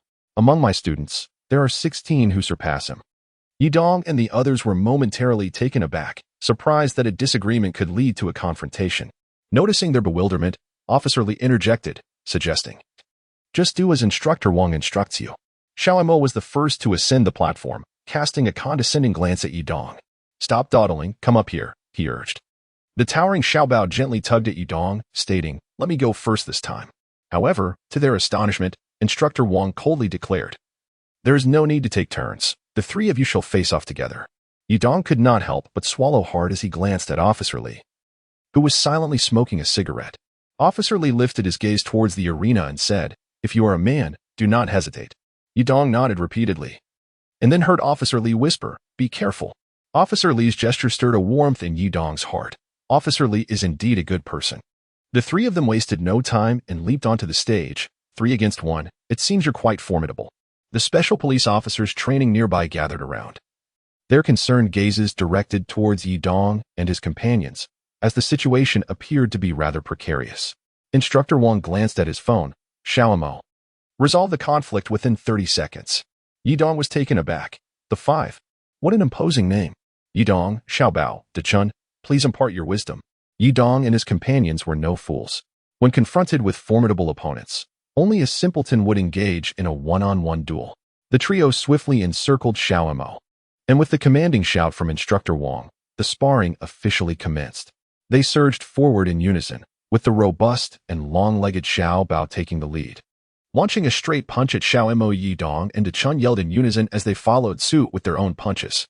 Xiao Mo lowered his head and deftly evaded, crouching down and sweeping his left leg, striking Xiao Bao at his lower body. With a yelp, Xiao Bao's legs buckled, and his body swayed to the left.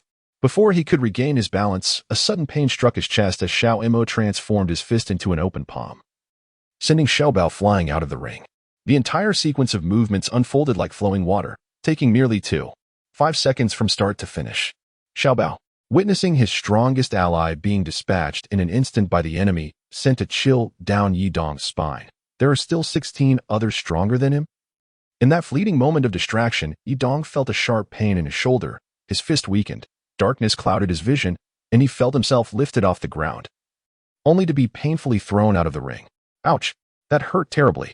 He turned to look at De Chun, who was also clutching his neck and exclaiming, "I'm dying. I'm dying." The bitterness within Yidong was palpable.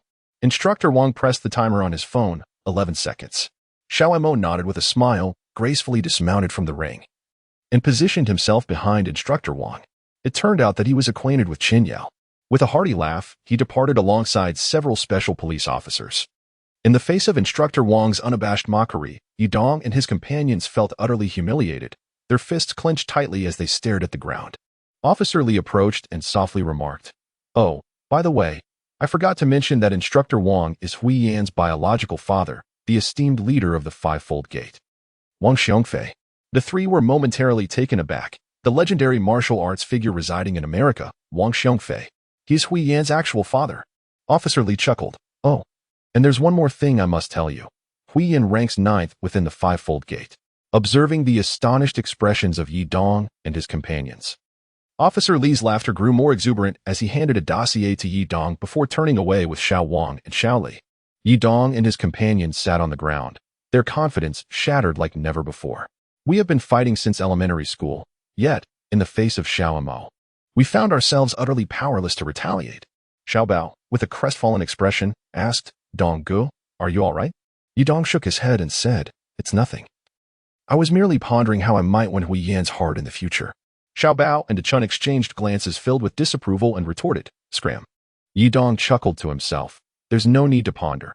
I likely won't even get close to her before being dispatched by her troop of eccentric seniors."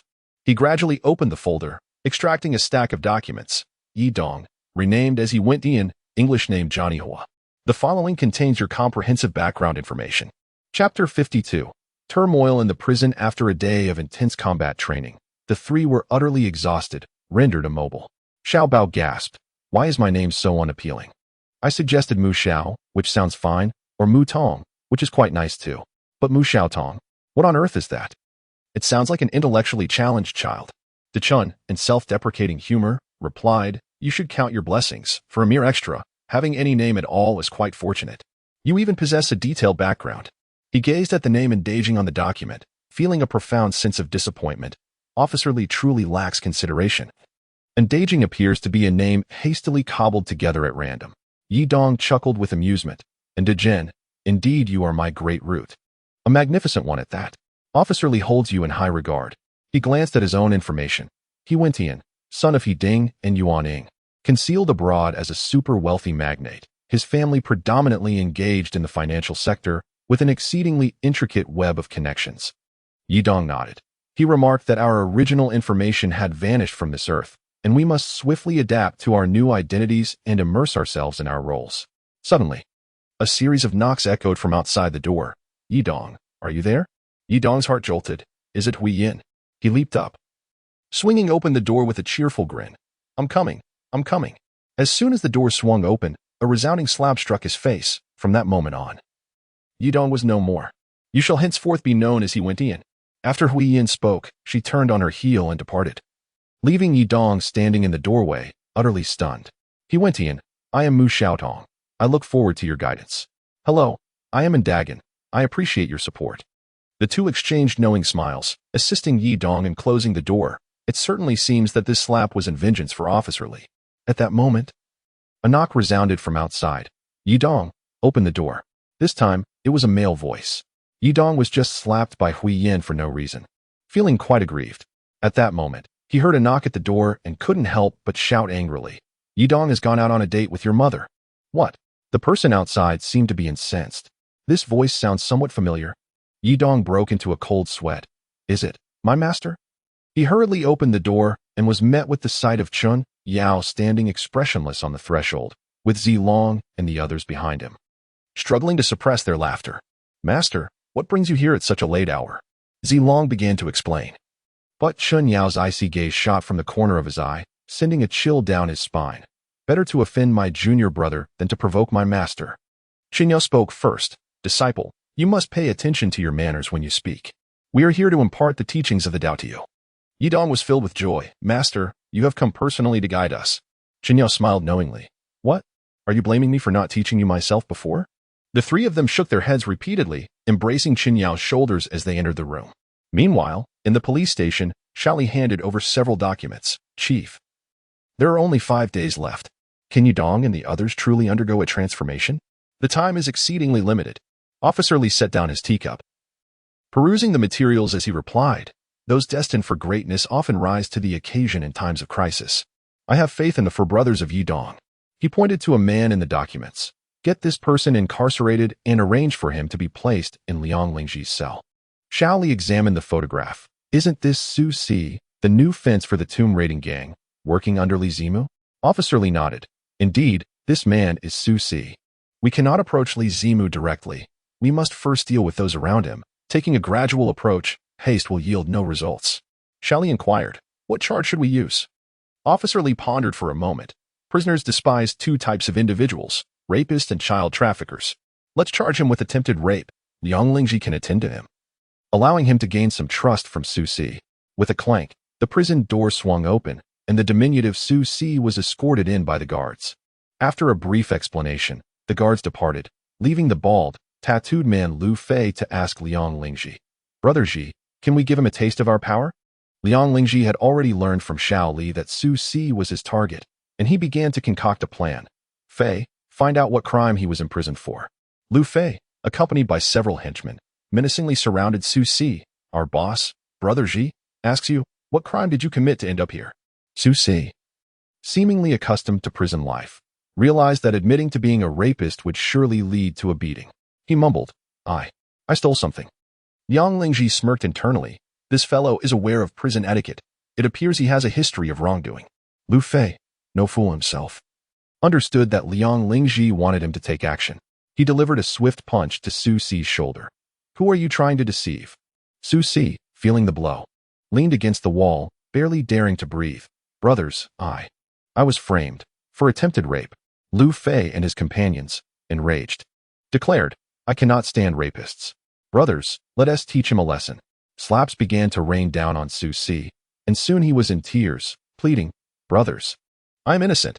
Truly, I am wronged." Yang Lingji sneered. "If you had no lustful intentions, how could you be wronged?"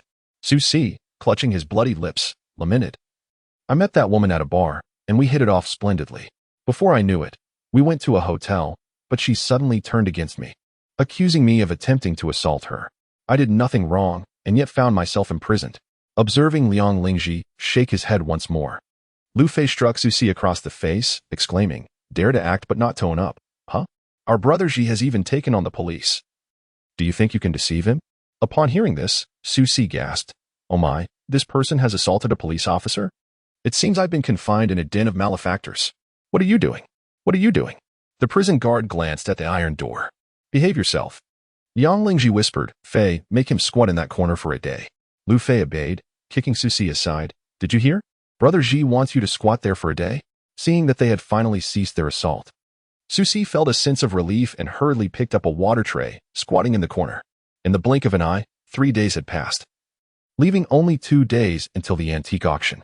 The prison gates swung open once more, and 2 transport vehicles for inmates slowly entered. During the outdoor exercise period, Liang Lingji, accompanied by a group of followers, noticed over a dozen individuals disembarking from one of the vehicles, while the other remained eerily still. 2 heavily armed guards approached the stationary transport, pulling down a prisoner shackled at both hands and feet. Liang Lingji's heart raced. Yidong. Chapter 53. At Liberty, wishing everyone a wonderful weekend. Bald Lu Fei and his band of followers, observing Liang Lingji's fluctuating expression, could not help but inquire, "Brother Ji, is that person significant?" Yang Lingji speculated inwardly. This contradicts the information Shaoli provided. Could the plan have accelerated? Narrowing his eyes, he coldly stated, "His name is He Wentian, with the English name Johnny. He holds considerable influence. We must steer clear of him." Su Si, trailing behind them, dared not speak, but quietly absorbed their conversation. He then heard Lu Fei ask, "Someone with such prominence must have numerous adversaries. If he gets assaulted, should we assist him or not?" Liang Lingji sneered. "Maintaining neutrality would be ideal, but how can one remain neutral within a prison? He will undoubtedly create chaos here." Lu Fei stroked his bald head, perplexed. "Brother Ji, your words are rather enigmatic. I find them somewhat difficult to comprehend." Liang Lingji whispered, "Do you wish to prosper? To stand out?" In unison, Lu Fei and the others replied, "Absolutely. We dream of wealth." Liang Lingji chuckled softly, "Then we must assist him. Although his wealth is hard-earned, the rewards." He paused, letting out a clicking sound.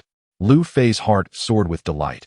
If even the affluent brother Ji saw potential, then He Wentian must indeed be a man of considerable wealth. Yidong was just escorted onto the grand playground by the prison guards when someone immediately began to hurl insults. "He Wentian, I curse your entire family. Son, have you ever been locked up?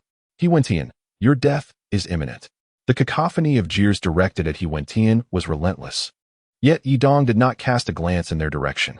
Instead, he displayed a peculiar and sinister expression as he made his way to cell number 1024. Witnessing Yidong's demeanor, Liang Lingji suddenly felt a chill run down her spine. "Yidong, has he changed?" The shackles binding Yidong were released, and after the guard offered a few customary words of caution, he departed.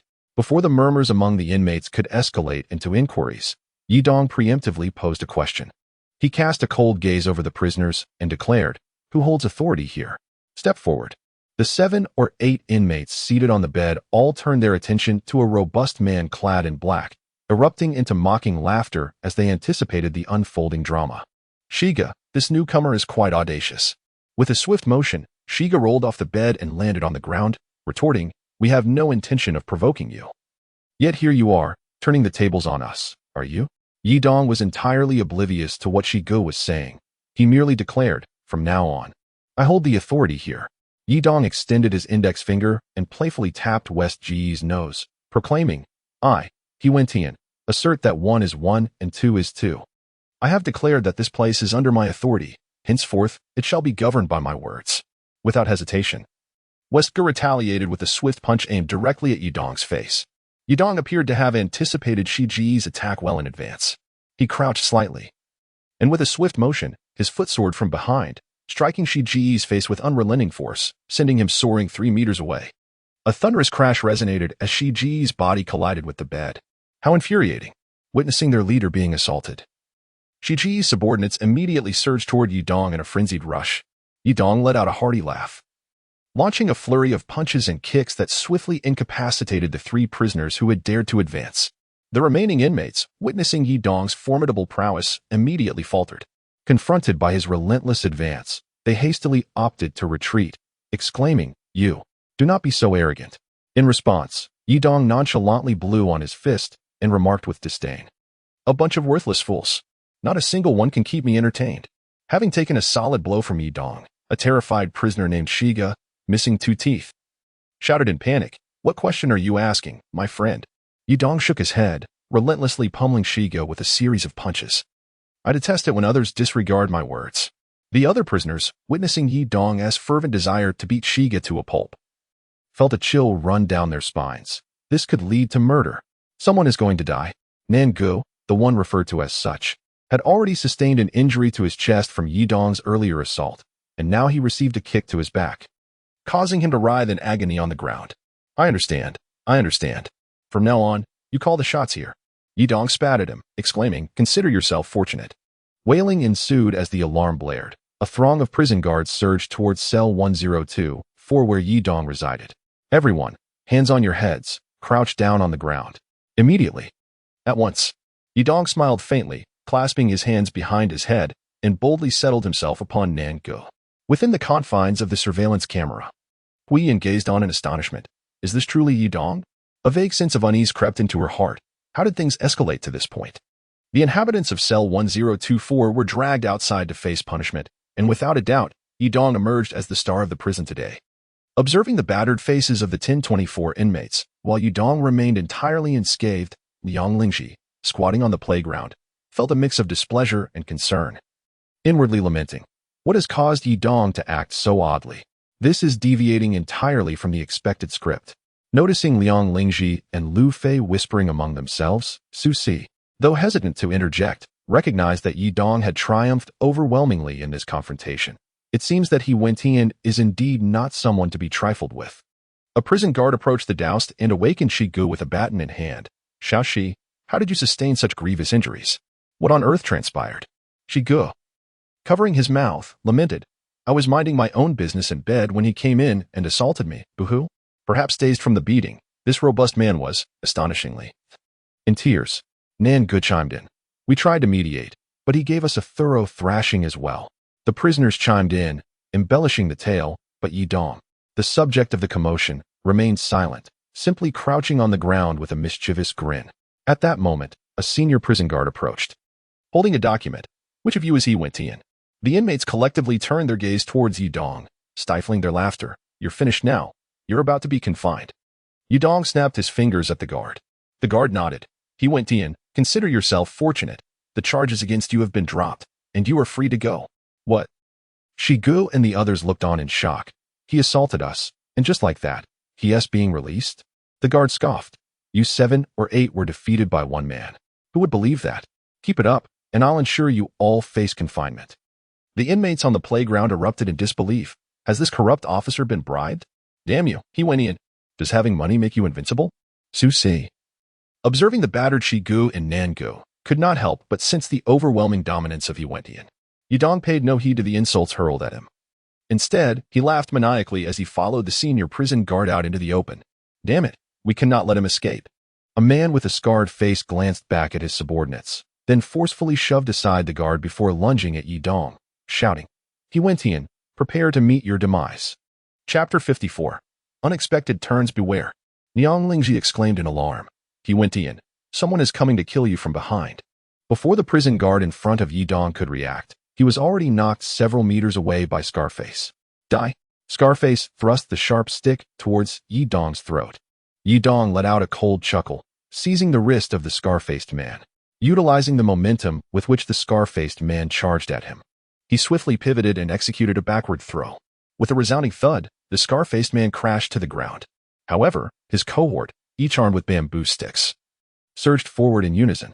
Yi Dong was no fool. Facing opponents with weapons, he had no intention of confronting them head-on. Naturally, he opted to flee. The situation escalated into a frantic chase, creating an atmosphere of dire urgency. Alarms blared, and the prison guards brandished their batons, pursuing the assassins while shouting, "Stop! Stand still!"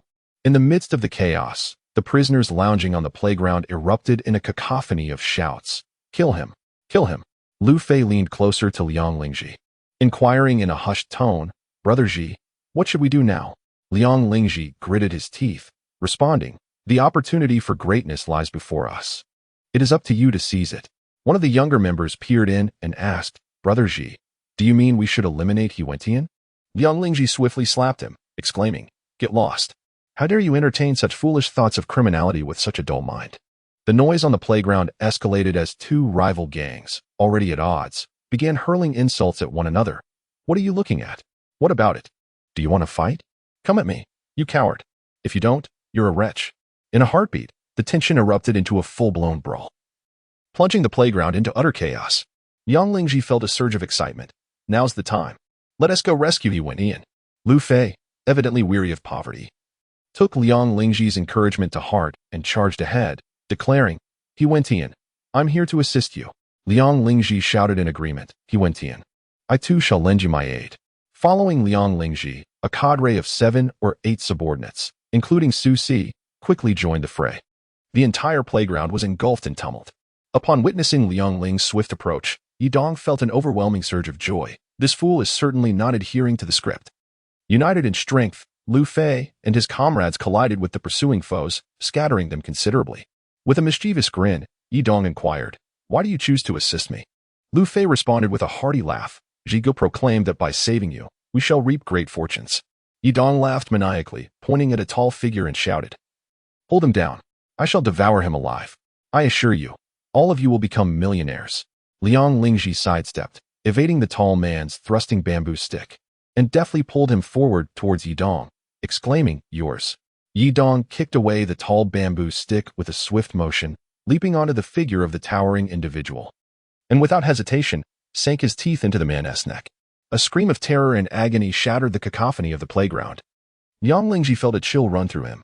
What is Yidong doing? How could he truly bite down? Blood seemed to spurt from the tall man's neck. His companion stood by, utterly dumbfounded. A madman. "Huenti, that lunatic. Help me. Help me."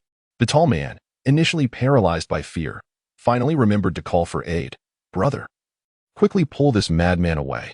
Liang Lingji seized Su Si, urging him, "Don't let them kill our benefactor. Go protect him." Su Si appeared momentarily stunned. Oh, what are you dawdling for?" With both of them entangled, Liang Lingji had no choice but to give Su Si a shove towards Yidong. "Our meals and meat depend on him."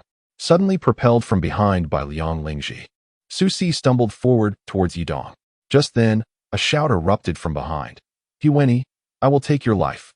It turned out that the scar-faced man had somehow freed himself from the guard's grasp, wielding the bamboo stick to thrust at Yidong's back. Faced with this unexpected opportunity and challenge, Su Si's mind was a blank. What to do? What to do? The bamboo stick was mere moments away from piercing Yidong, who was still gnawing at the tall man. In a fit of desperation, Su Si shouted, "I will fight you." He grasped the bamboo stick tightly, attempting to thwart the scar-faced man's advance, yet the latter's bulk was far greater, forcing Su Si to retreat while yelling, "Huenti, stop biting. The enemy is behind you." Suddenly, Su Si let out a cry, a long crimson gash appearing across his chest. Yidong forcefully shoved the tall figure, who bellowed with a gaping mouth. What a thrill!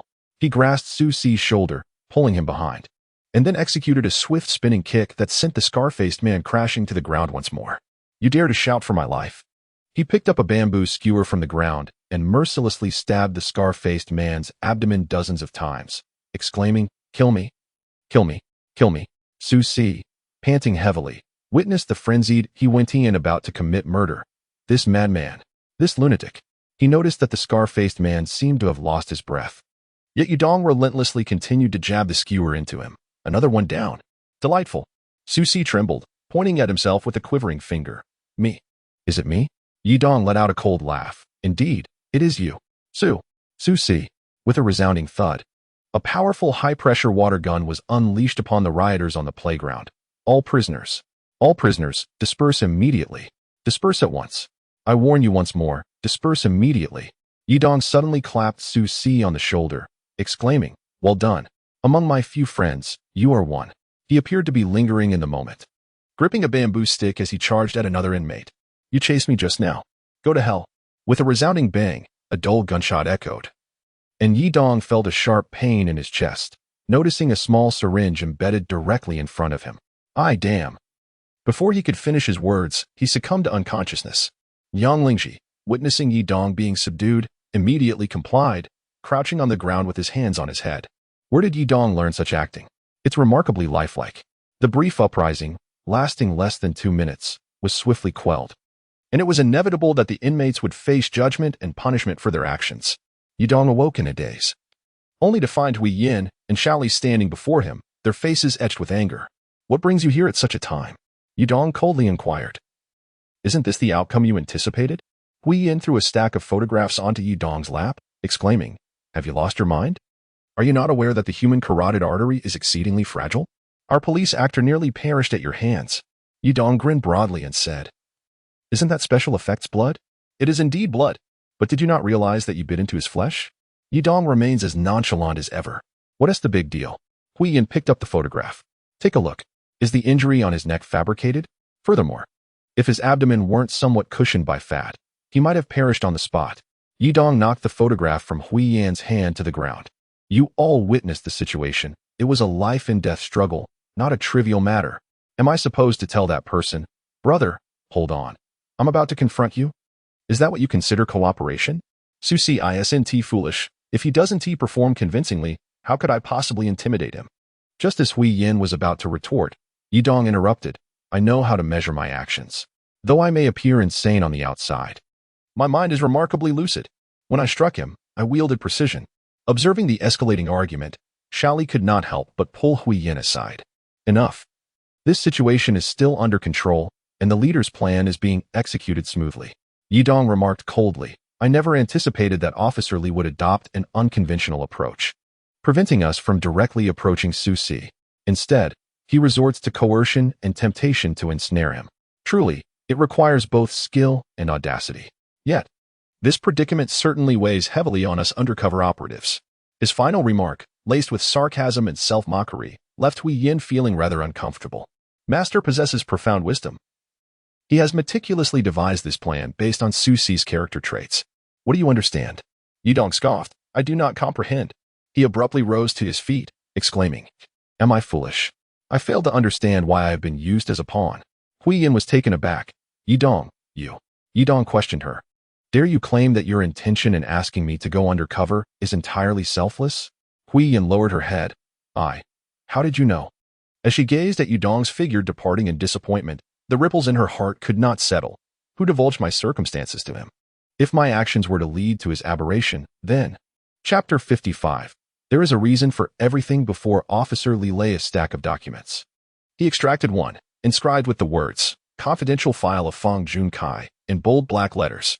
A knock on the door interrupted him. It was Xiao Wang, chief. "The investigation team has discovered a tomb that was previously looted by grave robbers. Would you like to take a look?" Officer Li accepted the photographs. "It is imperative that I go. And please invite Master Chen Yang as well." Several police cars sped towards the looted grave, where multiple investigation teams and several archaeologists were already awaiting their arrival. "Greetings, Mr. Sima Jing." Officer Li extended his hand to an elderly gentleman. "If it were not of great importance, we would not dare trouble you to come personally." The white-haired elder grasped Officer Li's hand firmly. "Your words are too kind. Officer Li, the nation has need, and I am always at your service." Chen Yao and his disciples bowed respectfully to the venerable Mr. Sima Jing. Chen Yao surveyed the surroundings, noticing the mountains stretching like a great wild goose descending, its destination the very land upon which he stood. A moment's pause struck him. It was unexpected to find such a treasure in this place, akin to a wild goose landing amidst the tranquil sands. Officer Li inquired, "Might I ask what discoveries Mr. Sima has made?" Adjusting his thick-framed glasses, Sima Jing opened a time-worn book, its pages yellowed with age. Though this tomb dates back to the Qing dynasty, its construction method reflects the practices of the Yuan dynasty's noble spirits, making it quite rare among previously unearthed ancient tombs. Chen Yao pondered, "The method of the Yuan noble spirits?" Sima Jing looked up at Chen Yao. "Mr. Chen also understands the art of tomb construction?" Chen Yang smiled faintly. I have studied it to a degree. As far as I know, this method is classified into various ranks, with each level presenting numerous challenges, rendering it exceedingly difficult to penetrate. Hearing their discourse, Officer Li expressed astonishment. Despite such formidable conditions for tomb raiding, someone still managed to breach it, nearly emptying its treasures. It seems these grave robbers possess considerable skill. Sima Jing nodded. Moreover, the traps and obstacles within have been entirely dismantled. It is evident that they executed a meticulous and well-thought-out plan. There are still many inexplicable phenomena inside, and I request that Officer Li and Mr. Chen investigate further. The group slowly traversed the passageway into the tomb. Upon crossing the scorched earth, they encountered a stone door inscribed with ancient characters. Sima Jing explained. The inscription reads Mysterious Cavern of Stone Heaven, rendered in small seal script. The area was already illuminated by bright, high-intensity lights, with armed special police stationed every few meters. This atmosphere gave Officer Li and his companions the distinct impression of having entered a military base. As they approached a pool surrounded by black canvas, Sima Jing halted first. Puzzled by the peculiar creatures before them, he lifted the canvas, revealing over a dozen grotesque four-legged beings, each adorned with an array of weapons, sprawled horrifyingly at the pool's edge. Upon seeing the corpses, Chen Yang furrowed his brow, exclaiming, "Just as I suspected, this graveyard is guarded by these bizarre entities." It appears the tomb's owner was a powerful individual well-versed in sorcery during his lifetime. Officer Li inquired, "What do you mean by entities?" Chen Yang replied coolly, "Do not be deceived by their strange forms. These creatures are, in fact, evolved from humans. Bound by some malevolent sorcery for years, they have become neither human nor ghost. After death, they harbor a lingering malice, and upon encountering the living, they unleash this wrath, perceiving them as foes and attacking without hesitation." Little Wang murmured. "So they are akin to zombies?" Chen Yang clarified, "Not all zombies are the same. These entities are a type that kills without consuming flesh. If they catch a whiff of a living being, they will charge like rabid dogs, moving with astonishing speed." Zilong suddenly comprehended. So Master sent the younger disciples to the dog training grounds specifically to prepare for these entities. After hearing Chen Yao's explanation, Officer Li and the others instinctively took a few steps back. They won't rise again, will they? Chen Yao chuckled, shaking his head. No. The tomb raiders seemed to have been well prepared, having dispatched them with weapons soaked in dog-s blood. As they pressed onward, they arrived at a stone path, where they noticed numerous finger-sized holes peppering the walls. Zilong asked Chen Yao, "Are these arrow holes?" Chen Yao shook his head. "Not at all. These are openings for poisonous insects. During the Yuan dynasty, the nobility enjoyed tormenting others with poison. As for arrow holes, they are located further behind you." Chen Yao elaborated. "These are merely mechanisms. Once you understand their principles, dealing with them is not overly challenging. However, a moment's carelessness could lead to one's demise here." Zilong glanced at the desiccated corpses lining the stone path and whispered, "If the younger disciples enter the tomb, won't it be a matter of life and death?" Later that evening, Liang Lingji, Lu Fei, and Su Si stepped forward. The prison guard, holding a document, called out. Liang Lingji, perplexed, asked, "Is there something wrong, officer?" The guard replied coldly, "Consider yourselves fortunate. All accusations against you have been withdrawn. You are to be released immediately, no need for awaiting trial." Su Si and Lu Fei's eyes gleamed with excitement as they vigorously shook Liang Lingji's arm, exclaiming, Brother Ji, we can actually leave." Liang Lingji loudly inquired of the prison guard, "Why were we suddenly released?" The guard abruptly struck the iron door, exclaiming, "How should I know? If you wish to leave, then go." Su Si swiftly pulled Liang Lingji aside, saying, "Brother Ji, don't say anything more. Shouldn't we be happy to be free?" Liang Lingji replied softly, "Could it be that he went and aided us?" Lu Fei and Su Si nodded vigorously. "Who else could it be? Did you not mention that he has substantial connections? After all, we did save his life." Liang Lingji fell silent for a moment before bursting into laughter. "Damn it, our efforts for him were not in vain." The guard, visibly enraged, barked, "Are you leaving or not?" Su Si, suppressing his overwhelming joy, whispered, "I thought I would be stuck here for years. Brother Ji, I truly owe you for showing me a way out." The three men followed the guard with beaming smiles. Just as they passed cell 1024, a pair of hands suddenly seized Liang Lingji and Su Si, pulling them towards the iron door. "Listen carefully. Tomorrow, there will be an auction at the Joy Hotel, and a tea-leaf glazed olive jar will be sold. No matter the cost, you must acquire it. I will cover the expenses. Do you understand?" Su Si gasped in astonishment. Isn't that the vase that Brother Li Zimu is bidding on? Chapter 56. Unfathomable Strategies. What are you doing? The guard struck the iron gate with his baton, commanding. He went in. I order you to release them immediately. Otherwise, do not blame me for being impolite. Yi Dong completely disregarded the prison guard and continued. Once the matter is accomplished, your financial rewards are assured. Liang Lingji quietly inquired of Yi Dong, with your wealth and numerous subordinates, why do you require our assistance? Bang, bang, bang. The prison guard rapped 3 times, urging, hurry and release your grip. Yi Dong coldly remarked, this vase is intended as a gift. I must maintain a low profile, do you understand? After Liang Lingji and Su Si nodded in a somewhat confused manner, Yi Dong finally released them, commanding, make sure to handle everything beautifully. Now be on your way.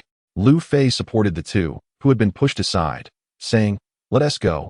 Don't ask any further. The more you know, the more perilous it becomes. That's what they always say in the movies. The prison guard gritted his teeth and pointed at Yi Dong, exclaiming, you're quite arrogant. Just wait. He struck Lu Fei on the back with his baton, adding, what are you mumbling about? Hurry up and leave. As Liang Lingji stepped out of the prison, he took a deep breath, exclaiming, finally, I'm out. Noticing that Lu Fei and Su Si seemed momentarily stunned by their newfound freedom, Liang Lingji mocked, you two fools.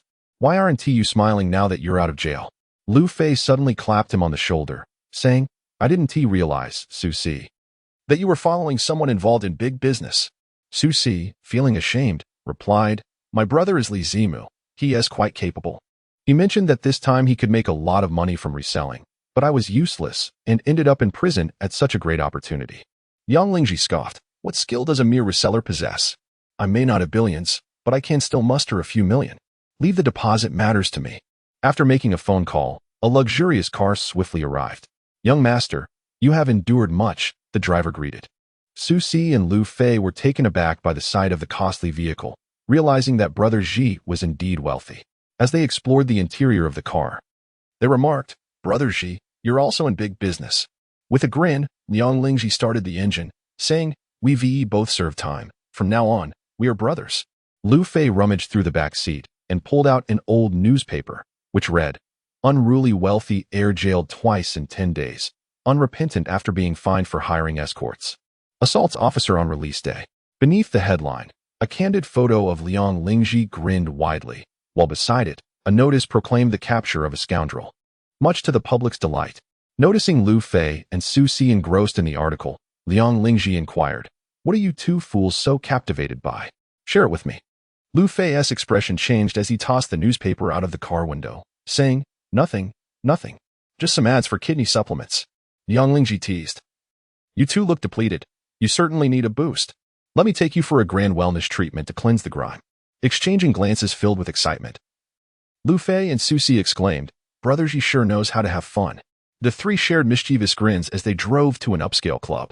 Upon seating themselves, a towering man accompanied by several associates entered, and Su Si's eyes lit up. Brother? Is that Brother Zimu? The tall man turned, his face alight with surprise. Su Si, how did you get out so quickly? Su Si promptly rose to his feet, grasping Li Zimu's hand tightly. Elder brother, it truly is you.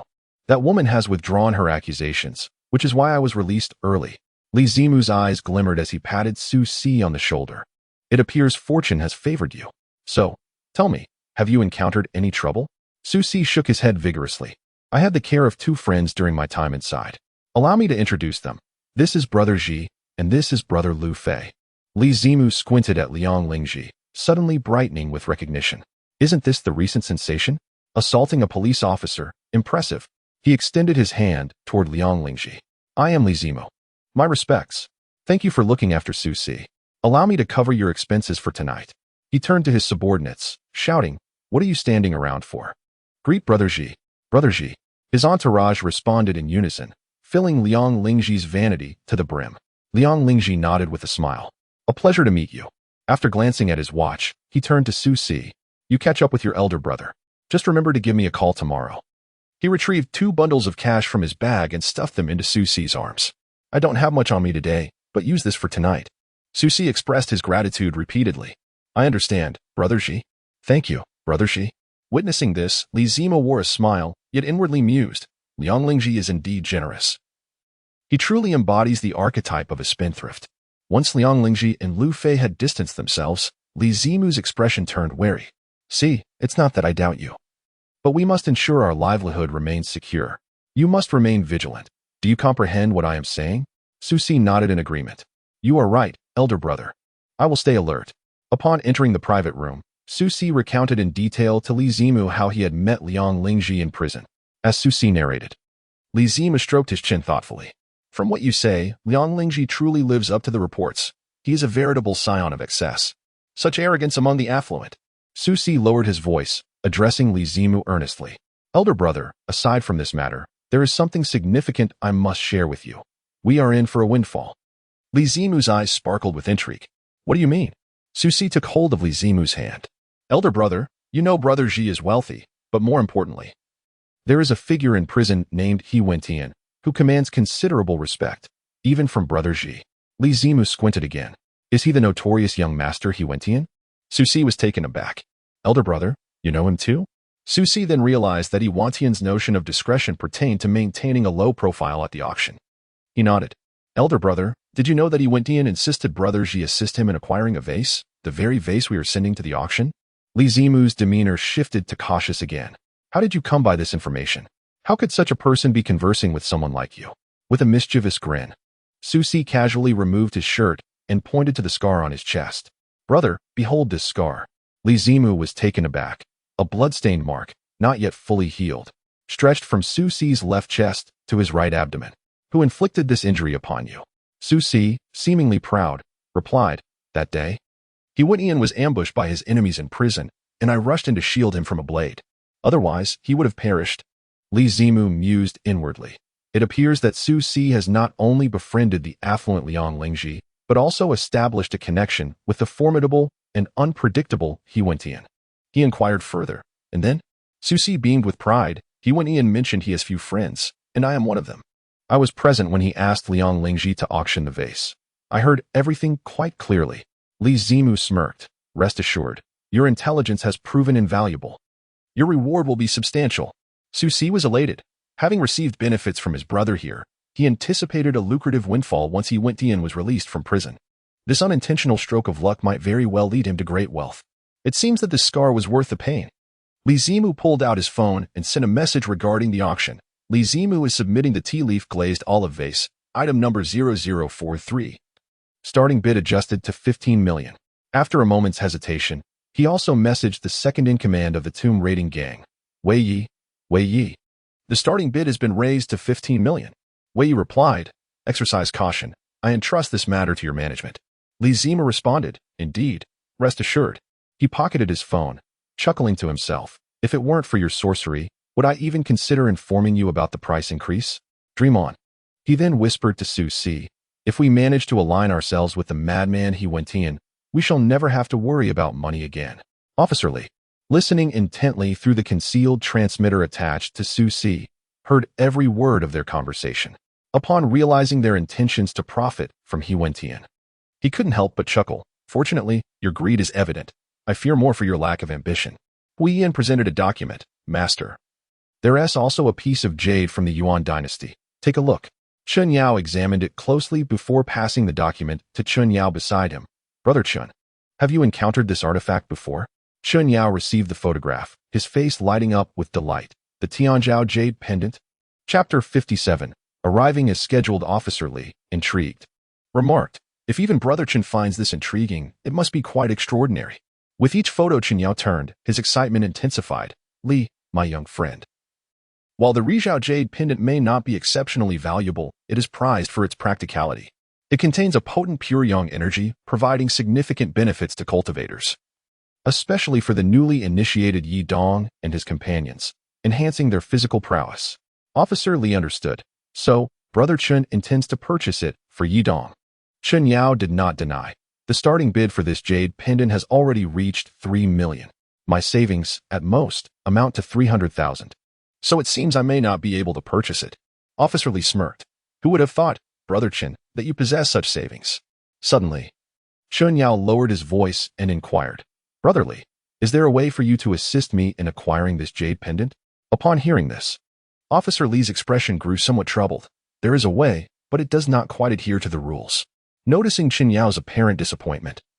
Officer Li whispered, "We are already sworn brothers. To speak candidly, my hometown has just undergone a redevelopment, and I received 2 million in compensation. If Brother Chen does not mind, you may take this money for your use." Chen Yao's eyes brightened. "Brotherly, isn't that inappropriate?"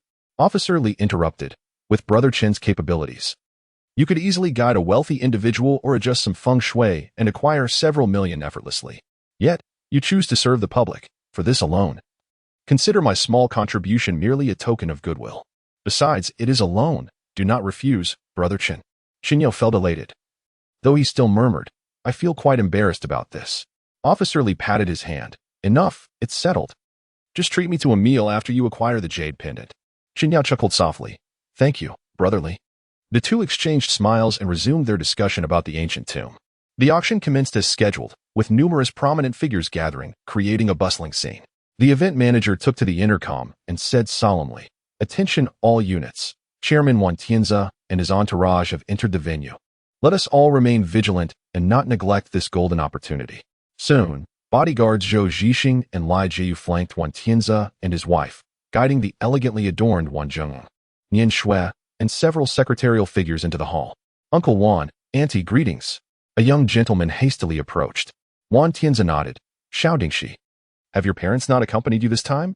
It turned out this young man was Mo Dingxi from the Jingxi Yahashan group, the one who had driven a sports car to deliver blue roses to Zhangzheng when Yi Dong and others visited. Wan Tianzi pondered, "Your father usually sits beside me. It is indeed remarkable to see you here instead." Mo Dingxi felt a pang of discomfort. Does Uncle Wan think I am not yet qualified to sit alongside him? Sensing his unease, Madame Wan interjected, "Young people should always seek to grow and improve. Dingxi, I have high hopes for you." Mo Dingxi smiled apologetically. "Thank you, Auntie. It is my honor to have the opportunity to learn from you." Seeing Mo Dingxi's humility, Wan Tianzi's expression softened. "Very well, let us proceed to our seats together." Mo Dingxi nodded, casting a lingering glance at Zhangzheng before walking side by side with Wan Tianzi. Zhangzheng trailed behind them, secretly amused. "Ah, little Dingxi.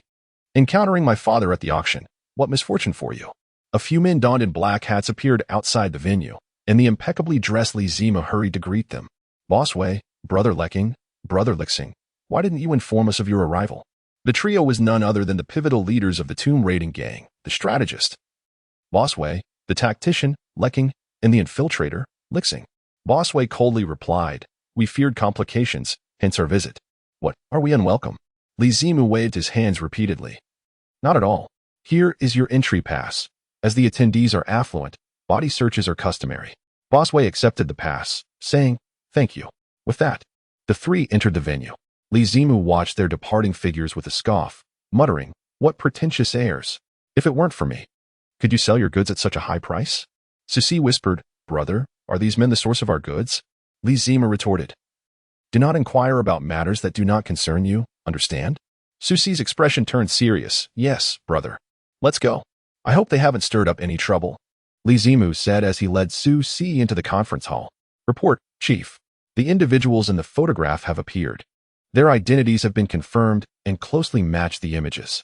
In the distance, Xiao Wang, holding a high-speed camera, relayed through his earpiece to Officer Li in the hall, "Chief, please advise.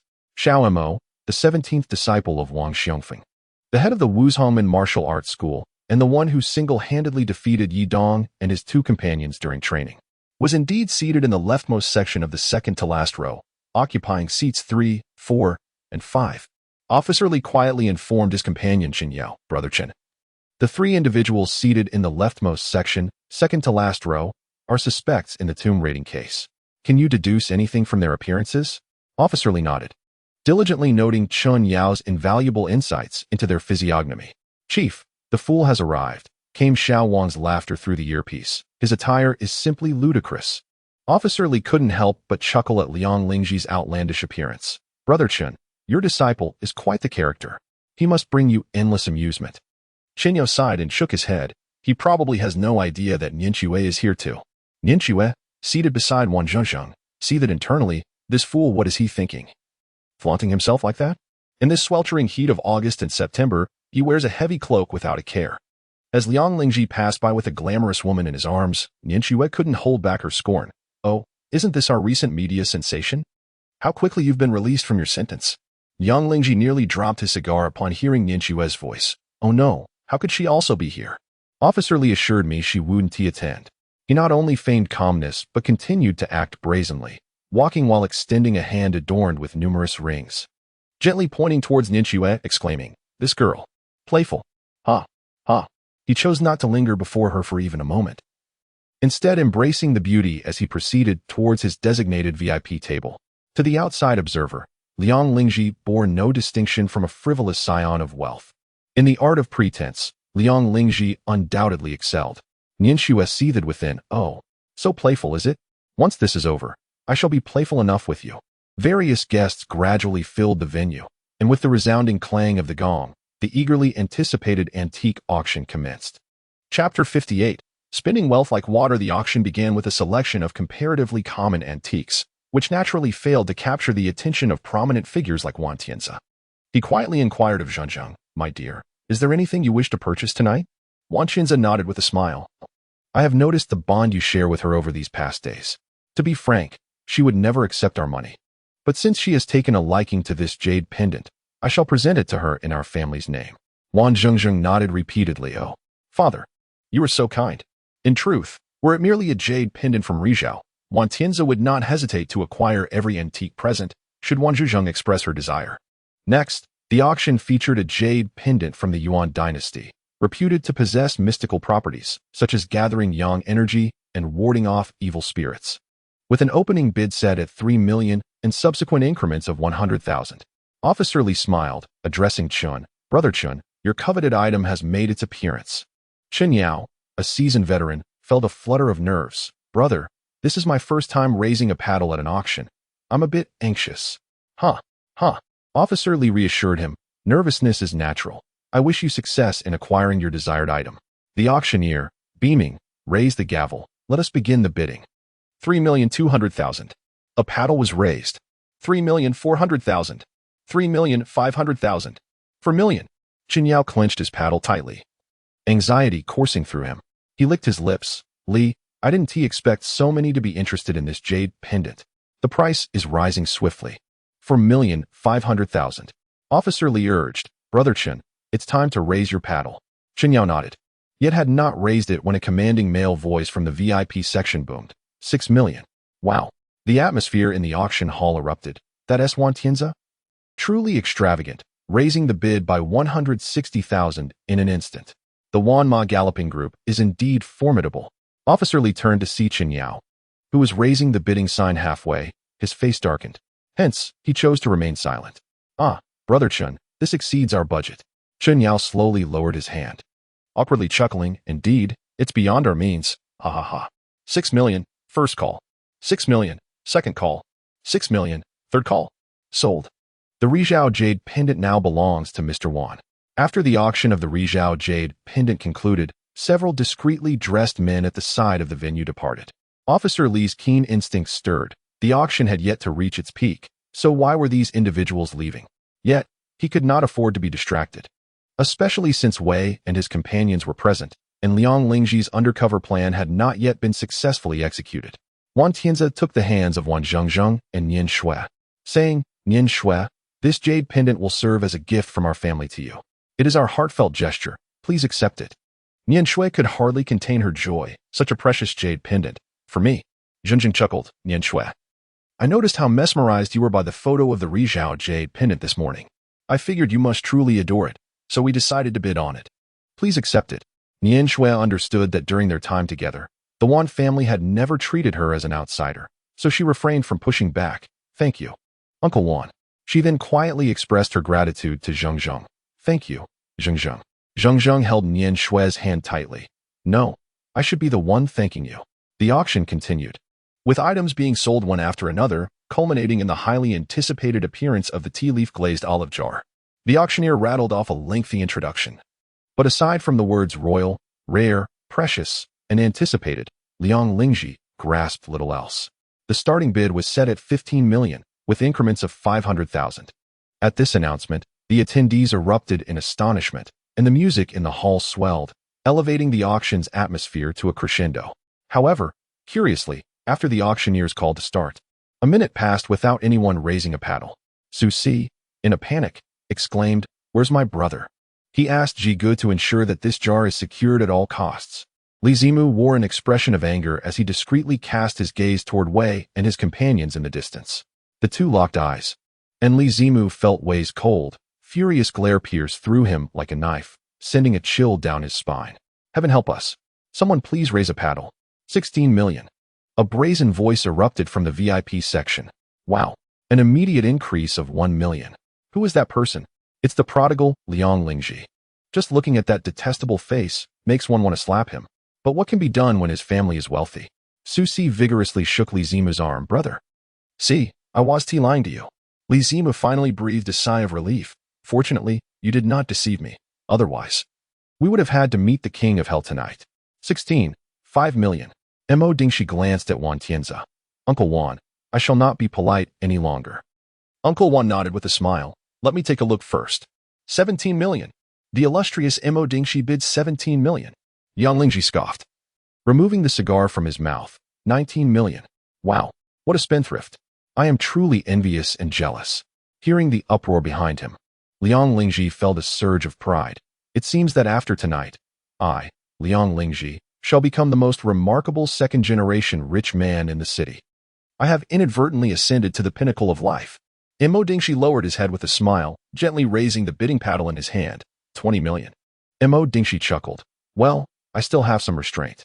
Liang Lingji, puffing on his cigar, half closed his eyes and said to the beauty in his arms, "You raise the paddle for me."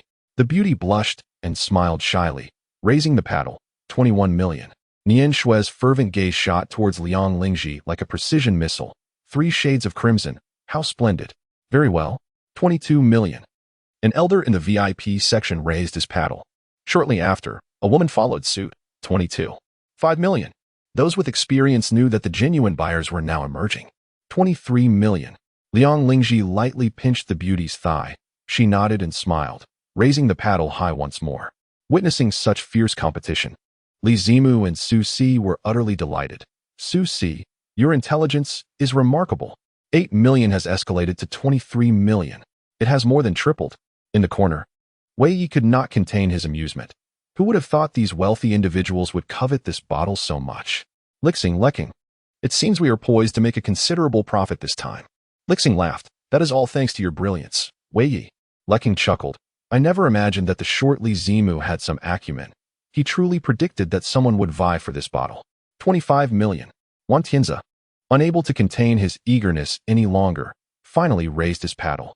Upon seeing Wan Tianzi's gesture, Mo Dingshi naturally chose not to continue competing. "Uncle Wan, your generosity is admirable." Wan Tianzi replied with a smile. "Then, I concede." Mo Dingshi nodded with a smile, casting a tender glance at Zheng Zheng. He would not offend Wan Tianzi over an antique. 26 million. The previously bidding woman raised her paddle once more. 27 million. Wan Tianzi showed no signs of hesitation and immediately raised his paddle again. Liang Lingji, unwilling to relent, abruptly snatched the paddle from the beauty's hand. 32 million. The venue fell silent in an instant. Liang Lingji's bravado was impressive, earning even the author's admiration. Chapter 59. The thread of fate. Wan Tianzi's expression shifted as he cast a glance at Liang Lingji, who was languidly holding a cigar between his tongue, seemingly unperturbed by the expenditure of his own funds. A sense of irritation brewed within him. The auctioneer's gavel struck decisively. "Congratulations to Mr. Liang Lingji." Liang Lingji erupted into a hearty laugh, rising to acknowledge the esteemed guests surrounding him with a courteous bow. However, he swiftly noticed the ire radiating from Nian Shui, who shot him a murderous glare, prompting him to sit back down with a start. "Alas, hubris has struck me down. If misfortune befalls, let it be so. Boss, Wei and his companions are preparing to leave. Please advise." Little Wang, noticing the intention of Wei and his entourage to depart, promptly relayed the information through his earpiece to Officer Li. Officer Li, lost in contemplation for less than 3 seconds, lifted his gaze only to discover that Li Jiayu had vanished from his side. "All units, immediately locate Li Jiayu. He must not come into contact with Wei and his group." "Understood." Little Yang, beside Little Wang, swiftly activated the venue's surveillance cameras. Yet, perplexingly, Li Jiayu seemed to have completely disappeared, leaving no trace. Boss, Li Jiayu is missing. Have Xiao Mo keep a close watch on Wei, while the others remain vigilant for any suspicious individuals nearby. We cannot allow them to jeopardize the operation. Officer Li stroked his chin thoughtfully. Li Jiayu possesses considerable anti-tracking abilities. I must learn from him when the opportunity arises. His demeanor suggested he was unconcerned about Li Jiayu's disappearance, instead pondering these seemingly unrelated matters. Wei and his companions had just exited the venue, making their way toward the parking lot when, out of nowhere, Li Jiayu stealthily approached them. Suddenly, a hand gripped his shoulder tightly. Do not act recklessly. This could disrupt our plans.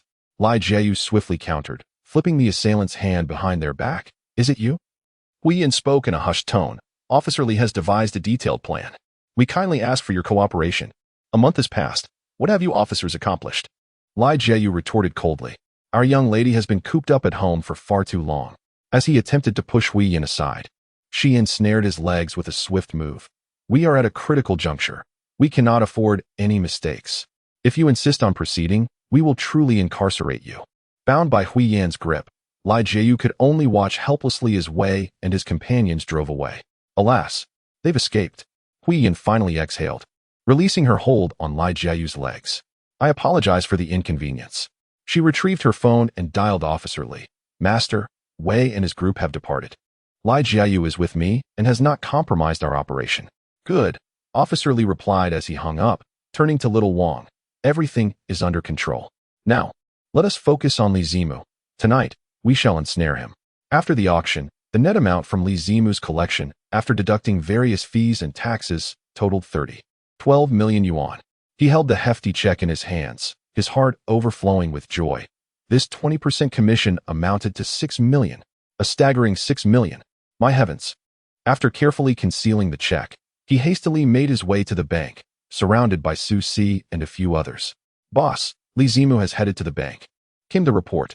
Keep a close watch. Officer Li chuckled. Our protagonist's moment has arrived. As Li Zimu and his companions entered the bank's VIP room, they were greeted by the commotion emanating from an adjacent room. Is this a joke? I have to wait this long for such a meager amount of cash? Su Si paused, a sense of familiarity washing over him. He listened intently. Stop dawdling and hand over your cash. I'm in a good mood today and don't wish to cause any trouble. It was indeed the voice of He Wentian. How could he have been released so soon after entering? Noticing Su Si's distraction, Li Zimu inquired, Su Si, what troubles you? Are you dazed by the sight of money? The cold demeanor of the bank's female manager interjected. He Wentian is truly tyrannical. He comes in demanding 20 million in cash. Everyone knows that withdrawing such a large sum requires an appointment. Li Zimu's astonishment grew. He demands 20 million in cash upon arrival? His spirits lifted with gratitude. Thank you. I shall not deposit the money. I will return promptly tomorrow to withdraw it. Farewell. The uproar only intensified. Bring your president here. I am the president, Mr. He. Oh, forget it. Just bring me 10 million. Very well. Please hold on a moment. Another wait? Are you truly forcing me to open my own bank? I apologize. I sincerely apologize. Hearing He Wentian's unreasonable tirade, Li Zimu couldn't help but smirk. He Wentian is indeed domineering. As the door to the VIP room swung open, Su Si, unable to resist his curiosity, peered inside, only to have a large hand abruptly cover his eyes. Who goes there? Sneaking around, Li Zimu, taken aback, shouted, Let him go. Release him. The bank's security swiftly arrived. Mr. He, do you wish to report this? No need to report. No need. Brother He, it's me. Su Si, the one who assisted you in prison. Yi Dong squinted his eyes, gesturing for Xiao Bao to release the person. Su Si, what brings you here? Is this a place you should be? Su Si loosened his grip on his arm. This is my elder brother. I accompanied him here. Yi Dong scrutinized Li Zimu with a cold, mocking smile and remarked, I am not acquainted with a ragtag character like you. Although Li Zimu felt a surge of anger within, he maintained a courteous smile and replied, My name is Li Zimu. It is a pleasure to meet you. Yi Dong paid no heed to Li Zimu. He casually picked up a large stack of cash from the table and handed it to Su Si. Take this and spend it on some decent clothes. Tomorrow, bring me Liang Lingji and that antique as well. I'll settle the payment and the reward together then. Noticing Su Si standing there in a daze, Yi Dong decisively shoved the money into Su Si's pocket. He then took out a card from his breast pocket and handed it to Su Si, saying, This is my personal card. Feel free to contact me for any matters, whether they involve the underworld or not. Li Xun cast a glance at the black card in Su Si's hand, feeling a sense of discomfort within. Xiaobao coldly remarked, "Are you deaf? My brother is speaking to you." He added, "You should leave now. My brother doesn't have time to chat." The imposing Xiaobao issued an eviction order. Su Si bowed slightly. "Brother He, we shall take our leave." The situation progressed smoothly, suggesting that Li Zimu and his companions had fallen under Yi Dong's aura. Officer Li received a report from Xiao Li through his earpiece. "Continue to monitor them. Is everything prepared for tonight's operation?" "All set. Just waiting for them to take the bait." Chapter 60. Difficult to turn back. As Li Zimu and Su Si exited the bank, a luxury car pulled up. He whispered to Su Si, "Luxury cars everywhere. Su Si, once you align yourself with him, don't forget about me." Li Zimu smirked. "As long as you can earn He Wentian's trust, I believe you'll strike it rich. At the very least, we won't have to worry about selling our goods in the future. Just a few more deals like this, and we could truly reach the pinnacle of our lives." Encouraged by Li Zimu, Su Si felt a surge of excitement. Though He Wentian is a madman, he certainly possesses wealth. "Hearing you say this, I'm almost too excited." Officer Li, listening in through the bug on Su Si, sneered coldly, "Greed can swiftly transform into poverty. The more greedy you are, the more I relish it." "Jigu? It's me, Su Si." Su Si dialed Liang Lingji's number. "What is the matter? I just saw He Wentian at the bank." "What? He is out already?" "Yes, he told me to find you tomorrow and bring the antique I bought today." Although Su Si tried to suppress his excitement, his rapid speech betrayed him. On the other end, Liang Lingji hesitated momentarily. "You don't need to come tomorrow. I'll go to find him myself." Su Si was taken aback, a sense of panic rising within him. "Jigu, what do you mean?" Liang Lingji replied coldly. "Su Si, don't think for a moment that your Jigu is a fool. It was your brother Li Zima who took the olive jar to auction. I've already found out that after your release, the starting bid for the jar jumped from 12 million to 15 million. I trust one don't need to elucidate the implications of this. Do you think that if He Wentian were aware of your double dealings, with his ruthless nature, he would let you go after being toyed with like this?" The foolish remark doused Su Si's fervent enthusiasm like a bucket of icy water. His expression shifted as he replied, "Jigu, let us discuss this calmly." On the other end of the line, Liang Lingji chuckled. "If you wish to continue relying on He Wentian as your formidable ally, that's fine. But..." Su Si and Li Zimu exchanged glances, hastily inquiring, "What exactly do you mean, Jigu? As for the antiques auction, include me in your share." Upon hearing this, Li Zimu's eyes blazed with fury. Damn it. The wealthier people become, the more insatiable they are. He gestured for Su Si to proceed. Su Si, still hesitant, asked Liang Lingji, "How do you propose to be included?" "Well, let me first inspect the antiques. I'll keep the good ones for myself and discreetly present them to He Wentian. While you can take the less desirable ones to the auction, it's entirely up to you." Su Si stammered, "But then, my brother's profit would dwindle to almost nothing." Liang Lingji snorted coldly and hung up, leaving the once exuberant Su Si and Li Zima feeling utterly deflated. The chasm between paradise and hell seemed to close in an instant, catching them completely off guard. After a long pause, Su Si murmured, "What shall we do now, brother?" Li Zimu wore a look of despair. "Liang Lingji is intent on replacing us. A bowl of soup is better than losing our lives, right?" Who would have thought that Liang Lingji, with his duplicitous nature, could change so swiftly? Our dreams of fortune may well be dashed. Su Si lamented, "Indeed. The money of madmen is hard to earn, and now it may lead to my brother's ruin." Suddenly, a thought struck him. "Brother, do you think if we refund He Wentian the price difference, he might overlook it? After all, I did save him." Li Zimu retorted, "Are you foolish? You merely saved him, but I did not. Besides, does he lack money? He is preoccupied with how I deceived him. He is a madman and won't he engage in reasoning. While you might escape unscathed, I'd likely end up as a corpse in the wilderness." He stroked his chin, contemplating, rather than be tethered to these two ticking time bombs, Liang Lingji and He Wentian, perhaps I should consider that 30 million. But no. He quickly shook his head. Betraying Wei Yi and the others would lead to a grim fate if discovered. Visions of fear regarding Wei Yi and his associates flashed through his mind, brief yet sufficient to rob him of sleep. Luxury cars glided by in succession, with drivers disembarking to open doors for their bosses, bowing respectfully as they bid farewell. Li Zimu surveyed the surrounding opulent vehicles and the towering commercial edifices, his frustration boiling over. The streets are filled with the wealthy, driving luxury cars and residing in grand homes. Why must I, of all people, grovel behind Wei Yu and his entourage? It's infuriating to think about. In my current state, what distinguishes me from that obsequious driver? Suddenly, a fierce glint sparked in his eyes, as if malice had burgeoned from within. After all, the money still rested in my hands. Moreover, the likes of Wei and his associates have yet to harbor any suspicion towards me. Perhaps I should boldly seize the opportunity and escape abroad with the 30 million. If successful, I would live a life of luxury forever. He turned to the distressed and frustrated Su Si beside him, feeling a pang of remorse should I abandon him. Su Si would inevitably bear the brunt of our actions. After all, he has been with me through thick and thin for several years. Su Si, do you trust your elder brother? Upon hearing Li Zimu's inquiry, Su Si looked taken aback and retorted, Brother, I have unconditionally trusted you since the day I acknowledged you as my elder brother. Are you beginning to doubt my loyalty now? Li Zimu forcefully patted Su Si's shoulder. How about we venture abroad together? Su Si, not a fool, was filled with trepidation. Brother, are you suggesting that we abscond with the 30 million? Li Zimu lowered his voice, a cold smile gracing his lips. Su Si, 30 million. We could toil our entire lives and never amass such wealth. Once abroad, I shall allocate 10 million to you. 10 million? Su Si stared blankly at Li Zimu's outstretched finger. 10 million, not just 1,000. With this fortune, we could rid ourselves of these madmen's whims. We could indulge in a life of pleasure and luxury. As Li Zimu's words ignited a spark within him, Su Si's eyes brightened. Brother, but what about your superiors? Aren't you afraid of being? Li Zimu replied coldly.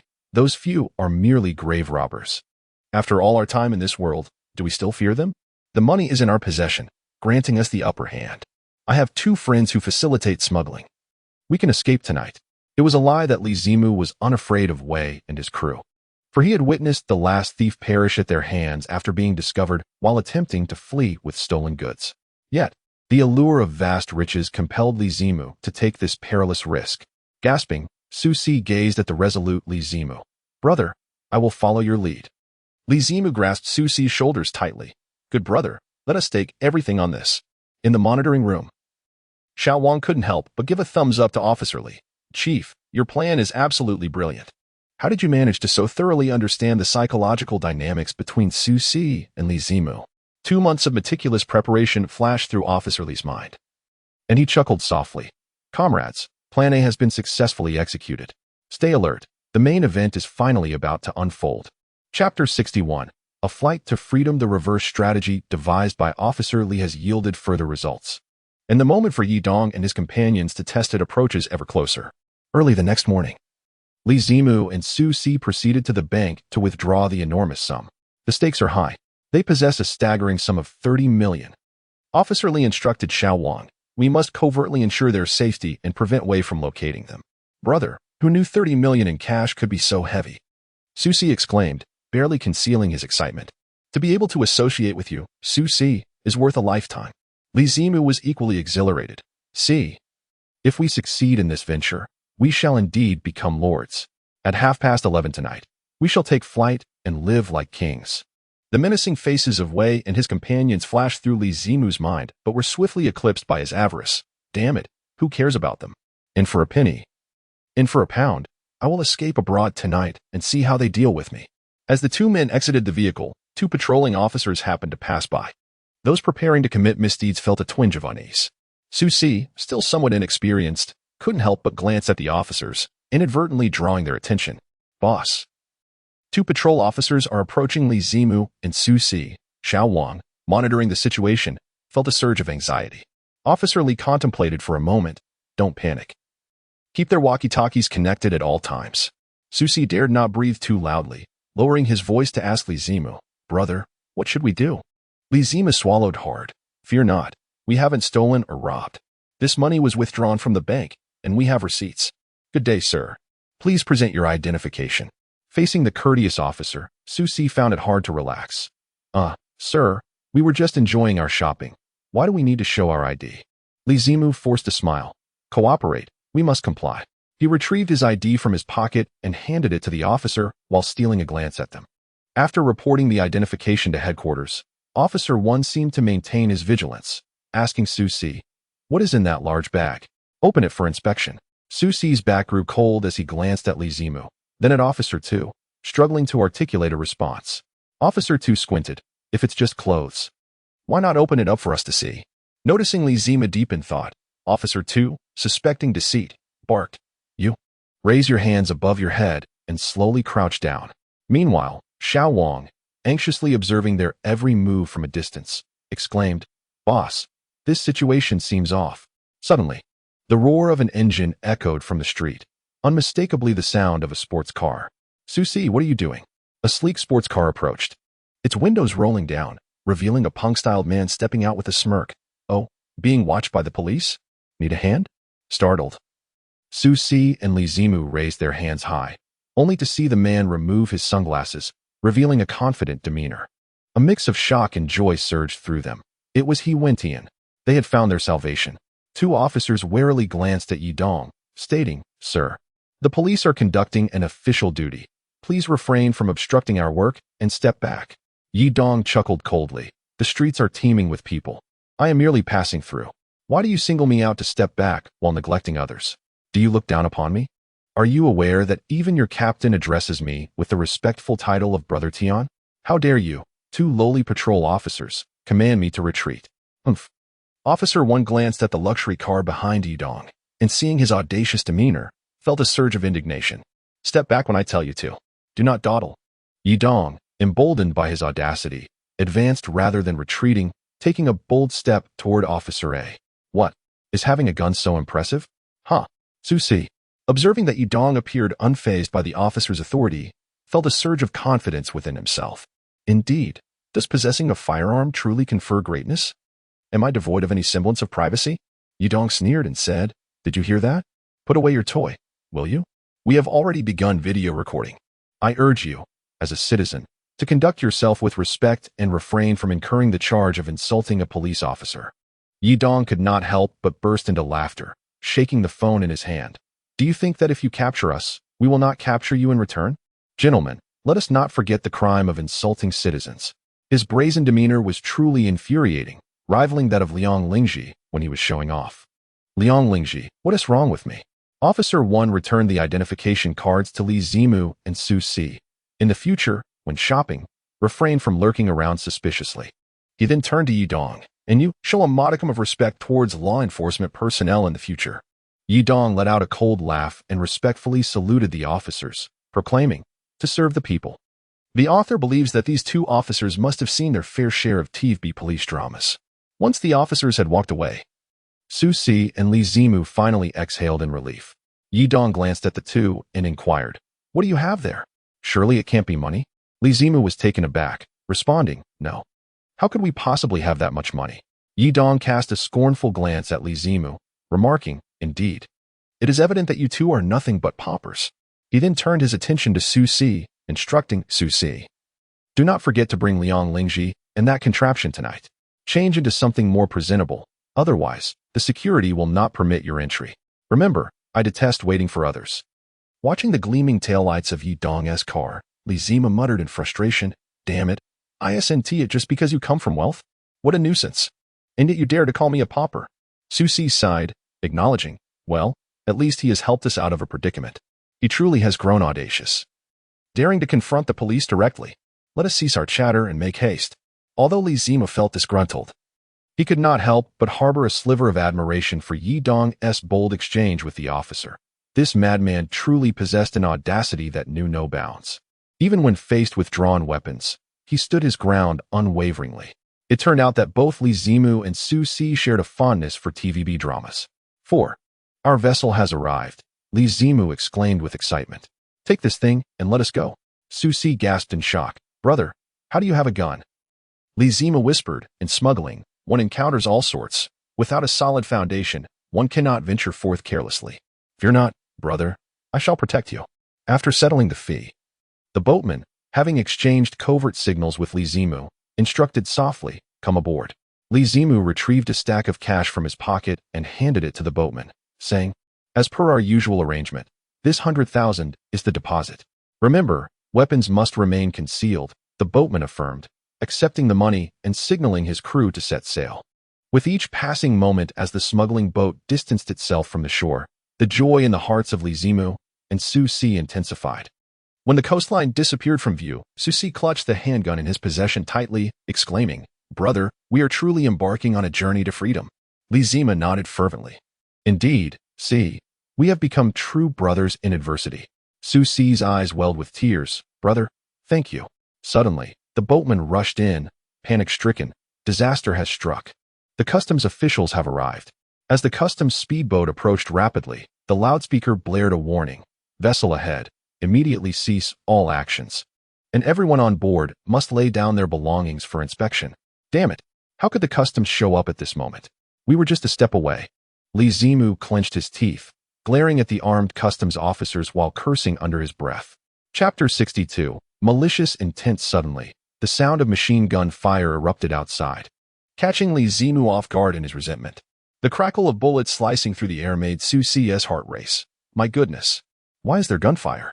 Fan Ge glanced towards the sea, seemingly filled with pent-up frustration. For heaven's sake, we are caught in a smuggling operation and the customs are here to apprehend us. This truly feels like being collateral damage. The relentless gunfire outside escalated, intensifying the chaos. Susi gripped his firearm tightly. "Brother, if this little gadget of ours is discovered, we're likely to languish in prison until we're 80. Li Zimu swallowed hard. If we factor in the artifacts obtained from tomb raiding, we might escape the death penalty. But life imprisonment would be our fate. He glanced at the 30 million in cash, securely packed in bags beside him, and let out a cold, mirthless chuckle. With no retreat behind us and pursuers ahead, it seems this is the extent of my capabilities. However, I refuse to resign myself to this fate. As the cold sea breeze intensified, Li Zimu's expression grew increasingly menacing. Noticing the malice etched on Li Zimu's face, Susi felt a chill run down his spine. Brother, you don't intend to confront the customs officials head-on, do you? Please, don't. If they start shooting, even 10 lives wouldn't suffice to repay the debt. Li Zimu glared fiercely at Susi. What? Have you lost your nerve at this moment? Susi shook his head vigorously. Brother, think it through. Amidst the chaos outside, if we toss the gun and the money into the sea, they'll have no evidence. At worst, we'll be charged with smuggling. Susi attempted to persuade further, but was abruptly shoved aside by Li Zimu, who drew his pistol and aimed it at Fan Ge, the boatman. Fan Ge, while they're distracted, turn the boat around and head for the shore. Startled and enraged by the gun pointed at his back, Fan Ge exclaimed, "Are you out of your mind? The customs have machine guns. If you're ready to die, jump overboard yourself. I want to live." Furious, Li Zimu punched Fan Ge in the face. "We've known each other for over a decade. Don't push me to pull the trigger." Blood streaming from his nose and mouth, Fan Ge cursed. "You expect me to risk my life for you? Fine, I'll do it for 5 million. Otherwise, you might as well shoot me now. You can't navigate the boat. Sooner or later, the customs will catch you." Infuriated by Fan Ge's audacity to bargain under the gun's threat, Li Zimu shifted his aim and fired at the leg of Fan Ge's subordinate. Bang. Ouch. My leg. The subordinate collapsed to the ground. "You bastard." With bloodshot eyes, Li Zimu growled. "At this moment, you still dare to haggle? I'll count to 3. If you don't turn around, I'll shoot your men." Under the pressure of Li Zimu's tyranny, and unwilling to watch his subordinate lose his life, Fan Ge reluctantly turned the boat around, cursing, "Damn you, Li Zimu. I'm done for." As the boat's bow adjusted, several searchlights immediately locked onto Fan Ge's smuggling vessel. "Do not harbor any illusions of escape. Stop the boat immediately, or we will open fire." Faced with the distant assault rifles and the gun at his back, Fan Ge was more wary of Li Zimu than the customs officials. Fortunately, being experienced, he accelerated the boat as the customs issued their warning. Bang, bang, bang. The customs officials showed no mercy, opening fire decisively. Li Zimu shouted in anger, "Shut up. If it weren't for the years you've been with me, I would have shot you already." The smuggler's boat sped along with remarkable swiftness. It must be said that this modified vessel indeed possessed its advantages, primarily its rapid acceleration. However, such velocity came at the cost of the boat's structural integrity. "Faster," Li Zimu urged, glancing back at the customs patrol boat hot on their heels, compelling Fan Ge to accelerate once more. "Hurry, hurry. Do you think I want to go slow? If you're so capable, why don't you take the wheel?" Fan Ge retorted, exasperated. "At this rate, we won't be able to stop once we reach the shore." After a heart-pounding chase, the smuggler's boat finally reached the shore. Li Zimu delivered a swift elbow to Fan Ge, knocking him to the ground. "You unfortunate fool. You assured me we would be safe tonight." Following a vicious kick to Fango, he hefted 30 million in cash onto his shoulder. In his haste to leap from the boat, he had injured his foot, causing him to stumble into the water with his firearm thrown far from reach. Hearing Li Zimu's muffled groan, Susi could not restrain himself from drawing his pistol and hastening forward. "Brother, have you been shot?" "Your mother has been shot." Li Zimu snapped back. "I twisted my ankle when I jumped." Upon lifting his gaze, he spotted Susi approaching with his gun raised, causing panic to surge within him. "What are you doing with that gun? Are you planning to kill me?" Susi paused, first observing the terror on Li Zimu's face, then noticing the bag of cash on his back, finally grasping the implication of Li Zimu's words. "Brother, what do you take me for?" He tucked the gun away and leaped beside Li Zimu, offering his support. "Brother, I'll carry you." Li Zimu felt a warmth in his heart. If Susi had shot him earlier, he could have fled with the money and struck it rich. "Carry me? With your small frame? No way." He placed a hand on Susi's shoulder. "Just help me walk towards that narrow path. I know of a secret trail through the woods that few are aware of." Susi nodded vigorously, assisting Li Zimu towards the hidden pathway. However, the customs officials were closing in rapidly. "This is bad. The money is soaking wet and incredibly heavy." Li Zimu realized after only a few strides that the weight of the cash was unbearable. In this critical moment, any burden could prove fatal. "What should we do?" Susi inquired. "We've risked everything for this 30 million. Li Zimu felt a surge of regret. "Damn it, I should have listened to you earlier." "But there are no remedies for regret. If only you had thought this way sooner," Susi mused, admiring Li Zimu. "Brother, you speak wisely. If we survive this calamity, we shall surely enjoy great fortunes." Though Susi continued to flatter him, Li Zimu's resentment simmered. "Enough of that. Let us move." The two men hopped and dashed, quickly vanishing into the night along the forest path. "All units, be vigilant and closely monitor this forest's activity. I must be informed of their whereabouts immediately." Officer Li removed his headphones and took a deep breath. "Huiyan, pour me a cup of ginseng tea." Xiao Yang, promptly notify the radio station to broadcast the news. Soon, a flash report spread throughout the city. "Our city has cracked a major artifact smuggling case, confiscating a batch of precious relics and capturing 13 suspects, while 2 others have fled, and the police are in hot pursuit." The news was accompanied by shadowy images of Li Zimu and Susi. "What should we do now, brother?" In the dense forest, Susi gasped for breath as he handed his phone to Li Zimu. "Look at the news. It seems the police are after us." Li Zimu was filled with dismay. "Now that we have lost the money, we are left stranded here. Wei Yi's men will surely spread out to track our whereabouts, and the police will likely associate us with those smugglers at sea. This truly feels like the Grim Reaper has come to collect." The two fell silent. What once was a path to prosperity had turned into a road to doom, and anyone in their position would likely be left speechless. Suddenly, an idea struck Li Zimu. "Sue, didn't he Wen say that if there was trouble, we should reach out to him? He mentioned he could handle matters from both sides of the law." "He went in? Yes. Yes. Susi frantically rummaged through his wallet, but could not find the card he Wen had given him. "Damn it, where is it?" He cursed vehemently. "How could I lose something so crucial?" Just then, a black card fell from his pocket. It was the business card given to him by Yi Dong. The two, having recovered this precious item, clutched it tightly, knowing that Wen might be their only salvation. Chapter 63. Against the current chief, they have exited the dense forest. Officer Li's earpiece buzzed once more. He sipped his ginseng tea and glanced at the clock on the wall. "Grant them safe passage. We must ensure Li Zimu and Susi reach Wantian's residence safely." "Is this Brother Tian?" "Yes, it's me, Susi. Why did you take so long to show up? Liang Lingji is here.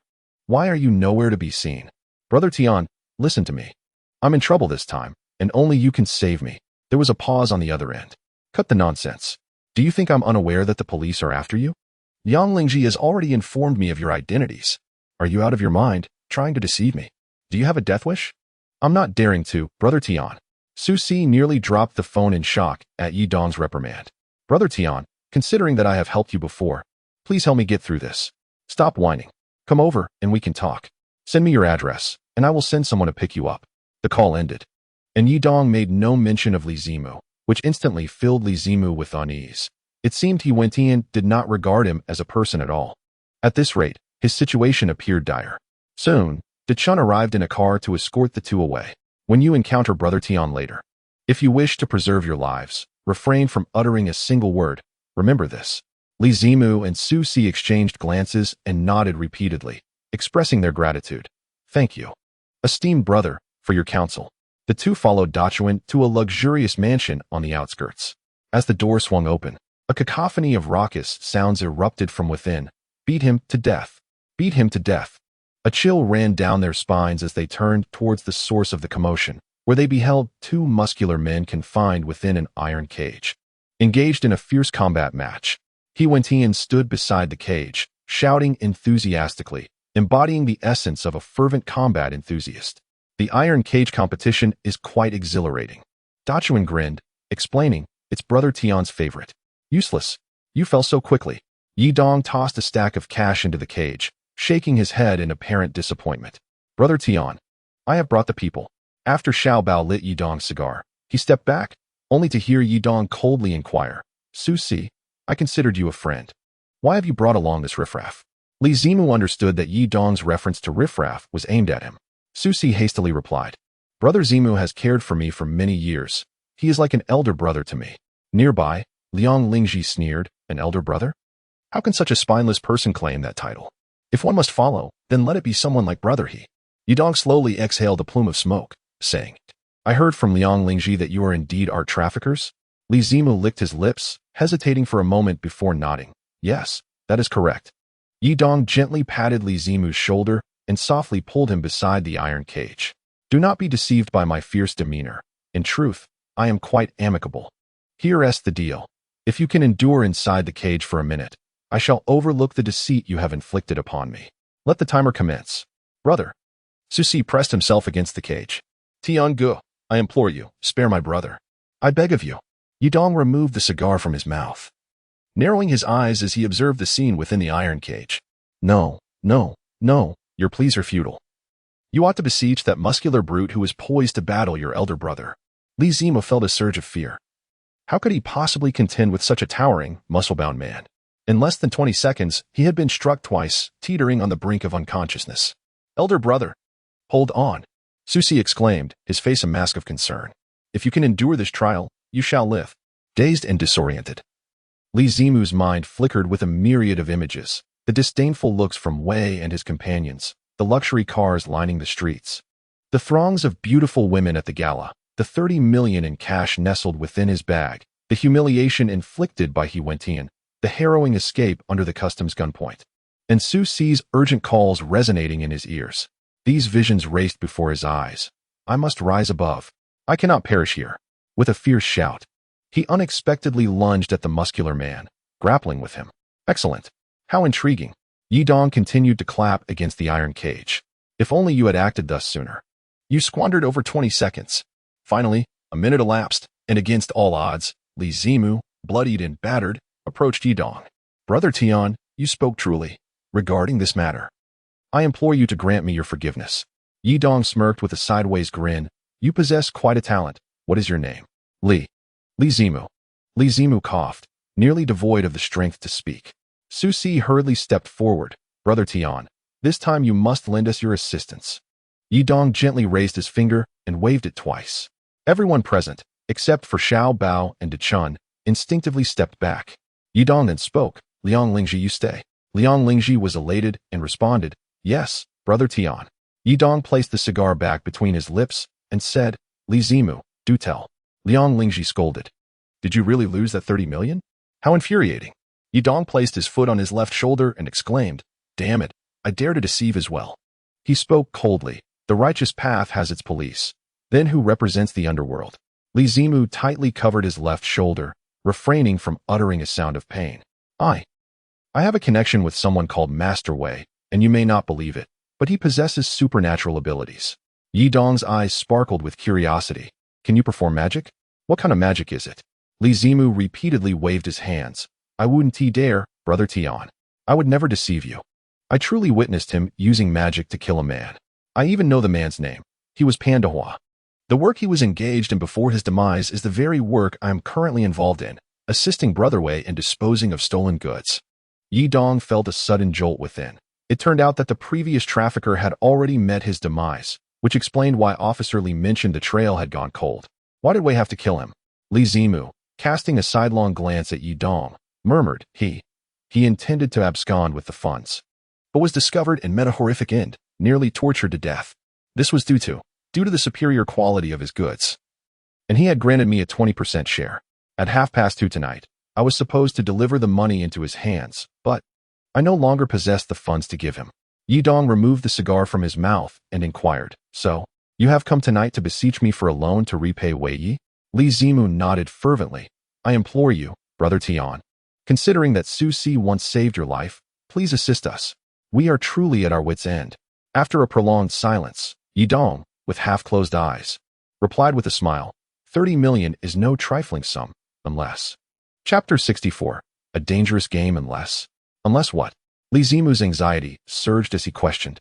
He possesses power and influence. What could he possibly require my assistance with? Surely it cannot be to commit murder. Yidong gazed at the olive jar filled with tea leaves on the coffee table, and after a considerable pause, he remarked, "Unless you can assist me in locating an antique of greater collectible value, one that surpasses this olive jar in prestige, I remain unconvinced." Observing the worry etched on their faces, Yidong understood their reluctance to disclose the identities of Wei Yi and his companions. "What is it? Are you unable to do so?" Yidong inquired with a chilling tone. Faced with Yidong's interrogation, Li Zimu stammered, struggling to articulate a response. "Tian Go. This. I." Meanwhile, Liang Lingji interjected, "Do not squander Tianji's time. Speak up quickly, can you or can't you?" Su Si nudged Li Zimu, urging, "Brother, can you or can't you? This concerns our very lives." Yidong chuckled softly, "You've misunderstood, Su Si. You have saved my life, and thus I am bound to protect yours. However, Li Zimu, your refusal to recognize the gravity of the situation leaves you with a choice between life and death." Upon hearing Yidong's words, Li Zimu lifted his tear-streaked face and lamented, "Brother Tian, are you truly demanding a national treasure? This could lead to a death sentence." Yidong removed the cigar from his mouth, his eyes brimming with a murderous intent.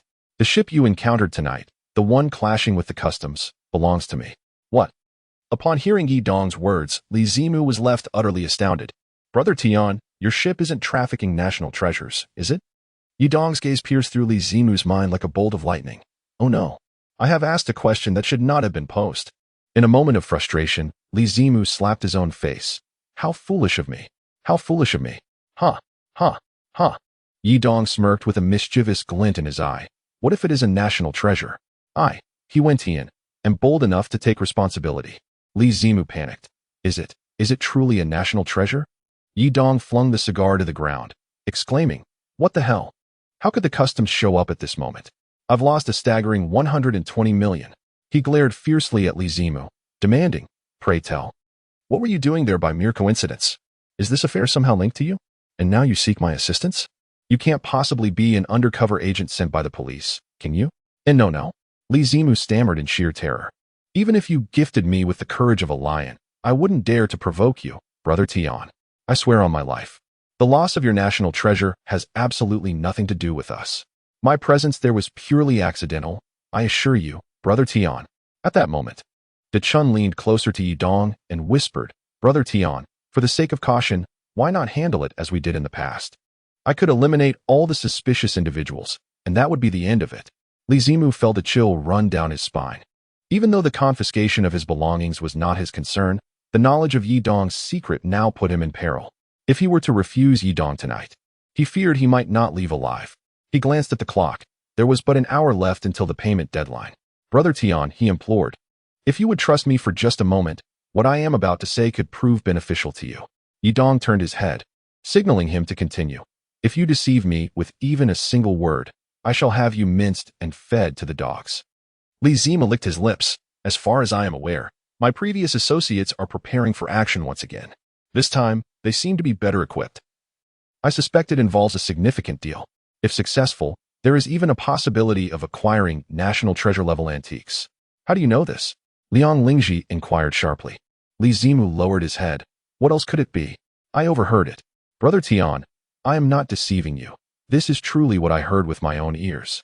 Yidong pondered to himself. Given the current circumstances, he surely would not dare to lie. The voice of Officer Li echoed in his earpiece. "Heaven, first feign rejection." Yidong chuckled coldly. "What do you expect me to believe? Even if your claims hold any truth, this information hardly warrants a sum of 30 million, does it?" Li Zimu, fully aware of the gravity of the situation, mused to himself, 30 million. I've only encountered such a figure once in my lifetime. Regardless, if I cannot procure the funds tonight, my fate is sealed. He retrieved his phone and said, Brother Tian, if you can assist me in this dire moment, my life will be yours. How about this? I could introduce you to them directly. This phone is specifically for communication with them. Yidong could not help but burst into laughter. Do you truly believe I would expose myself? He delivered a swift kick to Li Zimu's chest, questioning. Do you think they are fools? Would they so readily agree to meet with me? Li Zimu clutched his chest, gasping for breath, as if in great pain. Yidong's headphones buzzed again. Exercise restraint. If you hit him again, he'll need to be sent to the hospital. Su Si steadied Li Zimu. Brother, just share everything you know. Li Zimu, with a tearful expression, lamented, I was just about to speak, but then Tian Gu came flying in with a kick. Oh, it hurts so much. Liang Lingji scolded. Stop dragging this out. If you have something to say it quickly. Li Zimu coughed a few times. My boss is Wei Gu. That day, during the auction, Ji Gu was in the limelight, and they surely took notice. If Ji Gu were to accompany me to make the payment, they would be suspicious yet curious about his intentions. After all, who doesn't want to earn a fortune? Liang Lingji's eyes widened. Damn it. Are you asking me to accompany you to your demise? Just as he was about to kick Li Zimu, Yidong intervened. Ji, he has a point. You should go with him. But Liang Lingji displayed his reluctance, gesturing emphatically at Li Zimu. Today, with Tian Gu around, consider yourself fortunate. Li Zimu, already aware that Liang Lingji was not someone to be trifled with, cried out. Thank you, Ji Gu, for this opportunity. I am immensely grateful for Tian Ji's kindness. Ding. Li Zimu's phone rang. It was a text message from Wei Gu. Is everything settled? Yidong took the phone and typed a few words. Agreed. The buyer, Liang Lingji, expressed a desire to discuss a significant transaction with you. Yidong chuckled coldly to himself, recognizing the high level of vigilance displayed by the man. He tossed the phone to Li Zimu, instructing him to convey that it was a significant transaction involving first-class cultural relics.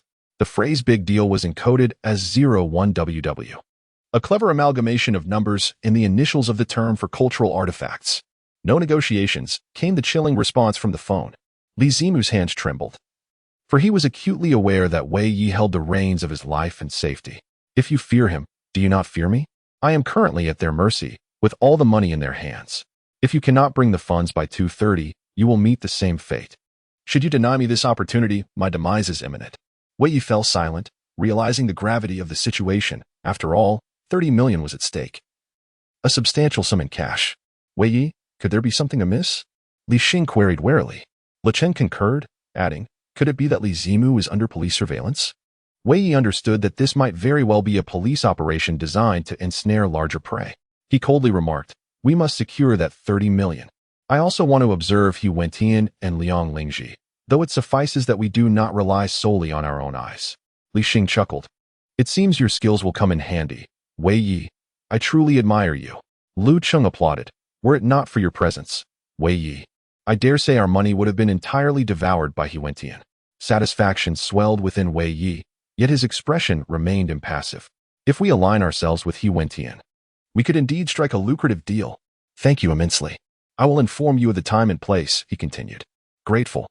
Li Zimu exhaled deeply after handing the phone back to Yidong, stating, he has agreed to meet you. The specifics will be discussed later.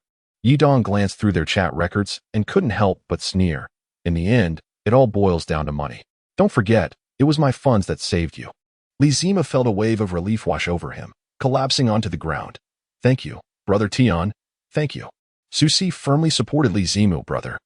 If Brother Tian is willing to help, our lives are as good as saved. What brings you here again? Beneath the dim light of the ancient well, an elderly man with long white hair and a beard seemed to be displeased with the visitor. What do you come down here for every day? If you enjoy it so much, why not stay here for a few days and let me go out for a stroll? Master Uncle, I'm just worried that you might suddenly pass away here, so I brought you a fine bottle of wine to refresh your spirits. The newcomer was none other than Chen Yang, dressed in casual clothes. Dean Zhua and Aunt Jin only come 3 times a day. They said they were concerned about your health. After all, drinking is harmful, so they dared not bring you good wine. Upon hearing the term fine wine, the old man's eyes instantly brightened. Yao, don't drink so much yourself. Your uric acid levels are high. Before he could finish his sentence, He had snatched the wine from Chen Yao's hands and gulped down several mouthfuls before smirking. Ah, is this the century-old Matai? Chen Yao chuckled, reclaiming the wine from the old man's grasp and pouring some into a nearby glass. Master Wei, fine wine is meant to be savored, not guzzled. It turned out that the white-haired elder was Master Wei Zi. Master Wei Zi shook his head with a smile. Although I am nearing a century, my body remains robust. Dinswa never brings me wine when he comes down. I scold him, yet he simply chuckles and advises me to quit drinking. Jinyo filled a glass for Master Wei Zi. I heard you helped Dinswa open his heavenly eye that was blinded. Is that true? Master Wei Zi nodded. Indeed. I assisted him in opening his heavenly eye. I heard that he blinded that I to save someone? Yes, that is correct.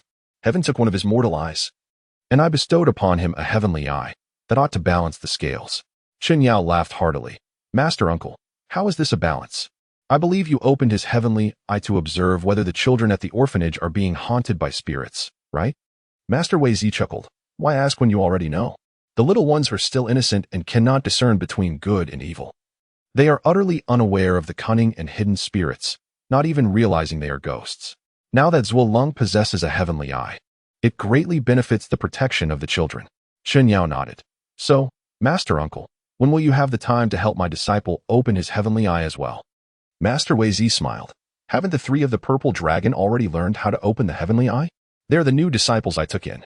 Chen Yao smirked. Those four are quite the gems, truly exceptional talents in the path of cultivation. It seems you hold them in high regard. The Taoist Wei Zi chuckled, saying, to help them awaken their heavenly eyes, one must possess the right opportunities, for attaining such insight through cultivation is indeed the proper path. Moreover, are they not sighted? Chen Yao elucidated. The situation arose suddenly. One of my disciples has joined an undercover operation with the police, playing a principal role.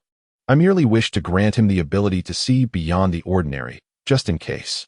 But do you not also assist others in awakening their heavenly eyes? Why then do you seek my assistance for him?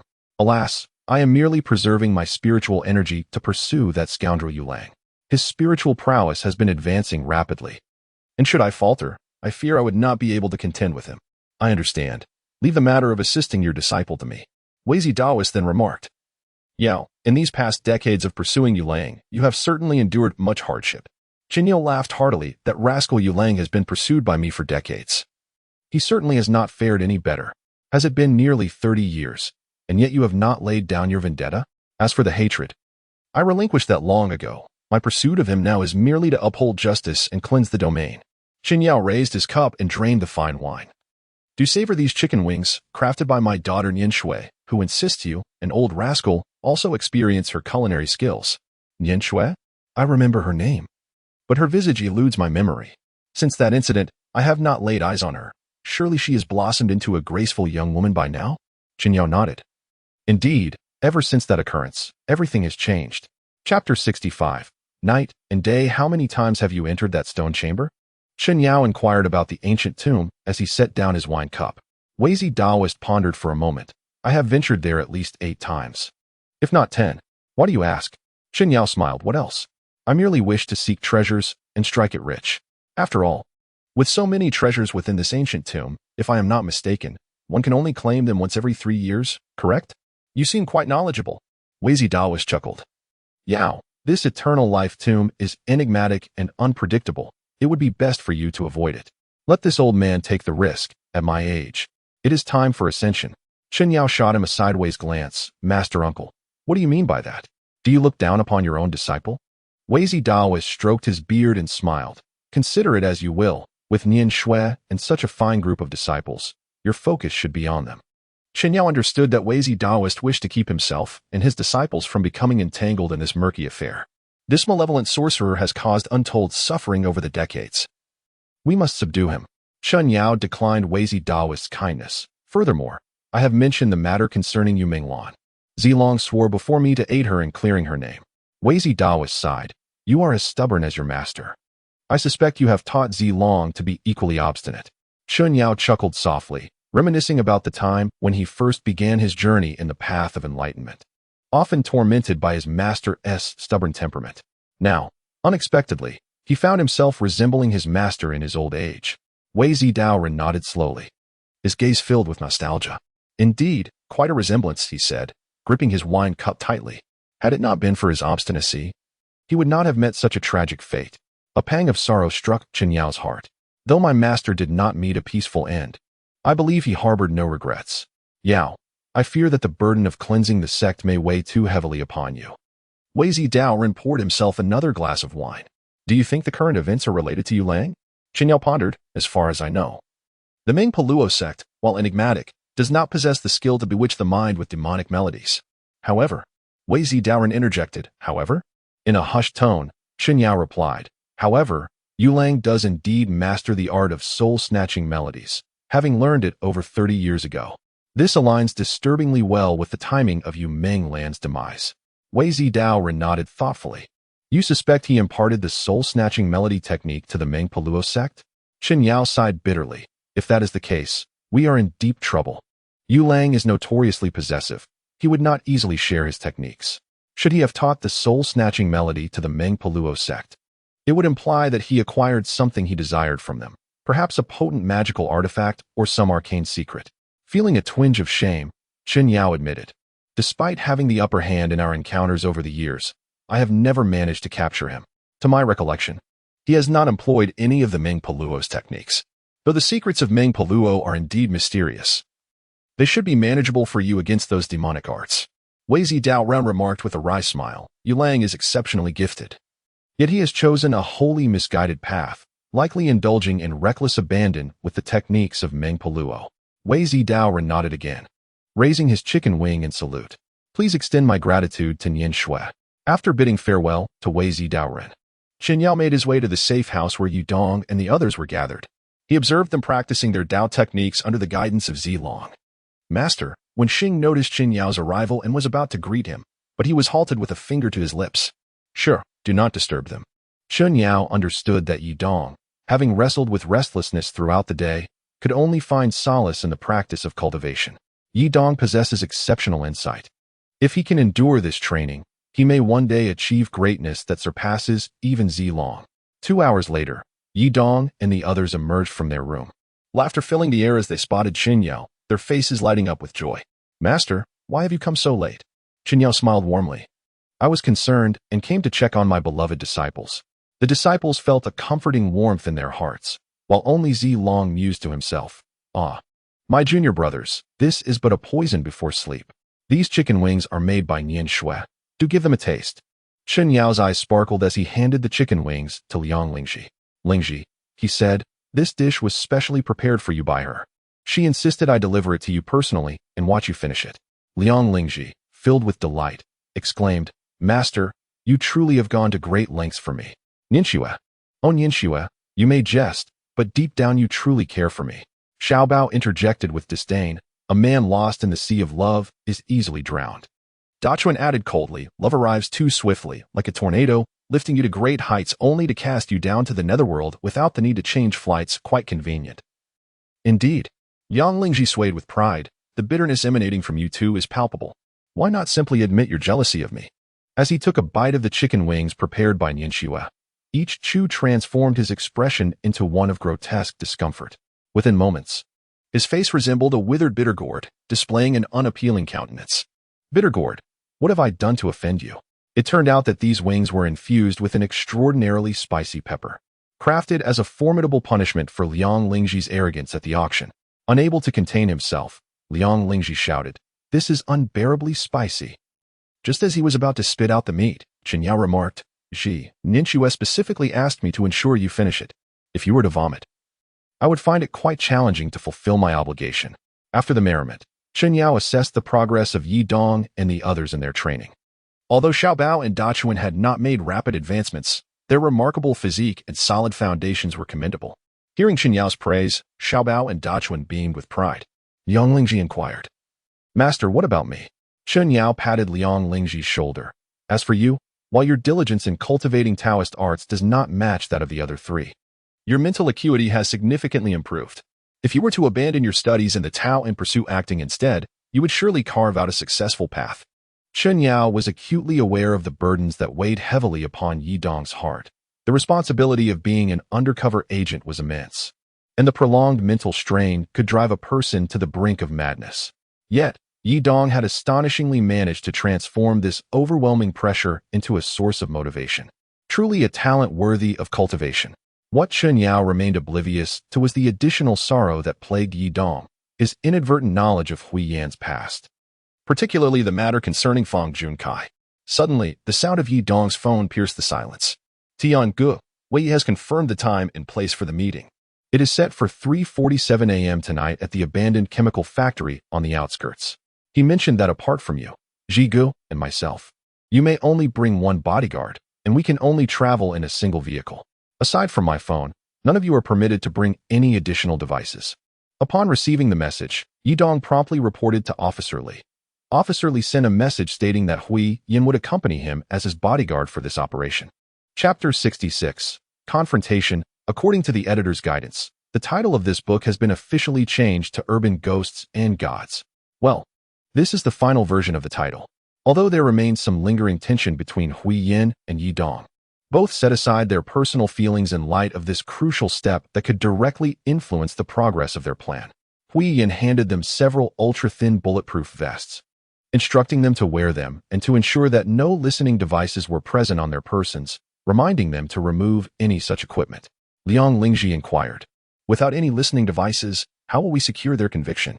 Hui Yan explained, "It is not difficult to apprehend Wei Yi and his associates now. As long as Li Zimu agrees to be a witness for the prosecution, that will suffice.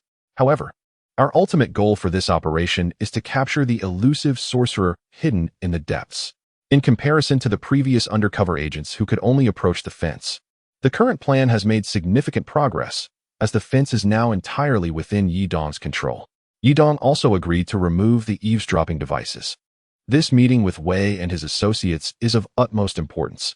We cannot afford to have our plans compromised by the presence of listening devices. Without Officer Li's on-site command, we must be prepared to adapt to any situation." Before departing, Chen Yang cautioned, "Dong, Lingji, when faced with formidable adversaries, do not act recklessly. Remember this." Liang Lingji chuckled. "Rest assured, Master. With my intellect, Yi Dong's bravery, and Hui Yan's formidable skills, the three of us united will surely accomplish great things." Officer Li interjected with a smile. "Do not let cleverness lead to folly. Do not underestimate your foes, for they are ruthless and exceedingly cunning veterans." Yi Dong nodded repeatedly, affirming, "I shall diligently adhere to the teachings of my master and Officer Li." Under the gentle glow of the moonlight, the trio followed Li Zimu's lead to an abandoned chemical factory, shrouded in darkness and exuding an unpleasant odor born from years of neglect. "Tiangu has instructed you to leave the vehicle outside and proceed on foot to the rooftop of the factory," Li Zimu said nervously, handing his phone to Yi Dong. Yi Dong chuckled coldly, "You are now in my service, which means you belong to me. With my presence, what is there to be anxious about?" Li Zimu, biting his pale lips, nodded repeatedly, "Brother Tian is right. There's no need to be nervous, no need to be nervous." In the face of the merciless trio led by Wei Yi, it was likely that he was terrified to the bone. Hui Yan, seated beside Yi Dong, uttered not a word, her grip tightening around the gleaming dagger in her hand. The group swiftly ascended to the top floor, where Hui Yan whispered, "Look over there by the door. Is that anti-eavesdropping equipment? They seem to be quite cautious as well." Yi Dong scoffed, "It appears they are keeping up with the times." Upon reaching the center of the rooftop, they discovered that aside from a few large barrels, there was not a soul in sight, no one, not even a ghostly shadow. Yi Dong cast a sidelong glance at Li Zimu, urging him to check if anyone was concealed behind the large barrel. "What? I can't do that. What if a ghost suddenly appears?" Li Zimu stammered, his voice quivering with trepidation. Yang Lingji reprimanded him sternly, "Li Zimu, have you forgotten who granted you this life? Remember. Despite the fear gnawing at him regarding the mysterious barrel, Li Zimu's dread of the unpredictable madman before him outweighed it. He cautiously approached the imposing barrel, his heart fervently whispering prayers. "Buddha, protect me. Buddha, safeguard me. Please let nothing emerge." Yet, the harshness of reality often proves unforgiving. Upon glimpsing the object hidden behind the barrel, Li Zimu felt a wave of terror wash over him, his expression freezing in shock. "What's wrong? Why are you just standing there?" Yang Lingji continued to scold him. Slowly, Li Zimu turned, placing his index finger over his lips to signal Liang Lingji to lower his voice, fearful that they might awaken the terrifying entities lurking nearby. Yi Dong, witnessing Li Zimu's terrified demeanor, felt a surge of anger within him. He whispered, "Ji, go take a look, but be cautious." Liang Lingji nodded, inhaled deeply, and strode purposefully towards the large barrel. Upon closer inspection, he too appeared startled. "What? A coffin?" Yi Dong and Hui Yin exchanged glances, each reflecting a hint of trepidation. "Let us investigate. Stay close behind me," Yi Dong instructed Hui Yin as they approached. "In case of danger, heed my commands and refrain from acting recklessly." Hui Yin tightened her grip on her dagger, retorting, "You should be the one to exercise caution. Do not forget your father's words. Do not be overzealous." At that moment, an eerie melody from a flute echoed from an unknown source, the haunting notes chilling to the bone amidst the darkness. Hui Yin, with unwavering focus, clutched her dagger tightly, striving to maintain her composure. Li Zimu, lacking the mystical prowess of Yi Dong and the martial skills of Hui Yin, succumbed to the flute's sinister melody, stumbling to the ground in agony, clutching his head. "Oh, my head hurts. It must be Wei Yi. It has to be." The flute sound showed no signs of abating, and soon, one of the coffins stirred ominously. Li Zimu, seeing this, was seized by panic. "Oh my gosh, Wei Yi intends to use a corpse to kill." He instinctively began to retreat, pointing frantically at the wooden coffin. "Danger! Danger! Be careful!" Hui Yin, ever vigilant, swiftly positioned herself to shield Yi Dong. Suddenly, with a resounding crash, the coffin lid was forcefully flung aside, and a damp corpse lurched upright. Faced with this grotesque sight, Yi Dong could not suppress a derisive laugh. "Stop this charade. How foul." A wave of putrid stench wafted through the air, prompting Liang Lingji to immediately cover his nose. Yi Dong, holding his breath, gently pushed Hui Yin aside and approached the corpse alone. With a handkerchief, he pinched the deceased's cheek and exclaimed, "Alas, this is indeed a corpse." Witnessing Yi Dong's audacity, Li Zimu could not help but shout, "Brother Tian, this corpse could attack humans." Concealed in the shadows, Wei Yi and his companions sneered. "It is said he is a madman. Tonight, it appears the rumors hold true." As Li Zimu observed Yi Dong's provocative remarks, he hesitated to intervene as he normally would. However, at that moment, Yi Dong was insulting the formidable Wei Yi, who wielded sorcery. "Brother Tian, refrain from cursing. Wei Yi does not jest." Before he could finish, the corpse that Yi Dong had kicked over suddenly sprang up, its decayed arms poised to ensnare Yi Dong's neck. Crack! Boom!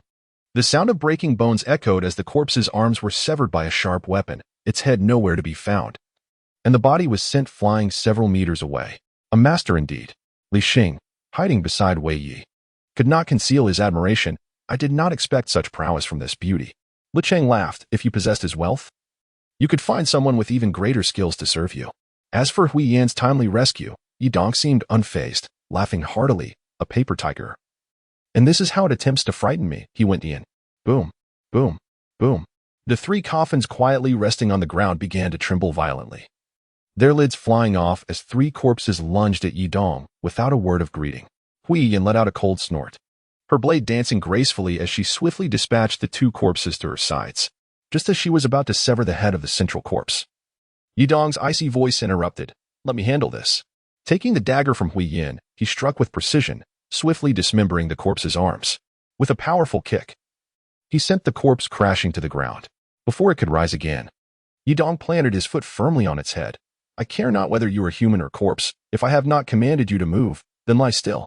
As soon as he finished speaking, he spat on the corpse's face and drove the dagger forcefully into its skull, ending its pitiful existence. "Bravo! Such courage, such gallantry." Wei Yi applauded as he emerged from the shadows. Lu Cheng brandished a gun, while Li Xing wielded a long knife, following closely behind Wei Yi. Yi Dongxia smiled disdainfully at Wei Yi, saying, "I thought you would spend your life as a timid turtle." "Coward." Li Xing raised an eyebrow, poised to confront Yi Dong, only to find Hui Yin stepping forward to shield Yi Dong behind her. The two glared at each other, tension palpable. "Are you really going to stop me, beautiful?" Li Xing's gaze was predatory, fixated on Hui Yin. "You can certainly try if you wish to meet your end," Hui Yin retorted, unwavering as she stood protectively in front of Yi Dong. "Wei Yi, allow me to introduce you.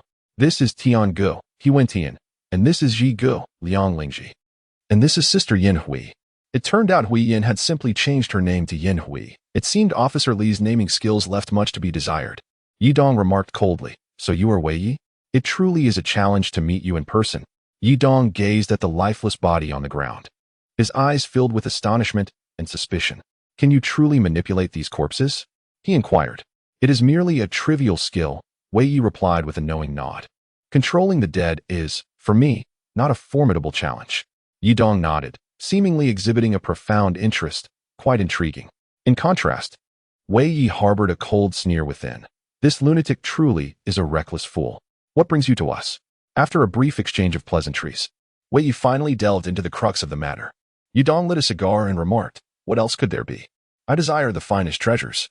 However, exquisite items cannot be acquired so casually. Money is no object, provided the goods are of superior quality. How superior? First-rate cultural relics. Humph, quite an ambitious appetite you have. Without such ambition, how can one amass great wealth? Do you expect me to toil endlessly for a mere few million like you all? You. Wei narrowed his eyes and retorted, such audacity. Chapter 67. The 9 Tripods of Panlong.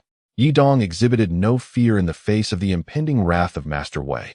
Instead, coldly remarking, if you cannot fulfill your promise, feel free to admit it. Acknowledging defeat is far preferable to feigning bravado. In response to Yi Dong's derision, Li Xun became somewhat agitated, asserting, a first-class cultural relic is no trivial matter. Do you think it can simply be purchased at will? Ah, I am well aware of the rarity of first-class cultural relics, Yi Dong replied, removing the cigar from his mouth. If it were not precious, my associates would not have had to clash with customs last night. Truly, what a stroke of misfortune. Noticing Yi Dong's evident dissatisfaction, Master Wei exchanged glances with his companions, seemingly confirming something. Was the artwork seized by customs last night yours? They inquired. In the face of their skepticism, Yi Dong appeared quite irate. Indeed, it is mine. What of it? Master Wei shook his head and replied, as far as I know, that piece of art was in the possession of Wan Tianzi, and very few are aware of its true value. Upon hearing Master Wei's doubt, Yi Dong countered, are you suggesting that this artwork was also procured from an ancient tomb? A genuine piece by Wang Xianji. What a marvel. Master Wei merely smiled, offering no denial. He coldly stated, an artwork valued at 100 million is not merely a collector's item, is it? Yi Dong chuckled coldly. It appears that Master Wei is not merely a simple tomb raider. Is it not for the sake of wealth? Master Wei seemed unwilling to accept this.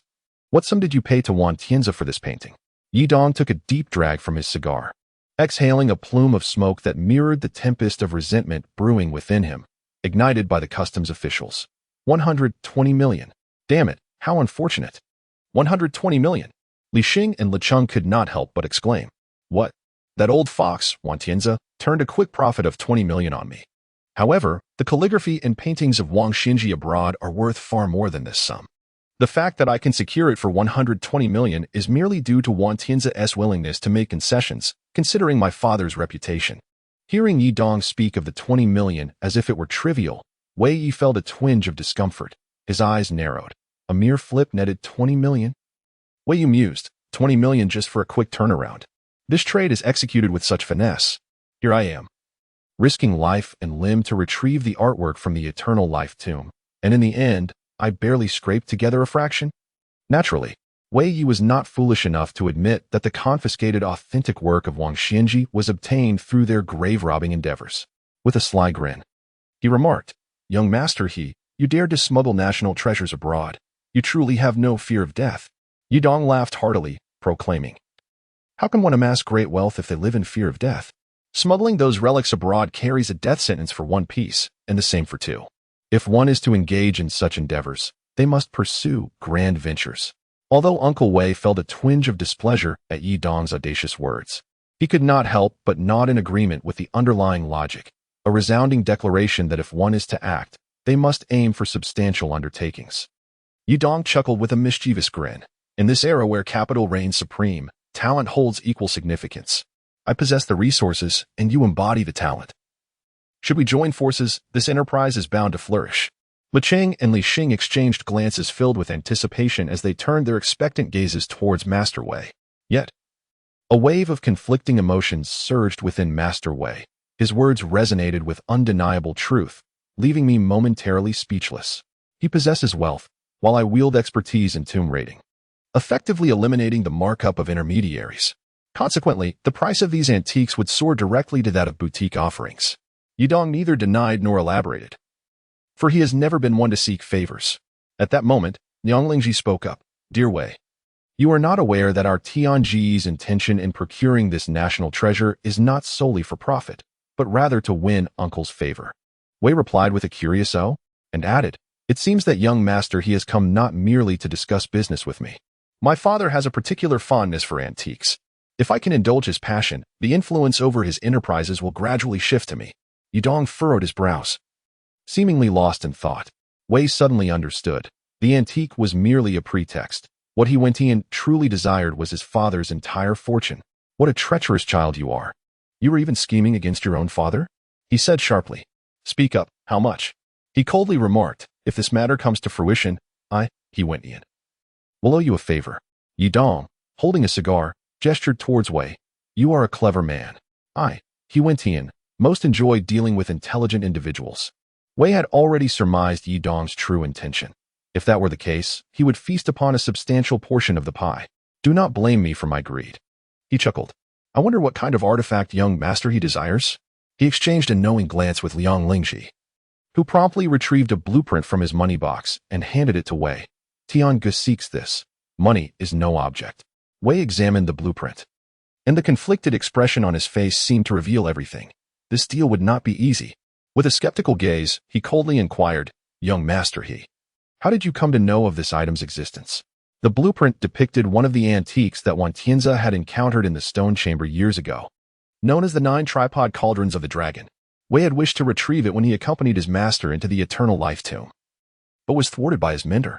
It was said that while ordinary people could enter the tomb for leisure, one could only extract treasures after an interval of 3 years for each item. It was not possible to retrieve 2 at once.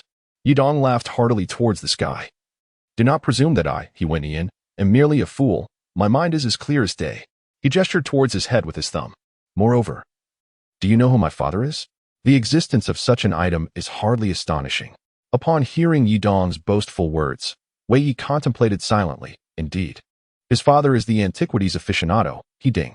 It would not be surprising if he were aware of this artifact's existence. To acquire it, it seems my master must personally intervene. Regardless of the outcome, the cost of my master's involvement will be 10 million. After tucking the blueprints into his bosom, Wei Yi continued, "Upon success, the total will amount to 120 million. You shall pay us a deposit of 10 million. Listening to this, Li Qing and Li Xing, standing behind Wei Yi, could not suppress their elation. Wei Yi is indeed ruthless. We are truly embarking on a grand venture. Yudong, suppressing his inner excitement, remarked, "Your master must be an extraordinarily formidable figure." Wei Yi smiled with pride. "Earning Mr. He's money is no simple task. I have no choice but to summon my master from retirement. Even if we fail to procure the Panlong Jioding, securing other first-rate cultural relics is virtually guaranteed." In truth, Wei Yi had long been aware that his master intended to lead them back to the eternal life tomb, a fact that coincided with the fragments of information he had overheard from Li Zimu. At this moment, Wei Yi was merely doing a favor, seeking out He Wentian as a reliable and affluent buyer. After finishing his words, he emitted a sinister chuckle, the kind only a madman might possess. "Do you truly believe that tomb raiding is so simple?" Wei Yi laughed. "The reality of tomb raiding is 100 times more arduous than what you see on television." Hui Yin could not help but tug at Yudong's sleeve. "Young master, this endeavor is far too perilous." Observing this, Wei Yi added, "Look, even your personal bodyguard disapproves. I find it difficult to comply with this request." Yudong let out a wild laugh, pushing away Hui Yin, who had grasped his arm. "My life is my own responsibility. Is fate so unchangeable? I shall dare to venture forth. Not even the malevolent spirits can deter me, nor can the celestial beings impose their will. I am resolutely committed to this endeavor." A madman. This was the only descriptor that the onlookers could conjure. Upon hearing Yudong's eccentric declarations, Wei Yi found himself regarding him with a measure of esteem. Though his words were indeed audacious, the underlying essence resonated closely with the principles we tomb raiders uphold. Wei Yi chuckled derisively. Young master, permitting you entry into the ancient tomb is certainly feasible, yet I fear your clumsiness may lead to errors that could cost us our lives." Upon hearing this, Yudong couldn't help but bend over in laughter. "Am I clumsy?"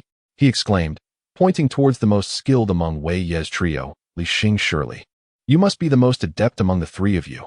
How many of the Extreme 8 have you completed?" The Extreme 8, a legendary pursuit among extreme sports enthusiasts, comprises 1. The descent from the heavens, precision parachuting from extreme altitudes. 2.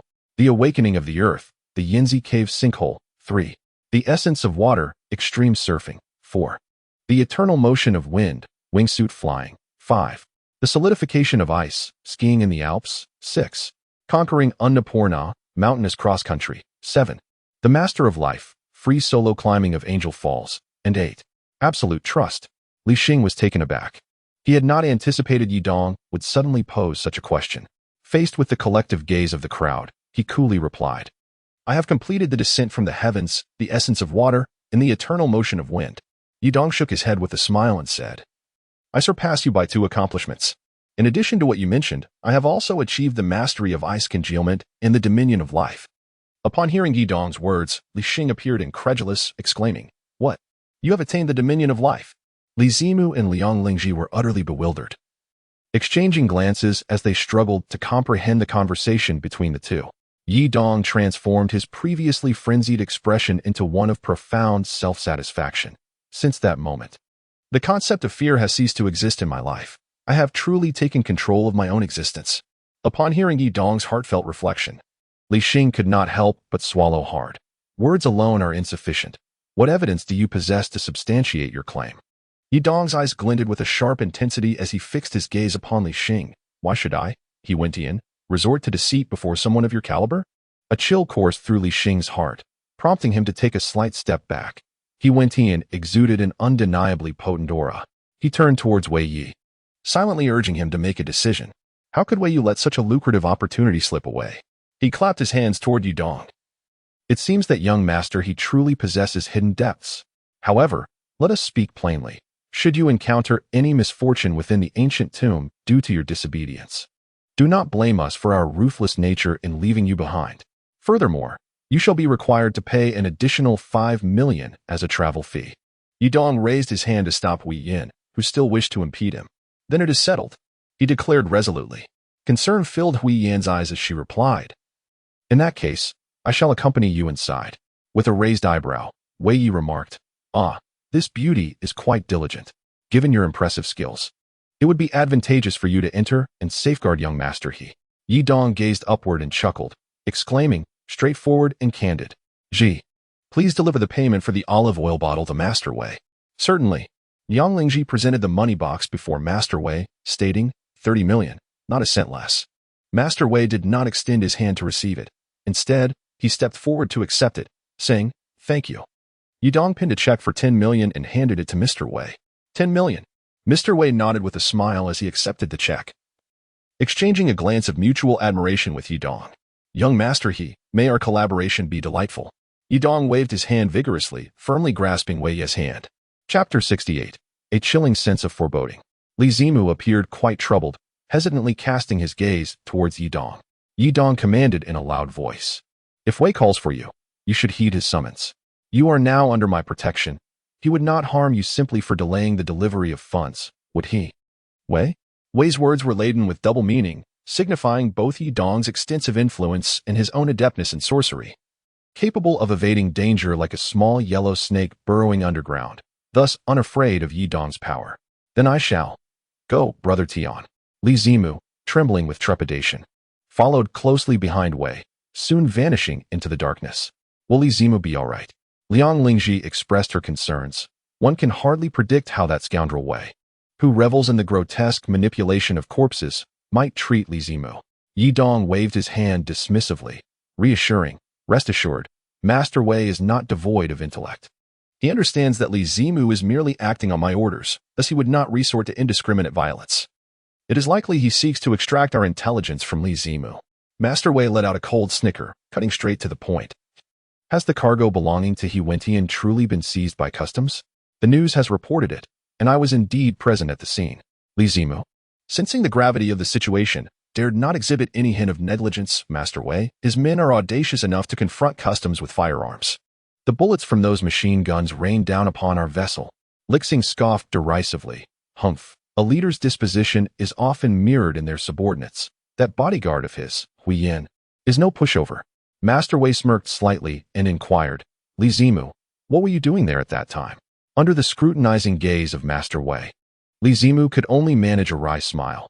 To be frank, Master Wei, I ventured out to engage in some side work. Who could have anticipated that I would stumble upon a clash between customs and smugglers? I was merely a bystander caught in crossfire. Li Xun mocked him further. I suspect you were contemplating a getaway with embezzled funds. Li Xun hastily waved his hands. I wouldn't dare. The memory of the last vendor meeting his demise before my eyes is still vivid. How could I betray you? Oh, Master Wei raised an eyebrow.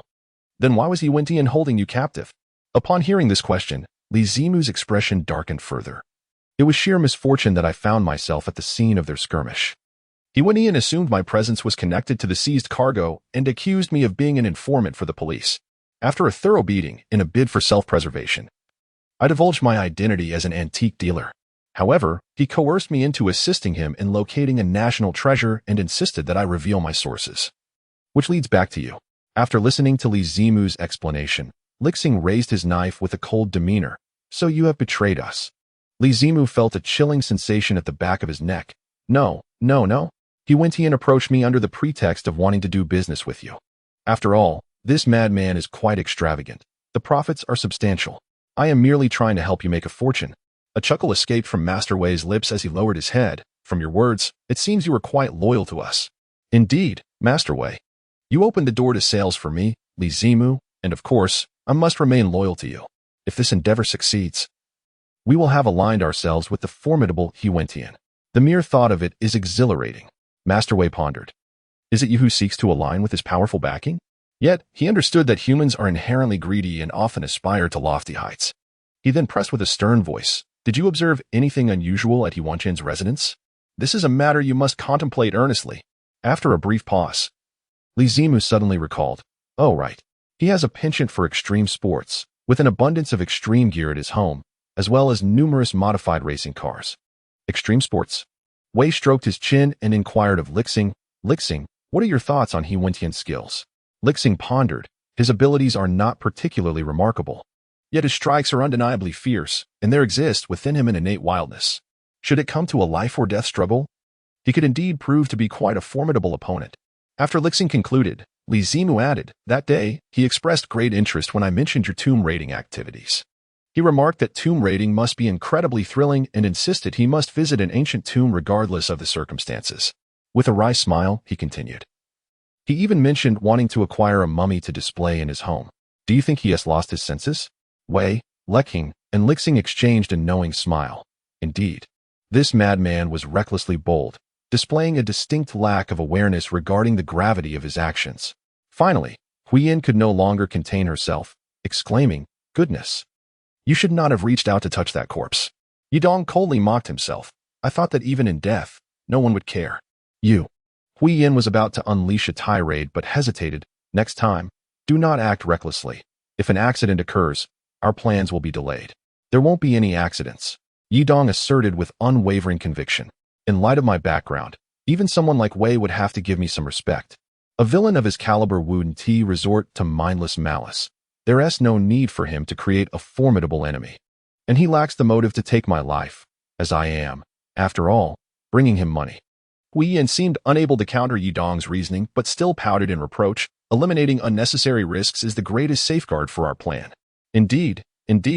Both of you are absolutely correct, truly. Liang Lingji interjected at that moment. You both care for the plan. Let us cease this debate. Come, shake hands. You are still good friends. Seeing Yidong and Huiyin each wearing displeased expressions, Liang Lingji playfully brought their hands together. With Huiyin's martial prowess, Tianji's audacity, and my wisdom and beauty, the three of us united will surely achieve great success. Is it not common for us to bicker? Eventually. The two were amused by Liang Lingji's shameless self-praise. Yidong took the initiative to grasp Huiyan's delicate hand and apologized. Your earlier words were indeed for my safety. My tone should not have been so harsh. I am sorry. Huiyin pouted. That was your fault. Don't try to deny it. Hey, why are you not following the script? I have already admitted my mistake. At this moment, you should graciously forgive me. Yidong seemed somewhat displeased. Huiyin retorted coldly. Oh, so now you blame me for not adhering to the script? Now you understand the feelings of your partner, who plays along with you. When you deviate from the routine, don't you? Quite unpleasant, I assent it. Yidong pursed his lips, deep in thought on how to tackle this perplexing issue. When Liang Lingji came to his rescue. Tian Go, your performance just now was truly outstanding. You were incredibly impressive. Oh my. It seems that you were adored less than your master and understood less than a fool. Yidong smiled awkwardly before departing, remarking, I cannot compare to you. Young Master Liang, you were indeed the center of attention at the auction. Oh, not at all. Liang Lingji chuckled. That day was truly exhilarating. Even the grand conglomerates like the Wan Tianza had to show me a modicum of respect. It was simply extraordinary. Extraordinary, you say? At that moment, Officer Li and a few others stepped through the door. Yidong and his companions quickly rose to their feet. Officer Li, Master, there is no need for pleasantries. Please proceed with your report.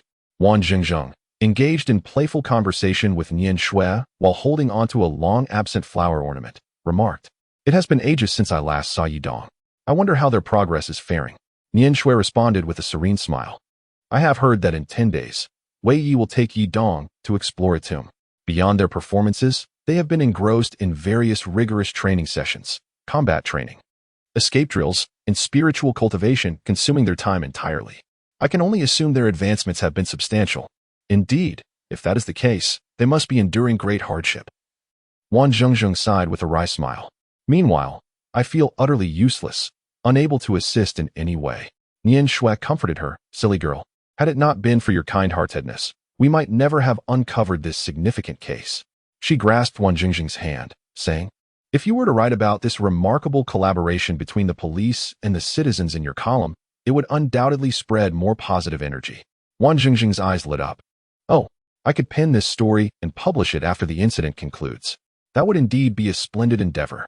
Nian Shui tightly held her sunstone pendant, feeling a mix of emotions. While Zhengzheng worries for Yidong, I too am concerned for the safety of that fool. Yet, when I recall his insufferable demeanor at the auction, my affection dwindles instantly. That dimwit, when he becomes arrogant, I could almost wish to strike him. Are you considering gifting that pendant to someone special? Wan Zhengzheng teased with a grin. Nian Shui blushed awkwardly. What nonsense. I wouldn't even consider giving it to him. His presence signifies the existence of that special someone, which must be Liang Lingji, right? Oh dear, Zhengzheng, you are quite the gossip. At that moment, Chen Yao's phone rang as he was supervising Yidong and the others in their cultivation. It was a WeChat message from Zilong. Master, I have discovered a lead. Moonlight, as you mentioned, indeed appeared at the Mengbo Luo base and stayed for a considerable duration. Chen Yao replied, Good disciple, thank you for your efforts. Please ensure your safety and exercise caution. He gazed at Yidong, who was meditating with closed eyes, feeling a heavy heart. Moonlight and I are of the same sect. If his disciples have infiltrated the tomb raiding gang, that would be disastrous. However, there was something of greater concern on his mind. To confirm his suspicions, he sought out the Taoist Wei Zi beneath the ancient well. Uncle Master, I wish to discuss my thoughts regarding the eternal tomb. Noticing the troubled expression on Chen Yao's face, Wei Zi inquired, You have come at such a late hour. It must be of considerable importance. Chen Yao chuckled wryly. It is merely a conjecture. Do you remember when I told you that Officer Li took me to see a tomb that had been looted? The ancient tomb associated with the hierarchical spirit attendant techniques? Wei Zi nodded thoughtfully. I remember, but what does that imply? I conjectured that this ancient tomb is, in fact, a companion tomb to the eternal life tomb. To put it simply, a companion tomb can be likened to a luxurious mansion adjacent to an opulent estate, serving to enhance the grandeur of the main residence. Thus, this companion tomb serves as an accompaniment to the principal tomb. Oh, are you suggesting that, aside from the ancient well as an entrance, the eternal life tomb contains other access points? Wei Zi pondered for a moment and then responded, Indeed. If that were the case, it would explain why the seal at the ancient well's entrance remains intact while the seal of the stone chamber has been breached. Chen's eyes narrowed as he continued to speculate. If the theory of the companion tombs categorized by 3, 6, and 9 holds true, then it implies there are 2 additional companion tombs. Wei Zi's heart raced at this revelation. When all 3 companion tombs are thoroughly activated, wouldn't that signify the re-emergence of the eternal life tomb? Chen's gaze turned cold. I surmise that within those 3 companion tombs lies something that person requires, compelling him to secure the companion tombs to obtain that item, perhaps a pass or a key. He shook his head thoughtfully. But if it is a key, what doors would these keys unlock? As Chen pondered, a sudden realization struck him. He recalled Yidong mentioning the jade pendant possessed by Wan Tianza, which could be used to open the stone door to the eternal life tomb. Yes, it is the Songhai Moonlight. These 2 jade pendants, with the Songhai pendant responsible for unlocking the stone door between ice, fire, and water, imply that the moonlight pendant is the key to another entrance leading to the eternal life tomb. Chen's heart raced with urgency for the true treasure door to be opened. It requires the combination of both pendants. This is the secret buried within the eternal life tomb. The art of soul fixation and eternal life. Wei Zi's brow furrowed deeply. If that is the case, it could spell disaster. I wonder if that individual has already acquired the moonlight pendant? Chen sketched on the ground. If we consider the eternal life tomb as the central point of a triangle, along with one of the companion tombs they have already excavated, connecting these 2 points would easily reveal the locations of the other 2 companion tombs. After drawing an equilateral triangle, he continued, this deduction is based on the premise that the individual is already aware of the existence of the eternal life tomb while seeking the companion tombs. If we elevate the eternal life tomb a few latitudes and connect the 4 points in pairs, we would derive a pyramid model, with the eternal life tomb at its apex. Wei Zi nodded in agreement. Then, if he knows the location of the eternal life tomb but not that of the companion tombs, does it not suggest he heard of the eternal life tomb's whereabouts from someone else? Chen concurred. This possibility cannot be dismissed, especially since Wan Tianzi learned of this secret from an itinerant elder. Therefore, it stands to reason that this elder may have disclosed the secret of the eternal life tomb to others besides Wan Tianzi. Chen Yang furrowed his brow, pondering the implications. If this were indeed the case, it was highly probable that another informed individual had already gone astray. The uncertainty lingered. Was this person akin to Wan Tianzi, having received the jade pendant from the old man from the very beginning? If he had obtained the pass to the eternal life tomb and still deliberately ventured to explore the 3 accompanying graves, the situation could become even more dire. As the reasoning of the 2 unfolded towards a conclusion, a more chilling hypothesis took root in Chun Yao's mind. Could there be something even more valuable than the soul-fixing eternal life hidden within?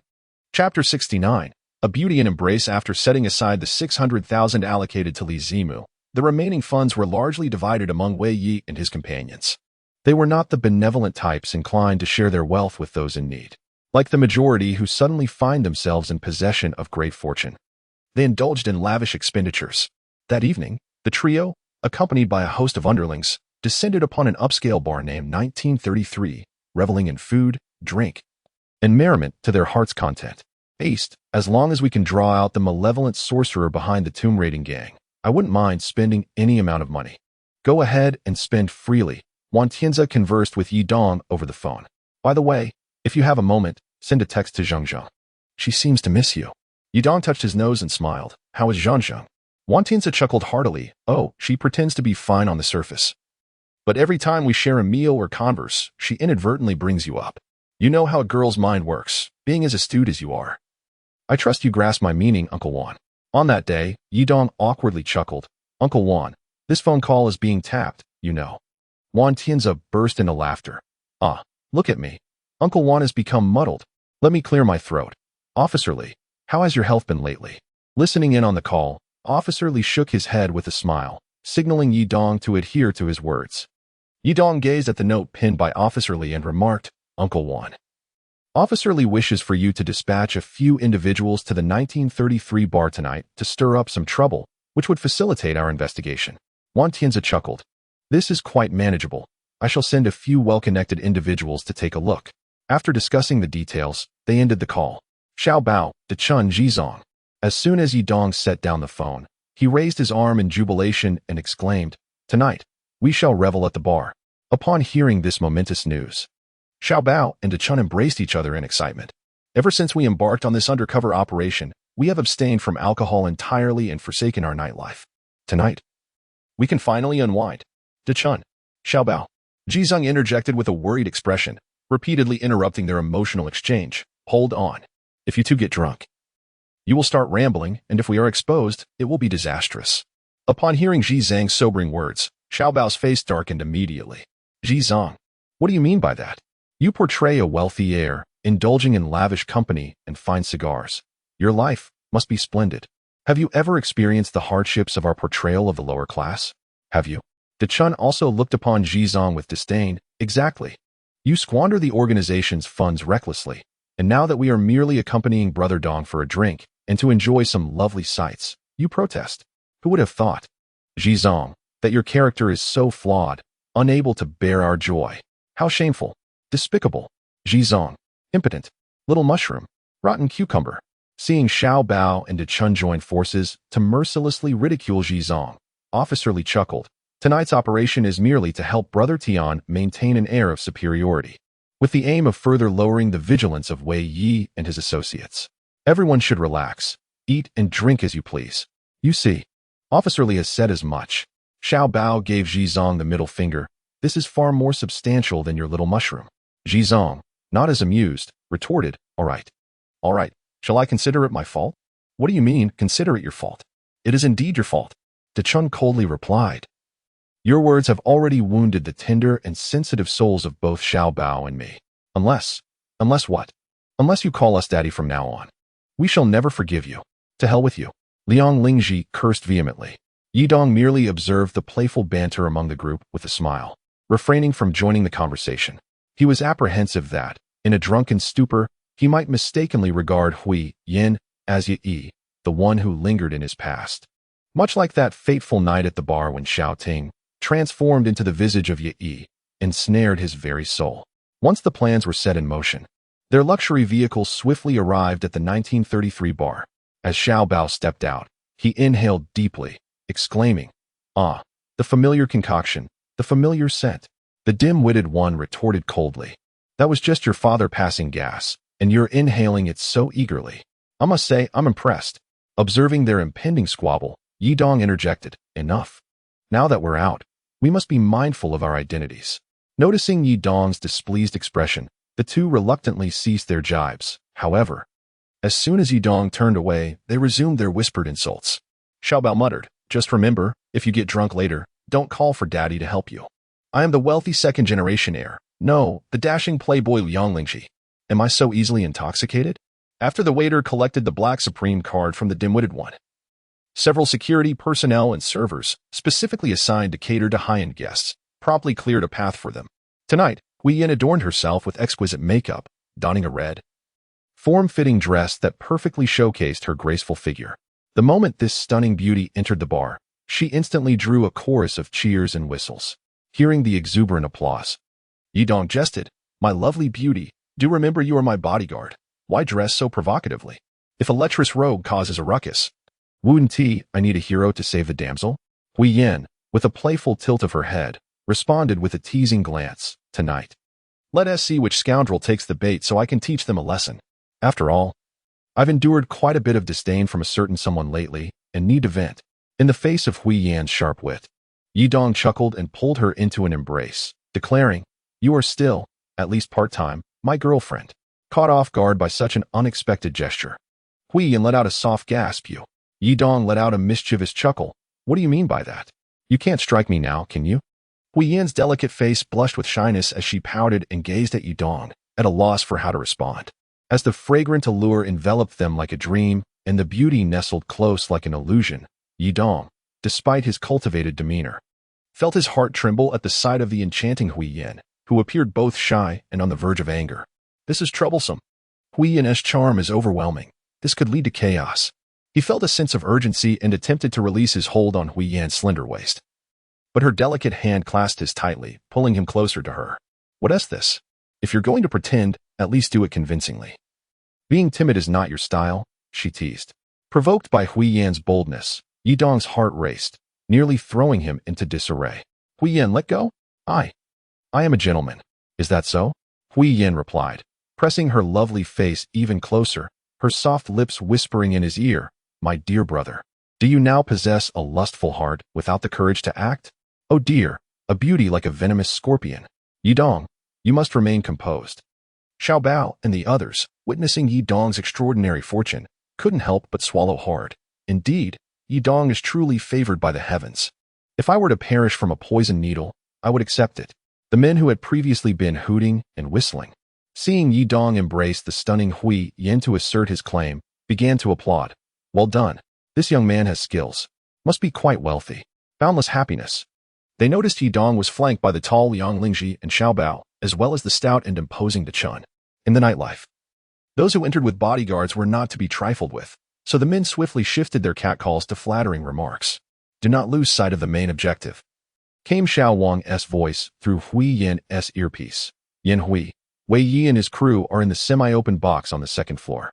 You can see them if you look to your right. Hui Yin cast a sidelong glance at the direction Xiao Wang indicated and indeed spotted Wei Yi and his companions. Illuminated by dim lights, drinking and enjoying the performance, seemingly quite merry.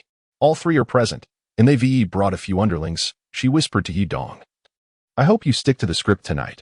Otherwise, I won't let you off easily. She pinched his waist firmly with her delicate fingers. Remember this, my dear brother. In the midst of revelry, Yi Dong, holding a woman on each arm, had earlier heard the commotion below due to Hui Yin's entrance and peeked out to see the source of the excitement. He nudged Wei Yi. Wei Yi. That madman Hui Yin has shown up too. Wei Yi, intrigued, stood up involuntarily, just as Yi Dong's gaze inadvertently met his. Wei Yi smiled slightly and extended his thumb toward Yi Dong in a gesture of greeting. Yi Dong nodded with a smile and also gave a thumbs up. Chapter 70. The fierce tiger descends the mountain. What? He has come too? The usually low-key Li Xun became alert. Wei Yi. Do you truly believe it is merely a coincidence that he is here? Wei Yi smiled slightly. Do not be overly anxious. It is quite normal for a wealthy second-generation individual to appear in nightlife venues, is it not? I would venture to say he would be more surprised to see us here, considering our status is more exceptional than his. Li Xun gazed at the graceful form of Hui Yin, his eyes gleaming with desire. Who would have thought his female bodyguard could be so stunning? If only. Have you not heard of the venomous scorpion beauty? Wei Yi coldly interjected. Do not entertain any misguided thoughts. Hui Yin is not your average wealthy heir. We should strive to avoid provoking him. The two young women beside you are quite appealing, are they not? It is precisely because he wields such immense power that he becomes infatuated with those driven by madness. Li Chang patted his shoulder and laughed. What is this? Jealousy or envy? Li Xing shot Li Cheng a glance. To claim I am not jealous would be a falsehood. However, we are not lacking in comparison to those beneath us. Once we secure a substantial profit from Hui Yin, we shall undoubtedly ascend to true greatness. Li Cheng nodded. Brothers, let us raise our glasses. Here's to wishing our next venture smooth sailing, so that under Wei Yi's guidance, we may all become true magnates. Though Wei Yi outwardly toasted with them in high spirits, his inner thoughts were quite different. The financial avenue represented by Hui Yin, in the eyes of Li Xing and Li Cheng, was a grand highway leading to a life of genuine wealth. Yet the cautious Wei Yi maintained a sliver of vigilance regarding Hui Yin. After all, the plan to seize treasures from the eternal tomb involved his master, a man of profound abilities. He could forego the riches for himself, but he could never afford to offend his master. Considering that few who had crossed him had met favorable ends, a ruckus erupted from below the bar, prompting the group to glance down, where they beheld a cadre of sharply dressed men escorting several young individuals into the venue. Ah, how many affluent patrons frequent 1933? Their entrance is more extravagant than even Hui Yin's. Li Xing chuckled. Li Xing, what do you think of that playboy's woman?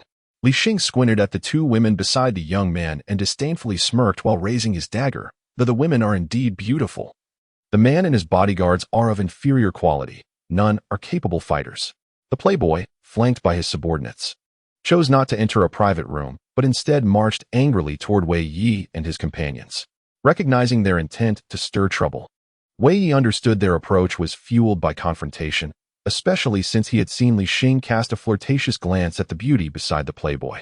He felt a surge of irritation. Li Xing's lecherous and arrogant tendencies will inevitably lead him into serious trouble one day. Sensing the hostility in the newcomers, Li Xing and his companions immediately became vigilant. The playboy, with one arm around the beauty and the other pointing at Li Xing, accused, my woman claims you just threw her a seductive glance, is that so? Although Li Xing was aware that he had instigated the situation, he stubbornly refused to admit his fault, coldly retorting, yes, and what of it? My flirtation with her signifies my regard for her. I am no mere lackey.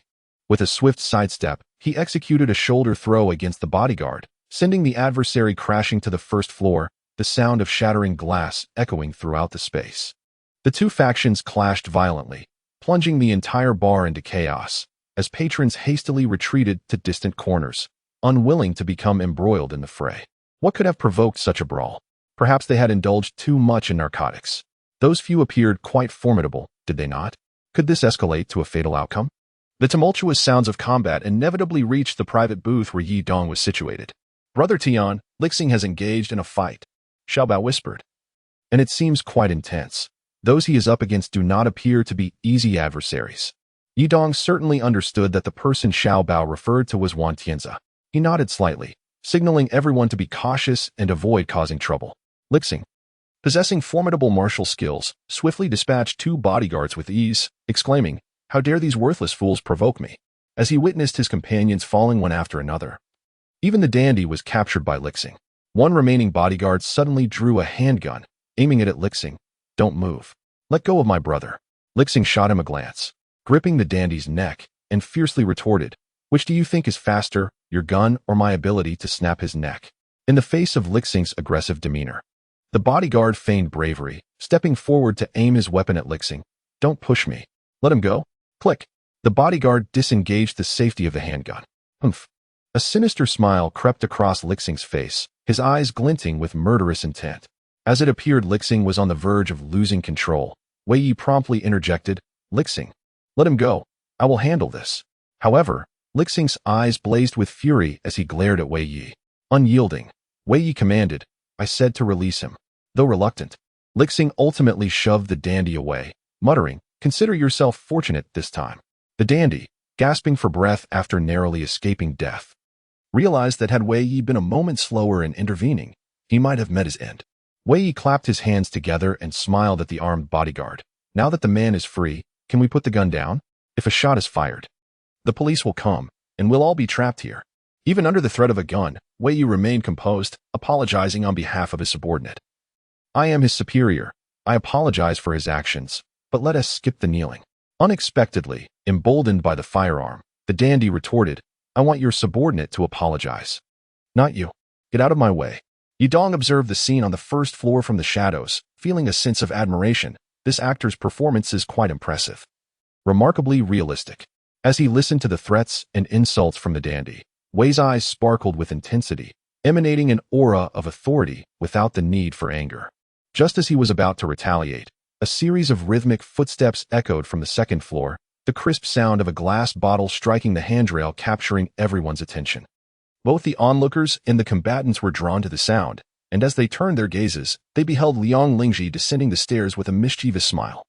He tossed the glass bottle at the feet of the dandy, and with a resounding crash, it shattered, scattering shards across the floor. The dandy swiftly aimed his gun at Liang Lingji, demanding, "Who are you? Do you intend to mediate?" Faced with the gun's barrel, Liang Lingji let out a cold laugh and declared loudly, "Brother Tian sent me to convey a message. If you do not lower your weapon within 10 seconds, I assure you, you shall not leave this bar alive." The crowd gasped in response to Liang Lingji's audacious proclamation, clearly a final ultimatum. Who is this Brother Tian? Such power. Is that not the notorious Liang Lingji, recently imprisoned for soliciting and assaulting an officer? How has he returned so swiftly? It seems Brother Tian orchestrated his release. Even this wealthy heir seems to be under Brother Tian's influence. He must be a formidable character. After hearing Liang Lingji's threat and the murmurs from the onlookers, it would be disingenuous for the dandy not to feel fear. Anyone would hesitate upon hearing such bravado. "Who is Brother Tian?" the dandy demanded sharply. Liang Lingji smirked and replied, "You need not concern yourself with his identity. Just know that Brother Tian is a man of his word." A bodyguard behind the dandy whispered, "The man before you is Liang Lingji, the most prominent heir in the city lately. If even he obeys Brother Tian, then he must be a significant figure." Though the bodyguard's voice was low, it was audible enough for Wei and Li to catch the exchange. Lu Cheng and Li exchanged knowing glances, while Wei mused. It seems He Wentian has maintained a low profile, letting Liang Lingji handle matters for him. Suddenly, Yi Dong's boisterous laughter echoed from the second floor, commanding, "Bring his girlfriend up here." As soon as he spoke, 2 burly men emerged from the crowd, lifting the dandy's girlfriend effortlessly. "What are you doing?" The dandy bellowed in rage, "Or else don't blame me for shooting." The 2 men disregarded the dandy's threats entirely, prioritizing Yi Dong's orders as they brought the dandy's girlfriend before him. Faced with the maniacal laughter of Yi Dong, the attractive woman appeared frightened, tears streaming down her face as she pleaded, "Brother Tian, is that you? Please, do not hurt me." He smirked, abruptly pulling the beautiful woman into his embrace, and before the eyes of everyone downstairs, he pressed his lips against her fragrant ones. A soft gasp escaped her lips, and the enchanting lady felt her resistance wane, yielding to Yi Dong's audacious advances. The dandy was left utterly dumbfounded. "You You too. What are you doing? Release her. Yi Dong's ears seemed to be deafened, and after claiming a fleeting moment with the beauty's crimson lips, he gently released her, tenderly adjusting the disheveled strands of her hair before boldly proclaiming, "From this moment forth, she is no longer your girlfriend. She belongs solely to me." He went in. A collective gasp resonated through the crowd, save for the group of playboys, as they erupted in cheers. What audacity! How domineering! Such a man! How I long to bestow upon him a kiss! Flattery poured forth in waves, encircling Yi Dong and the enchanting woman. Amidst this captivating scene, Yang Lingji and her companions gazed up at Yi Dong, their hearts brimming with admiration. Yi Dong truly embodies an air of confidence that is unmatched. Chapter 71. A commanding presence. Hearing Yi Dong's brazen words only incited a chorus of applause from the onlookers. The playboy, sensing a profound affront, bellowed in rage. "I will kill you." As he aimed his pistol at Yi Dong and pulled the trigger, bang! The gun fired. Gasps of horror swept through the crowd as they instinctively crouched low. Gunfire. Someone's going to die? The bullet knows no mercy. We must not linger here, lest we lose our lives. The audience scattered in panic, some rushing toward the exits while others sought refuge beneath the stage, plunging the situation into further chaos. Cold sweat trickled down Yi Dong's forehead as he examined himself, finding no visible wounds. Upon lowering his gaze, he discovered that the playboy's arm had been thrust towards the ceiling by Hui Yin at the very moment he pulled the trigger. Goodness, this actor is remarkably dedicated, actually daring to fire a shot. If that bullet had struck me, oh dear. He glanced at the smoking bullet hole in the ceiling, a pang of anxiety gripping his insides. What if the bullet had ricocheted and harmed an innocent bystander? Yin Hui, please, put an end to him. Hui Yin, caught off guard by the actor's reckless act of shooting at Yi Dong, felt a surge of anger and executed a spinning kick that sent the playboy flying several meters away. Young master, just as the playboy's bodyguards attempted to assist him, they were swiftly taken down by Xiaobao and Chun. Yi Dong let out a wild laugh, extending his finger towards the nearly unconscious dandy. "Remove this waste from here, lest he tarnish the establishment." The moment his words left his lips, the atmosphere in the room grew tense. Those familiar with the underworld understood that He Wentian had issued a lethal order. Xiaobao scoffed, having just dragged the dandy out of the alley, and was taken aback to see over a dozen black vans parked outside the bar, with a continuous stream of individuals disembarking. Chun shoved a bodyguard to the ground, startled by the throng ahead. "So many actors have arrived?" Xiaobao whispered to the dandy, "Your performance was quite commendable. You've worked hard." The dandy, perplexed, retorted fiercely, "What performance?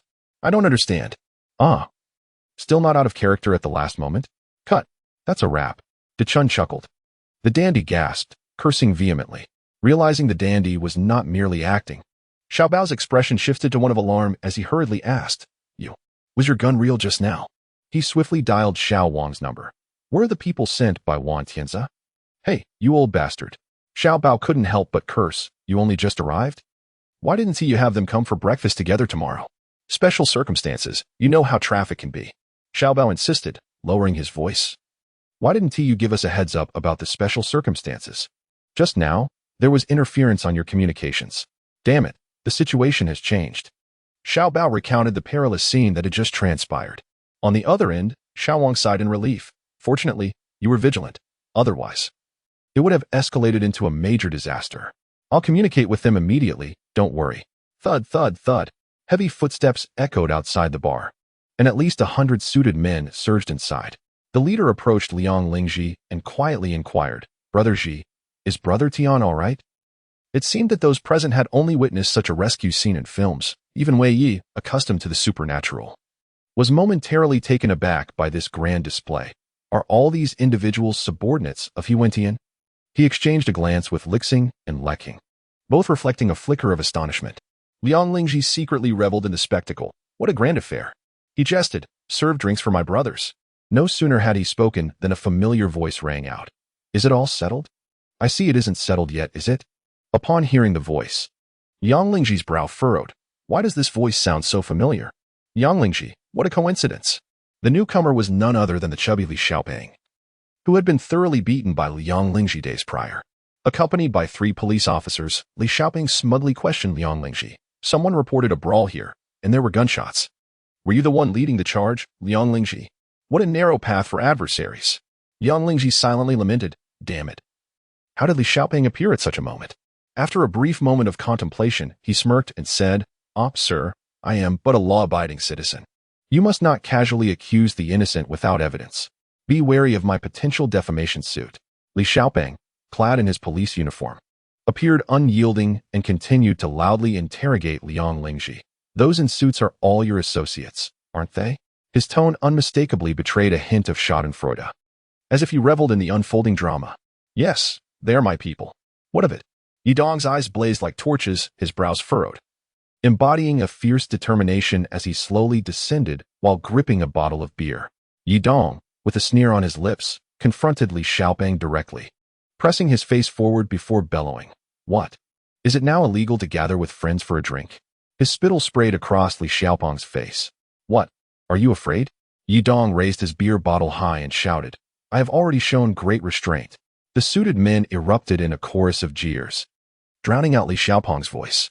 Sensing the precariousness of the situation, Li Xiaoping gestured towards the raucous men, commanding, silence. The police are conducting an investigation. Please maintain order, or I shall charge you with obstructing justice. You, step back. Are you being disrespectful? Yidong glared defiantly, stepping forward instead of retreating, and smashed the beer bottle onto the ground with a forceful crash. Do you dare point your finger at me? The bottle shattered, sending a dull explosion reverberating through the air. Suddenly, 100 or so suited men hurled their beer bottles at Li Xiaoping's feet, leading to a cacophony of shattering glass and exploding beer, drenching them all in a spray of liquid and shards. What are you doing?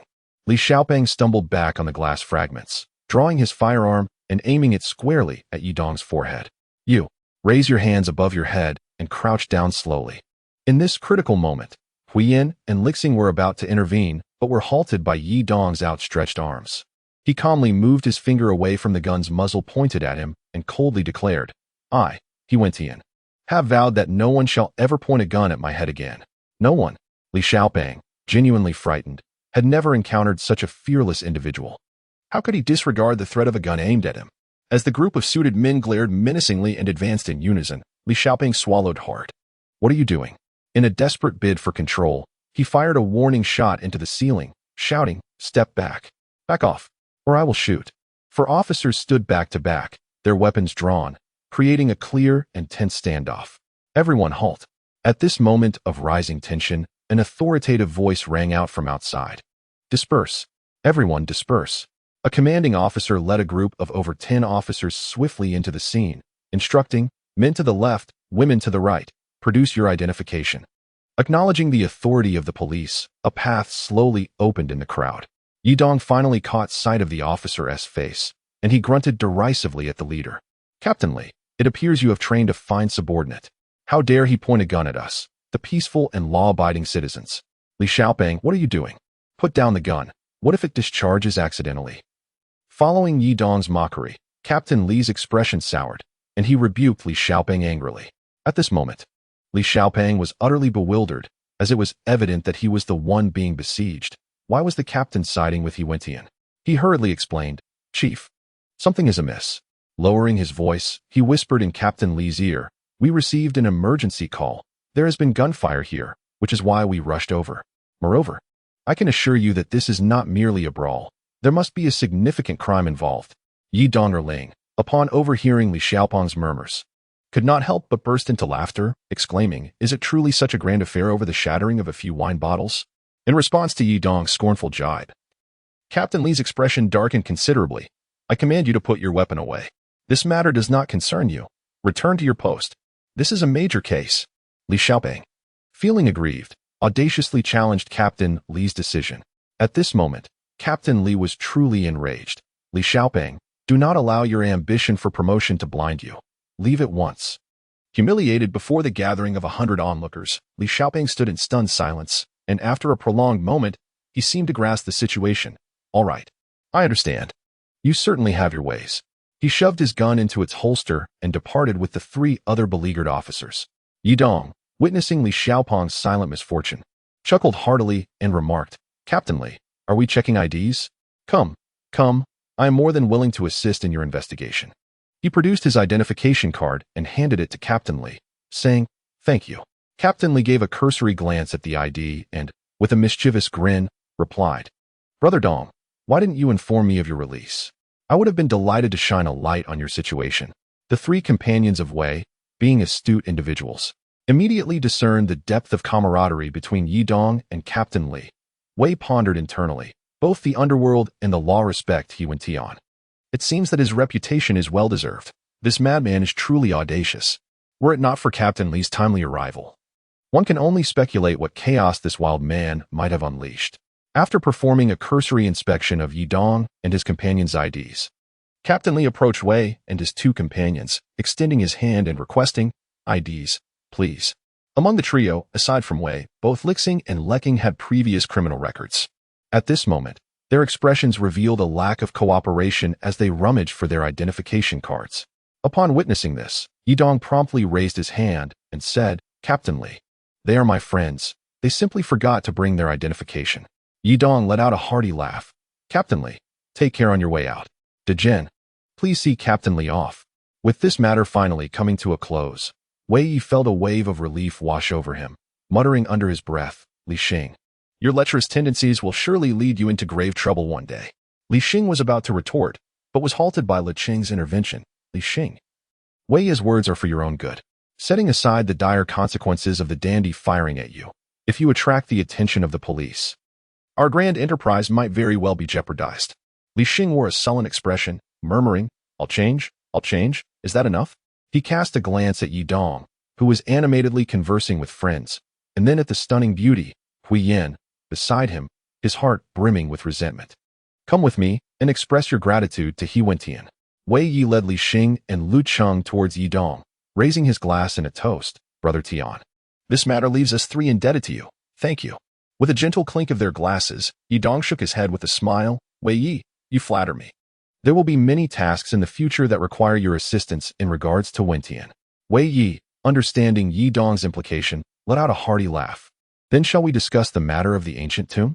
Let us three take you to witness the new world buried beneath the earth." Yi Dong nodded with a smile, saying, "Soon it will be your turn to take good care of me, aha." The others exchanged glances and burst into a mischievous laugh.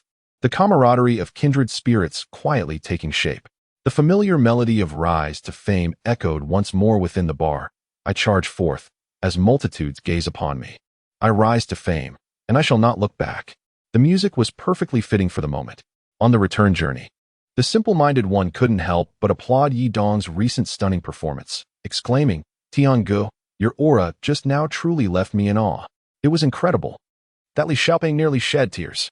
Weary yet amused, Yi Dong chuckled. Such acting relies on sincerity, with a touch more authenticity, a dash of effort, and a fervent passion for performance. You too can reach my heights. Take notes. He turned to Hui Yan with a hint of apology, saying, "Thank you for raising the gun sight earlier. Otherwise, I might have truly met my demise." It turned out that Xiao Bao had already conveyed the peril of the previous encounter to the others. Hui Yan scoffed. "I thought you had forgotten your savior after kissing that beautiful woman, you scoundrel who prioritizes romance over friendship." That was a sacrifice for art." Yi Dong replied awkwardly with a smile, "Didn't I just embrace you too? So, are you a romantic interest or a friend?" At your service, at your service." De Chun eagerly inquired, "Tiangu, can the two of us also join you to witness the experience?" Faced with the request of De Chun and Xiao Bao, Yi Dong reluctantly shook his head. "No, it's too dangerous there, and Wei Yi only trusts Hui Yan and me. He remains highly cautious regarding the three of you." He gazed out at the street scenery, his heart a whirlwind of emotions. Could it finally be time for the first Ancient Tomb Challenge? Chapter 72, A Century of Fine Wine. With 200,000 words now, I extend my heartfelt gratitude for your unwavering support and encouragement, especially to the Ticket King, Master Chiao, the highest donor and the foremost commentator, Meow Meow. I have created a reader group, 199696020. I will approve requests as soon as I see them. Love you all. Upon learning that Yi Dong would accompany Wei Yi on a tomb raiding internship the day after tomorrow, he gazed into the night sky, speaking with profound significance. "Disciples, your master shall take you to meet the Grandmaster. The Grandmaster Wei Zidaoren." Yi Dong exclaimed with excitement. After all, they had only met the esteemed Jingxin master, who held a higher status than his own master. Meeting such a significant figure stirred a small thrill within him. De Chun chuckled and turned to Chen Yang. "Should we buy some fruits or something to present ourselves well?" No need for such pretenses. Chen Yang replied with a gentle smile. Just bring those 2 fine bottles of wine from my room. A fleeting glimmer of cunning flashed in his eyes as he checked the time. Let us set off now. The night breeze remains pleasantly gentle. Yet the orphanage has long lost the cheerful clamor of children. Beneath the enigmatic ancient well, within the depths of the eternal tomb, a sinister plot stirs silently. As the forces of good and evil stand poised for confrontation in the darkness, though neither can discern the other's visage. These stone doors are concealed so well that even a mother would struggle to locate them, one might jest. Yidong murmured, as he brushed against the stone door entwined with withered vines. If others were unaware, they might mistake this for a mere fence. Disciple, pay close attention as I demonstrate how to unravel the mechanism of this stone door, Chen Yang remarked with a slight smile. Rolling up his sleeves and advancing toward the 4 stone doors, Yidong and his companions instinctively took a step back. Chen inquired, Master, how can you open this stone door without a pass? It is fraught with mechanisms. Xiao Bao added with concern, Indeed. I recall that Wan Tianzi mentioned one must possess a jade pendant to open the stone door, correct? Chen Yao smiled. The mountain man possesses his own clever schemes. Your master is no ordinary grave robber. After a brief moment of exploration at the door, he calculated with his hands and murmured, it must be this one. As soon as he spoke, he exerted force with his hands, and to their astonishment, the stone door creaked open. Impressive, Yidong exclaimed, admiration evident on his face. Master, how did you know this was the right door among the 4? Chen Yao chuckled with pride and explained, entering this mysterious door is not particularly difficult. Do you recall what I told you about the 4 comparisons? Yes, we all remember, Xiao Bao interrupted. But aren't the 4 comparisons mostly applicable to domestic affairs? Xiao Bao's question sparked inspiration in Yidong, who smiled slightly and realized, I understand. This stone door should not be arranged using the conventional methods of the Yin house, but rather through the concept of the 4 comparisons. Firstly, this tomb is the abode of the deceased, so it is indeed fitting to apply the 4 comparisons, albeit rarely seen. Secondly, this method could mislead grave robbers. If one were to use the Yin house method to open the door, it could easily lead them into a hidden trap. Hearing Yidong's insightful explanation, Chen Yao was pleased and nodded repeatedly. Very good, very good. Donger, your analysis is exceptional. As Yidong basked in the spotlight, Xiao Bao shot him a glare and quickly added, Master, we thought of that too. It's just that Yidong always gets ahead of us. Yidong was about to retort but was interrupted by Chen Yao's smile. You each have your strengths, and it brings me great joy. Let us proceed. After Chen Yao's conciliatory words, the group exchanged smiles, their faces brimming with pride. Indeed, Master is the most considerate mentor in the world. This apprenticeship is truly worth it. How naive. After opening the stone door, they walked a few meters and finally encountered the wondrous realm described by Wan Tianzi, a place where once a coin is placed. It shines brightly. The area was small, resembling a tiny bowl, and glowed with a vivid red hue, seemingly aged with time. Could this object truly possess such magic? Yang Lingji shone his flashlight into the small bowl. There are no conductive materials inside. How can it emit light? He rummaged through his pocket and placed a coin inside, causing the entire stone path to illuminate with a soft glow. Truly remarkable, Yidong exclaimed, curiosity written all over his face. Master, what is the principle behind the light activating upon placing a coin? Chen Yao shrugged his shoulders and shook his head. Well, I cannot say. Upon hearing Chen Yao's rather irresponsible explanation, Yidong and the others immediately wore expressions of disbelief. Chen Yao chuckled, though I, as the daylight Taoist, am indeed impressive. It is reasonable that I have not fully grasped every aspect of the profound teachings of the mysterious path. Indeed, Liang Lingji chuckled. Master is absolutely right. One learns throughout life. Chen Yao's expression darkened. Are you implying that I lack skill at present? Oh no. Liang Lingji, feeling a surge of panic, hastily waved his hands. Our master possesses unparalleled knowledge of the arts and remarkable abilities. Upon hearing Liang Lingji's hasty explanation, Chen Yao finally smiled. Had you stated that earlier, there would have been no issue. Seeing Liang Lingji exhale in relief, Chen Yao laughed heartily. I was merely jesting with you. Remember to follow closely in my footsteps, and do not stray. The sound of dripping water echoed continuously as Chen Yao led the 4 cautiously along the stone path flanked by countless decayed corpses. Suddenly, a brilliant green light filled their vision, revealing the ominous words, "Do not approach the spirits, depart swiftly," clearly etched upon the stone wall above the water pool. just as Wan Tianzi had described. Before them lay the Enyang ice fire water. Yudong observed that the entire pool was enveloped in a chilling aura, and the stone cave appeared particularly eerie under the green glow. Chen Yang nodded. Indeed, this water can penetrate the human physique. It is best not to touch it. What are you talking about? Yudong shot him a glare, then turned to Chen Yang. Master, where is our uncle master? Chen Yang raised his hand with a grin. Over there. Where? The eyes of Yudong and the others widened in disbelief, for they had not caught sight of Wei Zidao Ren at all. De Chun, perplexed, asked, where is he? Why can't I see our uncle master? Dong, did you spot him? Yudong shook his head, stating, no. There's merely a green light over there, but no sign of a person. Observing that his disciple seemed increasingly disheartened in their search, Chen Yang chuckled mischievously. I was just teasing you. He is indeed over there. Allow me to lead you. Following Chen Yang, Yudong and the others silently cursed their master for his lack of seriousness. It was no wonder that Nian Shui often admonished him. He truly deserved it. Upon hearing Chen Yao's words, Yudong suddenly felt a chill envelop him. Master, you mustn't jest. It is indeed quite cold here. He instinctively reached out for the wine, only to realize that it was inappropriate. This was his master's cherished treasure, something he seldom indulged in himself. How could he possibly be willing to share it with them now? This was simply not right. Take it, foolish disciple. Chen Yang laughed heartily, placing the cup firmly in Yudong's hand. Drink up. It would be troublesome if you fell ill from the cold. After receiving the wine, Yudong pondered for a moment. If I were to measure a gentleman's intentions with the narrow mindset of a petty person, would I not be tarnishing my master's good intentions? He contemplated this and then took several hearty gulps. To his surprise, the fiery liquor warmed him instantly, invigorating his spirit. After indulging further, he finally passed the wine to Liang Lingji and the others, who each took a generous sip, consuming a significant portion. Ah, our master is truly benevolent. The four were touched by Chen Yao's heartfelt concern, their eyes brimming with warmth. Master. Silly disciples, do not be overly polite with your master. Chen Yao gently patted their shoulders. Now, stop the tears. It's unbecoming for men to weep. Drink up, quickly. With hearts filled with joy, they shared the wine, soon finishing the entire jug. Yudong, with a glint in his eye, praised. I must say, this century-old brew is indeed remarkable. After consuming it, it feels as though a fire has been ignited within me, warming me to my core. I am positively exhilarated. Indeed, this liquor packs a punch. Xiaobao nodded vigorously in agreement.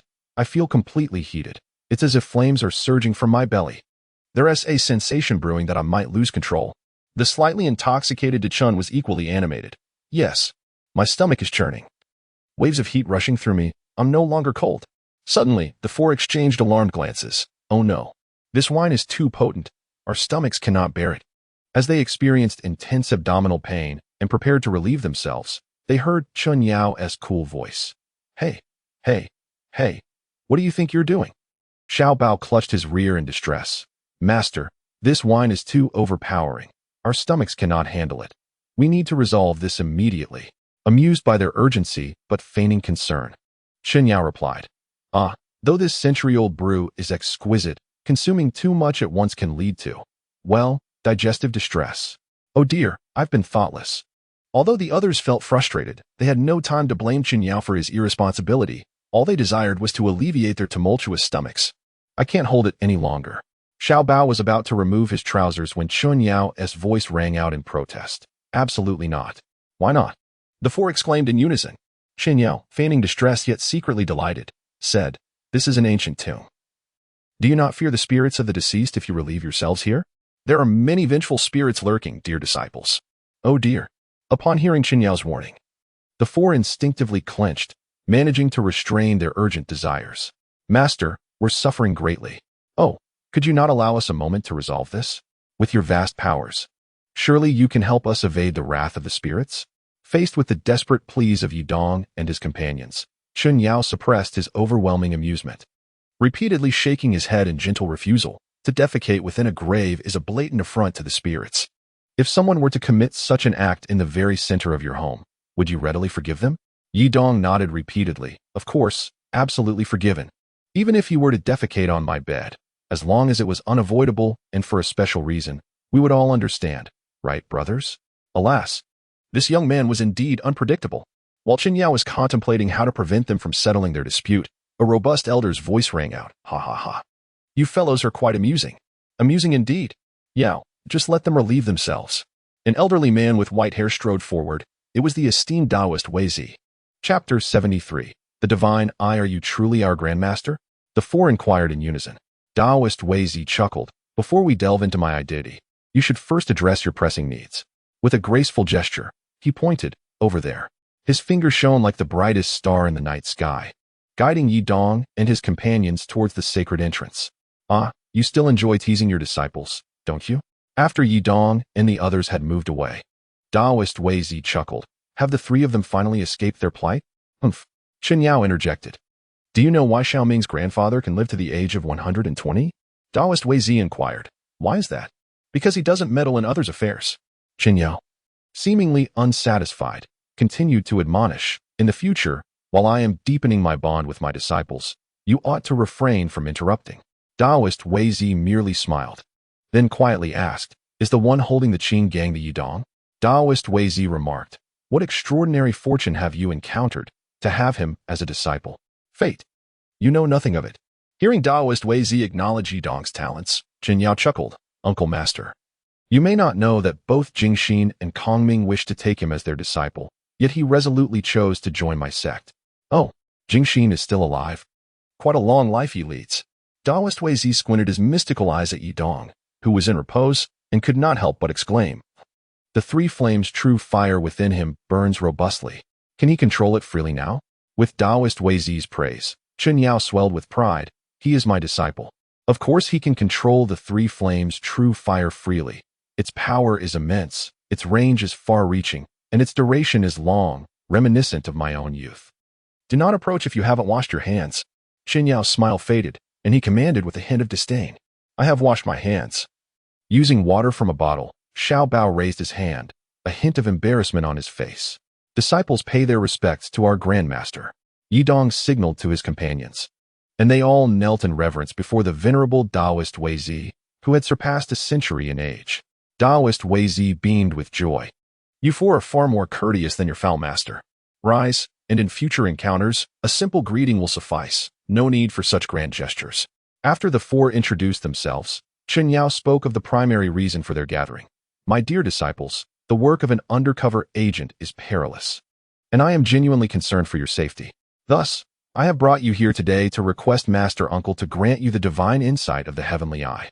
Whether you receive blessings depends on your own destinies. Ah, the heavenly eye?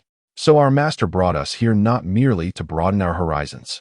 The four felt a warmth in their hearts. In this age of ostentation, where could one find a master so devoted to the well-being of his disciples? Master.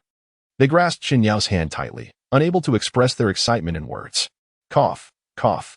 The Taoist Wei Zi quickly interrupted the touching moment. Young ones, do not be overly moved just yet. Allow me to clarify.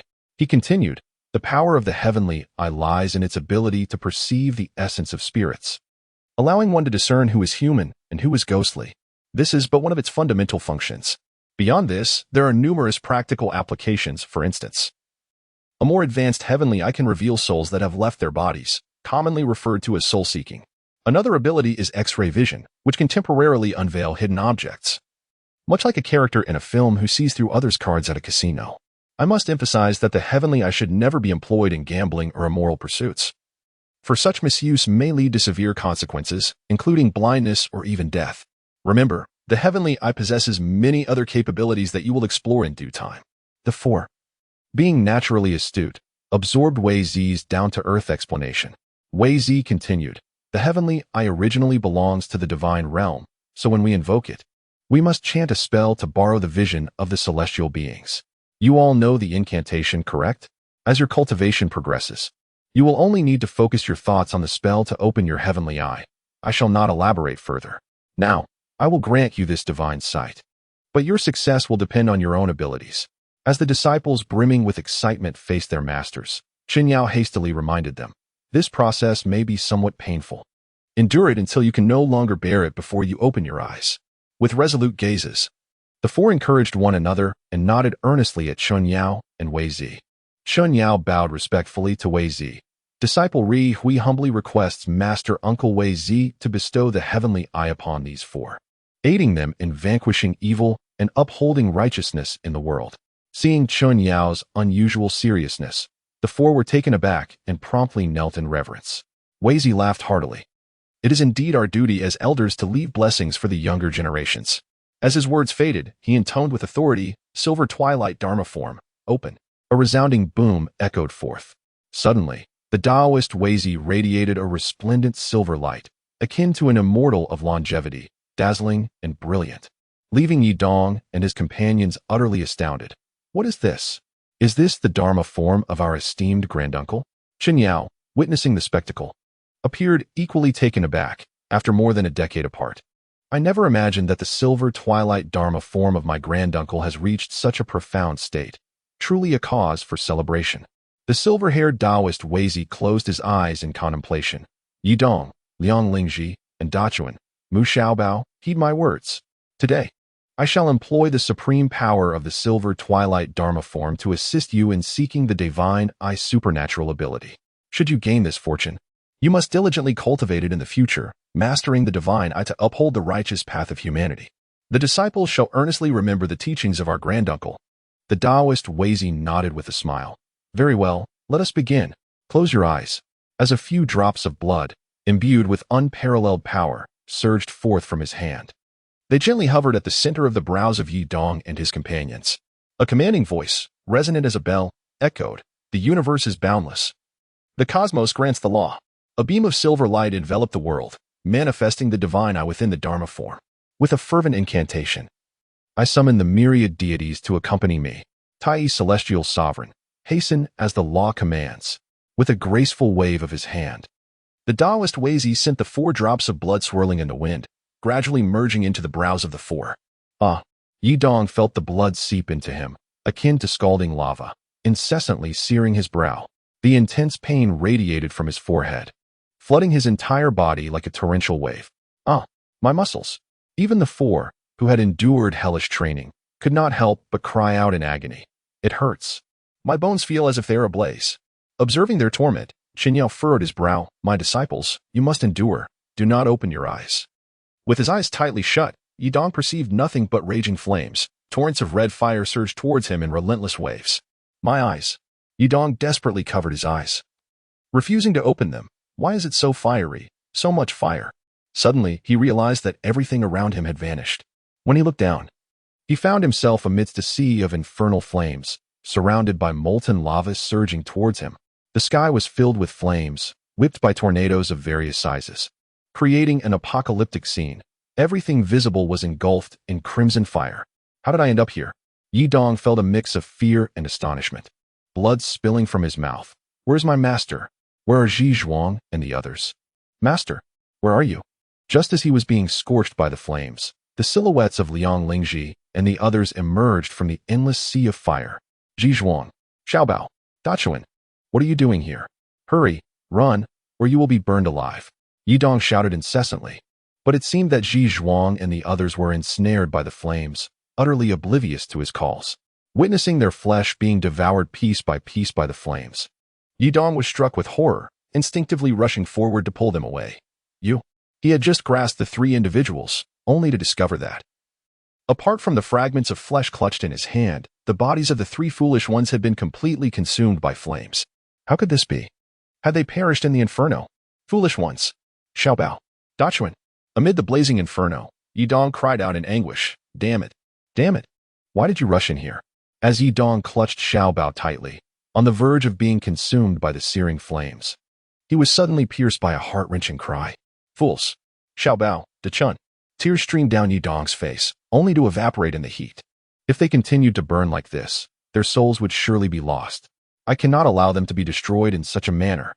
Just as he was engulfed in despair, a familiar voice echoed from behind. Yi, Hui Yin, Nian Shui, Zhang Zheng. This is disastrous. The 4 playful women seemed oblivious to the fact that taking another step would plunge them into an abyss of raging fire. Just as Yi Dong was about to shout, a grand door leading to a higher realm swung open before him. From within the door, myriad beams of silver light burst forth. Come forth, and once you ascend, you shall be safe. Yi Dong could not help but feel immense joy. I can escape this sea of flames. However, the anguished cries of Liang Lingji and the others on his left continued unabated. and their strength was waning. If he did not rescue them soon, there would be no opportunity left. Gritting his teeth against the searing pain of the flames that licked at his body, he moved impulsively to the left. Yet the laughter of the four women on his right echoed again. They had not yet succumbed to the inferno. My beloved is among them. Yidong seemed to hesitate.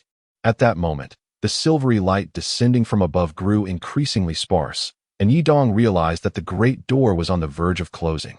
As he knelt and bowed his head, he suddenly discovered that this endless sea of fire emanated from his very heart. This is the source of the flames within me causing this inferno? In disbelief, Yidong watched the flames erupting from his heart and followed their path outward. As he suspected, he himself was indeed the origin of this conflagration. Wonderful, wonderful. They are saved. Rather than feeling anger, Yidong felt elated. He extended both hands, desperately pulling the flames towards himself.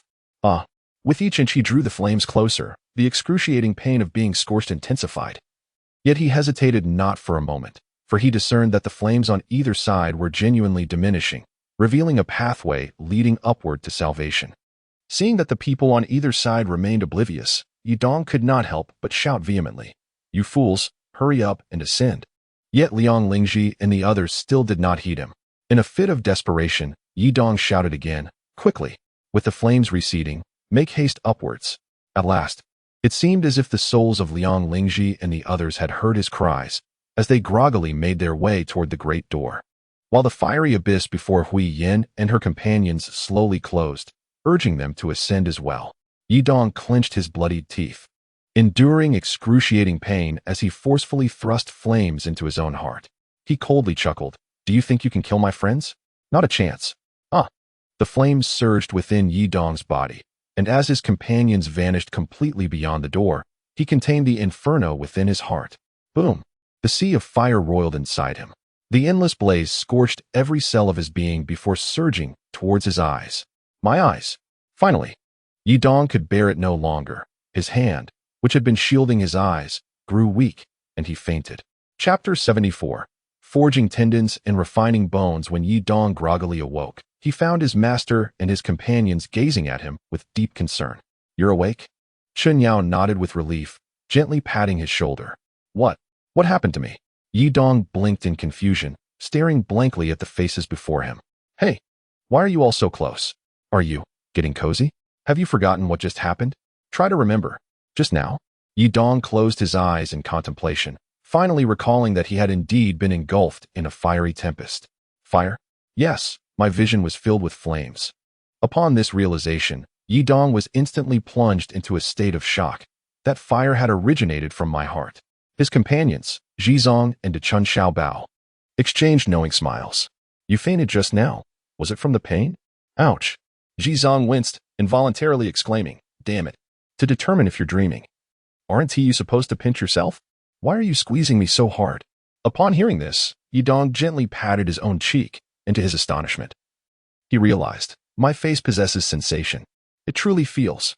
Yang Lingji, covering her face, complained, "Exactly. If only pinching oneself were enough to confirm it."